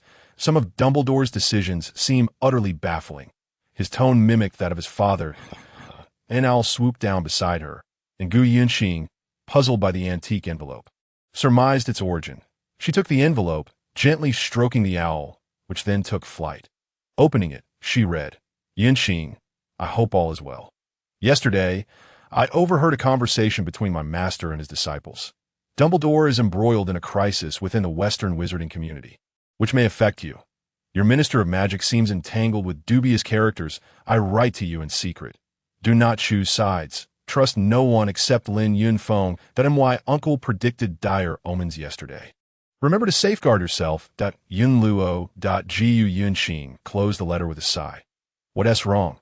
Ella asked curiously. Gu Yinxing took a plate of bacon. "Nothing. A friend from Yunxiao Palace just misses me. I truly cannot comprehend the customs of your world," Ella complained, slathering a generous amount of spread on her bread. Gu Yinxing smiled. Umbridge approached, and Celia tugged at her sleeve. Turning around, Gu Yinxing found herself confronted by a face reminiscent of a toad, grinning at her. "Hello, Miss Gu," Umbridge said, extending her hand in a friendly manner. "You must be the Eastern student that Fudge mentioned." Flustered, Gu Yinxing set down her belongings and wiped her hands on a napkin before shaking her hand. "Hello, madam." Umbridge released her hand, seemingly disinterested in further conversation. She turned toward the staff table, where Professor McGonagall gently shook her head, while Professor Snape wore an expression as though he had just swallowed a fly. "I can't shake the feeling that she has her sights set on you," Ella whispered, holding her breath as Umbridge walked towards Malfoy, who had just been appointed as a prefect this year. Of course, given his capabilities, even being a mere assistant was a stretch, though his father's influence certainly helped. Malfoy was now ingratiating himself with Umbridge and my goodness. Celia pulled her down in her seat. Though I must admit, his family is ancient and was once esteemed. It's not a common sight. He deliberately nudged a pitcher of juice toward her, nearly spilling it onto Umbridge. She wore an apologetic expression. Several onlookers observed her as she approached the heads of each house, as if she were now the headmaster. Dumbledore did not even glance at the students below. In the past, he had relished watching the young ones frolic and display their exuberance. Lin Yunfeng was not exempt from this atmosphere. He awkwardly clasped his hands, unable to muster even a semblance of a polite smile. After the meal, Lin Yunfeng approached, and Gu Yunqing handed him a letter. The master had taken action. Surely, there was something we were unaware of. Lin Yunfeng ignited the letter with his wand. You cannot light fires in the corridor. How is it that you lack even the most basic decorum? A shrill voice pierced the air, startling Gu Yunqing. Umbridge, resembling a belligerent rooster, fixed her bulging eyes upon them. I will be mindful. Professor, Lin Yunfeng replied, casting a glance at her. Gu Yunqing felt as though she could scarcely breathe in her presence, just as she was about to speak. She noticed another student playing with some of the Weasley products and furiously rushed in that direction. Let us change locations. The two ascended to the astronomy tower. That pink toad cannot climb this high. Lin Yunfeng declared as he mounted the final step that do not comment on others' appearances. Gu Yunqing cautioned. Lin Yunfeng dismissed her concern. First, she must be a good person in the conventional sense. Second, from my observations, she barely qualifies as a person at all. Can you imagine what she said to me during lunch? She claimed that we have remained too insular and stagnant for far too long, and that it is only right to venture out, learn a few things, and return to develop. Good heavens, I would like to send her to the underworld for a few days. I nearly lost control. Our magic is no trivial matter. The knowledge Voldemort acquired during that time has thrown you all into such disarray. Yunfeng, Gu Yunqing interjected. Whatever you do not mention that word or presence. Have you seen the newspapers? She is Fudge's close ally. If you wish to enjoy your days in peace. Lin Yunfeng shrugged. What are your plans for this year? I assumed you wouldn't find out about the Order of the Phoenix so soon. Just heed Dumbledore's arrangements. Without power or influence, what more can you aspire to? Gu Yunqing sat down, gazing out the window. Dumbledore himself is scarcely secure. This woman is merely the vanguard of the Ministry's intervention in the school. However, Voldemort's plans will not be delayed or halted by this. And to the places I visited during the break, some of Voldemort's followers have already arrived. How did they respond? Some have demanded a price.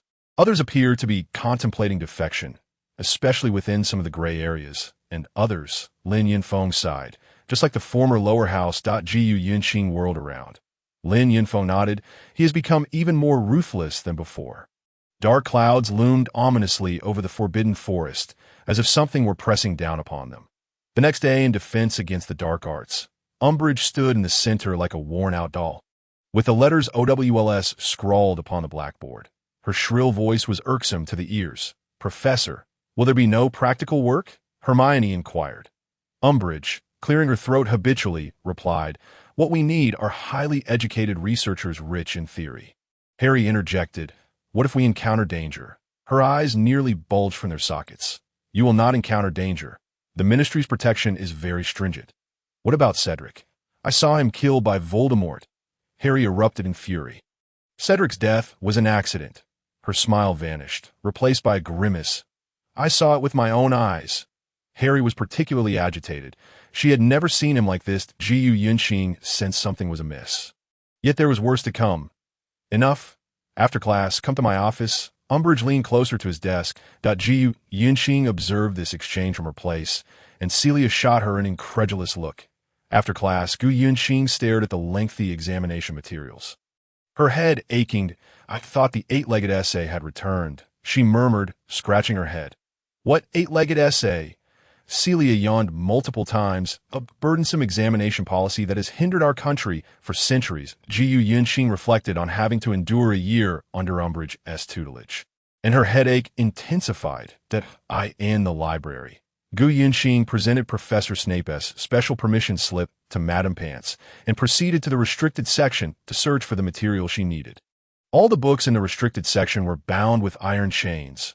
forcing her to read at a nearby table. She sought specific information on Dementors. She possessed an unusual affinity for such ghostly entities, as her innate talent granted her considerable capability in dealing with supernatural beings, even rivaling Lin Yunfeng in this regard. Professor, since Dementors are derived from a state on the brink of death, how likely is it for them to be sent to the underworld? She recalled a question she had wanted to pose to Professor Snape. Professor Snape was non-committal. From your perspective, one or two would pose no issue, but they almost always appear in swarms. Moreover, even entering the underworld demands tremendous energy, rendering it a futile endeavor. Is there a way to make these creatures disappear quickly? Not completely, but in today, as society? You are the first student I have encountered with such an idea. Professor Snape raised an eyebrow. The materials are in the restricted section. I shall grant you a permission slip. You may investigate yourself. Perhaps from your perspective on spellcasting, you might find a solution, or perhaps you will not. She remained in the library for an extended period until Madame Pants reminded her that curfew was approaching. Hastily gathering her belongings and notes, she hurried from the library to the common room. In the common room, many had already returned to their slumber.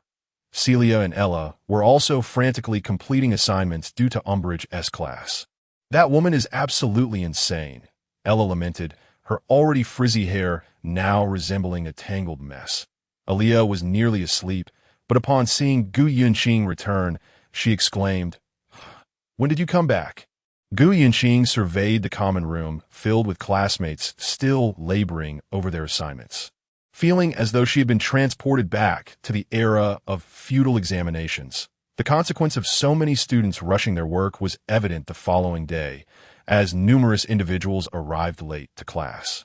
Professor Snape watched as students filed in, resembling dazed geese, his anger boiling over. Gryffindor, 10 points deducted. Ravenclaw, 10 points deducted.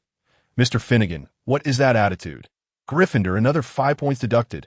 In truth, the Slytherin students were not faring much better, each one stifling yawns as they began to organize their materials. Crabbe accidentally dropped his cauldron, which landed on Goyle's foot, causing the latter to jump up in surprise. Were you all practicing together without sleep last night? Professor Snape scrutinized their bleary-eyed expressions. Professor, Finnegan protested, I feel utterly stifled. That toad Umbridge.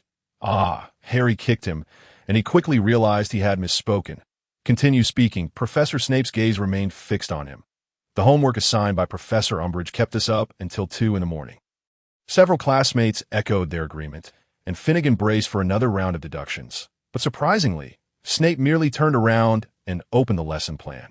Then be cautious in this lesson. If you are not attentive to the corrosive properties of snake venom, it could leave you with a lifetime of regret.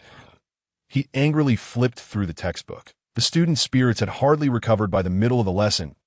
As expected, Neville accidentally spilled a potion on Jordan's shoes, causing the latter to yelp in pain and nearly upend Hermione's cauldron beside him. Professor McGonagall, observing that hardly anyone had grasped the lesson, pressed her lips tightly together, her hands resting on the book. After a sluggish transfiguration class, Professor McGonagall noticed students nearly dozing off and slammed the book down, startling them awake. After class, a heated argument echoed through the corridor between Professors McGonagall and Umbridge. Dolores, your teaching methods are far too rigid. Reciting dry text daily is detrimental to them. Professor McGonagall protested vehemently. I believe this is the best approach for them. Umbridge glared at Professor McGonagall, deliberately standing on a higher step to gaze down at her. They require practical experience. You wouldn't want students to graduate without any skills, would you? We do not wish to cultivate bookish dullards. Professor McGonagall had never been this animated. We need to nurture high-caliber individuals who will be of use to the magical community. They should not be trained to fight like fools, McGonagall. You are not permitted to question me further. Moreover, the Minister of Magic, Fudge, strongly endorses my perspective. I've already submitted the documentation. Professor McGonagall's chest heaved violently, her body trembling with indignation.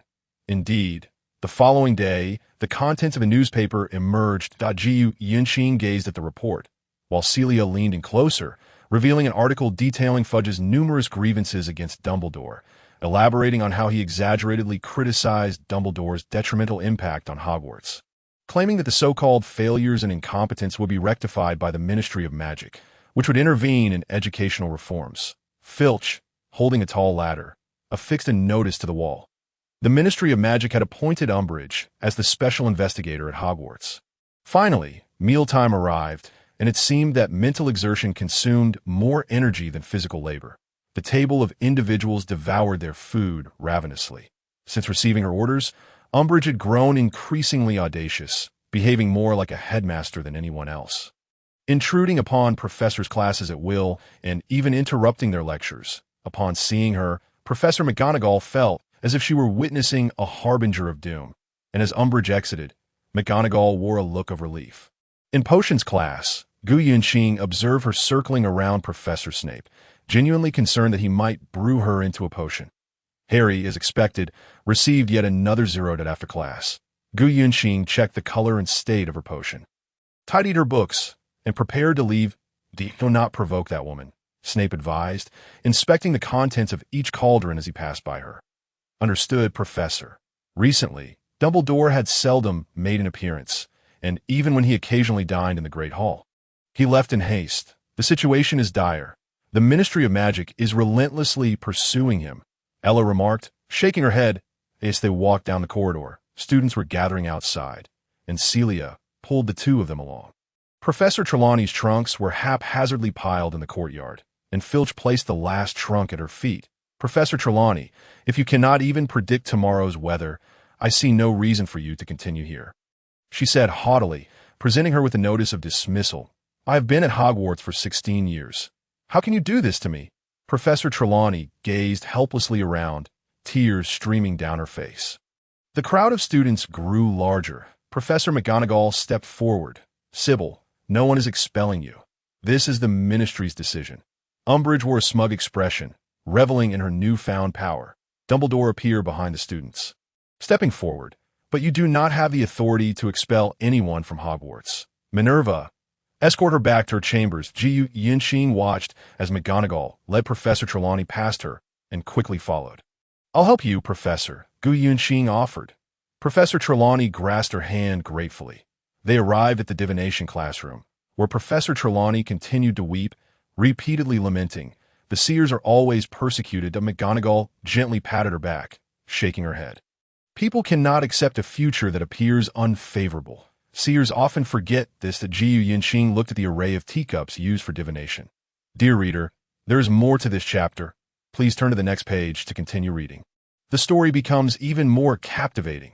After a considerable time, McGonagall announced that she had to attend her class and entrusted Gu Yunqing with taking care of Trelawney. Gu Yunqing nodded, and Professor Trelawney's emotions had calmed considerably. Dear, please help me organize these materials. If the school needs them in the future, we cannot afford to misplace them. In truth, she was quite responsible. Although many students fail to understand, the Gu Yunqing organized the extensive materials accumulated over 16 years.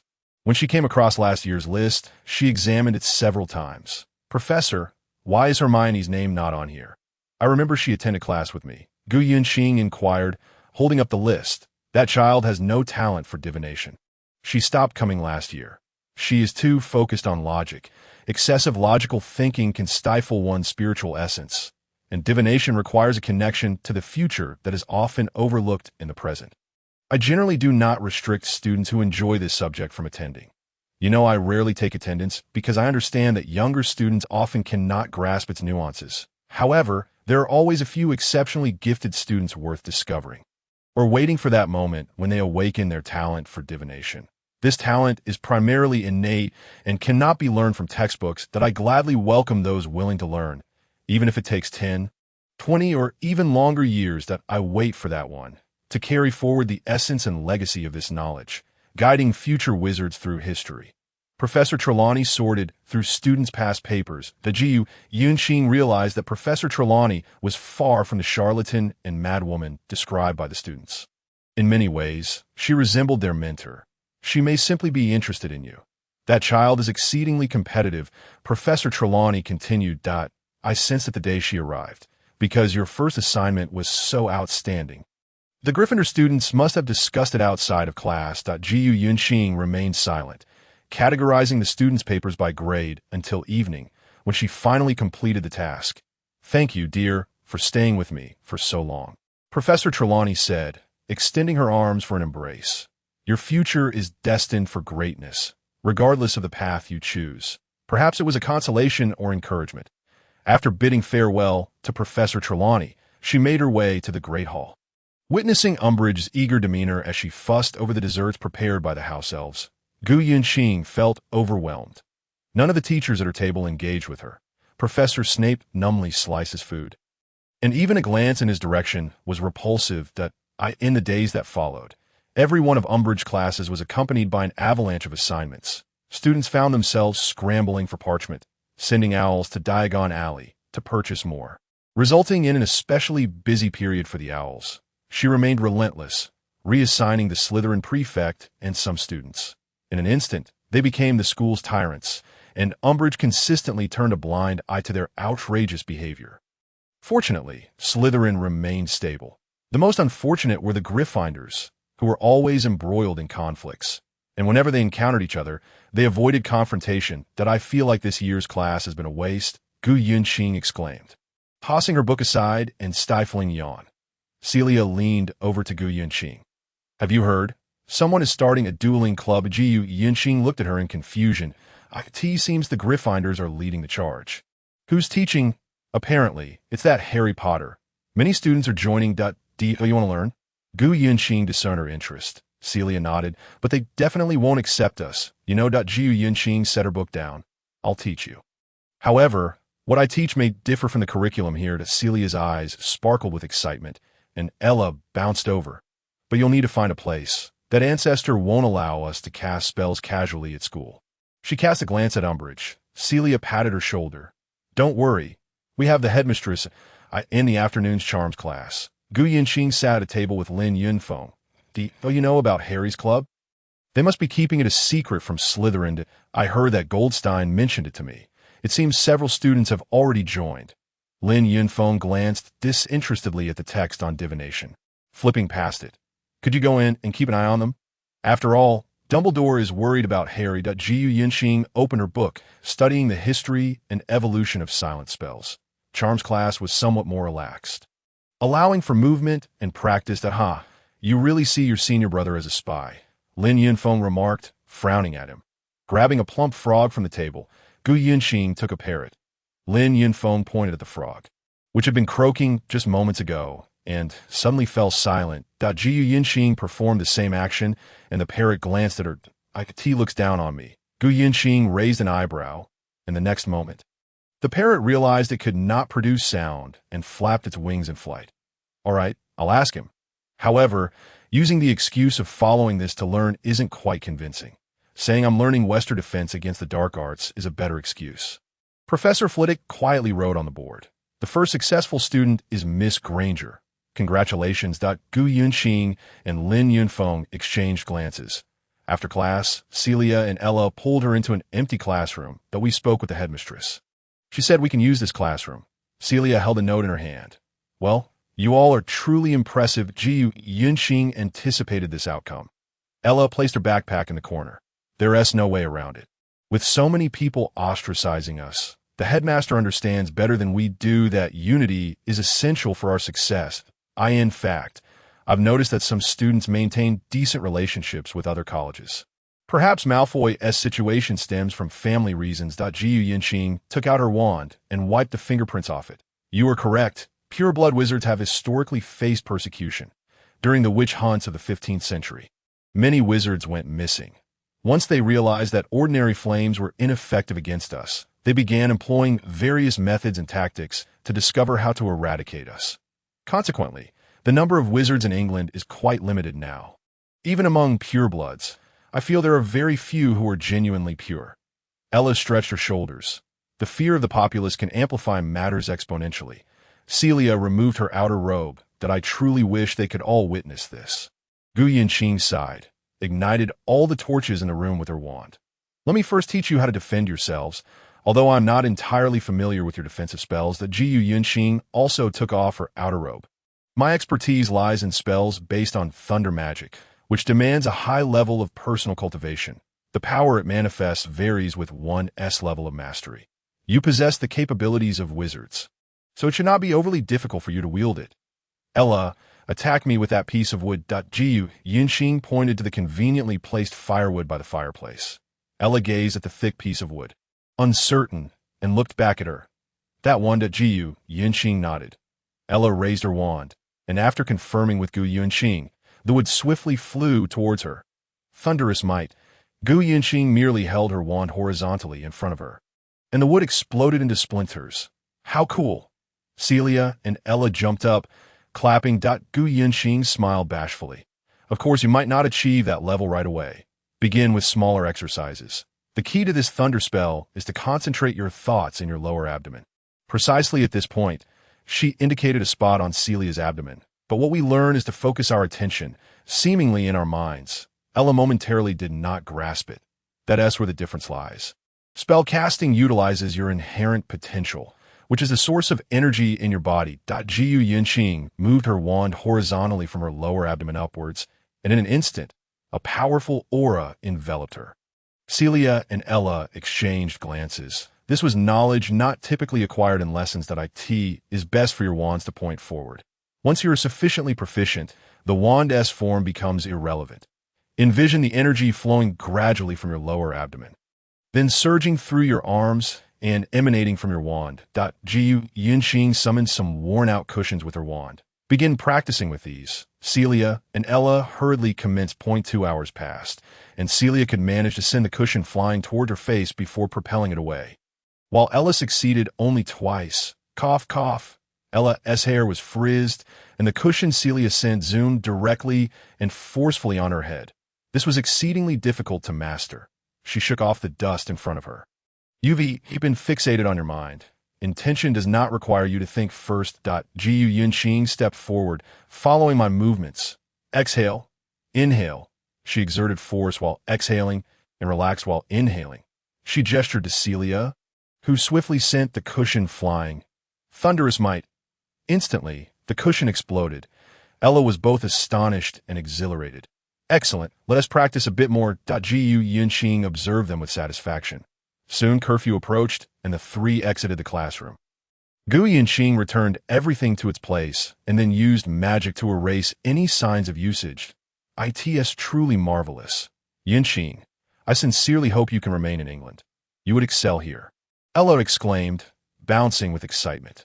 Celia, carrying both their backpacks, shook her head. Just don't become the defense against the dark arts teacher at Hogwarts. What's wrong? Gu Yinxing inquired curiously. Did you not notice? Oh, I forgot.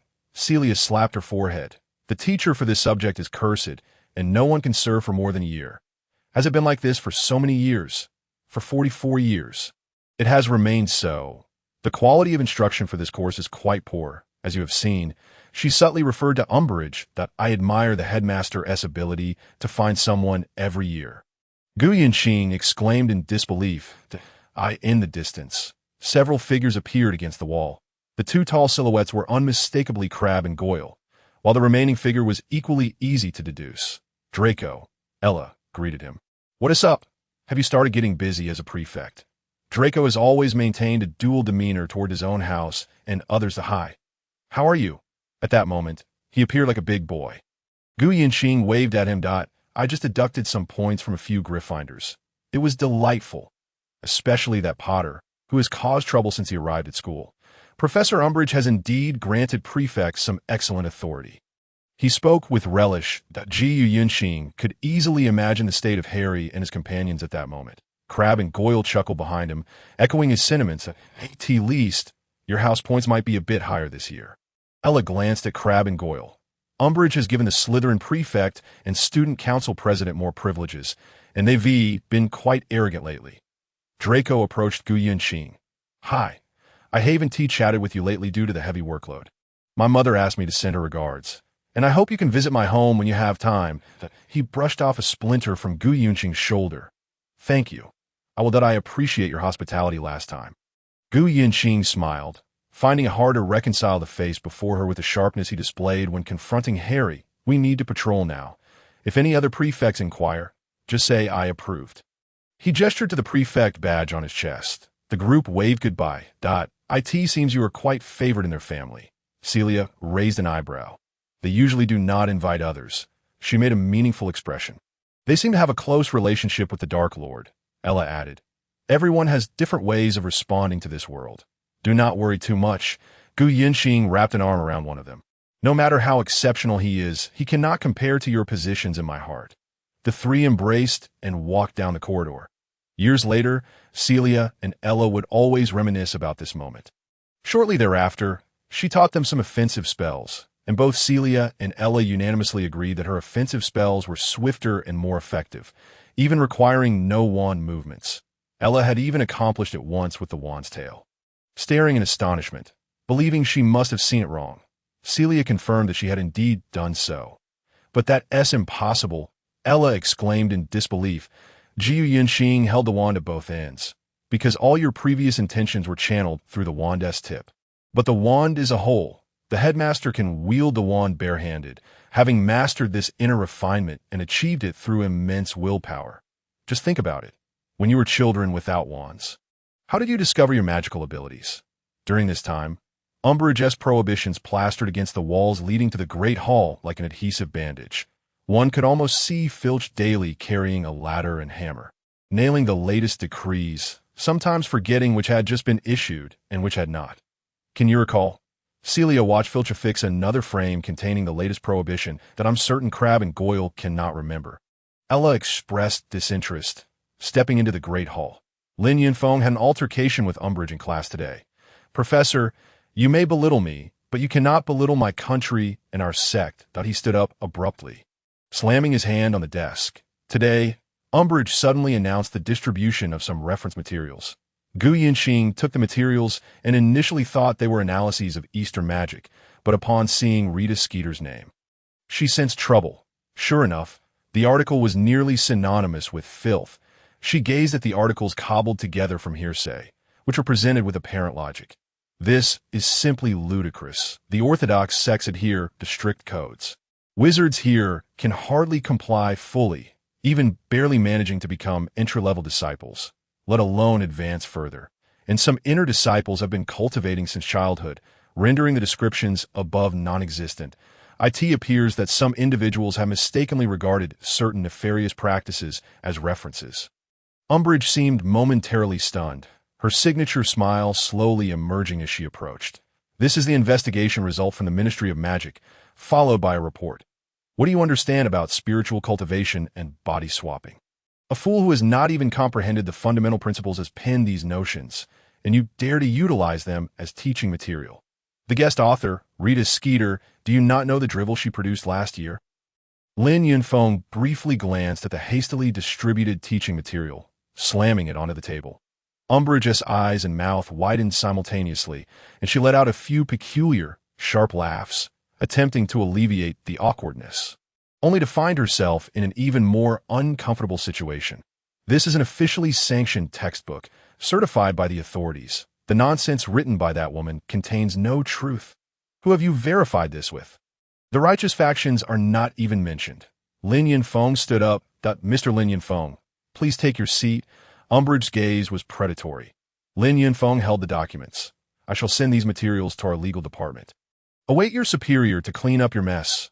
He had no intention of continuing this lesson and began to gather his books, making his way toward the exit, although the other students did not dare to speak. They silently gestured approval, particularly the Gryffindors, who even whispered cheers.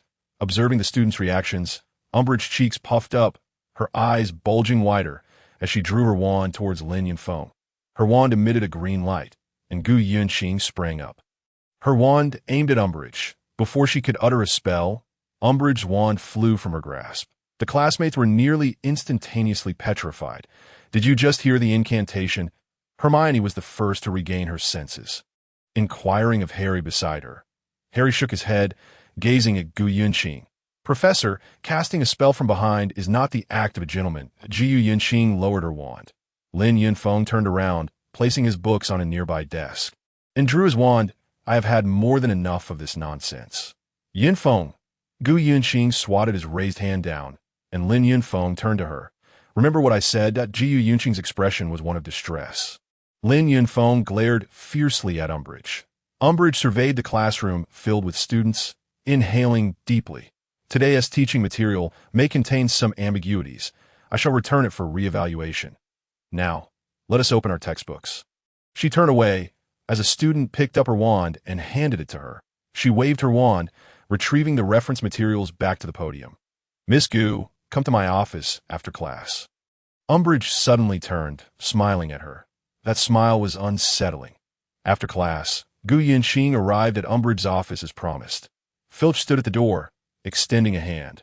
Wands are not permitted in the office. She produced her wand and handed it to Filch, who averted her gaze and opened the door. Sit, dear. Umbridge wore an insipid smile, yet her eyes betrayed no mirth. Gu Yinxing took a seat. I personally commend Minister Fudge for his generosity in welcoming foreign students. But it is predicated on the expectation that students should conduct themselves appropriately. Today in class, you two truly opened my eyes. The minister previously mentioned you, claiming you nearly harmed a student from Durmstrang. Umbridge spoke in a stiff tone. Professor, that was there. Umbridge turned to her. Do not interrupt me while I am speaking. The smile vanished from her face. You mentioned in class. Remember what you said. Is this related to some conspiracy? Umbridge pressed her lips together. Continuing her inquiry, Gu Yunqing's mind raced with thoughts of the newspaper articles regarding Dumbledore and Harry. No, I simply wish to avoid trouble. Gu Yunqing recoiled in her chair. You have brought trouble today. Speak.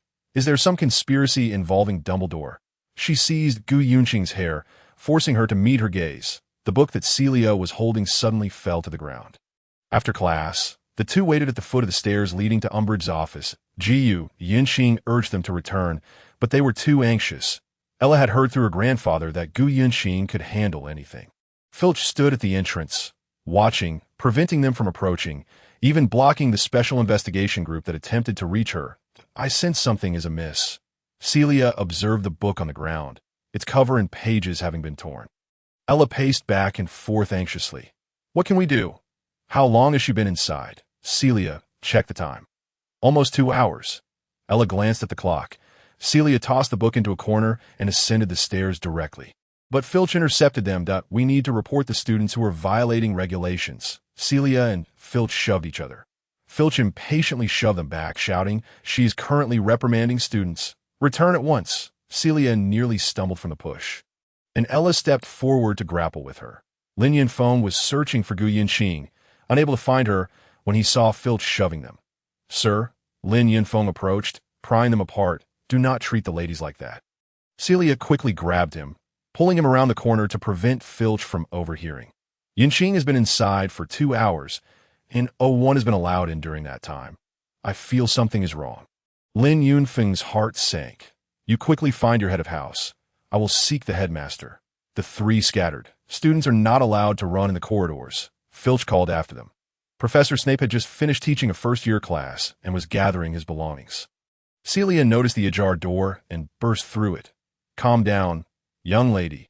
Professor Snape's voice remained low as he looked up, slightly displeased. Gu Yunxing has been called to Umbridge's office for 2 hours, and no one has been permitted near. Celia gasped for breath, leaning against the door to catch her breath. Professor Snape set down his belongings, his eyes narrowing as he approached, confusion and disbelief etched on his face. Why is that? Lin Yunfeng questioned the hastily distributed teaching materials today. Umbridge attempted to cast a spell on him, but Gu Yunxing intervened. And now she has been in her office for 2 hours, Ella added. Upon hearing this, Professor Snape dashed out, striding down the corridor, with Ella and Celia struggling to keep pace with him. Lin Yunfeng encountered Professor Snape around the same time. Professor Dumbledore's directive was clear. Even if we have to blow the door off its hinges, we must bring her out. Filch saw Lin Yunfeng rushing toward him and raised a hand to block him, but Lin Yunfeng shoved him aside, just as he was about to charge forward. Professor Snape intervened. Professor. Filch shrank back at the sight of Snape's glare, retreating to the corner of the stairs. Lin Yunfeng knocked on the door. Open up, Professor. There was no response, so he continued knocking. Suddenly, he raised his foot and kicked the door. Bystanders were taken aback, and a crowd began to gather. Professor Snape approached, shoving Lin Yunfeng aside, and aimed his wand at the keyhole. The lock shifted slightly, but did not respond. A counter jinx has been used. Professor, trust in Muggle methods. 1, 2, Lin Yunfeng took a deep breath, and the two kicked the door simultaneously. The door burst open, startling the occupants inside, who halted their actions. Professor McGonagall rushed over, covering her mouth in shock at the sight of the two kicking the door, and hurriedly approached. Rendered speechless by the scene before her, Zhu Yinxing lay on the floor, blood streaming from her mouth. As Professor Snape kicked the door open, he witnessed a spray of blood erupt. Umbridge turned in astonishment. "I was merely employing some necessary interrogation techniques." Zhu Yinxing's face was devoid of color, her body convulsing.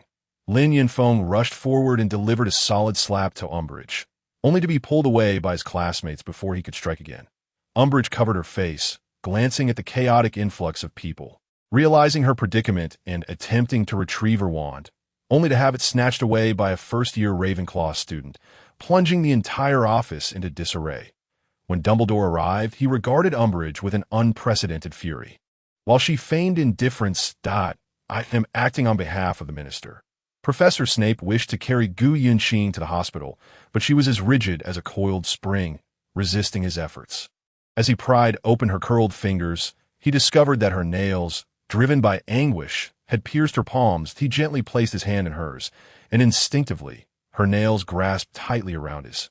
Professor Gu Yunxing slightly opened her eyes, mistaking this moment for a fleeting recollection before death, her gaze imbued with hope. What a profound pain it was. Professor Snape could feel the torment emanating from the depths of her soul through his hand. Trembling all over, he seized his wand and turned towards Umbridge. Lin Yunfeng exchanged a significant glance. Noticing an increasing number of students gathering at the doorway, he lowered his wand, attempting to lift Gu Yunxing. "How could you use the Cruciatus Curse on a student?" Snape bellowed at her. Umbridge raised her toad-like head defiantly, retorting, "Some individuals will not speak the truth until they have tasted suffering." Dumbledore approached, observing Gu Yunxing closely, and drew his wand, aiming it at her forehead. Soon, her body began to relax. Suddenly, she coughed up blood. "The meridian is injured." Lin Yunfeng extracted his wand, signaling Professor Snape to lay her flat on the sofa. He quickly recited an ancient incantation, directing the wand's blue light from her lower abdomen to her brow, infusing Gu Yunxing with magic. Once her condition stabilized somewhat, Snape swiftly lifted her and dashed towards the hospital wing. Filch, taken aback, handed Gu Yunxing's wand to Celia. "I will report this to Fudge," Dumbledore stated, casting a glance at Umbridge that suggested his disdain. Professor McGonagall, observing the blood on the floor, grasped Umbridge's shoulder, exclaiming, "You are committing a crime." "Dolores, a crime." Student from Gryffindor hurried to separate them. Unnoticed by anyone, Neville trembled in the corner as he witnessed Professor Snape rushing out with Gu Yunxing in his arms. Inside the hospital wing, Lin Yunfeng watched Madame Pomfrey bustling about. He sat quietly, his head bowed. "How is she?" Snape inquired, his gaze unwavering from Gu Yunxing. "What do you expect?" Madame Pomfrey responded with barely contained irritation. 2 hours of the Cruciatus Curse. The Longbottoms were driven mad by similar torment. Realizing her words, she turned to rummage through her potions. After a brief moment, Neville was brought in by his classmates, accompanied by Professor McGonagall, after being pulled apart from Umbridge. Both McGonagall and Umbridge appeared disheveled, while Neville suddenly leaned against the wall, convulsing and trembling. "What is happening today?" "This is dire," Madame Pomfrey remarked, observing Neville's distress. Professor Snape stepped forward, lifting his eyelids to inspect him. "This is alarming," he said, a look of disdain crossing his face. Gryffindor students exchanged glances. "Get back. Those officials from the ministry are madmen," she declared, seizing the soul sleep potion. "Men, step outside. I need to examine her."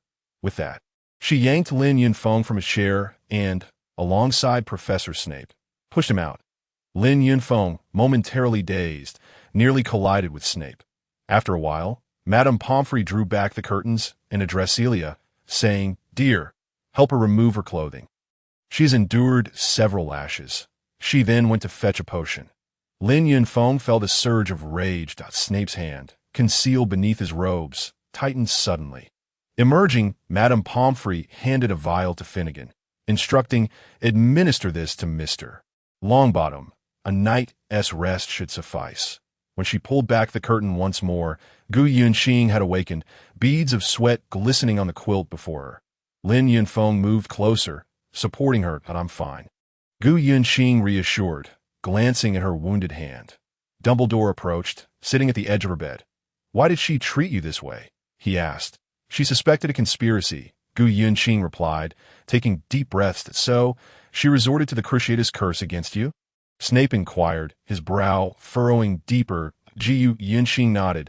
She claimed to act on behalf of Minister Fudge.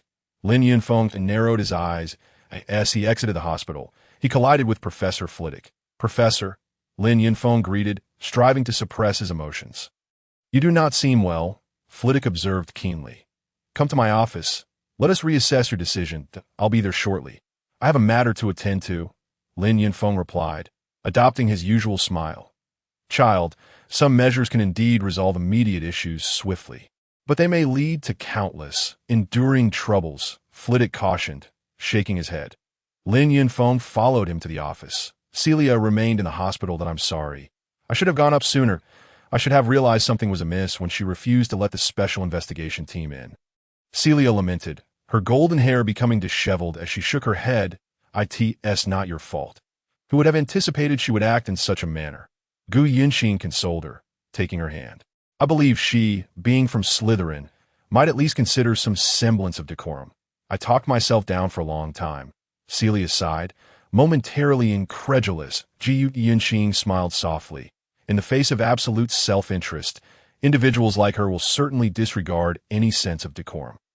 Dumbledore and Professor Snape entered the ward, prompting Celia to rise in greeting. Gu Yunqing propped herself up. Celia, you should return to rest. There are classes tomorrow, Snape instructed. Celia glanced at Gu Yunqing, reluctant to leave. Go back. Era is waiting for you outside. Madame Pomfrey knows better how to care for patients than you do, Snape's deep voice gently urged. Celia nodded, bidding farewell to Gu Yunqing as she stepped outside. Neville lay on the adjacent bed. Madame Pomfrey stated he'd been greatly frightened and required more of the soul sleep potion, now in a deep slumber. Snape's expression of disdain remained unabashed as he looked at Neville. Dumbledore sighed, taking a seat beside the bed. I apologize.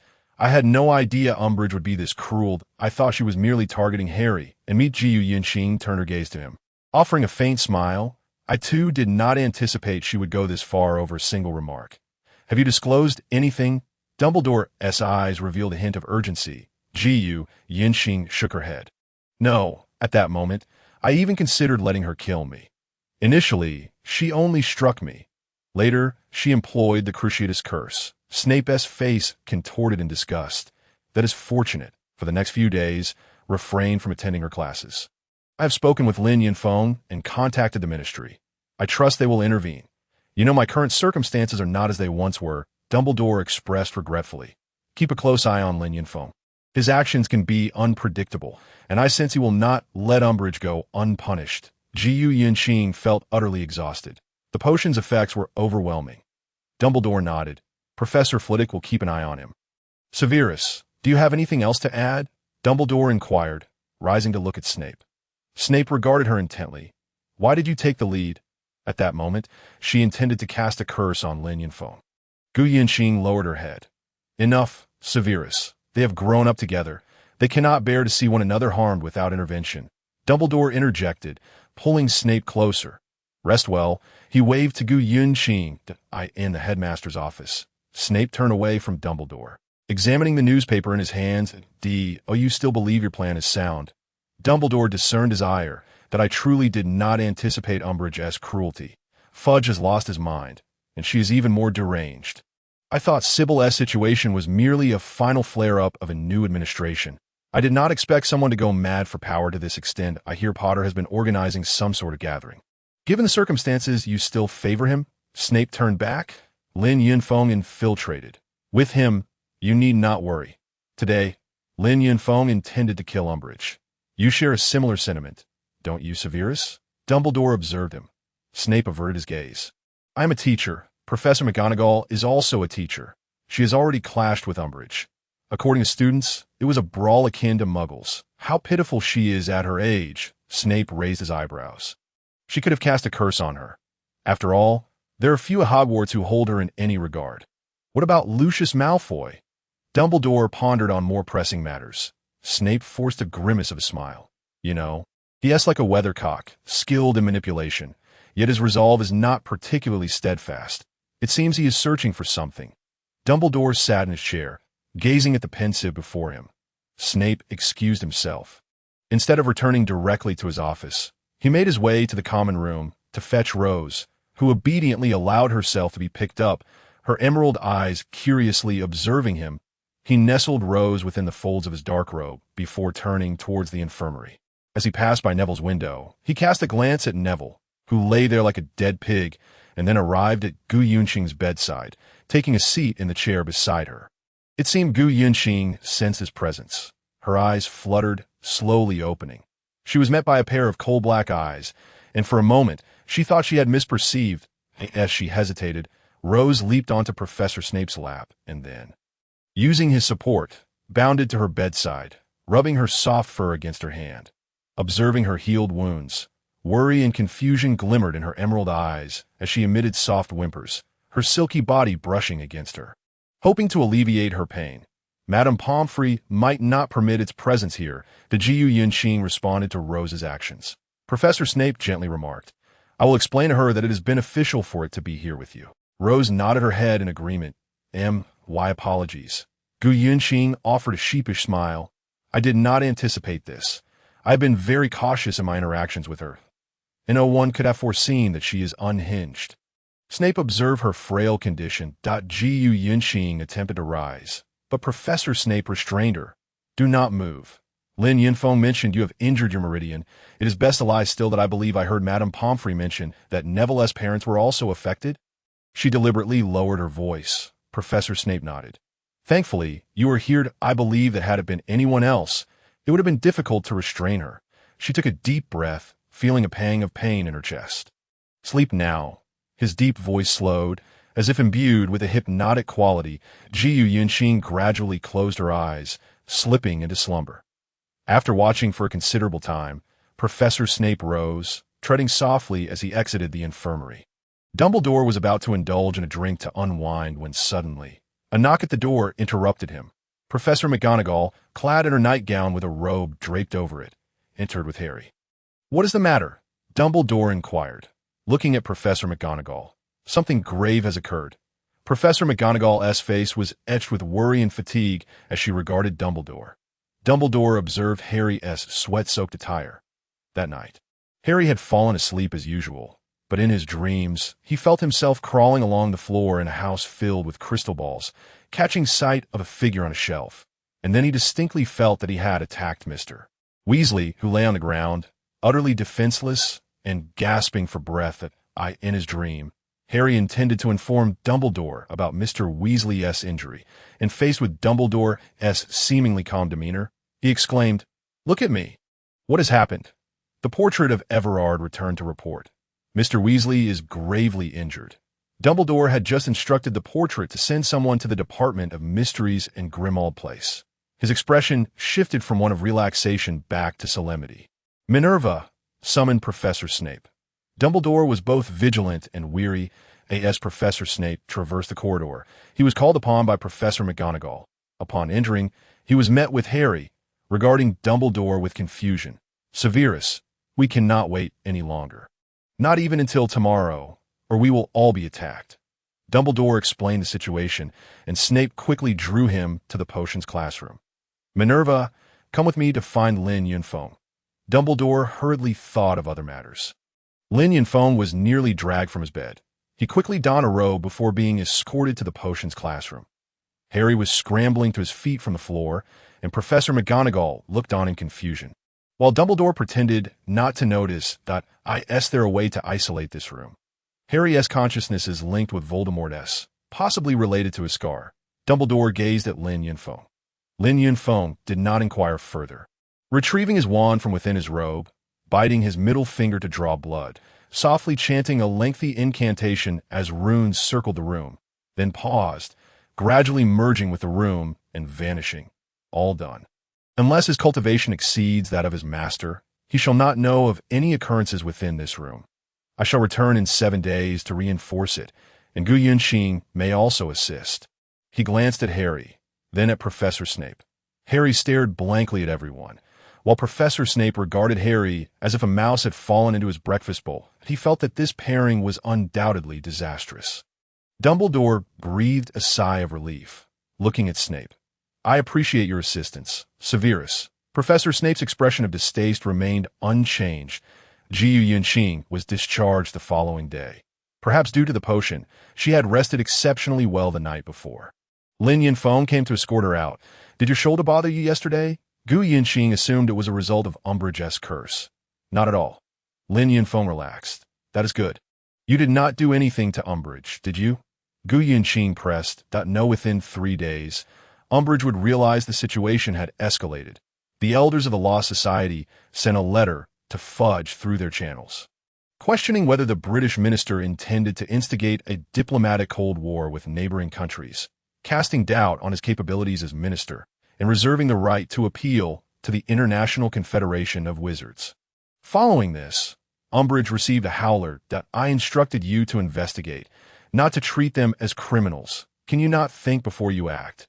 You have put me in a very awkward position. After this, Umbridge somewhat restrained her methods.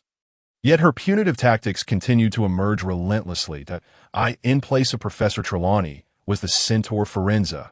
When Gu Yunxing first saw him in class, she thought she had mistaken him for someone else. Ah, we meet again. Forenza waved at her. He bore a hoof print on his chest, which Lin Yunfeng regarded curiously. I was expelled from my her because I accepted Dumbledore's invitation. Forenza chuckled nonchalantly. After class, Lin Yunfeng delivered a salve to him, and Gu Yunxing lingered to chat. Where do you reside? Either near the Forbidden Forest or with Hagrid is fine. Our herd is not particularly friendly towards humans. Having suffered persecution in the past, he walked with a slow gait. When did you two meet? Lin Yunfeng asked curiously, handing him a salve. We met during the last holiday. I just heard Gu Yunxing mention that your family has been the royal astrologers for generations and possesses great knowledge of astrology. Our system differs from the Western one. We follow the zodiac and the 28 mansions. Lin Yunfeng leaned closer to Gu Yunxing. Oh, that is splendid. We should exchange insights when time permits. Forenza was very modest. Hagrid approached, carrying several ferrets. Dumbledore is looking for you. He greeted both of them and turned to Forenza, saying, Hello, old friend. You don't seem well. Forenza smiled awkwardly. The two made their way to Dumbledore's office. There is a matter I wish to seek your assistance with. He looked at them both. Gu Yunxing and Lin Yunfeng understood that this was an offer they could not refuse. Harry was brought to the headmaster's office by Professor Snape, and along the way, all the students assumed Harry had committed yet another grave mistake, and to make matters worse, Snape had caught him. Professor, Harry appeared particularly fatigued, glancing at Lin Yunfeng, fearing he'd been caught for secretly running the defense club. Young master, this chapter has more to follow. Please click the next page to continue reading. The ensuing events are even more thrilling. Harry, do not worry. You have worked your mind hard these past few days. Dumbledore patted Harry on the shoulder. Lin Yunfeng lightly shook his head, relaxing. Well then, let us begin. Dumbledore cleared an area with his wand. Harry, Gu Yunxing, and I will use our detection array to ascertain what has transpired within your body. There is no need to be anxious. It will not be uncomfortable. Lin Yunfeng reassured him. Well, you won't pry into my memories, will you? Harry suddenly sat up straight, a look of anxiety on his face. Gu Yunxing glanced at Professor Snape, who remained unperturbed. No, Gu Yunxing replied. Harry stood in the middle, and Gu Yunxing exchanged a knowing glance with Lin Yunfeng. They each raised their wands, holding them before their chests, reciting incantations, and then simultaneously directed them toward the sky. Blue and purple lights manifested above their wands, ethereal and splendid. They then extended their arms, lowering their wand from the right side of their bodies until they touched the ground. Whereupon 2 beams of light converged, and a magical array appeared before them. The two continued to chant their incantations, causing the runes within the array to shift and swirl around Harry, who curiously observed as these runes entered his body and then spiraled back out. Gu Yunxing focused on the center of the array, and suddenly, a beam of light emerged from Harry's scar, followed by the apparition of his own soul. The Gu Yunqing retracted her wand to her chest and stood upright, invoking another incantation. At that moment, Harry's form appeared white, while the light was a dull gray. She gazed in astonishment and continued her incantation. Lin Yunfeng also took notice, with a flick of his wand. Starlight encircled the room. Gu Yunqing observed as the gray light morphed into the shape of a snake. Everyone in the room witnessed this. Lin Yunfeng gripped his wand more firmly, and the light faded, returning the room to its usual state. This is the lingering effect of Voldemort's attack on you. This curse, for some reason, was not successful, creating a link between you and him. He controls that snake through this very method. Lin Yunfeng saw the shock on Harry's face, rendering him speechless. Dumbledore addressed Professor Snape. Severus, would you kindly escort him outside? I understand. Once Snape had taken Harry out, Lin Yunfeng turned to Dumbledore. Thank you for your care towards him. I have a rather grim suspicion. Voldemort has learned some of our techniques. While they may be rudimentary, he was quite clever at that time, combining known dark magic to strengthen this curse. Lin Yunfeng continued. And Gu Yunqing frowned. Today's lesson was not particularly difficult. It passed rather uneventfully. She returned to the dormitory, where Celia and Ella were busy with their homework. Thanks to her, Umbridge assignments had significantly decreased. How much do you know about astrology? Ella buried her head in a thick book, particularly averse to such rational topics. Even reminiscing about Professor Trelawney's classes, Gu Yunqing took her assignment and wrote an introduction in several key places. Don't expect me to provide you with introductions next time. She handed the parchment to her. Ella made a face, though she always said that it was a different story each time. As Gu Yunqing was perusing materials on runes, she suddenly felt a tightness in her wrist, a chill washing over her heart. She sprang to her feet. Celia, thinking she was possessed, waved her hand in front of her. Are you all right? Something has fallen in the great hall. I will go retrieve it. She donned her robes and stepped out of the common room. However, she did not reach the great hall, for nothing had fallen at all. Instead, she found herself outside Professor Snape's office, knocking on the door. Come in. Hearing the response, she gently pushed the door open. Professor Snape's expression was fraught with irritation. What is it? Sir, where have you been? Gu Yunqing observed the pallor that engulfed Professor Snape. He remained seated in his chair.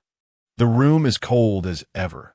None of your concern. Gu Yunqing drew her wand and pointed it at the fireplace, igniting the flames. Through the flickering light, she observed his face, ashen and reminiscent of the time she had waited for him in the corridor last year. Tentatively, she approached, and Snape, realizing his earlier words had been harsh, picked up an assignment, focusing solely on the cover. Please, unfasten your right sleeve. Snape looked at her with confusion on his face. You wouldn't have come just to inspect my arm, would you? Gu Yunqing rolled up her left sleeve, exposing her wrist as she aimed her wand at it, a circle of runes appearing at that moment. Snape felt a warm sensation in the same spot on his right hand. He gazed at her in astonishment. I won't inquire where you've been, but please believe that I would never wish you harm. Snape regarded her as he unfastened the cuff of his right sleeve, revealing a ring of runes on his wrist, the dark mark beneath unmistakable. Yet, only the two of them understood that it was merely a mark that could be removed at any time. Gu Yunqing reversed her grip on her wand, directing it toward the window, where the crescent moon shone brightly. She raised her left hand in a gesture resembling a sword, her lips moving as the tip of her wand suddenly emitted a golden light. The runes on their wrists shone brightly, ribbon-like halos swirling around them, golden light continuously infusing into his body. His complexion gradually returned to normal, and the previously tense and agitated emotions began to ease. He watched Gu Yunqing as she performed the incantation, momentarily entranced. After approximately 5 minutes, she ceased, and the runes on their wrists gradually faded. All done, she stowed her wand, and the oppressive energy surrounding him dissipated entirely. Rest well, sir. She turned and walked towards the exit. Wait, Snape's voice was tinged with urgency. Stay with me for a moment. Gu Yunqing settled into the armchair, gazing quietly at the flames. After a while, Snape initiated the conversation. What is going on? The secrets of the Cloud Palace. Those who have shared a calamity will form a bond. Gu Yunqing looked into the flames. During that last time in the fire, you never wavered in your resolve to die alongside me. This is the essence of that connection. When one is in danger, the other can sense it. They can complement each other through their energies. This is an ancient secret art, the origins of which remain unclear even today. Daoist is common among your kind. Snape lifted his hand, examining his flawless skin. Jiu Yunqing shook her head. Some have it. Some do not. Lin Yunfeng does not possess it. Those without it are those who have borne their burdens alone. There is an advantage, however.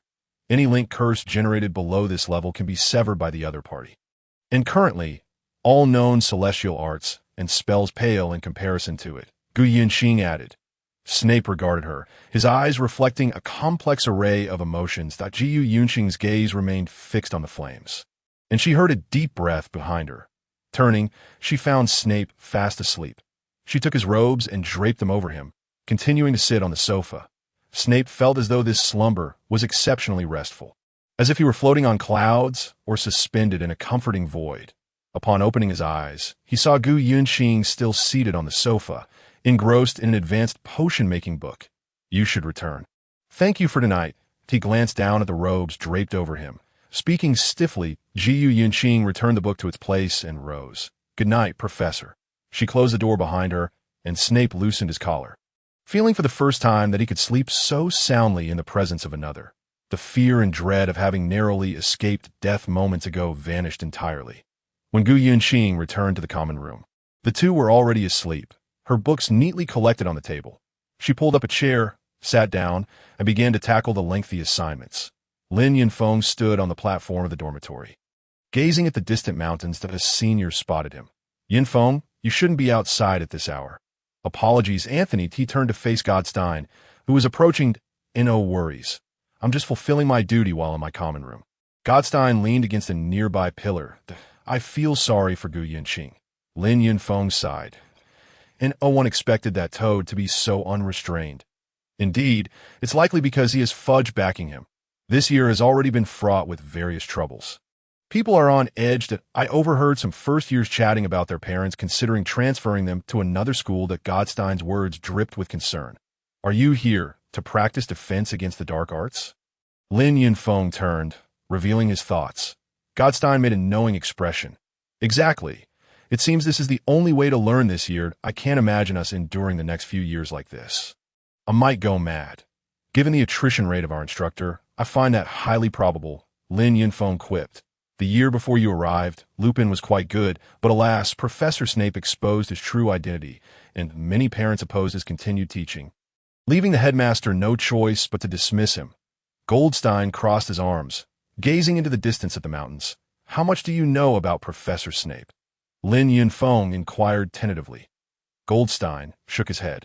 He seems to maintain the same distance from everyone, almost resisting all connections, yet his bias towards Slytherin is glaringly obvious. You know how Slytherin can get away with anything, be it during Quidditch practice or the application of certain school facilities, even their transgressions. But then again, Slytherin is generally unpopular among the rest of the school, except for Gu Yunqing. When you first arrived, we all thought she was simply too adept at hiding herself.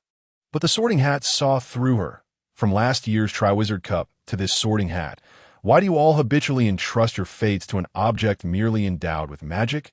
Lin Yunfeng voiced a question that had lingered in his mind for over a year. Goldstein appeared to ponder this, not providing a direct answer.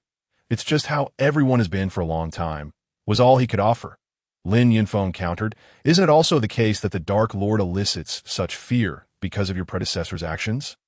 You really have a knack for it. The Dark Lord has returned, and you all still come to school. Goldstein chuckled, though he was clearly deep in thought about the matter. Lin Yunfeng produced his wand.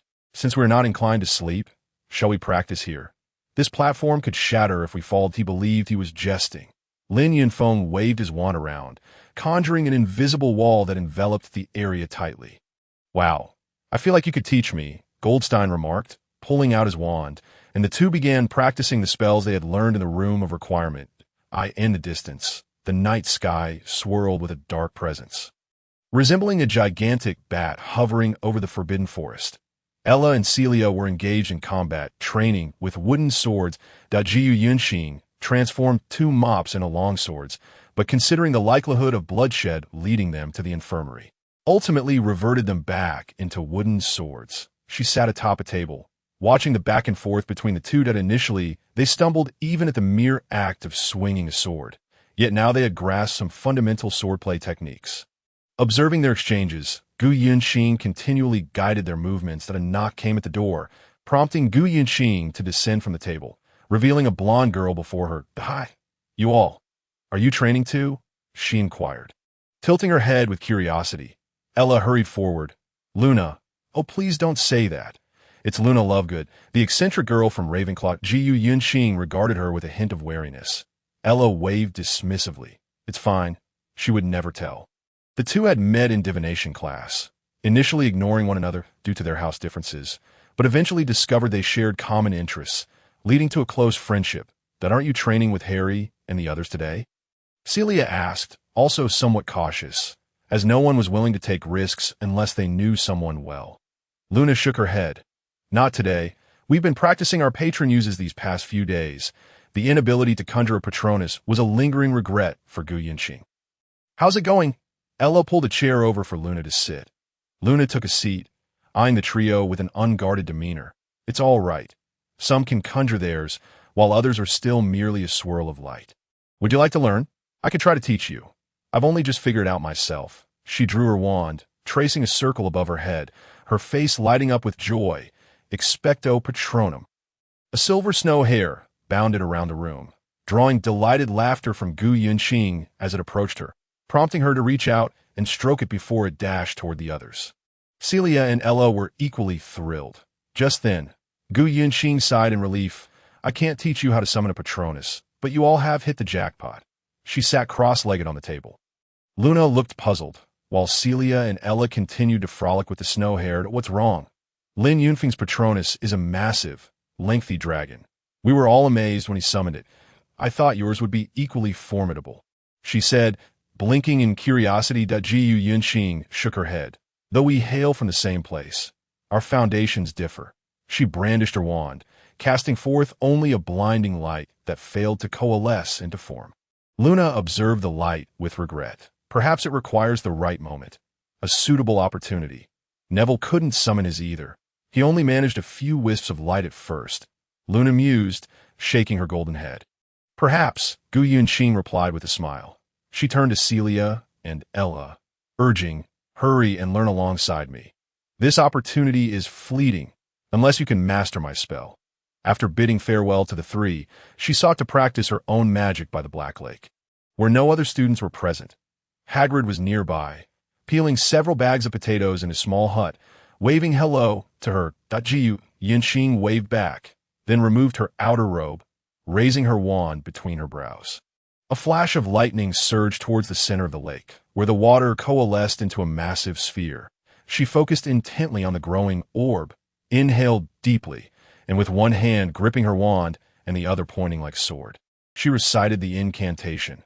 Hagrid set down his peeler, watching in astonishment. The water sphere ballooned to the point of nearly draining half the lake, and then she relaxed her tension, allowing the water to cascade back down with a resounding splash. Hagrid approached. "My goodness, what sort of magic is this?" "It's a spell. I'm testing whether Umbridge has inflicted any substantial harm upon my body. The foundation of a spellcaster's abilities lies in their physical form. If the body's foundation is compromised, the potency of their spells wanes." Hagrid gazed at the fish that had been ejected from the water, exclaiming, "My heavens, your power is truly frightening." Gu Yunxing took a deep breath, already perspiring. Dumbledore observed from the tower, a glimmer of hope in his eyes. Currently, magic lessons seemed to be the only source of joy for everyone. Just after class, Lin Yunfeng caught hold of the Weasley twins in the corridor. Flanking them, "Do you fancy stirring up some trouble?" The twins exchanged glances, akin to cats spotting a plump mouse. "Quickly, tell us how." George spotted Umbridge approaching, and they darted down another corridor. Fred chimed in. "I've been itching to cause some mischief. You must keep this a secret." Gu Yunxing watched them, her eyes twinkling with mischief. Fred grinned wickedly. "I like it." George's eyes sparkled with excitement. Lin Yunfeng produced a vial of venom from a tree-bee dragon. "I'm not asking you to work for free. This is your reward." "Oh, how generous of you!" Fred exclaimed, snatching it eagerly. "As if it were treasured, we can't target the headmaster. He has always been wise." Lin Yunfeng waved dismissively, his gaze fixed on Umbridge, a smirk creeping onto his lips. Fred and George exchanged glances. For this, we do it for free. Let us come up with a plan at noon. As everyone made their way to the Great Hall, Professor Flitwick soared into the room. Yes, he flew in. The students erupted in chaos, and when Professor Flitwick flew out, he crashed into Umbridge, inadvertently knocking down a few students in the process. Fred and George rushed forward. Apologies, Professor. Our wand misfired. Umbridge lay on the ground for some time, struggling to rise.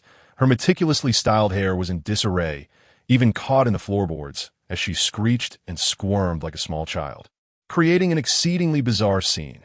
You bunch of rascals. You lack any sense of restraint. Lin Yunfeng assisted Professor Flitwick to his feet, apologizing as he dusted off the dirt from his robes. Fred and George helped Umbridge up, who appeared to have gained a few pounds from the indignity, as she patted her hair angrily and stormed out.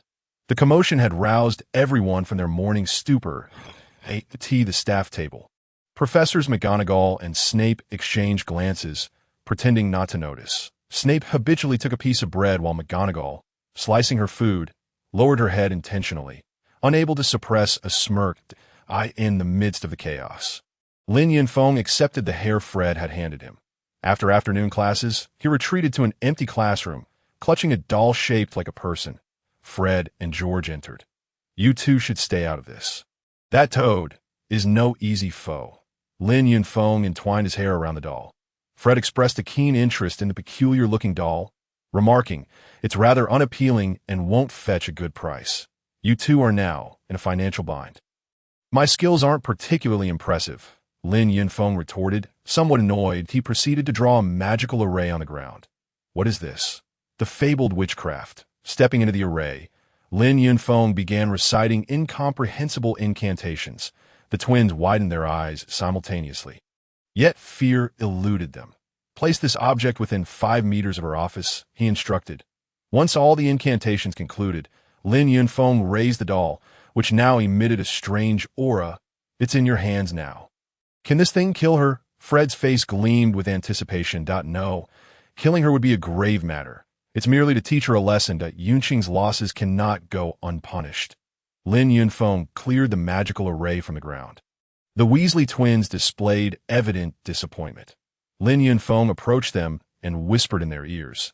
The two assumed a posture reminiscent of medieval servants. At your service, we solemnly guarantee the completion of the task. Umbridge had indeed been unfortunate lately. While walking on flat ground, her heel broke. She held up her excessively pink high heels, her lips tightly pressed together as students around her stifled laughter. Then, on an otherwise ordinary staircase, she stepped on a broken step. Eventually, she learned to let Filch go ahead of her. Even simple tasks like drinking water could lead to choking. During class, a large basket suddenly fell from the ceiling, landing directly on her head, while Peeves cackled mischievously from the chandelier above. Finally, a week later, she discovered this object beneath her desk.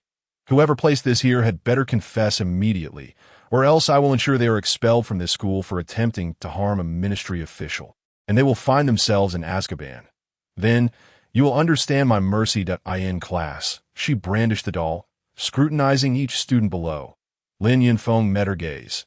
She let out a few cackles, akin to a hen, and then inadvertently choked on her own laughter.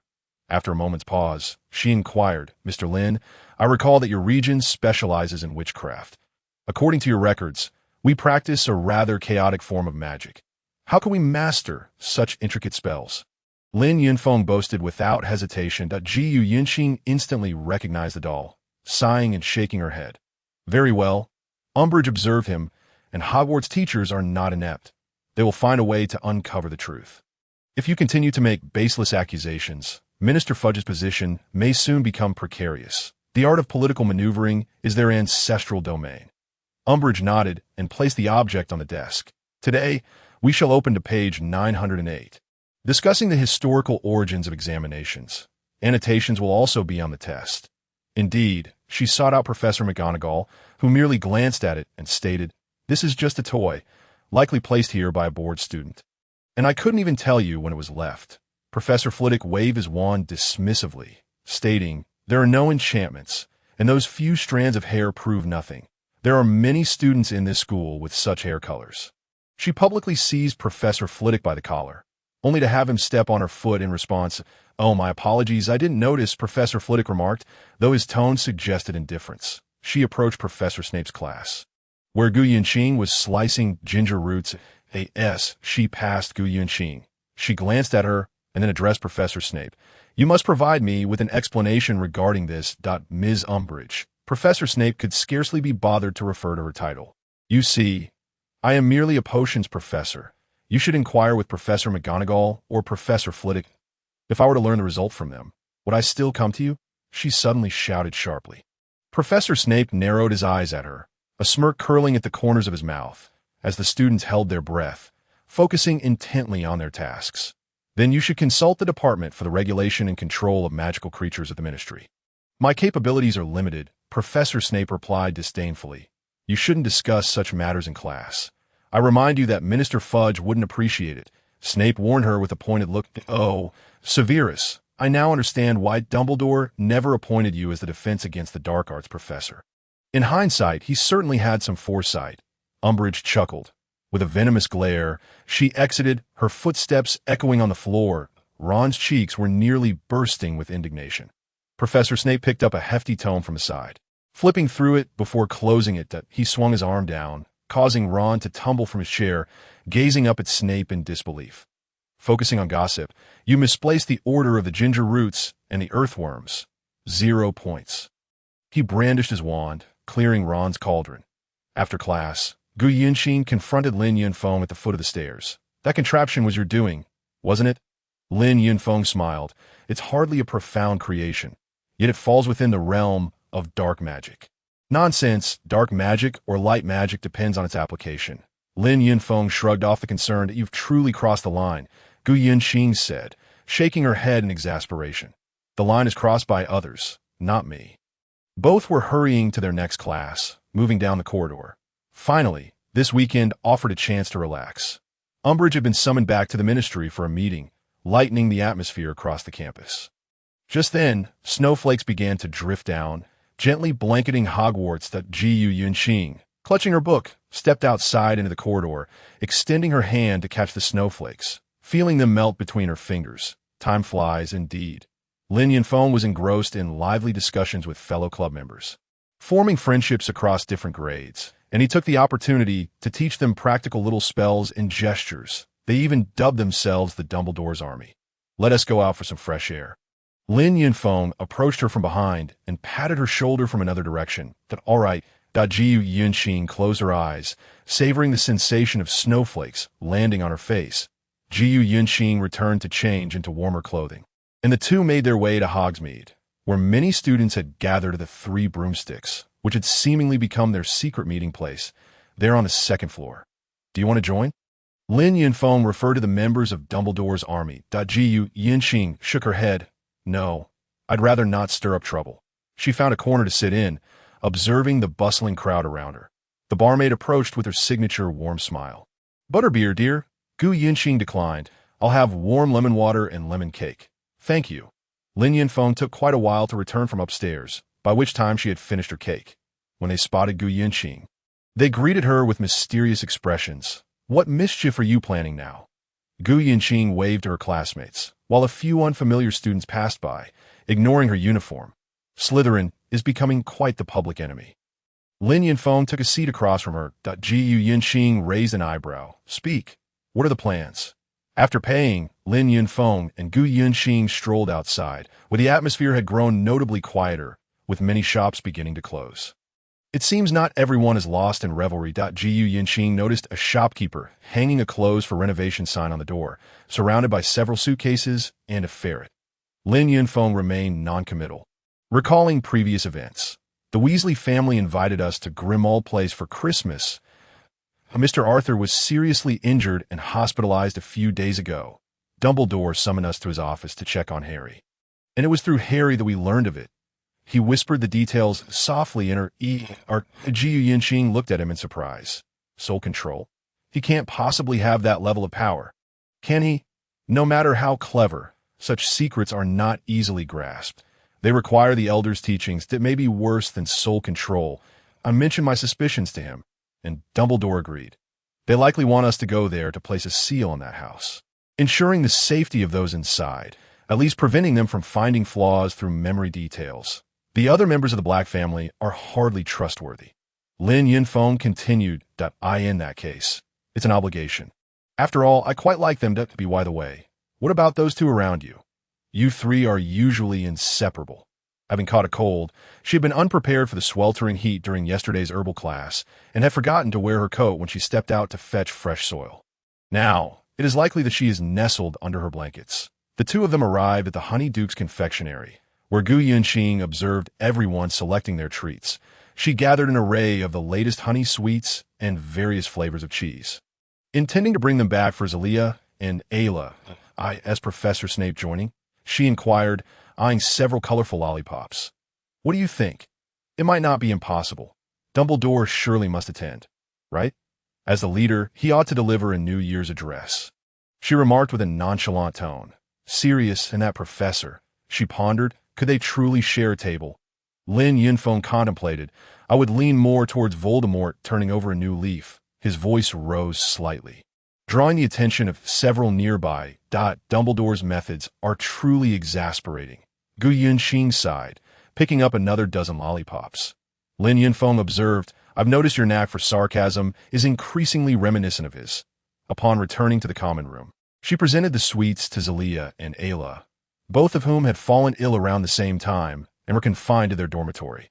Once back in her own quarters, she gazed at the water in the turtle tank, retrieved her wand, and with a flick, the water became crystal clear, revealing the turtle curiously peeking up from the bottom.